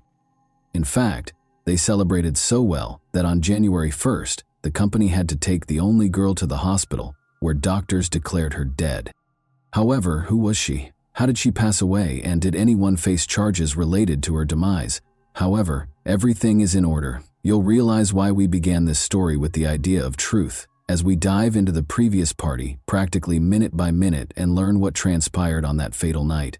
Thus, John Paul de la Serna arrived at the 4-star City Garden Grand Hotel in Manila, the Philippine capital, around 11 a.m. on December 31, 2020. 9 additional men booked into rooms 2207 and 2209, which were on the same level, during the day, and Christine de Serra checked in later. Shortly after midnight, John Paul Kalili, the hotel manager, joined the merry company. The focus of New Year's Eve night was dancing, having a good time, and drinking a lot of alcohol. When Rommel Galida awoke at approximately 10 in the morning, she saw Christine dozing off in the bathtub. He wrapped a blanket around her and returned to his slumber. She was unconscious and starting to turn blue when he woke up a few hours later. 3 friends and hotel employees drove Christine to the hospital, but when they arrived at the emergency department, the physicians just declared her dead. The only girl was dead in the morning after spending the whole night in the hotel room with the 11 guys. News. The public was outraged by the crime's headlines. Since it was clear what a bunch of young men and 1 female could do all night, everyone had the same idea of what the story would be about. The investigation's task was to determine what actually transpired on that New Year's Eve night and the cause of Christine de Serra's death. Born on April 13, 1997, Christine Angelica de Serra was raised in Barangay San Isidro, General Santos City, into the prosperous household of John Nestor de la Serna and Sharon Rose Faba de la Serna. She developed into a bright, independent, and gregarious young woman. For her 3 siblings, Monica, Chloe, and JJ, Kristen was a devoted sister. She relocated to the bigger and more promising city of Davao, which is located on the shores of the bay of the same name. After completing high school, she enrolled in a university there. Christine was active on social media, danced, modeled, and studied hard. In addition, Christine was the pinnacle of knowledge and beauty. She received a Bachelor of Arts in Communication, Arts with a major in Media Arts from the University of the Philippines, Mindanao, in Davao City in 2017 with honors. The girl has taken an active part in both acting and modeling. She faced off against 8 other contestants for the title of Ms. Silve Davao 2017 in the Davao City Mall run by the New City Commercial Corporation. In June 2018, she placed 2nd. From September 2017 until January, she took part in the yearly fashion show. She served as a marketing consultant for Gaisano shopping centers in Davao City, General Santos City, Tagum, Toro, and Digos in 2019. Christine has had a rich and satisfying life. Her life's ambition was realized in February 2019. She relocated to Manila in order to begin working for Philippine Airlines subsidiary, PAL Express, as a flight attendant. Desserts from Christine. December 28, 2020, was my last flight as a flight attendant. Since Christine's passing was widely reported, a lot of debates and theories were developed among the community. At first, authorities believed that Kristen was probably murdered and abused by a group of men she was hanging out with on New Year's Eve. Makati City Police charged 11 men with assault and murder in the early stages, despite the lack of autopsy results and a toxicology report. The case was deemed closed by the Philippine National Police. Suspects were identified and charges were brought against those arrested. Although 3 of the partygoers were arrested, after turning themselves in to the police, the forensic medical report provided the primary explanation for Christine's death.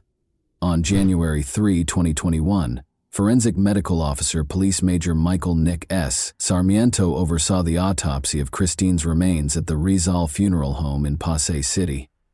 After the body of Christine DeSera was examined, a forensic report was released, concluding that the ruptured aortic aneurysm was the cause of death. But it also noted a linear abrasion on the girl's right thigh, along with bruises on her right arm, right thigh, knees, ankles, and right foot. During the genital examination, deep-healed cuts and abrasions were also noted. A special investigation team was established to investigate the crime according to the National Capital Region Police Department.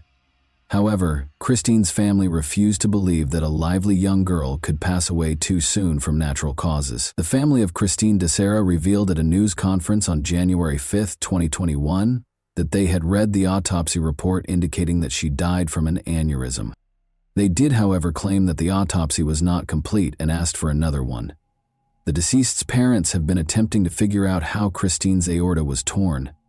After all, the aneurysm was caused by violence or abuse, according to the police and the DeSera Family Council, so it was not a natural death, and the offenders ought to face consequences. All 11 of the guys who spent the night with Christine were recognized by the prosecutor's office. She worked with some of them. Christine was meeting other young men for the first time. They were friends of her friends. As it happened, this party was started by Christine. She organized this party with her friends and had reserved the hotel room herself a few days beforehand. Although she was aware of her daughter's friendship with men, her mother Sharon never voiced any opposition. In their family, it was accepted as normal, since Kristen had always found it easier to interact and form friendships with men. It also became customary for her and her pals to meet up because they rarely took holidays at home. Kristen was able to call her family shortly after midnight each year to wish them a happy new year and to let them know about the event that was going on at the Makati Hotel. The family was able to observe Kristen's pals in the festive setting during the video conference. New rumors regarding the abuse claim have surfaced, though. The authorities were able to piece together the events of the case virtually minute by analyzing the hotel lobby footage, which served as the primary evidence of the occurrence.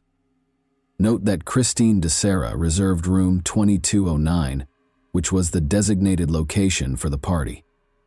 In the late afternoon, the major action starts to take place. Christine moves from room 2209 to room 2207 at 11:21 p.m. The company goes back to their accommodation around 11:38 p.m. At 2:50 a.m., Christine goes last and is seen holding her shoes in a glass. Christine enters room 2207 while holding Valentine's hand, a new acquaintance. A hotel worker brings an extra mattress to room 2209 at 2:52 a.m. while they are at a neighbor's house, and Valentine goes with Christine to her room. Valentine is clearly intoxicated based on her demeanor. She is carrying a bottle in her hand and has an overly easy walk. The couple enters around 3:15 a.m. after the companions pause at the door and Christine gives Valentine a short kiss before the man swiftly pulls away. 6 minutes after Christine had rushed out of her room and into her neighbor's room, one of the guys departs. He goes to 2209, presumably to give his pals a call at 3:22 a.m. In the next room on the right side of the corridor, Christine DeSera is seen talking to another man, while 2 more males pass by. She appeared distressed. After giving one of her friends a sudden embrace, Christine and her friend vanish completely from the camera's field of view. John Della Serna is seen escorting Christine back to the first room at 4:13 a.m. The camera catches Christine at the room's entrance once more, at 4:22 a.m. At 27:07, what brought her back there is unknown. After she nearly collapses, a man who resembles John Della Serna grabs her by the waist and brings her to room 2209. At 5:05 a.m., Christine appears to be somewhat inebriated. As Christine flees from a man who resembles Louis de Lima, the camera records her giggling. Later, they are outside of room 2207. At 6:23 a.m., Christine walks inside room 2209 with him and appears normal. For the final time, Christine appears on video alive. She is cognizant as Valentine carries her from room 2207 in his arms. Although the night was undoubtedly filled with events, the most significant reality is still hidden behind the scenes. The party went on until dawn, at around noon when Christine was discovered comatose in the bathtub. Her buddies continually tried cardiopulmonary resuscitation while carrying her to the ground. They tried unsuccessfully before calling the front desk for assistance. The head of security and the hotel management entered the room a few minutes later. Christine was lowered to the hotel's first floor using a wheelchair. Christine was escorted to the hospital by Romel Galita. Regretfully, the doctors simply mentioned the girl's passing.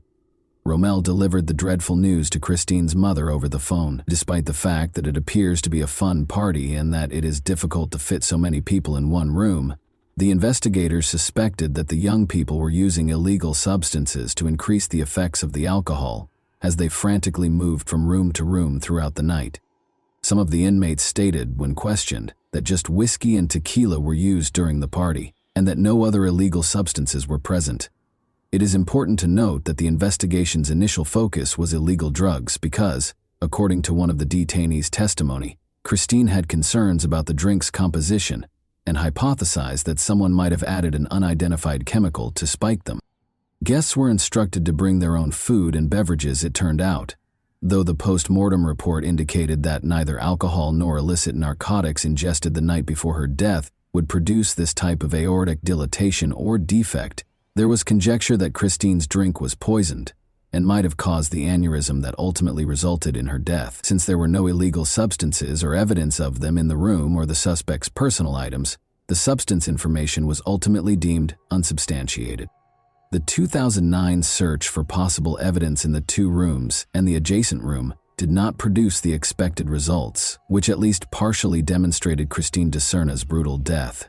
When questioned, Mark Rosales and John de la Serna declared that they would never harm Christine and openly acknowledged their unusual orientation. John further disclosed that early in the morning, Christine was already throwing up, so they had to take her back from room 2207. According to Romel Galita, he discovered Christine in their room's bathtub at around 10 in the morning. Assuming she was asleep, he just covered her with a blanket. However, he discovered the girl was blue and not breathing around midday after he woke up and went back to wake her. He hurried to his pals for support. She was taken to Makati Medical Center per the hotel's recommendation, where she was declared dead upon arrival, allegedly as a result of an aortic aneurysm rupture. The Makati City Police were notified of the death by the hospital. By that time, other men from a nearby hotel room had departed. In a separate statement to the public on January 4, the Philippine National Police stated that, despite some missing information and contradictory claims, the case involving Christine de Serra is nearly resolved. According to Police Chief Debold Sinas, 3 individuals have already been identified and taken into custody. The Makati City Prosecutor's Office ordered the release of the 3 males who were in detention on January 6 owing to a lack of evidence, even though other suspects were still being sought. The prosecution maintained that there was not enough evidence to prove Christine had been molested. They added that the police have not yet established that Christine de Serra's death was due to abuse, even if it occurred. In addition, Christine was an extra lady at the party, which was a get-together of males with unconventional sexual orientations who were all flirting with one another.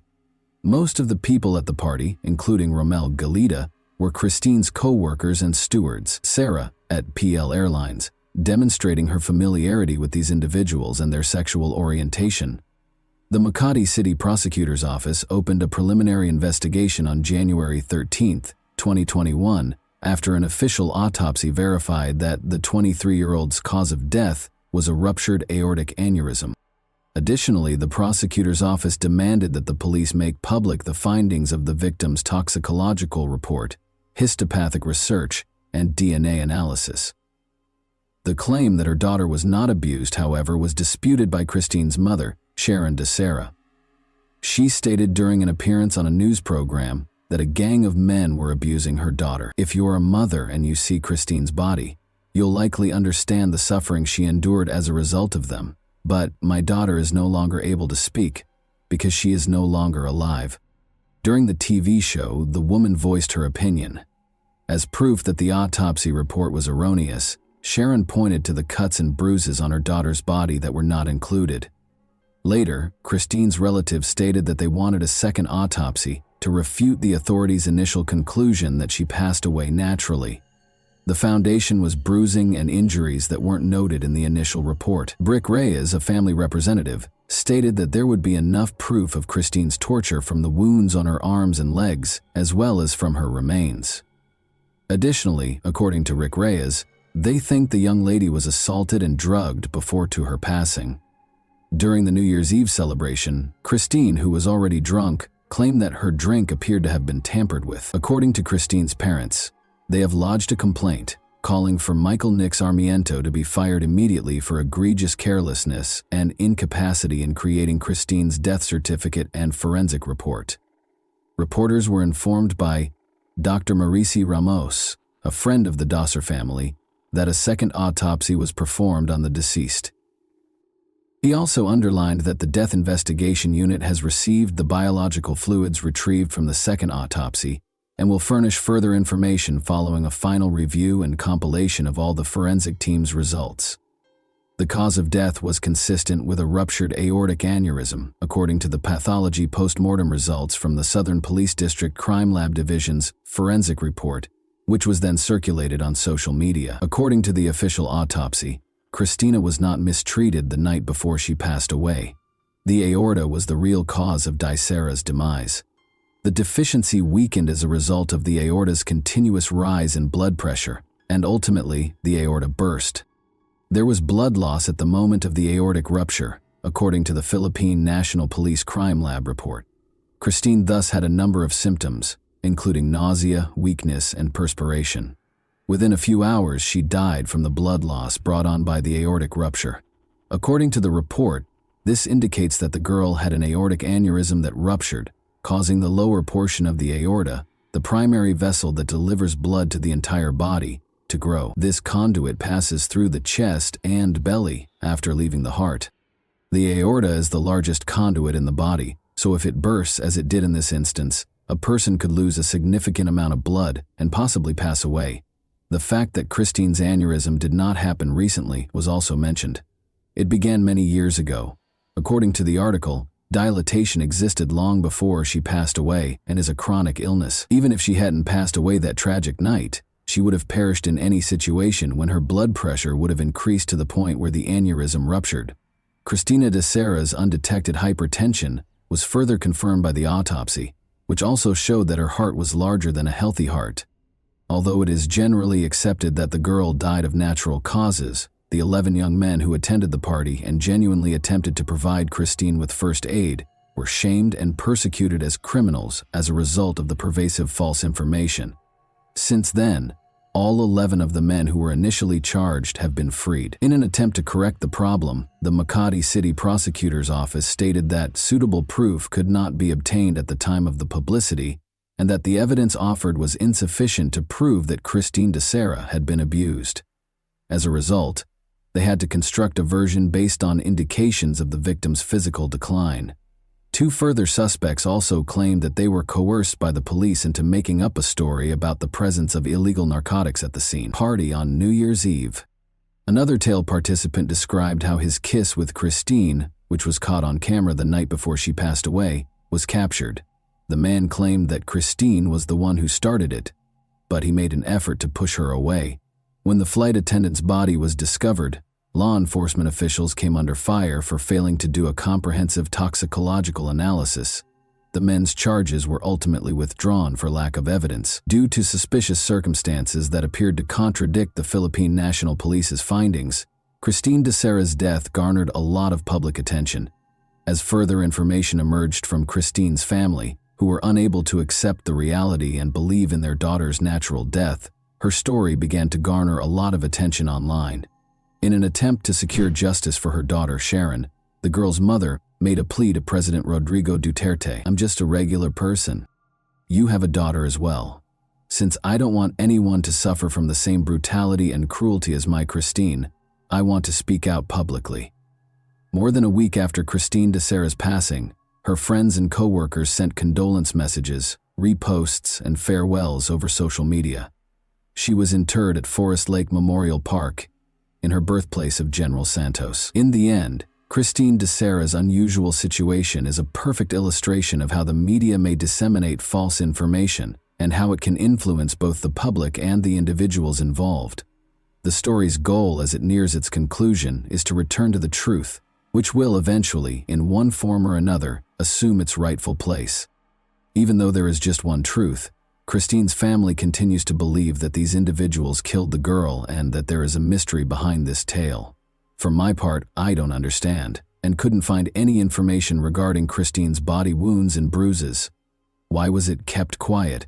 Despite having cuts and bruises, it appears that Christine's death was caused by an aortic rupture, brought on by heart disease rather than by those injuries. As a result, they ignored her body's wounds. You guys are the judge. However, I think there are a lot of strange and inconsistent things in this case. I hope Christine's family comes to terms with the irreversible loss, because young men, guilty or not, will spend the rest of their life remembering the same depressing tale and coming up with justifications. Thanks for watching, everyone. Your support means a lot to me, and you can help my channel grow by hitting that like button, dropping a comment, and sharing this video. Your engagement really makes a difference. See you soon.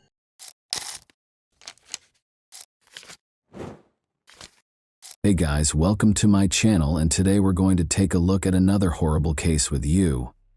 The community was rocked in 2010 when several women's bodies were found along Gilgo Beach. While some victims were found that year, others were found in 2011, all of whom had evidence of ruthless murder. Despite conducting a thorough investigation, police were unable to find any leads or suspects, and the bodies were left in appalling conditions.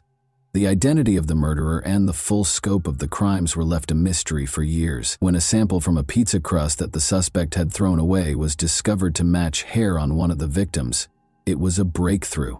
Who was responsible for these horrifying killings, and how many victims remain unaccounted for? Let's investigate this matter. The hunt for Shannon Gilbert was the first step in the investigation into the terrible deaths of multiple women close to Gilgo Beach, Long Island. She was a 24-year-old woman who escaped from a client's house and disappeared in May 2010. Following the discovery of human remains along Oak Beach's Ocean Parkway on December 11, 2010, her disappearance became a crucial component of a more extensive and ongoing mystery. In a heartbreaking 23-minute 911 call, Gilbert said, "They are trying to kill me." After she vanished, Suffolk County Police Officer John Malia searched the gated community where Gilbert was last seen with his cadaver dog, Blue. But even after a rigorous search during the summer of 2010, they were unable to locate any leads. Malia carried out a fresh search on December 11 with an emphasis on the area around Ocean Parkway. They forced their way through a thin layer of snow and dense vegetation. The team discovered Melissa Barthelomew's remains, wrapped in rotting burlap, after the dog detected a scent. 3 more bodies were discovered by the police as they searched further. These victims were later identified as Amber Costello, Megan Waterman, and Maureen Brainerd Barnes. All of them were discovered within 500 feet of one another. Suffolk County Police stayed committed to cracking the case and increased their search and resources as the bodies were found along Ocean Parkway. Patrols along Ocean Parkway were stepped up after the discovery of the first set of remains in December 2010. To comb through the dense brush and marshy areas, police deployed cadaver dogs, forensic teams, and cutting-edge equipment. Police stepped up their search along the same highway in March 2011 after finding additional remains, including those of Valerie Mack and Jessica Taylor. They broadened their scope to include Nassau County and even inspected neighboring beaches. In pursuit of hints that might help them find the murderer, officers endured long hours, inclement weather, and challenging terrain. State police, the FBI, and local authorities were among the law enforcement agencies that collaborated on the investigation. They investigated all of the information that could be used to identify the murderer, investigated forensic evidence, and followed up on tips. Police provided the public with updates as the case became more complicated, and even offered a $25,000 reward for information that might result in an arrest. Despite these tenacious efforts, the case continued to garner attention for reasons other than the discovery of new bodies. Unexpected developments in the investigation included the December 2011 discovery of Shannon Gilbert's remains, which sparked further inquiries about whether her passing was connected to the others. Some thought Gilbert's death was an accident, while others suspected foul play. Every lead was taken seriously by the police, who kept looking for answers. Gilbert's disappearance went unsolved for more than a year. However, a breakthrough happened on December 13, 2011. About half a mile from her last known location, her remains were discovered in a marsh. Her clothes and other possessions were also found close by. Gilbert's death was initially feared to be connected to the Long Island serial killer. Authorities concluded after a thorough investigation, however, that her death had nothing to do with the other killings. Mary Gilbert, Shannon's mother, publicly insisted that her daughter was a victim of the same murderer who left the bodies along Ocean Parkway. In spite of this conclusion, the pressure increased as more bodies were discovered, but these were only dead ends. The police remained committed to providing the victims and their families with justice, in spite of the difficulties. Internal conflicts within the Suffolk County Police Department were one of the many difficulties the investigation into the Gilgo Beach murders faced. The department struggled for years with leadership, especially under James Burke, the former chief of police. As investigators ran into one dead end after another, these issues slowed down progress and caused frustration. With so few leads, how were they going to proceed? Only on December 10, 2015, did the FBI formally intervene to assist. Although they had helped with searches in the past, they hadn't taken over the case completely until now. How come the FBI didn't get more involved sooner?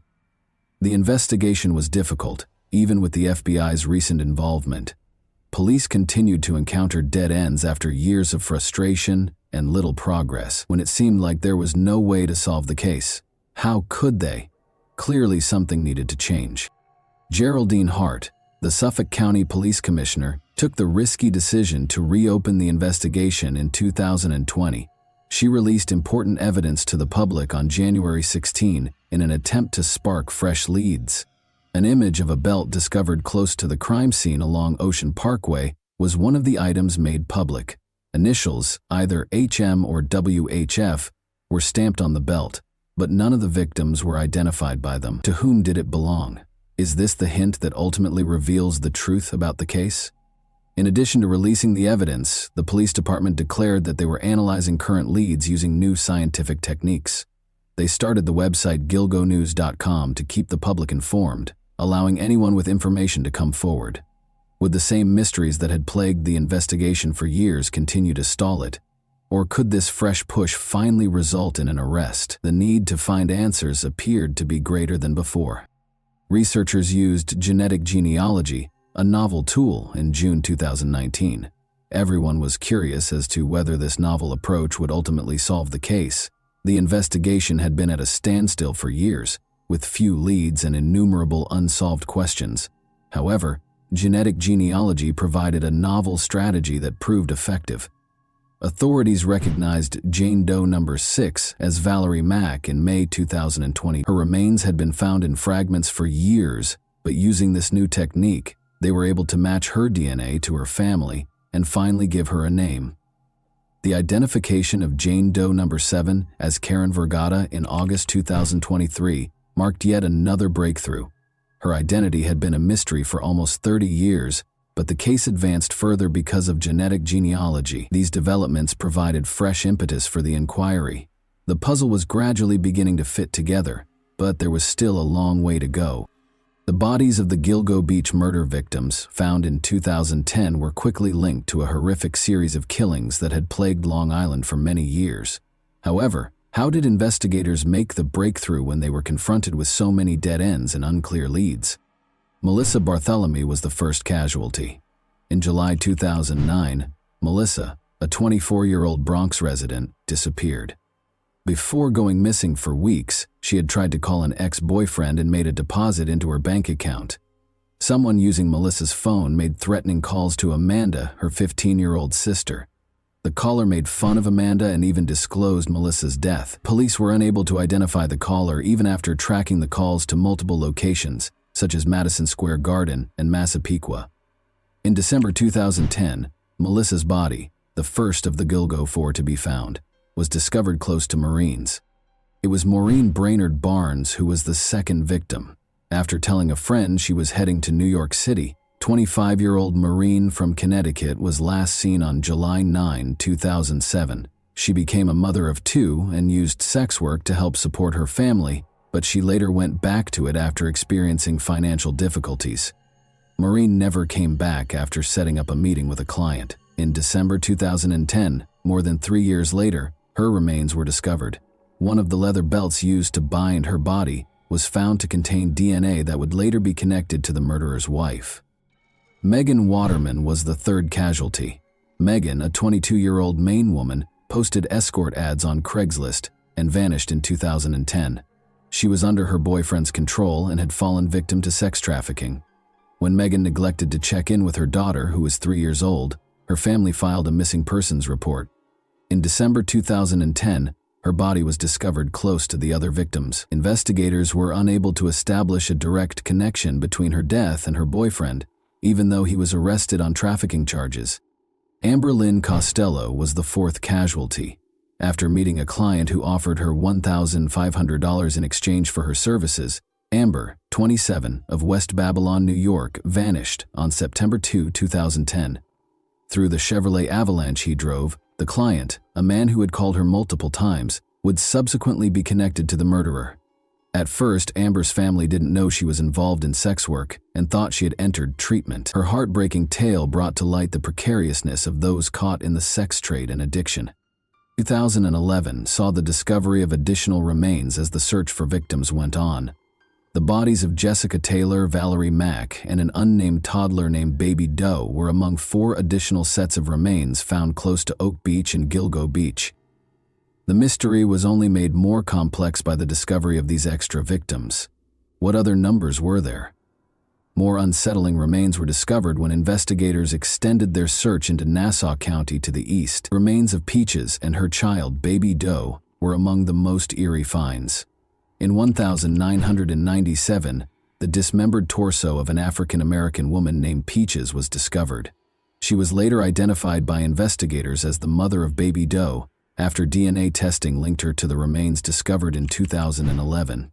Both victims' identities are still unknown, and there are still unanswered questions regarding how they died. Then, in 2010, the remains of a young Asian person named Asian Doe were discovered close to the first 4 bodies. Although the victim's identity is still unknown, it was thought to be a transgender woman. Even with all of the technological advances, it was not easy to identify these victims. The case appeared unsolvable due to the lack of leads and persistent dead ends. How could detectives, who were already having a hard time identifying so many victims, ever hope to catch the murderer? The Gilgo Beach murder investigation took a dark and complicated turn with the discovery of new remains, leaving the public and police with more questions than answers. With no leads and numerous dead ends, the Gilgo Beach murder investigation seemed to be going in circles for years. Would the murderer ever be apprehended? John Bittroff, a suspect, was briefly regarded as a person of interest in 2017, but Bittroff had a history of killing sex workers and was a convicted murderer. His profile was suspicious because of the parallels between his crimes and the Gilgo Beach case. He hunted and was proficient with tools like hacksaws, which matched the way some victims' bodies were dismembered. Bittroff was never charged, in spite of these unsettling ties, because there was no concrete proof connecting him to the Gilgo Beach killings. However, everything changed in July 2023. Massapequa Park architect Rex Heumann, 59, was taken into custody and accused of killing Melissa Barthelemy, Megan Waterman, and Amber Costello. Investigators searched for Heumann for almost 15 years. However, that wasn't all.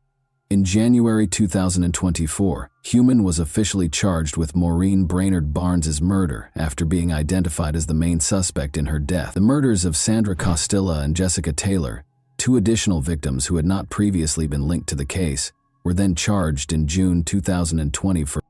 After all these years of uncertainty, how did police manage to identify Heumann? The breakthrough occurred when investigators used multiple crucial pieces of evidence to connect Heumann to the case.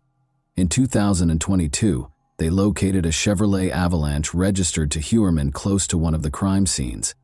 Then, it was discovered through cell phone records that Huerman had communicated with 3 of the victims prior to their passing. However, mitochondrial DNA testing produced what may have been the most damning evidence. The hair on one of the victims was discovered to match a sample taken from a pizza crust that Huerman had thrown away. The fact that Huerman's wife's hair also matched samples taken from multiple victims only served to heighten the unease.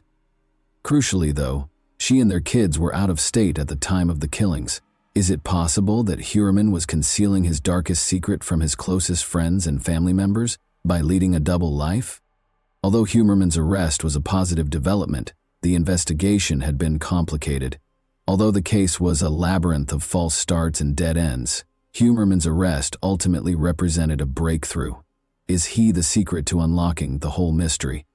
Finally, the eagerly anticipated answers were at hand. Rex Huerman was charged with 2 additional murders, which was a significant development in the ongoing investigation. After months of diligent work, investigators spent a significant amount of time searching a wooded area in Manorville, Long Island, and going through the evidence gathered from Huerman's family home. The new charges are related to the 1993 murder of Sandra Costilla, whose remains were found in North Sea, Long Island in 1993, and the 2003 murder of Jessica Taylor, whose remains were found in March 2011 close to Gilgo Beach. According to court records, Huerman is currently facing charges for both offenses. Prosecutors claim that DNA evidence, including a hair discovered beneath Jessica Taylor's body, connected Huerman to the killings. Huerman's link to the victim was established by this DNA match, which turned out to be a significant discovery. At first, it was thought that John Bitroff, a different suspect who had been connected to other killings in the neighborhood, was responsible for Sandra Costilla's death. Recent developments in DNA technology, however, have shed new light on the case and identified Huerman as the real murderer. DNA evidence discovered at the crime scene has now been verified by prosecutors as linking Huerman to Costilla's murder.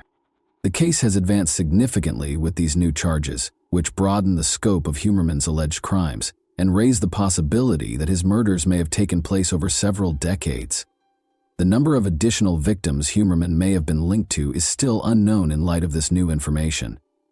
Even more unsettling information is being revealed by the ongoing investigation.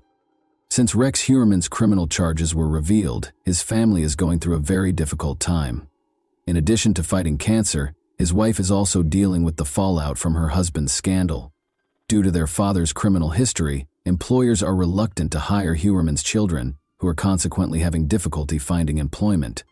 However, the relatives of Huerman's victims are still in pain. The pain of losing a loved one never goes away, even though they might feel some relief when justice is done.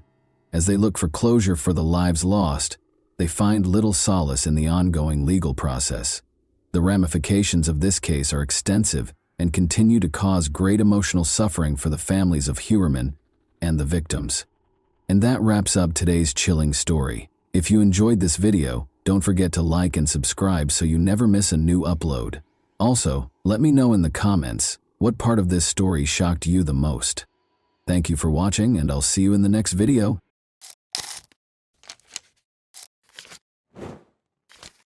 Hey guys, welcome to my channel, and today we're going to take a look at another horrible case with you. At this point, a single horrifying discovery validated the police officer's worst fears. A psychotic murderer was at large. The murderer believed he had escaped, but he was unaware that he had been captured on camera. The police discovered a lead that would turn the case around just when it appeared to be unsolvable. But the first chapter of his dark tale exposed a horror so unthinkable that it rocked even the most infamous offenders to their foundation. On April 7, 2016, at 7:36 p.m., a homeless woman in Pasco County, Florida, dialed 911. She had discovered something she would never forget while searching for cans. The suspected area was in the vicinity of Newport Richey's Woodlands. Matthew Adamo, the Pasco County Sheriff, was scheduled to look into the report. Detectives initially thought it was a homeless altercation gone wrong, but they quickly discovered they were dealing with something far more sinister. The caller, who was questioned by detectives, stated that a man's headless body was found next to a shopping center and a community of mobile homes. She immediately fled again, preventing the scene from becoming contaminated. The investigative team split up into 2 groups. after verifying that the body was indeed in the wooded area. One was to find evidence, and the other was to secure the body. They hoped to find something gruesome that might have been captured on camera at the Metro PCS store, which was fortunately the closest location. The majority of the CCTV footage had been deleted when the staff member led them to the room where it was being recorded. Everything on the camera had been deleted because the building had just been purchased by new owners on Friday. Meanwhile, another group of police officers cleared the path to the body and secured the area. Finding the victim and making preliminary inferences were their top priorities. The investigators were on the verge of discovering something that would completely change the course of their investigation. They had an idea of who the deceased might have been as soon as they discovered the body belonged to a woman. Just over a mile from the forested area, in October 2015, 21-year-old Brooklyn Peck was reported missing. Her case was declared unsolved by the police following a protracted investigation. The hope of finding Brooklyn safe and sound had faded along with the exhaustion of the search for her. However, after 6 traumatic months, Brooklyn's family once again hoped to find some sort of closure when the recently discovered body was reported on the news. However, the coroner's report, which would be obtained once forensics had safely removed the body and performed tests, was necessary to confirm whether it was Brooklyn. However, all of that had to wait until the crime scene was thoroughly examined, and the body's ambiguous location was making things more difficult. They were eventually able to examine the body up close at approximately 9:05 p.m. The officers had no idea that they were going to come across one of the most devastating discoveries of their lives. Since she was still wearing jewelry, the investigators concluded that it wasn't a robbery gone wrong. Her face had been so severely mutilated that it was unrecognizable, and her clothing was pulled over it. Her torn stockings further raised suspicions among the police that this crime scene was more than a landfill. This was the precise location where the victim had died. They had brought her here and killed her. It was extremely unsettling to consider that another person would do this to someone and abandon them without a sense of identity, purpose, or concern. They were certain that the investigation would not be simple. The victim had endured the most terrible final moments, whether or not it was Brooklyn. In actuality, the detectives had never seen a more heinous case of sexual assault. The medical examiner's office eventually informed them that blunt force trauma to the head was the cause of death. The investigators were aware that they had seen the aftermath of a deranged, unsettling fantasy. The real, unsettling tale would begin to take shape here. Their best guess for the Jane Doe's identity was Brooklyn Peck. The detectives immersed themselves in Brooklyn's case file while the body was prepared for forensic examination. They discovered something grim there. They found a physical characteristic that made it impossible for the body to be Brooklyn, even before the forensic report disproved the link between the body and Brooklyn. This was just one of the many twists that made this case feel like a movie. The tip of the recovered body's left pointer finger was still present, but Brooklyn's was missing. They now understood that Brooklyn Peck was not the deceased. They felt a wide range of emotions upon learning that this was not Brooklyn. They had been hoping for some closure, so they went from being relieved and happy that it wasn't her to feeling sad that it wasn't her. The effort to positively identify Jane Doe was a complete failure. Searching through the month's missing persons reports until they discovered a good match was the next difficult task. In an effort to identify the woman, and if at all possible, provide closure to yet another family in need of answers, they launched a thorough search through recent missing persons reports. After searching through the documents, they eventually discovered a match, a woman who had been reported missing just a few weeks earlier and who looked remarkably similar to the body they had found. The detectives realized they were starting a completely new investigation after making this identification. Judith Terrianos, age 52, was the owner of the body. The family of this grandmother, who had been missing for more than a month, was in the same state of desperation as Brooklyn's. They were aware that it would take a careful balancing act between forensic accuracy and unwavering resolve, and maybe a little bit of luck, to find out what had happened to this woman. Their attention now turned to discovering the truth about Judith's terrible fate, even though Brooklyn's case was still pending. Newport Richey was not Judith's home. She was only a guest. She had gone there to visit a friend who was fighting cancer with another friend. Unfortunately, she never came home. Born in September 1963, Judith Terrianos was originally from Maine. When she was younger, she frequently took family vacations to Greece because she loved to travel. The 52-year-old who had volunteered at a bookstore and worked at a nursing home in the past was said to be a kind and compassionate individual. In February 2016, the mother of 3 had gone to Florida to take care of a sick friend. By obtaining a fingerprint from the deceased, the medical examiner's office was able to identify the person as Judith Terrianos. The CCTV footage collected from the area gave detectives a vital lead when they eventually identified Judith, which gave the case new life. The detectives divided into groups. A couple of detectives went to a convenience store to get video, and a few others went to find her last known location. They focused on a convenience store and a number of nearby companies. She was seen buying alcohol at a nearby convenience store which she was known to frequent in the first surveillance footage they found. In the surveillance footage, they saw Judith and another individual buying her items at the time. She was seen in the video purchasing alcohol at a nearby convenience store with an unnamed man. That left the police with a suspect to pursue, one who might have the answers to this puzzling riddle. They were unsure whether the man was the cause of Judith's death or if he was just another acquaintance when they found the surveillance footage of her in the convenience store with him. He might be able to help them with the investigation. Since he was the last person seen with Judith, identifying him became the top priority. He wasn't registered, regrettably, because the DNA evidence taken from the crime scene didn't match anything in the database.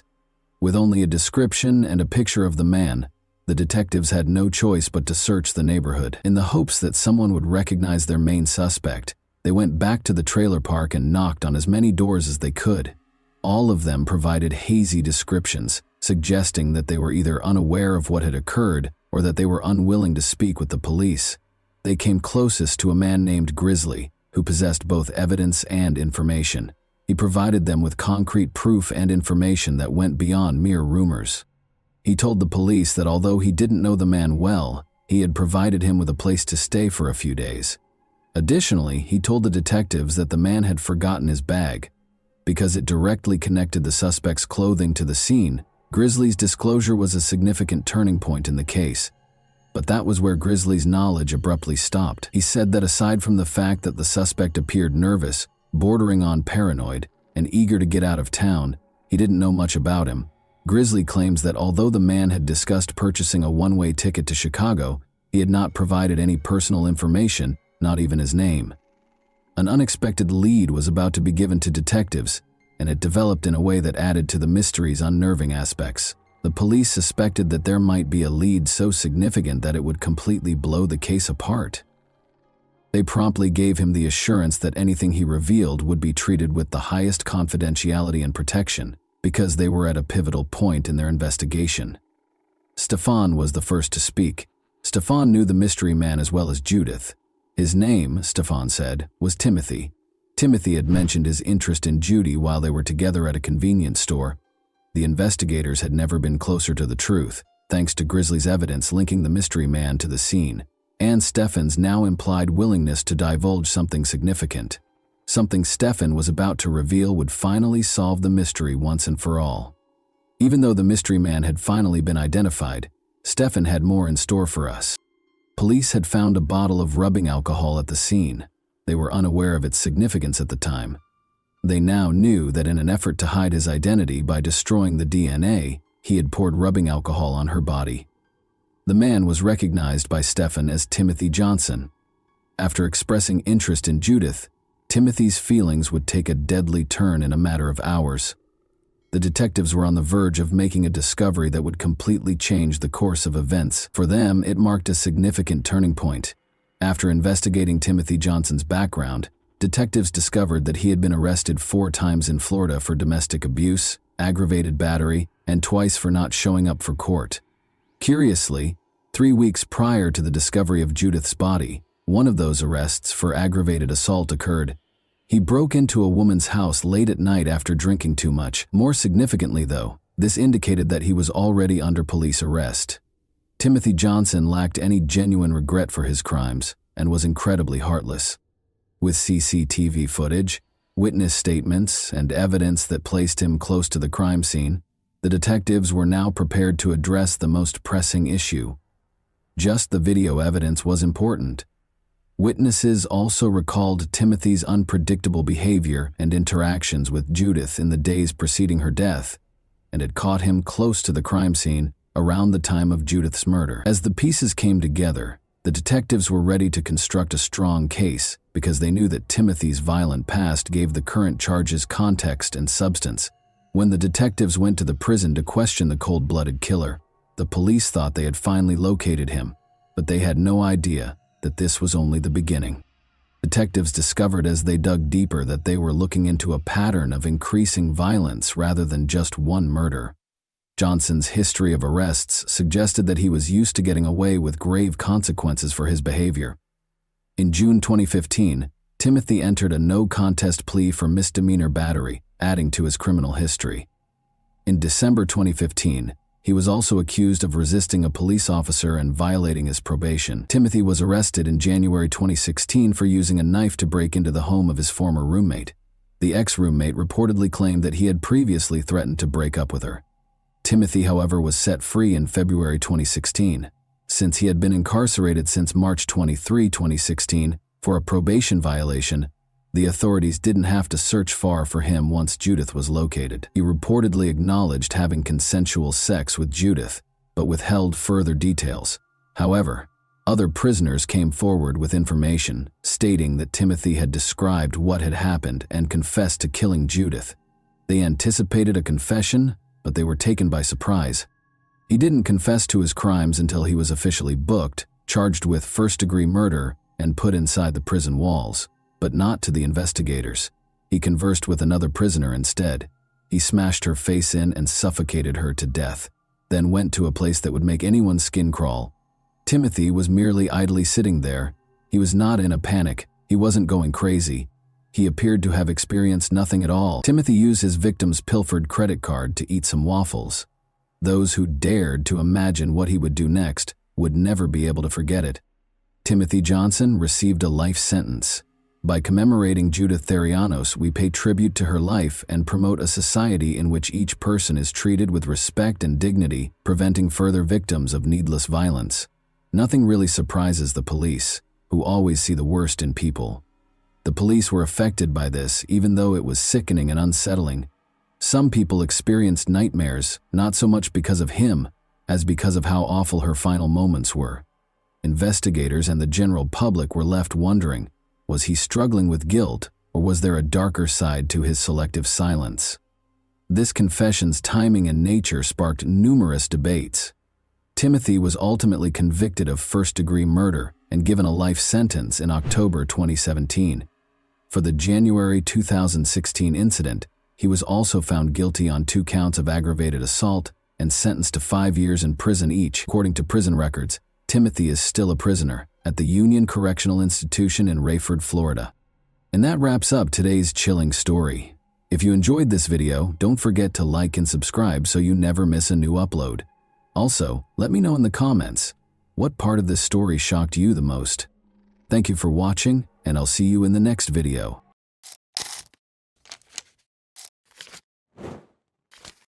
Hey guys, welcome to my channel, and today we're going to take a look at another horrible case with you. 2 roommates, Lori Lister, age 21, and Melinda Aguilar, age 18, were the victims of a horrific attack in their Houston, Texas apartment on Sunday, May 23, 1982. They appeared to be the target of a man who was obviously trying to kill them. He restrained them and tried to drown Lori in the bathtub of their apartment. Melinda managed to get away, though, by feigning fainting and then plunging headfirst from her balcony. She asked for assistance, and she and her roommate were saved with the help of a neighbor. As he tried to escape, the offender, Coral Watts, 28, was taken into custody. Nobody could have predicted that he was suspected of killing nearly 100 other women, in addition to being involved in these 2 attempted murders. In 1982, he admitted to the murders of 13 women, and was sentenced to 60 years in prison. Then, in a startling turn of events in the early 2000s, this man, who had committed multiple murders, was about to be released from prison. He was reclassified as a non-violent felon as a result of a contentious court decision. Remarkably, Well-behaved nonviolent felons could have 3 days taken off their sentence for every day they served under Texas law. Model inmate Watts had accrued enough time deductions to be eligible for release on May 9, 2006. The public, police, and relatives of the victims were all in complete shock and terror. Everyone was plagued by the unanswered question, why? How could a murderer like him be freed against all logic? What possible reason could there be for releasing a serial killer who has killed numerous people? Richard Eugene Watts and Dorothy Mae Young were the parents of Carl Eugene Watts, also known as Coral, who was born in Killeen, Texas, on November 7, 1953. His mother was a kindergarten art teacher, and his father was a private first class in the Army. Watts was raised by his mother after his parents divorced before he turned 2. After they moved to Inkster, Michigan, Dorothy Mae married Norman Caesar, a mechanic, in 1962. The two of them had 2 daughters. Watts and his sister fought meningitis when Watts was 8 years old. He was held back in school for an additional year and missed the 3rd grade because of the illness, which almost took his life. Watts was temporarily housed at Herman Kiefer Hospital, where he required isolation from other patients and spinal taps. Journalists reported that Watts' body temperature rose to dangerously high levels, which raised questions about possible brain damage. His family observed a change in his personality after his illness. His memory deteriorated, his attention span was shortened, and he became shy, quiet, and introverted. Having been held back a grade and experiencing chronic insomnia, Watts struggled to keep up academically. His sleep cycle was disturbed by violent dreams in which he battled and killed the evil spirits of women. At the age of 12, Watts started to enjoy his sleep-induced fantasies of torturing and killing girls and young women. When asked later about his crimes and the reason he killed his victims, Watts explained that he wanted to free their spirits because they had evil eyes. Watts began stalking girls at this time, still a teenager, and it's believed he may have killed his first victim before turning 15. Police identified Watts as the attacker in the July 29, 1969 attack on 26-year-old Joan Gave when she was 15 years old. Watts knocked on Joan's apartment door while delivering his newspaper, and when she opened it, he attacked her severely. He carried on with his delivery route as if nothing had happened, with no remorse. Coral was arrested at his residence as a result of Joan's quick reporting of the incident to the authorities. He was then ordered to receive mental health care at a mental hospital in Detroit called the Lafayette Clinic. A psychiatric evaluation indicated a delusional thought process and a full-scale IQ of 75, indicating mild intellectual disability. He did poorly in school, but a police officer later said he was very, very intelligent and had a great memory. On November 7, 1969, Watts was discharged from the Lafayette Clinic. Watts received a football scholarship to Lane College in Jackson, Tennessee, after graduating from high school in 1973, despite having academic difficulties. After 3 months, though, he was expelled on charges of stalking and assaulting women. Watts' expulsion was also influenced by suspicions surrounding his ruthless killing of a female student. Even though there was not enough evidence to convict him, he moved to Houston, Texas after being expelled. Coral and his girlfriend Dolores Howard welcomed their daughter, Nikisha Watts, in 1979. Coral and Dolores, however, went their separate ways and broke up soon after her birth. Following that, Coral married Valeria Goodwill. Not long after they were married, Valeria saw that Coral was acting strangely. He broke candles, melted them on a table, rearranged furniture all the time, chopped up houseplants with knives, and strewn trash all over the floors without cleaning up after himself. Furthermore, he would abruptly depart after intimate moments, going missing for a few hours. Sadly, they were only married for 6 months. Although there are hints that Watts may have had more victims before this, his murders officially started in 1974, when he was 20 years old. After abducting his victims from their homes, he tortured them until he killed them. His victims were mostly slender, attractive white women between the ages of 14 and 44, and he struck in different states. Watts killed his victims by a variety of means, such as drowning, bludgeoning, stabbing, and strangulation.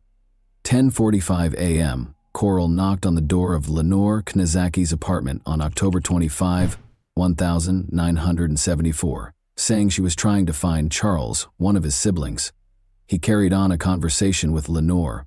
Coral asked if he could leave a note when she opened the door, the chain still fastened. He unexpectedly attacked Kinizaki and strangled her until she passed out as she went to get paper. Lenore later called the police, but they couldn't find her attacker. Gloria Steele, 20, was thought to be Watt's second victim and was brutally murdered and tortured 5 days later on October 30, 1974. Gloria was a mother and a Western Michigan University student. She was discovered with 33 stab wounds to her chest from a wooden carving tool, as well as a crushed windpipe. Because there was insufficient evidence, Watts was not charged with direct murder. Diane K. Williams, an apartment resident manager and the sole witness, saw a black man looking for Charles throughout the apartment building. Coral grabbed her when she saw Williams, pried open her door and pulled her inside. Williams' phone rang during their struggle, so she knocked it off the hook and yelled for assistance. Williams saw her assailant getting into a tan Pontiac Grand Prix as he ran away. Both Williams and Kinizaki recognized Coral in a police lineup. Coral had been arrested for stealing plywood from the campus of Western Michigan University. On November 16, 1974, he was arrested and charged with assault and battery in connection with the Nikazaki and Williams cases. Watts was moved to the Center for Forensic Psychiatry in Michigan after being diagnosed with antisocial personality disorder and attempting suicide with a length of cord at the Kalamazoo Mental Hospital. When asked about Gloria Steele's death in 1975, he confessed to attacking about 15 other young women and acknowledged being close to her the day before she passed away, but he denied being the cause of her death. Under a search warrant, Detroit police searched Watts' home and found a wooden carving tool, but no evidence connecting him to Gloria's death. Watts was given a year in the county jail after entering a no-contest plea during his trial for the assault and battery of Nizaki and Williams. When Watts was evaluated by psychologists, they described him as incredibly dangerous, lacking regret for his crimes, reckless, careless, emotionally distant, and prone to relapsing. Following that, he killed 5 women in a series of attacks that took place in the Detroit area over the course of a year. One odd finding was that most of his crimes took place on Sunday mornings. An Ann Arbor newspaper gave the offender the sinister moniker, Sunday Morning Slasher, because of this peculiar pattern, which added to the mystery surrounding the timing of these horrific attacks, which all took place at approximately 4 a.m. On April 20, 1980, Shirley Small, then 17 years old, was fatally stabbed twice outside her Ann Arbor, Michigan home. On July 13, 1980, 26-year-old Glenda Richmond was the target of a similar attack. Although there was not enough evidence in either case to convict, Watts' traits were evident. On September 14, 1980, 20-year-old graduate student Rebecca Huff was discovered dead after suffering about 50 stab wounds, the first murder that can be directly linked to Coral. On October 6, 1980, a 20-year-old named Delpy survived an attack, but he suffered serious injuries, such as muscle weakness and partial paralysis. Agnes, a 30-year-old woman, raised the alarm on her way back from a Halloween party on November 1, 1980, and barely avoided being attacked by a hooded man who looked like Watts. She recognized Watts from pictures, but there was still some doubt because of the dark surroundings. When Watts became the focus of local homicide investigators in July 1980, a task force was established to investigate the Sunday slashings. Watts was intermittently monitored, and in November, a court order permitted officers to equip his vehicle with a tracking device. Around 5 in the morning on November 15, 1982, Ann Arbor patrol officers were near Main Street when they noticed a suspicious man in a car following a woman as she walked home. When the woman realized she was being followed, she tried to escape by hiding in a doorway. When the police stopped Coral's car for having out-of-date license plates and driving with a suspended license, they arrested him because he was upset about losing sight of the woman. When police inspected his car, they discovered a package with several screwdrivers and wood-filling tools. The most important item they found was a dictionary that belonged to Rebecca Huff and had the carved words, "Rebecca is a lover." Despite this, there was not enough evidence to connect him to her murder. Coral moved to Columbus, Texas in the spring of 1981 and found work with an oil company. On weekends, he would make the more than 70-mile journey to his next hunting location in the Houston area. Watts murdered scores of women, including dozens, between 1,974 and 1,982. Watts avoided being identified as a serial killer for almost 8 years in spite of the long list of victims. This elusiveness was caused by multiple factors. The fact that Watts operated in multiple jurisdictions and even states made it more difficult to link the crimes. His method of operation also deviated from the norm because, in contrast to many other serial killers who prey on women and girls, he never had physical contact with his victims. As a result, connecting the crimes was difficult, even after DNA testing was developed. Law enforcement did not recognize Watts as a possible criminal until his arrest in 1982, and those who knew him did not view him as a suspect. Watts broke into the Houston apartment of Melinda Aguilar, then 18, and Lori Lister, then 21, on May 23, 1982. Watts strangled Lori down the steps outside the apartment after she returned from work. He then went into the apartment and strangled Melinda, who feigned unconsciousness. Melinda was able to avoid being fully strangled. Watts intended to drown Lori, so he wire-tied her hands behind her back. He filled the bathtub with water and carried Lori's body upstairs to the bathroom, but Melinda took advantage of the situation and jumped out of the window to get assistance. Watts first attempted to elude capture, but was caught, and Lori was saved. Investigators began connecting him to recent murders of women while he was in detention. Texas prosecutors felt there was not enough evidence to convict Watts of murder despite the connections. After Melinda Aguilar and Lori Lister were attacked, Harris County Assistant District Attorney Ira Jones negotiated a plea deal in May 1982. Watts would be charged with burglary with intent to murder in exchange for his complete admission of guilt and immunity from prosecution for murder. For this offense, he consented to a 60-year sentence. After Watts agreed to the terms, investigators found the remains of 3 victims. At last, Watts admitted to assaulting 19 women and killing 13 of them. While he acknowledged that he killed some victims, he did not confess to the deaths of others. His cases in Michigan, however, remained open after Michigan authorities refused to take part in the agreement. When the Texas Court of Appeals decided shortly after Watts' prison sentence that he had not been told that the bathtub and water he used to try to drown Lori Lister were deadly weapons, the hope for justice took a tragic turn. Due to this ruling, he was eventually granted early release and reclassified as a nonviolent felon. This was due to Texas law at the time, which allowed nonviolent felons to have 3 days taken off their sentences for each day they behaved well. As a model prisoner, Watts accrued time deductions that resulted in his potential release on May 9, 2006. There was little comfort in the early release law's subsequent repeal, which was brought about by public outcry because the Texas Constitution prohibited its retroactive application. As Michigan Attorney General Mike Cox looked for evidence to convict Watts of murder and stop his possible release in 2004, a call for justice reverberated across the country. Westland, Michigan resident Joseph Foy courageously came forward to describe the horrific scene of Watts-like man killing 36-year-old Helen Dutcher on December 1, 1970. 979 12 stab wounds had claimed Helen's life. Foy recognized Watts by his eyes, which he described as evil and emotionless in a haunting way. Michigan had no such agreement, even though Watts was exempt from prosecution for the 13 confessed murders in Texas. Law enforcement officials begged the trial judge to admit the Texas confessions into evidence as the 2004 trial drew near, and he agreed. Watts was found guilty of killing Helen Dutcher and Gloria Steele, and he was given 2 life sentences without the possibility of release in a Michigan jail. He was given a sentence on November 17, 2004, to serve his time in an Ionia, Michigan, maximum security prison. But a few years after this sentence started, on September 21, 2007, he died in a Jackson, Michigan hospital from prostate cancer. Ultimately, his dark story came to a somber conclusion when he managed to avoid serving his entire sentence for the lives he took.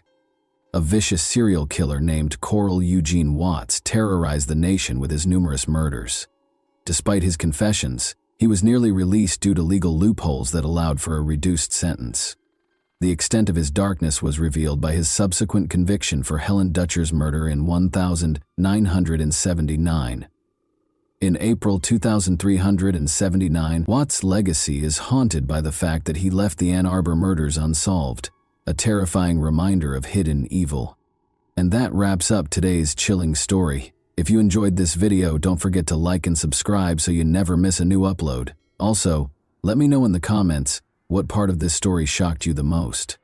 Thank you for watching, and I'll see you in the next video.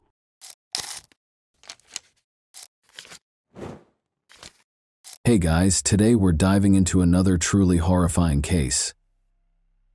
If you want to support my channel, make sure to subscribe and stay active. It really helps me out. I'd be super grateful for that. Let's get started. The second biggest city in Washington, Spokane, is the setting for this tale. The city may be just as dangerous for its citizens as it is for visitors, despite its seeming beauty and allure. Spokane County has the highest crime rate in Washington, at double the state average, according to the state. Thus, today's Cinderella story has a bitter taste within and a lovely appearance. The Holdens were a normal American family who had long resided in Spokane. The house was constantly crowded with youngsters because they loved them. Joshua, an adoptive son, and two girls were the children of Judy and John Holden. The grown daughters had long since moved out and lived independently, but Joshua, their only son, stayed with his parents, big, sad, and always frowning. The young man regretfully stayed at his parents' house because he was unable to start his own family.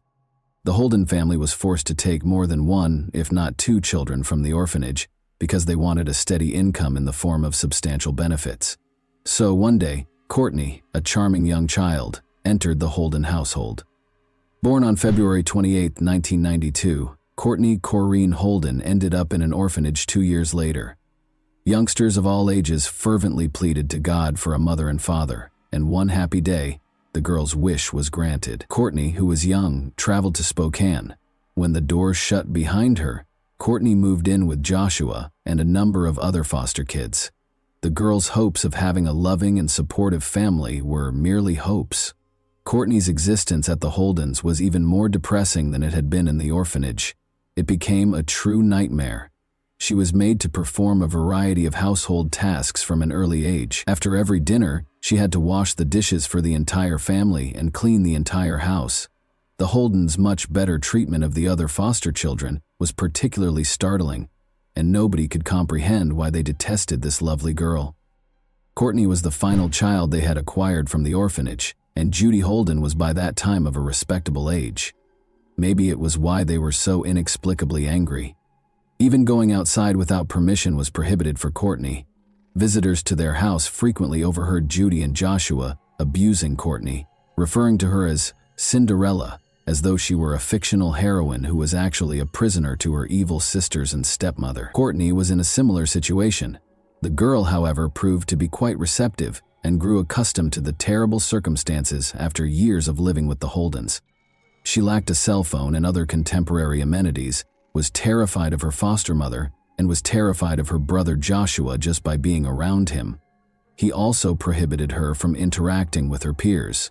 She never left home without permission or necessity. The only way she could get any fresh air was to go outside into the backyard and socialize with the neighbors while the home was deserted. This is exactly the kind of setting in which Courtney was raised. She simply adapted to her life as she grew older. Because she had no idea of a normal home and no other life, she never became resentful and always treated her foster parents with respect. When Joshua moved home with his sister for a considerable period of time because of his parents' irreparable differences, Courtney felt a certain measure of independence. It was the happiest time of Courtney's life. Her long-awaited taste of independence arrived when she was allowed to leave the house, go for walks, and interact with her peers. After a while, Courtney graduated from high school and had her first love. Michael proved to be a worthy companion, and she felt cared for and attended to by a man she had never experienced before. Courtney was constantly ecstatic after every meeting. When they had a son in 2011, their relationship came to an end. In desperation, Michael pleaded with his lover to come live with him and be a part of the family. However, For some reason, the young mother refused to move and kept living in the house with Holden, ending all romantic ties with Michael. The Holden house was deserted by that point. The foster kids had moved out and grown up.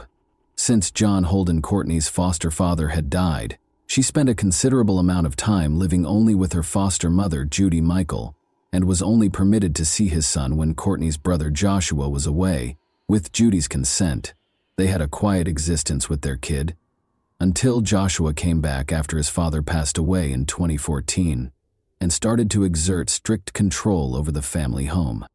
In northeast Spokane, on Hero Avenue, a block from Rogers Middle School, he set up several security cameras around their house. The yard was littered with posters that said, "Smile, you're being videotaped," and there were multiple cameras pointing in various directions. Courtney became nervous once more when she saw the security cameras, since she knew that walking outdoors could result in her being reprimanded by Joshua for escaping. Once more, Courtney's life became intolerable. Courtney admitted to a neighbor in 2015 that she was once more prohibited from owning a cell phone, maintaining social media profiles, interacting with people outside of the family drive, and even leaving the house without Joshua's consent. Joshua Holden was so upset about Courtney's son's birth that he had her stop communicating with Michael altogether. Courtney obeyed in silence. When neighbors inquired about the cause of the bruises on Courtney's arms and face, she candidly acknowledged, "Joshua beats me." Concerned neighbors attempted to assist Courtney in any way they could, wondering why she put up with such cruelty. Since the victim never publicly acknowledged that she was being controlled by her brother, the Holdens were able to keep the matter quiet each time they called the police to call attention to Courtney's anguish, since she was not permitted to leave the house during the day. Courtney was eventually deprived of the opportunity to socialize with her neighbors, who have since only seen her outside in the evenings. Once more, Courtney complied in silence. Joshua was a tall, fat man that no one knew, unlike Courtney. He was incredibly strong and never held back while insulting others.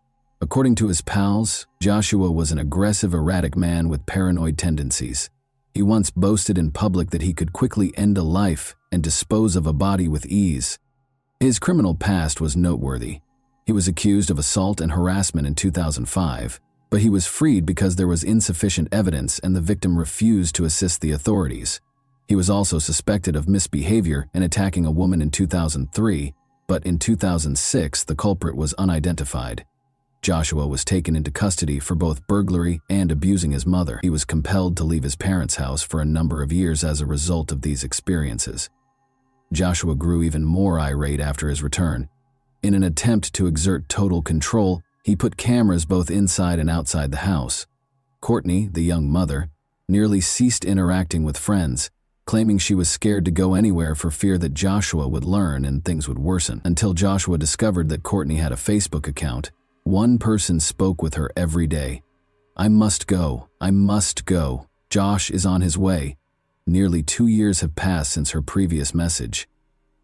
Her account was then disabled indefinitely. According to acquaintances, the Holden family's dynamics are strange. In August 2018, following another argument, Courtney hurriedly packed her belongings into a suitcase and ran outside. An enraged Judy yelled after her, "Come home!" To which Courtney responded, "I'm not staying here anymore." Those familiar with the family have been baffled as to why Courtney's son calls Judy Mom, and Joshua is called only by his first name, while his biological mother is referred to as Dad. Some have even speculated that Joshua may be the boy's father. Shortly after, a furious Joshua, who was more than 6 feet tall and weighed 300 pounds, dragged Courtney back inside the house. Judy slammed the door. The neighbor said she couldn't help herself. Courtney was a young woman who had led an invisible existence, and that was the last time this neighbor, and perhaps the rest of the family, saw her. She remained. Before neighbors and acquaintances started to worry about her disappearance, it had been almost 2 years. Michael and his current girlfriend voiced concerns regarding Courtney Holden's location in October 2019, 1.5 years after she vanished. After nearly 2 years of not seeing Courtney, the father, who is Courtney's son's father, filed a missing persons complaint with the police on October 24 because he was desperate to see his son. When police arrived at the Holden's house with a search warrant in hand, they were shocked to discover that Courtney was indeed not there. Judy and Joshua had no desire to assist the authorities. After letting the investigators inspect Courtney's room, Courtney's stepmother ordered them to leave the house right away. They even brought in search dogs, but to no effect. According to the Holdens, Courtney fled after leaving her son behind. They couldn't say who was utilizing electronic food stamps or who might have kept cashing Social Security funds into her account. But Judy and Joshua took the remaining $600, 0 cents, out of Courtney's bank account when the Holdens' house was searched that same day. Interestingly, an unnamed lady calling the National Crime Information Center of America the following day claimed to be Courtney, saying she was safe and didn't want to be located. The woman was identified by police as one of Courtney's half-sisters after they tracked down the call. Joshua and Judy thereafter shared a variety of contradictory accounts regarding Courtney's disappearance.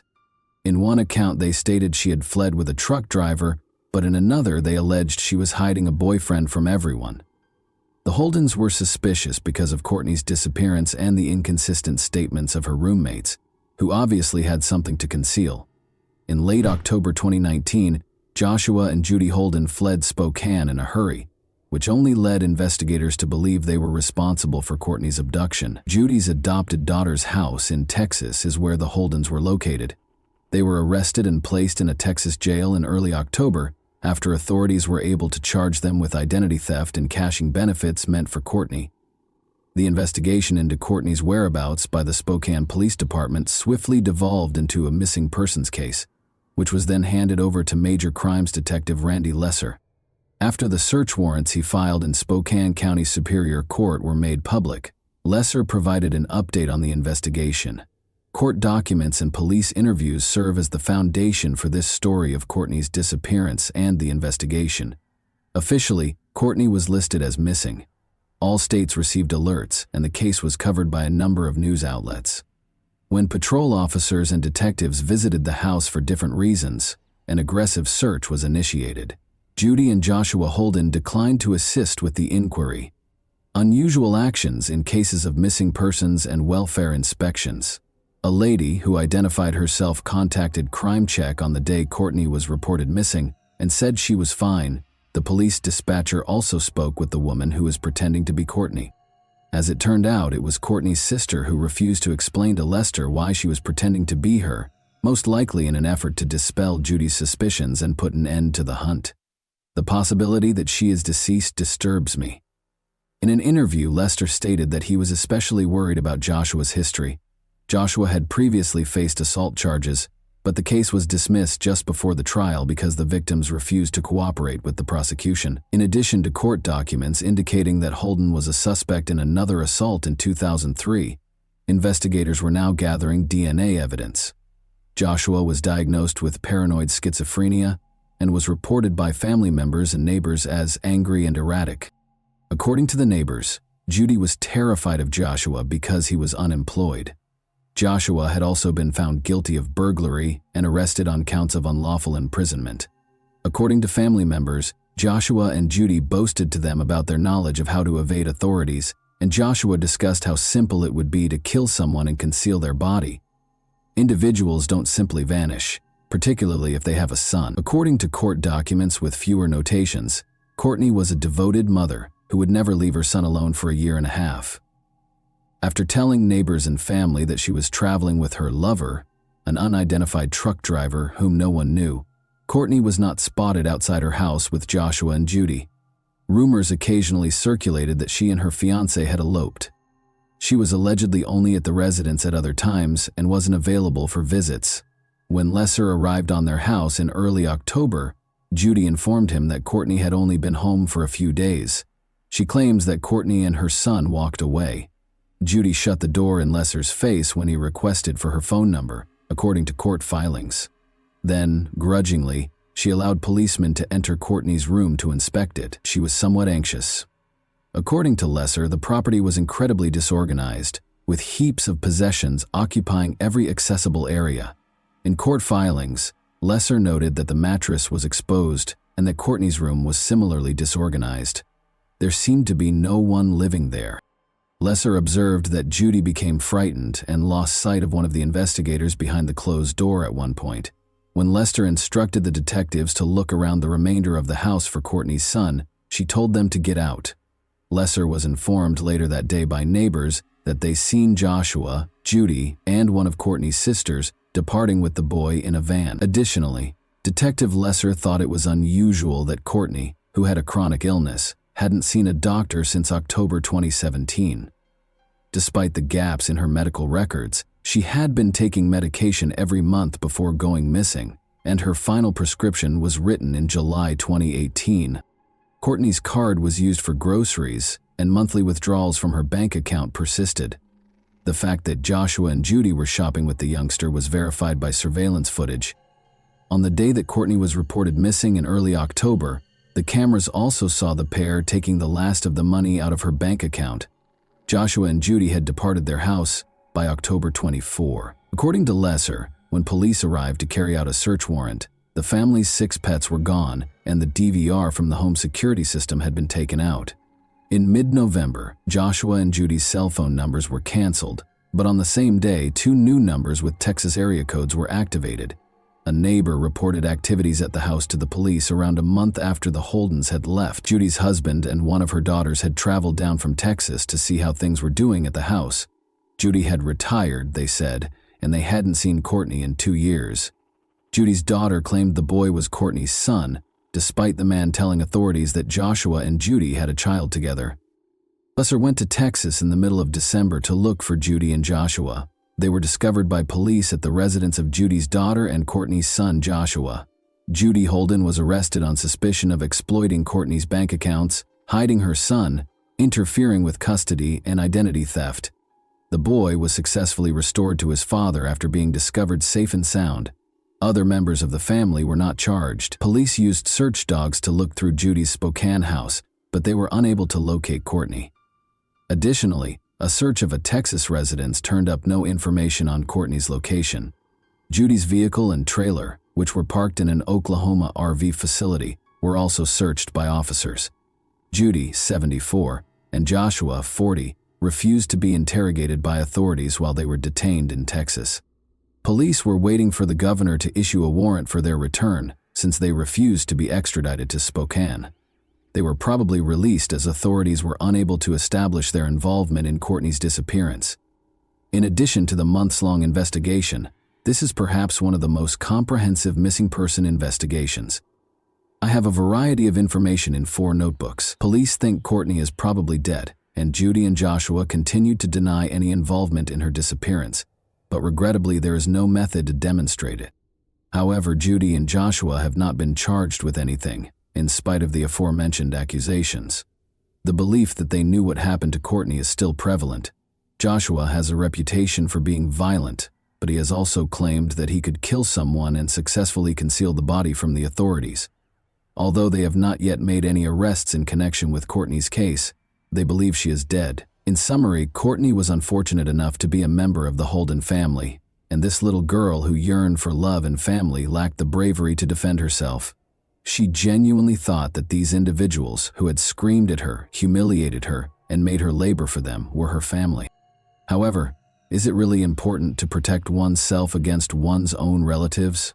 Since Courtney was never seen again after that fateful evening when he forcibly took her into the house, it is extremely regrettable that Joshua Holden's audacious public statements about taking his own life and concealing his body cannot be used as evidence of his involvement in her disappearance. No one knows what she endured during those horrific moments, or the atrocities these monsters who claim to be family were committing behind closed doors.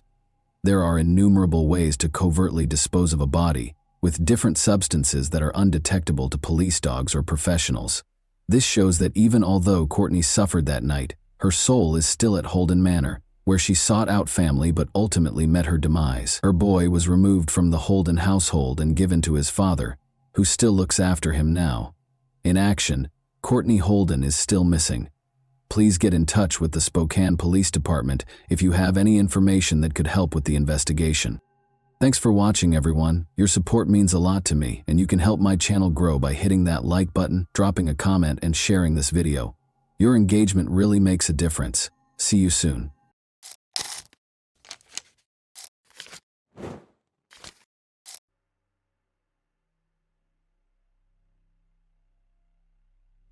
A freshman at a prestigious university vanished without a trace after a sporting event, leaving her car and keys in the parking lot. The police did not investigate the case, believing that the young woman had simply fled, but her parents and friends were aware that something terrible had occurred. The mystery remained unsolved for 12 years, and it wasn't until the end that the truth was revealed. Shannon Melinda was born on October 20th, 1974, in Miami, USA, and her parents welcomed a second daughter, Monique, 5 years later. From a young age, the girls were taught that their first priority should be to obtain a good education. This approach had a significant impact on Shannon. She excelled academically from the start of her school career while also making time for various clubs and sections, where she outperformed her peers in every way. Shannon made it clear in high school that she wanted to pursue a career in politics or law. She led the school debate club and, in her final year, even gave speeches in the United States. Congress and the General Assembly of the United Nations are part of special training programs. Following these events, she decided she wanted to work for the Supreme Court. To achieve this goal, she required a solid legal education. Shannon submitted applications to several of the country's top universities. Given her perfect grades and extracurricular accomplishments, all universities and colleges were eager to accept her, but she chose Emory University in Atlanta, Georgia. In addition to being one of the top 20 universities in the country, Emory offered her a $15,000 annual grant for the first 4 years of study, which covered the majority of her tuition. She moved to Atlanta after graduation to pursue a degree in political science. The university made a strong impression on her. She quickly adjusted and made many friends. Shannon was able to find a part-time job despite receiving the grant. A few kilometers from her dorm was a softball field that needed employees, and her responsibilities included keeping track of the game's score. Shannon was forced to quit her job on March 26, 1994, due to an error made by her supervisor. That morning, another employee was supposed to keep score, but Shannon was accidentally added to the roster and agreed to work the game. Shannon arrived at the stadium around 8:40, and her shift ended 4 hours later. Usually after work, the young woman would stop at a nearby gas station to get a soda. That day, she also left, but no one saw her again. The stadium management had expected her to return after halftime to turn in her scorecard, but she never did. Her friend and roommate, Athena, was the first to sound the alarm. Shannon's absence from her dorm in the evening initially alarmed her. She had no other place to sleep and was unlikely to stay with anyone after not waiting for her roommate. The next morning, Athena decided to call Shannon's parents and see if they had heard from her in the previous 24 hours. Shannon's parents were at work at the time, so Monique, her younger sister, answered the phone. Monique informed Athena that she hadn't spoken with Shannon in a few days and promised to ask their parents when they returned home. Athena became increasingly concerned and told 2 mutual friends about Shannon's disappearance. They decided to look for her on their own. They got into their car and drove around campus. They eventually made it to Shannon's stadium, where they were met with a disturbing discovery. As they approached the stadium, they noticed a gas station nearby and were surprised to see Shannon's car. Her parents gave her a black Nissan 280SX as a gift. When they arrived at the gas station, they found the car empty, with the keys in the ignition and the doors unlocked.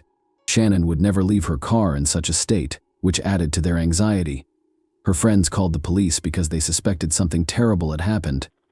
Unfortunately, the officers who arrived did not take the situation seriously.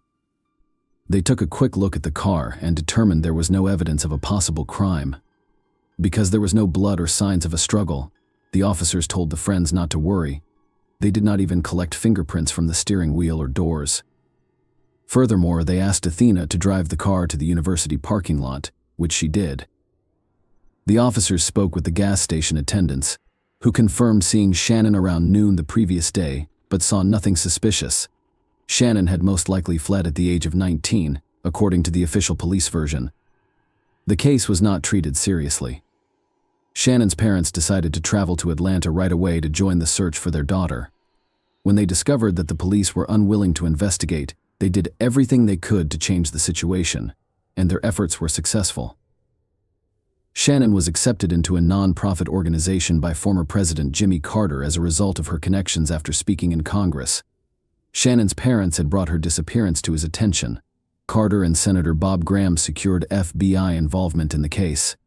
Shannon's parents flew to Atlanta and started looking for their daughter. With the assistance of other students, they printed and distributed thousands of flyers about Shannon's disappearance. Later, her father rented a billboard and announced a $10,000 reward for any information leading to Shannon's location. The young female detectives identified several suspects among Shannon's acquaintances, but were quickly convinced of their innocence. 3 days after Shannon vanished, something interesting occurred. An unidentified man called the police hotline number listed on the flyers to report Shannon's appearance. He stated that the reporters made a mistake when reporting on the young woman's disappearance. Shannon was said to be wearing green shorts on the day she went missing, but they were actually blue. Furthermore, the caller stated that he had Shannon and would keep her as long as he wanted. Despite this distressing call, law enforcement continued to believe Shannon had simply fled somewhere. This assumption persisted for several days until April 6th, when an unidentified man made a second call. This time, he called the university's counseling center to inform them that Shannon was at his residence and was fine. He promised to call later and demand her return. Finally, he stated that he would leave Shannon's ring for the police near where he was calling to confirm his statements. This time, the FBI quickly traced the call and discovered that it originated from a payphone near a Burger King restaurant in suburban Atlanta. When detectives arrived at the location, they discovered the ring in a cloth baggie wrapped in duct tape. Shannon's parents confirmed that the ring belonged to her. This news brought them relief because it gave them hope of seeing their daughter alive again. Since then, they had been waiting for the perpetrator to call back and make his demands. This event prompted law enforcement to reclassify the disappearance case as a kidnapping. The police department appointed a new lead detective, who immediately pointed out his predecessor's lack of professionalism. He said that almost all of their actions were flawed. They did not take Shannon's fingerprints and instead asked a stranger to drive her car to another location. They also did little or nothing to investigate the case, believing that the young woman had simply run away and would return shortly. With this in mind, the investigators decided to rework every possible lead from scratch. The first thing they looked for was the softball field where Shannon was last seen the day she vanished. The fact that the young woman had been missing for several weeks added to the confusion. In addition, a championship game was held on the field that day, bringing the total number of visitors and participants to over 100. The detectives attempted to question as many people as possible, urging them to recall any suspicious incidents during the game. To their surprise, many people shared the same story. The only oddity in that game was the referee's behavior. According to the players and stadium staff, he was extremely dismissive of his job and was constantly distracted, even during important events.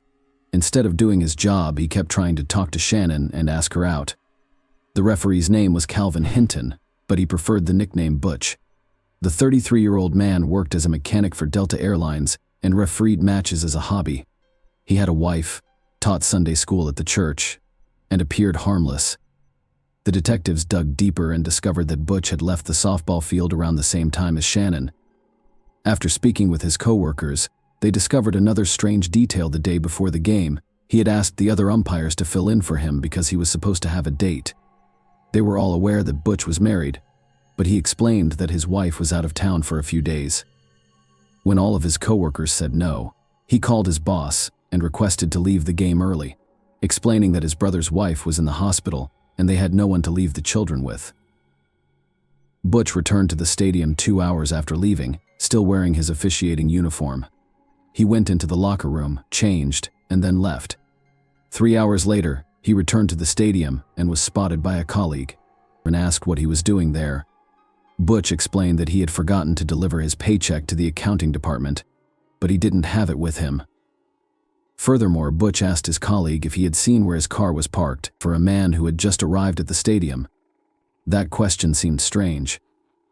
Investigators questioned Butch, who denied any involvement in Shannon's disappearance. He said that after leaving the stadium, he went straight home. As proof, he showed detectives several outgoing phone calls made within 40 minutes of leaving the stadium. He agreed to a polygraph interview, but failed. Almost all of his answers were found to be false, but they were insufficient to warrant his arrest. It was, however, enough to obtain a search warrant for his home, which was conveniently located near the Burger King where the police discovered Shannon's ring. Detectives discovered two additional intriguing facts. His neighbors claimed he lit a fire in the early morning hours following Shannon's disappearance. Later, Butch called his father and requested a handsaw, claiming that a tree had fallen on his car. Detectives went to his house with their service dogs but found no evidence of Shannon's presence there. However, they noticed 3 areas with overgrown soil. When they dug them up, they discovered something extremely creepy. There were dozens of women's clothing and shoes beneath the ground, as well as a sleeping bag and softball field scorecards. Experts examined the excavated clothing, showed pictures to Shannon's parents, and determined that none of it belonged to the young woman. Butch admitted he had no idea where these items on his property came from. He assumed they were left by the previous owners of the house. In the end, the police were in a difficult situation. A number of facts pointed to Butch's involvement in Shannon's disappearance, but there was no direct evidence against him. They hoped that a more thorough examination of Shannon's vehicle would yield results, but they were out of luck. Because the police did not collect fingerprints or DNA samples on the first day of the investigation, the experts were unable to locate them.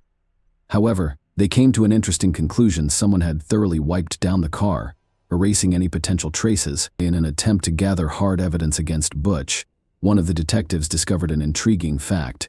He examined the bag containing Shannon's ring and discovered that such items are not made for retail sale. He contacted the manufacturer and discovered that Delta Airlines was the only buyer of such bags in Georgia. According to the company, mechanics use the bags to store small airplane parts. As we recall, Butch was a mechanic for that company. The detectives thoroughly examined everything and discovered another tiny clue. In Butch's car, they discovered a piece of the same duct tape used to wrap the pouch. On the tape itself, the experts discovered microscopic particles of the same metal. After analyzing its composition, they determined that this compound is only used in the aviation industry. Despite this, the case remained frozen for several months. The police and Shannon's parents were certain that Butch was responsible for the young woman's disappearance, but no one could prove it. All evidence was circumstantial. When the airline learned of the suspicions against him, they fired him immediately. Previously, he had managed to mockingly boast to his colleagues that he was a suspect in a kidnapping. After reviewing his background, investigators discovered Butch had a lengthy criminal history. They were unaware of this at the start of the investigation because advanced criminal databases did not exist in the 1990s. It turned out that he had committed his first crime while a minor. He worked part-time and one day went to his boss's house, where only his wife was present. Butch attempted to tie her up but failed. The woman persuaded him to leave by promising not to tell anyone, but she then called the police. Butch was arrested but, due to his age, was only ordered to receive involuntary psychiatric treatment, despite admitting to intending to abuse the woman. When he was in his 20s and married, he was arrested again for kidnapping a 14-year-old girl. He called his younger brother's ex-girlfriend and scheduled a meeting, assuring her that his brother would accompany him. However, he arrived alone and, claiming to have a gift from his brother, tied her hands and led her to his home, locking her in the basement. Butch's wife discovered the victim and contacted the police. The girl told investigators that Butch had molested her, but he only received a 4-year sentence. She also revealed disturbing information: Butch had threatened her with the same fate as 2 previous victims. Butch was released early, less than 2 years later, and remarried, his new wife unaware of his criminal history. The police suspected he had other victims whose remains were never discovered. Investigators were never able to charge Butch in Shannon's case, so they continued to search for evidence without success. Butch was released from prison in December 2003 after serving an 8.5-year sentence. During that time, police were unable to connect him to Shannon's kidnapping, but they struck lucky. Butch frequently hinted to his fellow inmates about his involvement in the case. Detectives interviewed about 10 inmates, and one, Adonis Cornwell, remembered Butch's late-night confession. Butch claimed that Shannon was killed by the demons inside him, not by him, and that her body would never be found because it had been scattered to the wind. This testimony, combined with previous circumstantial evidence, enabled investigators to take the case to trial. Butch was arrested in August 2004 and charged with kidnapping and murder. According to the investigation, Butch saw Shannon at a gas station and lured her into his car using false pretenses. He threatened her and drove to his home. He then returned to the stadium, parked Shannon's car at the gas station, left the keys in the ignition, wiped away the prints, and left. When he returned home, he most likely abused, killed, and disposed of Shannon's remains. Many questioned whether the court would convict Butch without a body. At the time, there had never been a case in Georgia where a person was convicted without a body. Investigators worked hard to get the most out of the circumstantial evidence. They even brought in inmates to testify on Butch's confessions. Despite this, Butch maintained his innocence. Following the trial, the jury was unable to decide. Butch was found guilty of murder after 3 days of deliberation. Consequently, the court sentenced him to life in prison. He was 43 years old at the time, and in theory he should have spent the rest of his life in prison. But there was one unsettling detail: the perpetrator was eligible for parole every 7 years under the statutes in effect at the time of the murder. Butch attempted to challenge the court's decision but was unsuccessful, and 2 years later, in 2006, something very unexpected happened. He decided to confess to the murder. His story was almost identical to the prosecution's. He saw Shannon in the parking lot and suggested she go to Burger King for a meal. Shannon agreed, so they drove there in his car. After lunch, they returned to the field, but Butch missed the right turn, came to a halt, and complained that his leg was cramping. He asked Shannon to drive and sat in the back seat. He pulled out a prepared knife and threatened to make the young woman drive to his house. He tied her up and told her he would not hurt her. Butch stated that all he wanted to do was sell her car and then let her go. She remained calm and did not attempt to scream or fight back. Butch returned to the stadium and drove Shannon's car to the gas station, leaving the keys inside. He did this in the hopes that someone would steal it, which would throw the cops off guard after thoroughly wiping the steering wheel and other areas where he might have left fingerprints. Butch returned home, abused the young woman, and then left for the movie theater with his nephews and their parents. Apparently, this family outing was planned as an alibi. When he returned home, he continued to abuse Shannon while repeatedly promising to let her go as soon as he sold her car. He then allegedly began to realize the gravity of his actions and attempted to figure out what to do next. He went to bed, awoke a few hours later, and began to panic. He then went down to Shannon's house, wrapped a tie around her neck, and strangled her. According to Butch, she was sleeping at the time, and everything happened quickly. Next, he spent hours debating what to do with the body. By morning, he had decided to burn it, so he started a large fire and added fuel before putting the body in. He changed his clothes and attended the church service. When he returned home, the fire had allegedly consumed all remains. The man claimed that the unbearable weight of guilt forced him to confess what he had done, but it was difficult to believe. First, he made 2 taunting phone calls to the police and the university, claiming Shannon was still alive after having already disposed of her body. Second, he intended to kidnap another woman, his wife's closest friend. That day, as soon as his wife left town, he called her and invited her over, claiming that he and his wife wanted to meet her, but the friend declined, saving her life. Knowing this, can we speak of Butch's remorse and guilt? In addition, he claimed that the fire reduced the body to ashes in a matter of hours, which appears impossible.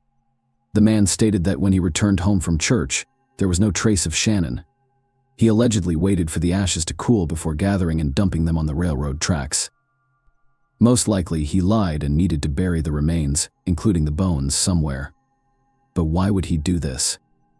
Butch's only option was to realize he might never be released and play the remorse game. However, if he had pointed out where the body was buried, his sentence could have been altered, denying him the opportunity to petition for release. Despite the fact that experts discovered traces of fuel, he continued to insist that the fire in his house was caused by a broken vacuum. He is currently in prison, and his next petition for parole can be filed in 2025, when he will be 64 years old. Shannon's parents are still fighting to prevent his release. The only question that remains for investigators to this day is whose belongings were buried in Butch's backyard. Was he involved in the deaths of other young women? Possibly in the dozens? Please leave your thoughts on this story in the comments, and thank you for watching.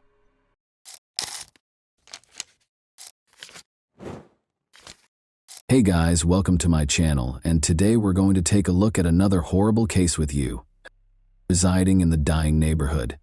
Generally speaking, those who haven't moved in a long time know their neighbors well. They are aware of whom to avoid and to what degree, as well as whom to trust. After years of cohabitation, neighbors can occasionally get closer than certain family members. When the family is traveling or on vacation, they are expected to take care of the house and property. Without thinking twice, they invite each other over and let their kids eat delicacies from these people. On occasion, though, the longtime neighbor may prove to be a true madman who has been waiting for the proper opportunity. In recent years, the Diana Garnica case has grown to be one of Argentina's most dramatic. The inquiry took a great deal of time and effort, and the culprit might have avoided punishment because the victim's body was never located. There was hardly any direct proof against him, and he refused to acknowledge his guilt. Who was the family of Diana Garnica? Early life. On March 3, 2000, Diana Abigail Garnica Cisneros was born in the town of Villa Mariano Moreno El Colmenar, Argentina, in the province of Tucumán. Being the youngest daughter and the seventh and second to last child of her parents, she grew up in a huge impoverished family. Her parents, Elizabeth Susana Cisneros and Ramon Garnica, put a lot of effort into providing for their numerous children and making their homes at least passably comfortable. Diana, the family's youngest girl, was adored by all. Her older siblings looked after her, and her parents loved her. She performed well academically, had a gift for sketching and a love of dancing from an early age. She was very close to her elder sister Sonia, who basically looked for her upbringing while their parents were at work, and she was exceptionally smart and reasonable for her age. She also never lied to her family and had no secrets from her parents. Due to the Garnica family's strong religious beliefs, the parents and kids routinely went to church and made an effort to live morally upright lives. In order to assist their parents to some extent, the elder kids also started working when they were teenagers. Each of the younger ones had their own duties and was responsible for keeping the house in order. Diana always wanted to help others around her, thus she dreamed of becoming a doctor, was incredibly responsive, friendly, and sensitive. She stated that she would purchase her parents a large home so that her mother could create the flower garden and fruit trees she had always imagined, and she intended to establish a prosperous career to support her family. Unfortunately, relocating to a different city would never allow these dreams to come true. Following Ramon's job loss due to deteriorating financial difficulties, the parents divorced in 2013. The family was compelled to relocate to Juan Bautista Alberti, which is in the same province as Tucumán. They found the transfer to be quite challenging, and at first their issues only got worse.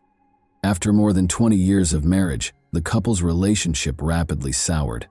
After they started fighting all the time, they finally came to the conclusion that they could no longer be together. All of the children were shocked by the divorce, but the youngest ones were most affected. When Diana found out what had happened, she was devastated. A 13-year-old girl's world fell apart in a second, and she was unable to comprehend what would happen next. The father continued to provide for his ex-wife and kids in spite of their split, but he soon had another family. Elizabeth also suffered a great deal as a result of the divorce, but she was fortunate to find a good profession that paid well for the area, and her kids helped to support her. The family gradually adjusted to their new situation, became comfortable in their new house, formed friendships, and built strong bonds with the locals.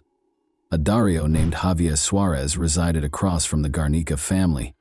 He was a 36-year-old man who was incredibly nice, amiable, and lovely. He was raising 4 children with his spouse, Yasmina Alejandra Villarreal. In addition, he had 1 unmarried child and 2 children from prior marriages. Notably, the Garnicas only lived in Juan Bautista Alberti for 6 months after Dario and his family relocated there. Since they were new to the neighborhood, maybe that's why they became fast friends so quickly. Suarez had previously resided in the northern Argentine province of Santiago del Estero. Dario worked at a brick factory in the area alongside his wife, 2 brothers, and a few other family members, moved within a mile of their residence. Diana and her siblings were almost the same age as his kids. They became friends, as they soon discovered they had things in common while attending the same school. Additionally, the grown-ups got along well, letting their kids come and stay together, celebrating family occasions and growing close to one another. During their first job and adolescent relationship, Sonia and Diana even took care of the smallest neighbor's kids, while their parents were at work. Ramon helped his ex-wife and older children as much as he could after the divorce, but he almost stopped sending money after he had a new family. Despite offering a steady salary, the mother's job was woefully inadequate to support a large family. Even a tiny business that produced and sold their own baked goods was launched by the family, but it failed very fast. The situation got so bad that Diana had to quit school in her senior year in order to work and support her mother. In order to take care of an elderly, sick person, the 16-year-old girl accepted a job as a caretaker. Garnica believed that this experience would help her in her future career as a doctor. Even though she was young, she took her work very seriously and responsibly. She cooked diet-specific meals, complied with the suggestions created by the treating physician, closely followed all instructions, and kept an eye on the medication schedule. Diana enjoyed her work. She felt valuable and needed, worked hard to accomplish things correctly, and was admired for it. Even though she worked from dawn till night almost every day, she continued to dutifully go to church on Sundays with her mother and sisters. Additionally, she started dating a boy with whom they had previously attended school. The young couple would occasionally go through the park in the evenings, just chatting and spending time together. Diana, however, followed her mother's rigorous guidelines and routines. She always got home around 10 o'clock at night. She never went somewhere without telling her family where she was going, who she was going with, and when she would be back. And she never stayed out late. She occasionally accompanied her neighbors and their kids to the city market to buy supplies, although her mother was always aware of these outings. Dario looked after the neighbor's girl as if she were his own kid, spoiling her with modest presents every now and then. When the man found out she had a boyfriend, he gave her paternalist advice about how boys may be dishonest and cautioned her against letting him take advantage of her innocence and naivete. The girl, who still had no secrets from her mother, told her about this talk. Although Elizabeth thought the neighbor's behavior was a little odd, she concluded that it was his way of showing concern because he had teenage daughters who were Diana's age, which was an odd request.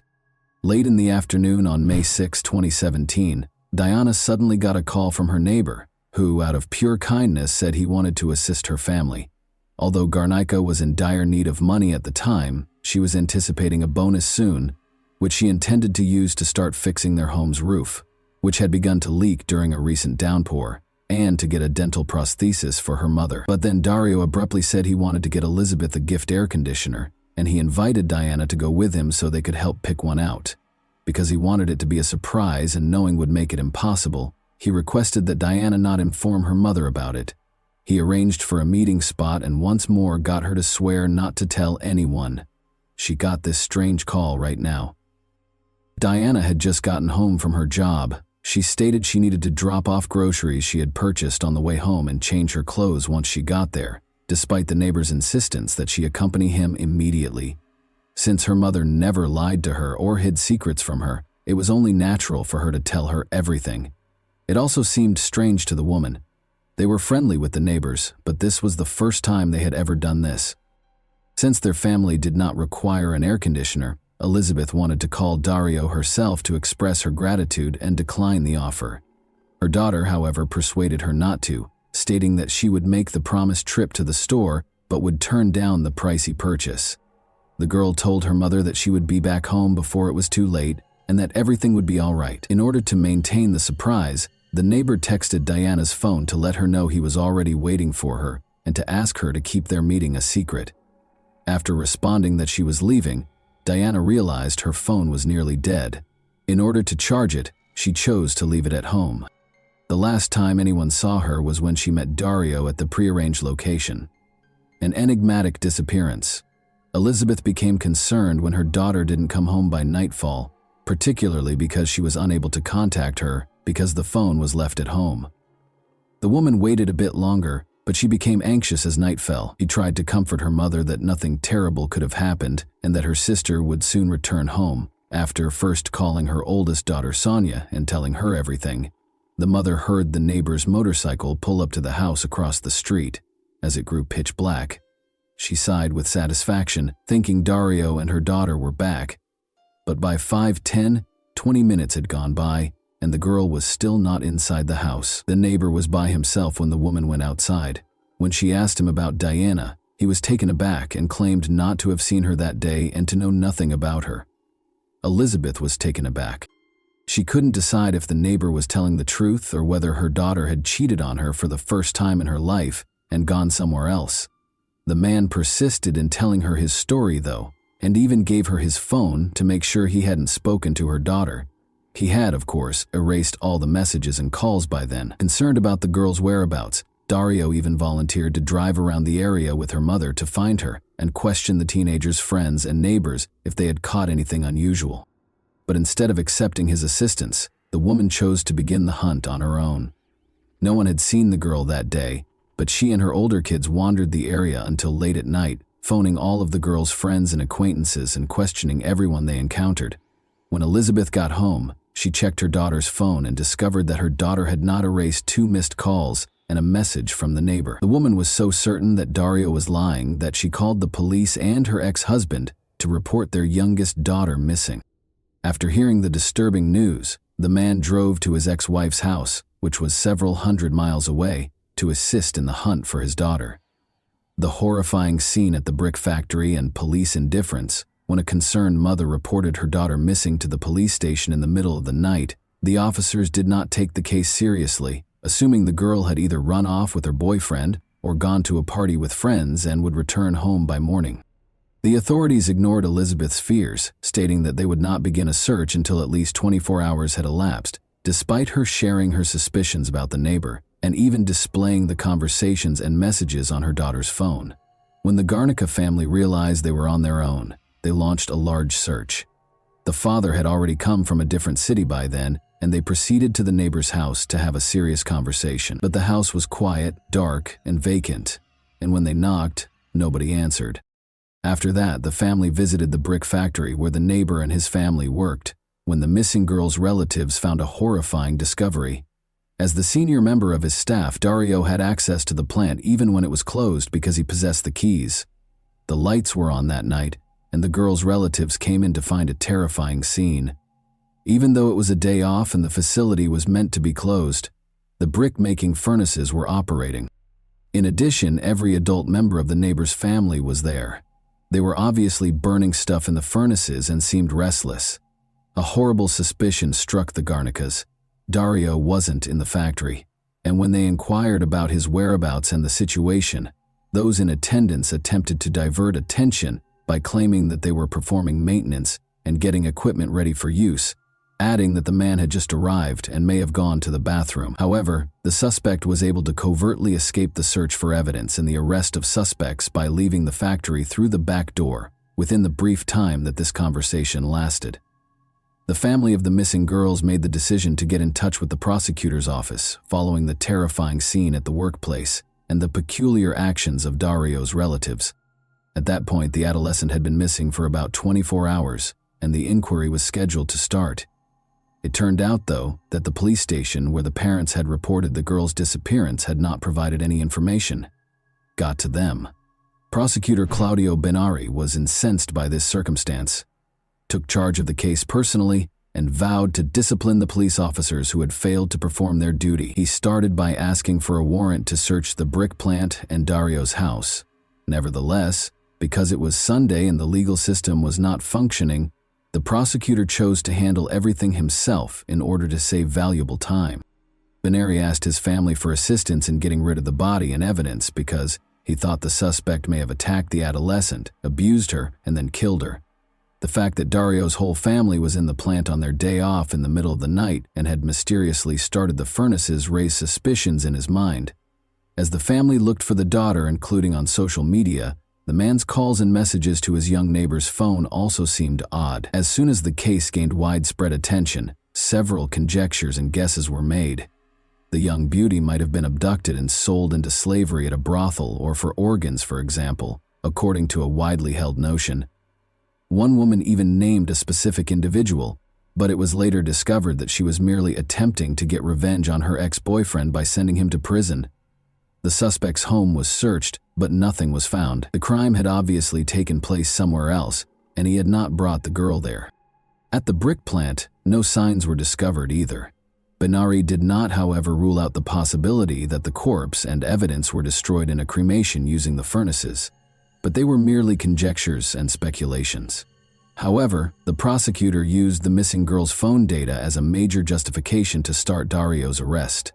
As potential accomplices, his mother-in-law, sister, wife, brothers Cesar and Marcus, and a few other family members were also taken into custody. The defendant rejected all of the claims against him during questioning, saying he had not seen the neighbor and had not spoken to her that day.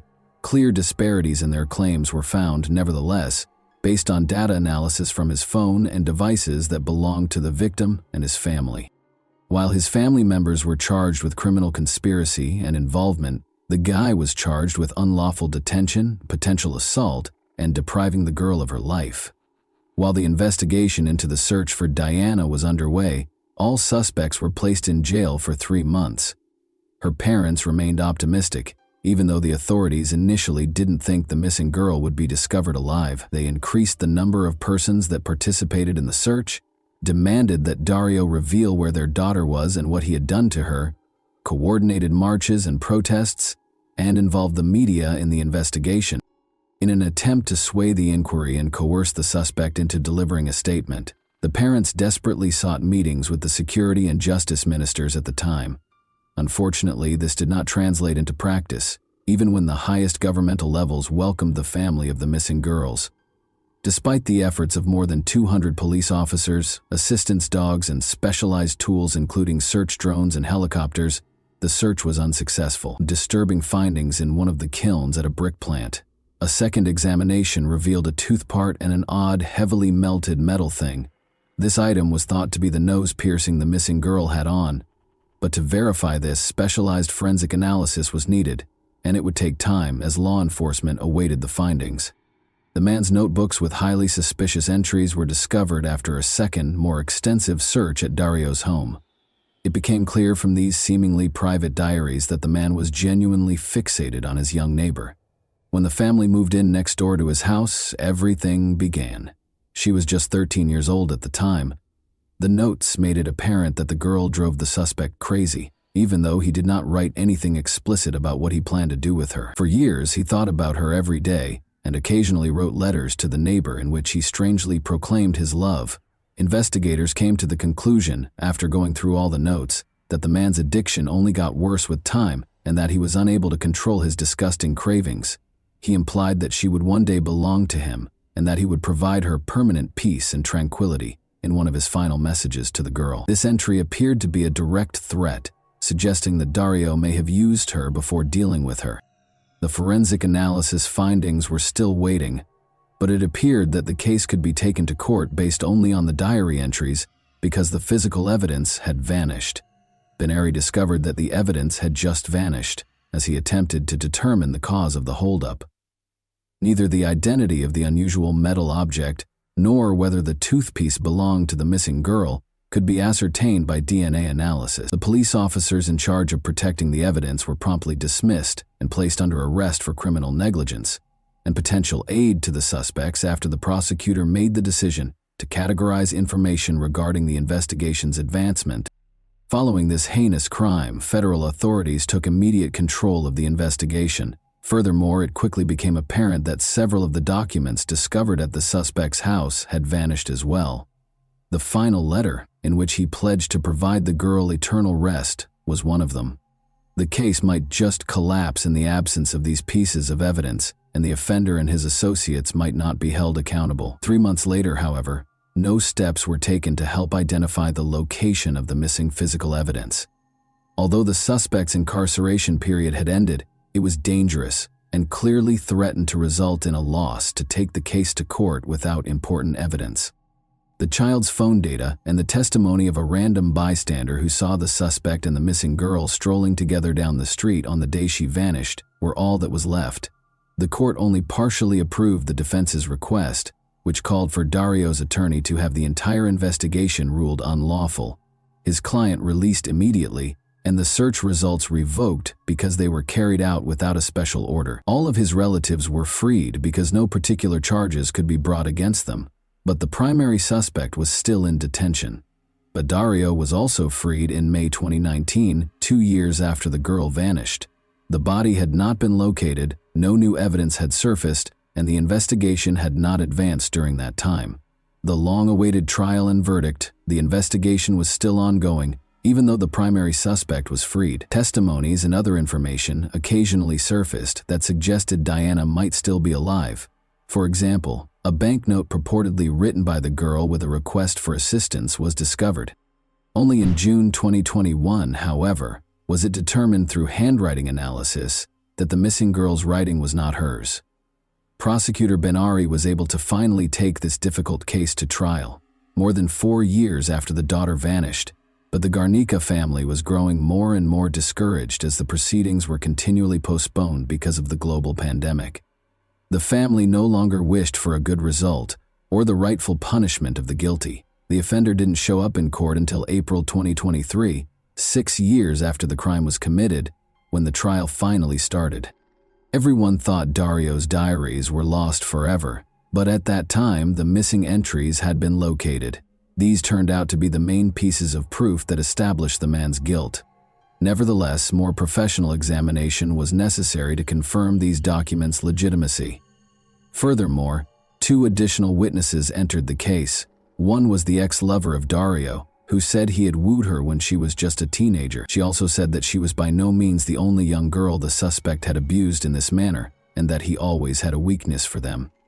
The second witness was a likely collaborator and neighbor of Suarez, Dario's brother. He claims that the brothers arrived together on a motorcycle with an odd big bundle in the sidecar the night the girl vanished, grabbed some equipment from a shed, and then departed together.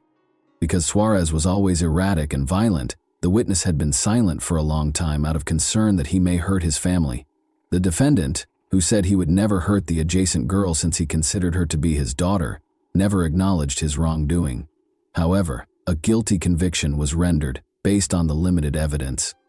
The missing girl's body was never located, and the events of that terrible day were meticulously reenacted. This proved that the man had seduced the adolescent, taken advantage of her, killed her, and disposed of her remains, likely with the assistance of his family. Dario was convicted of kidnapping and exploitation on May 2, 2023. He was given a life sentence without the chance of release for taking Diana's life. No other family members, including his brother Suarez, could be held responsible. And that wraps up today's chilling story. If you enjoyed this video, don't forget to like and subscribe so you never miss a new upload. Also, let me know in the comments what part of this story shocked you the most. Thank you for watching, and I'll see you in the next video.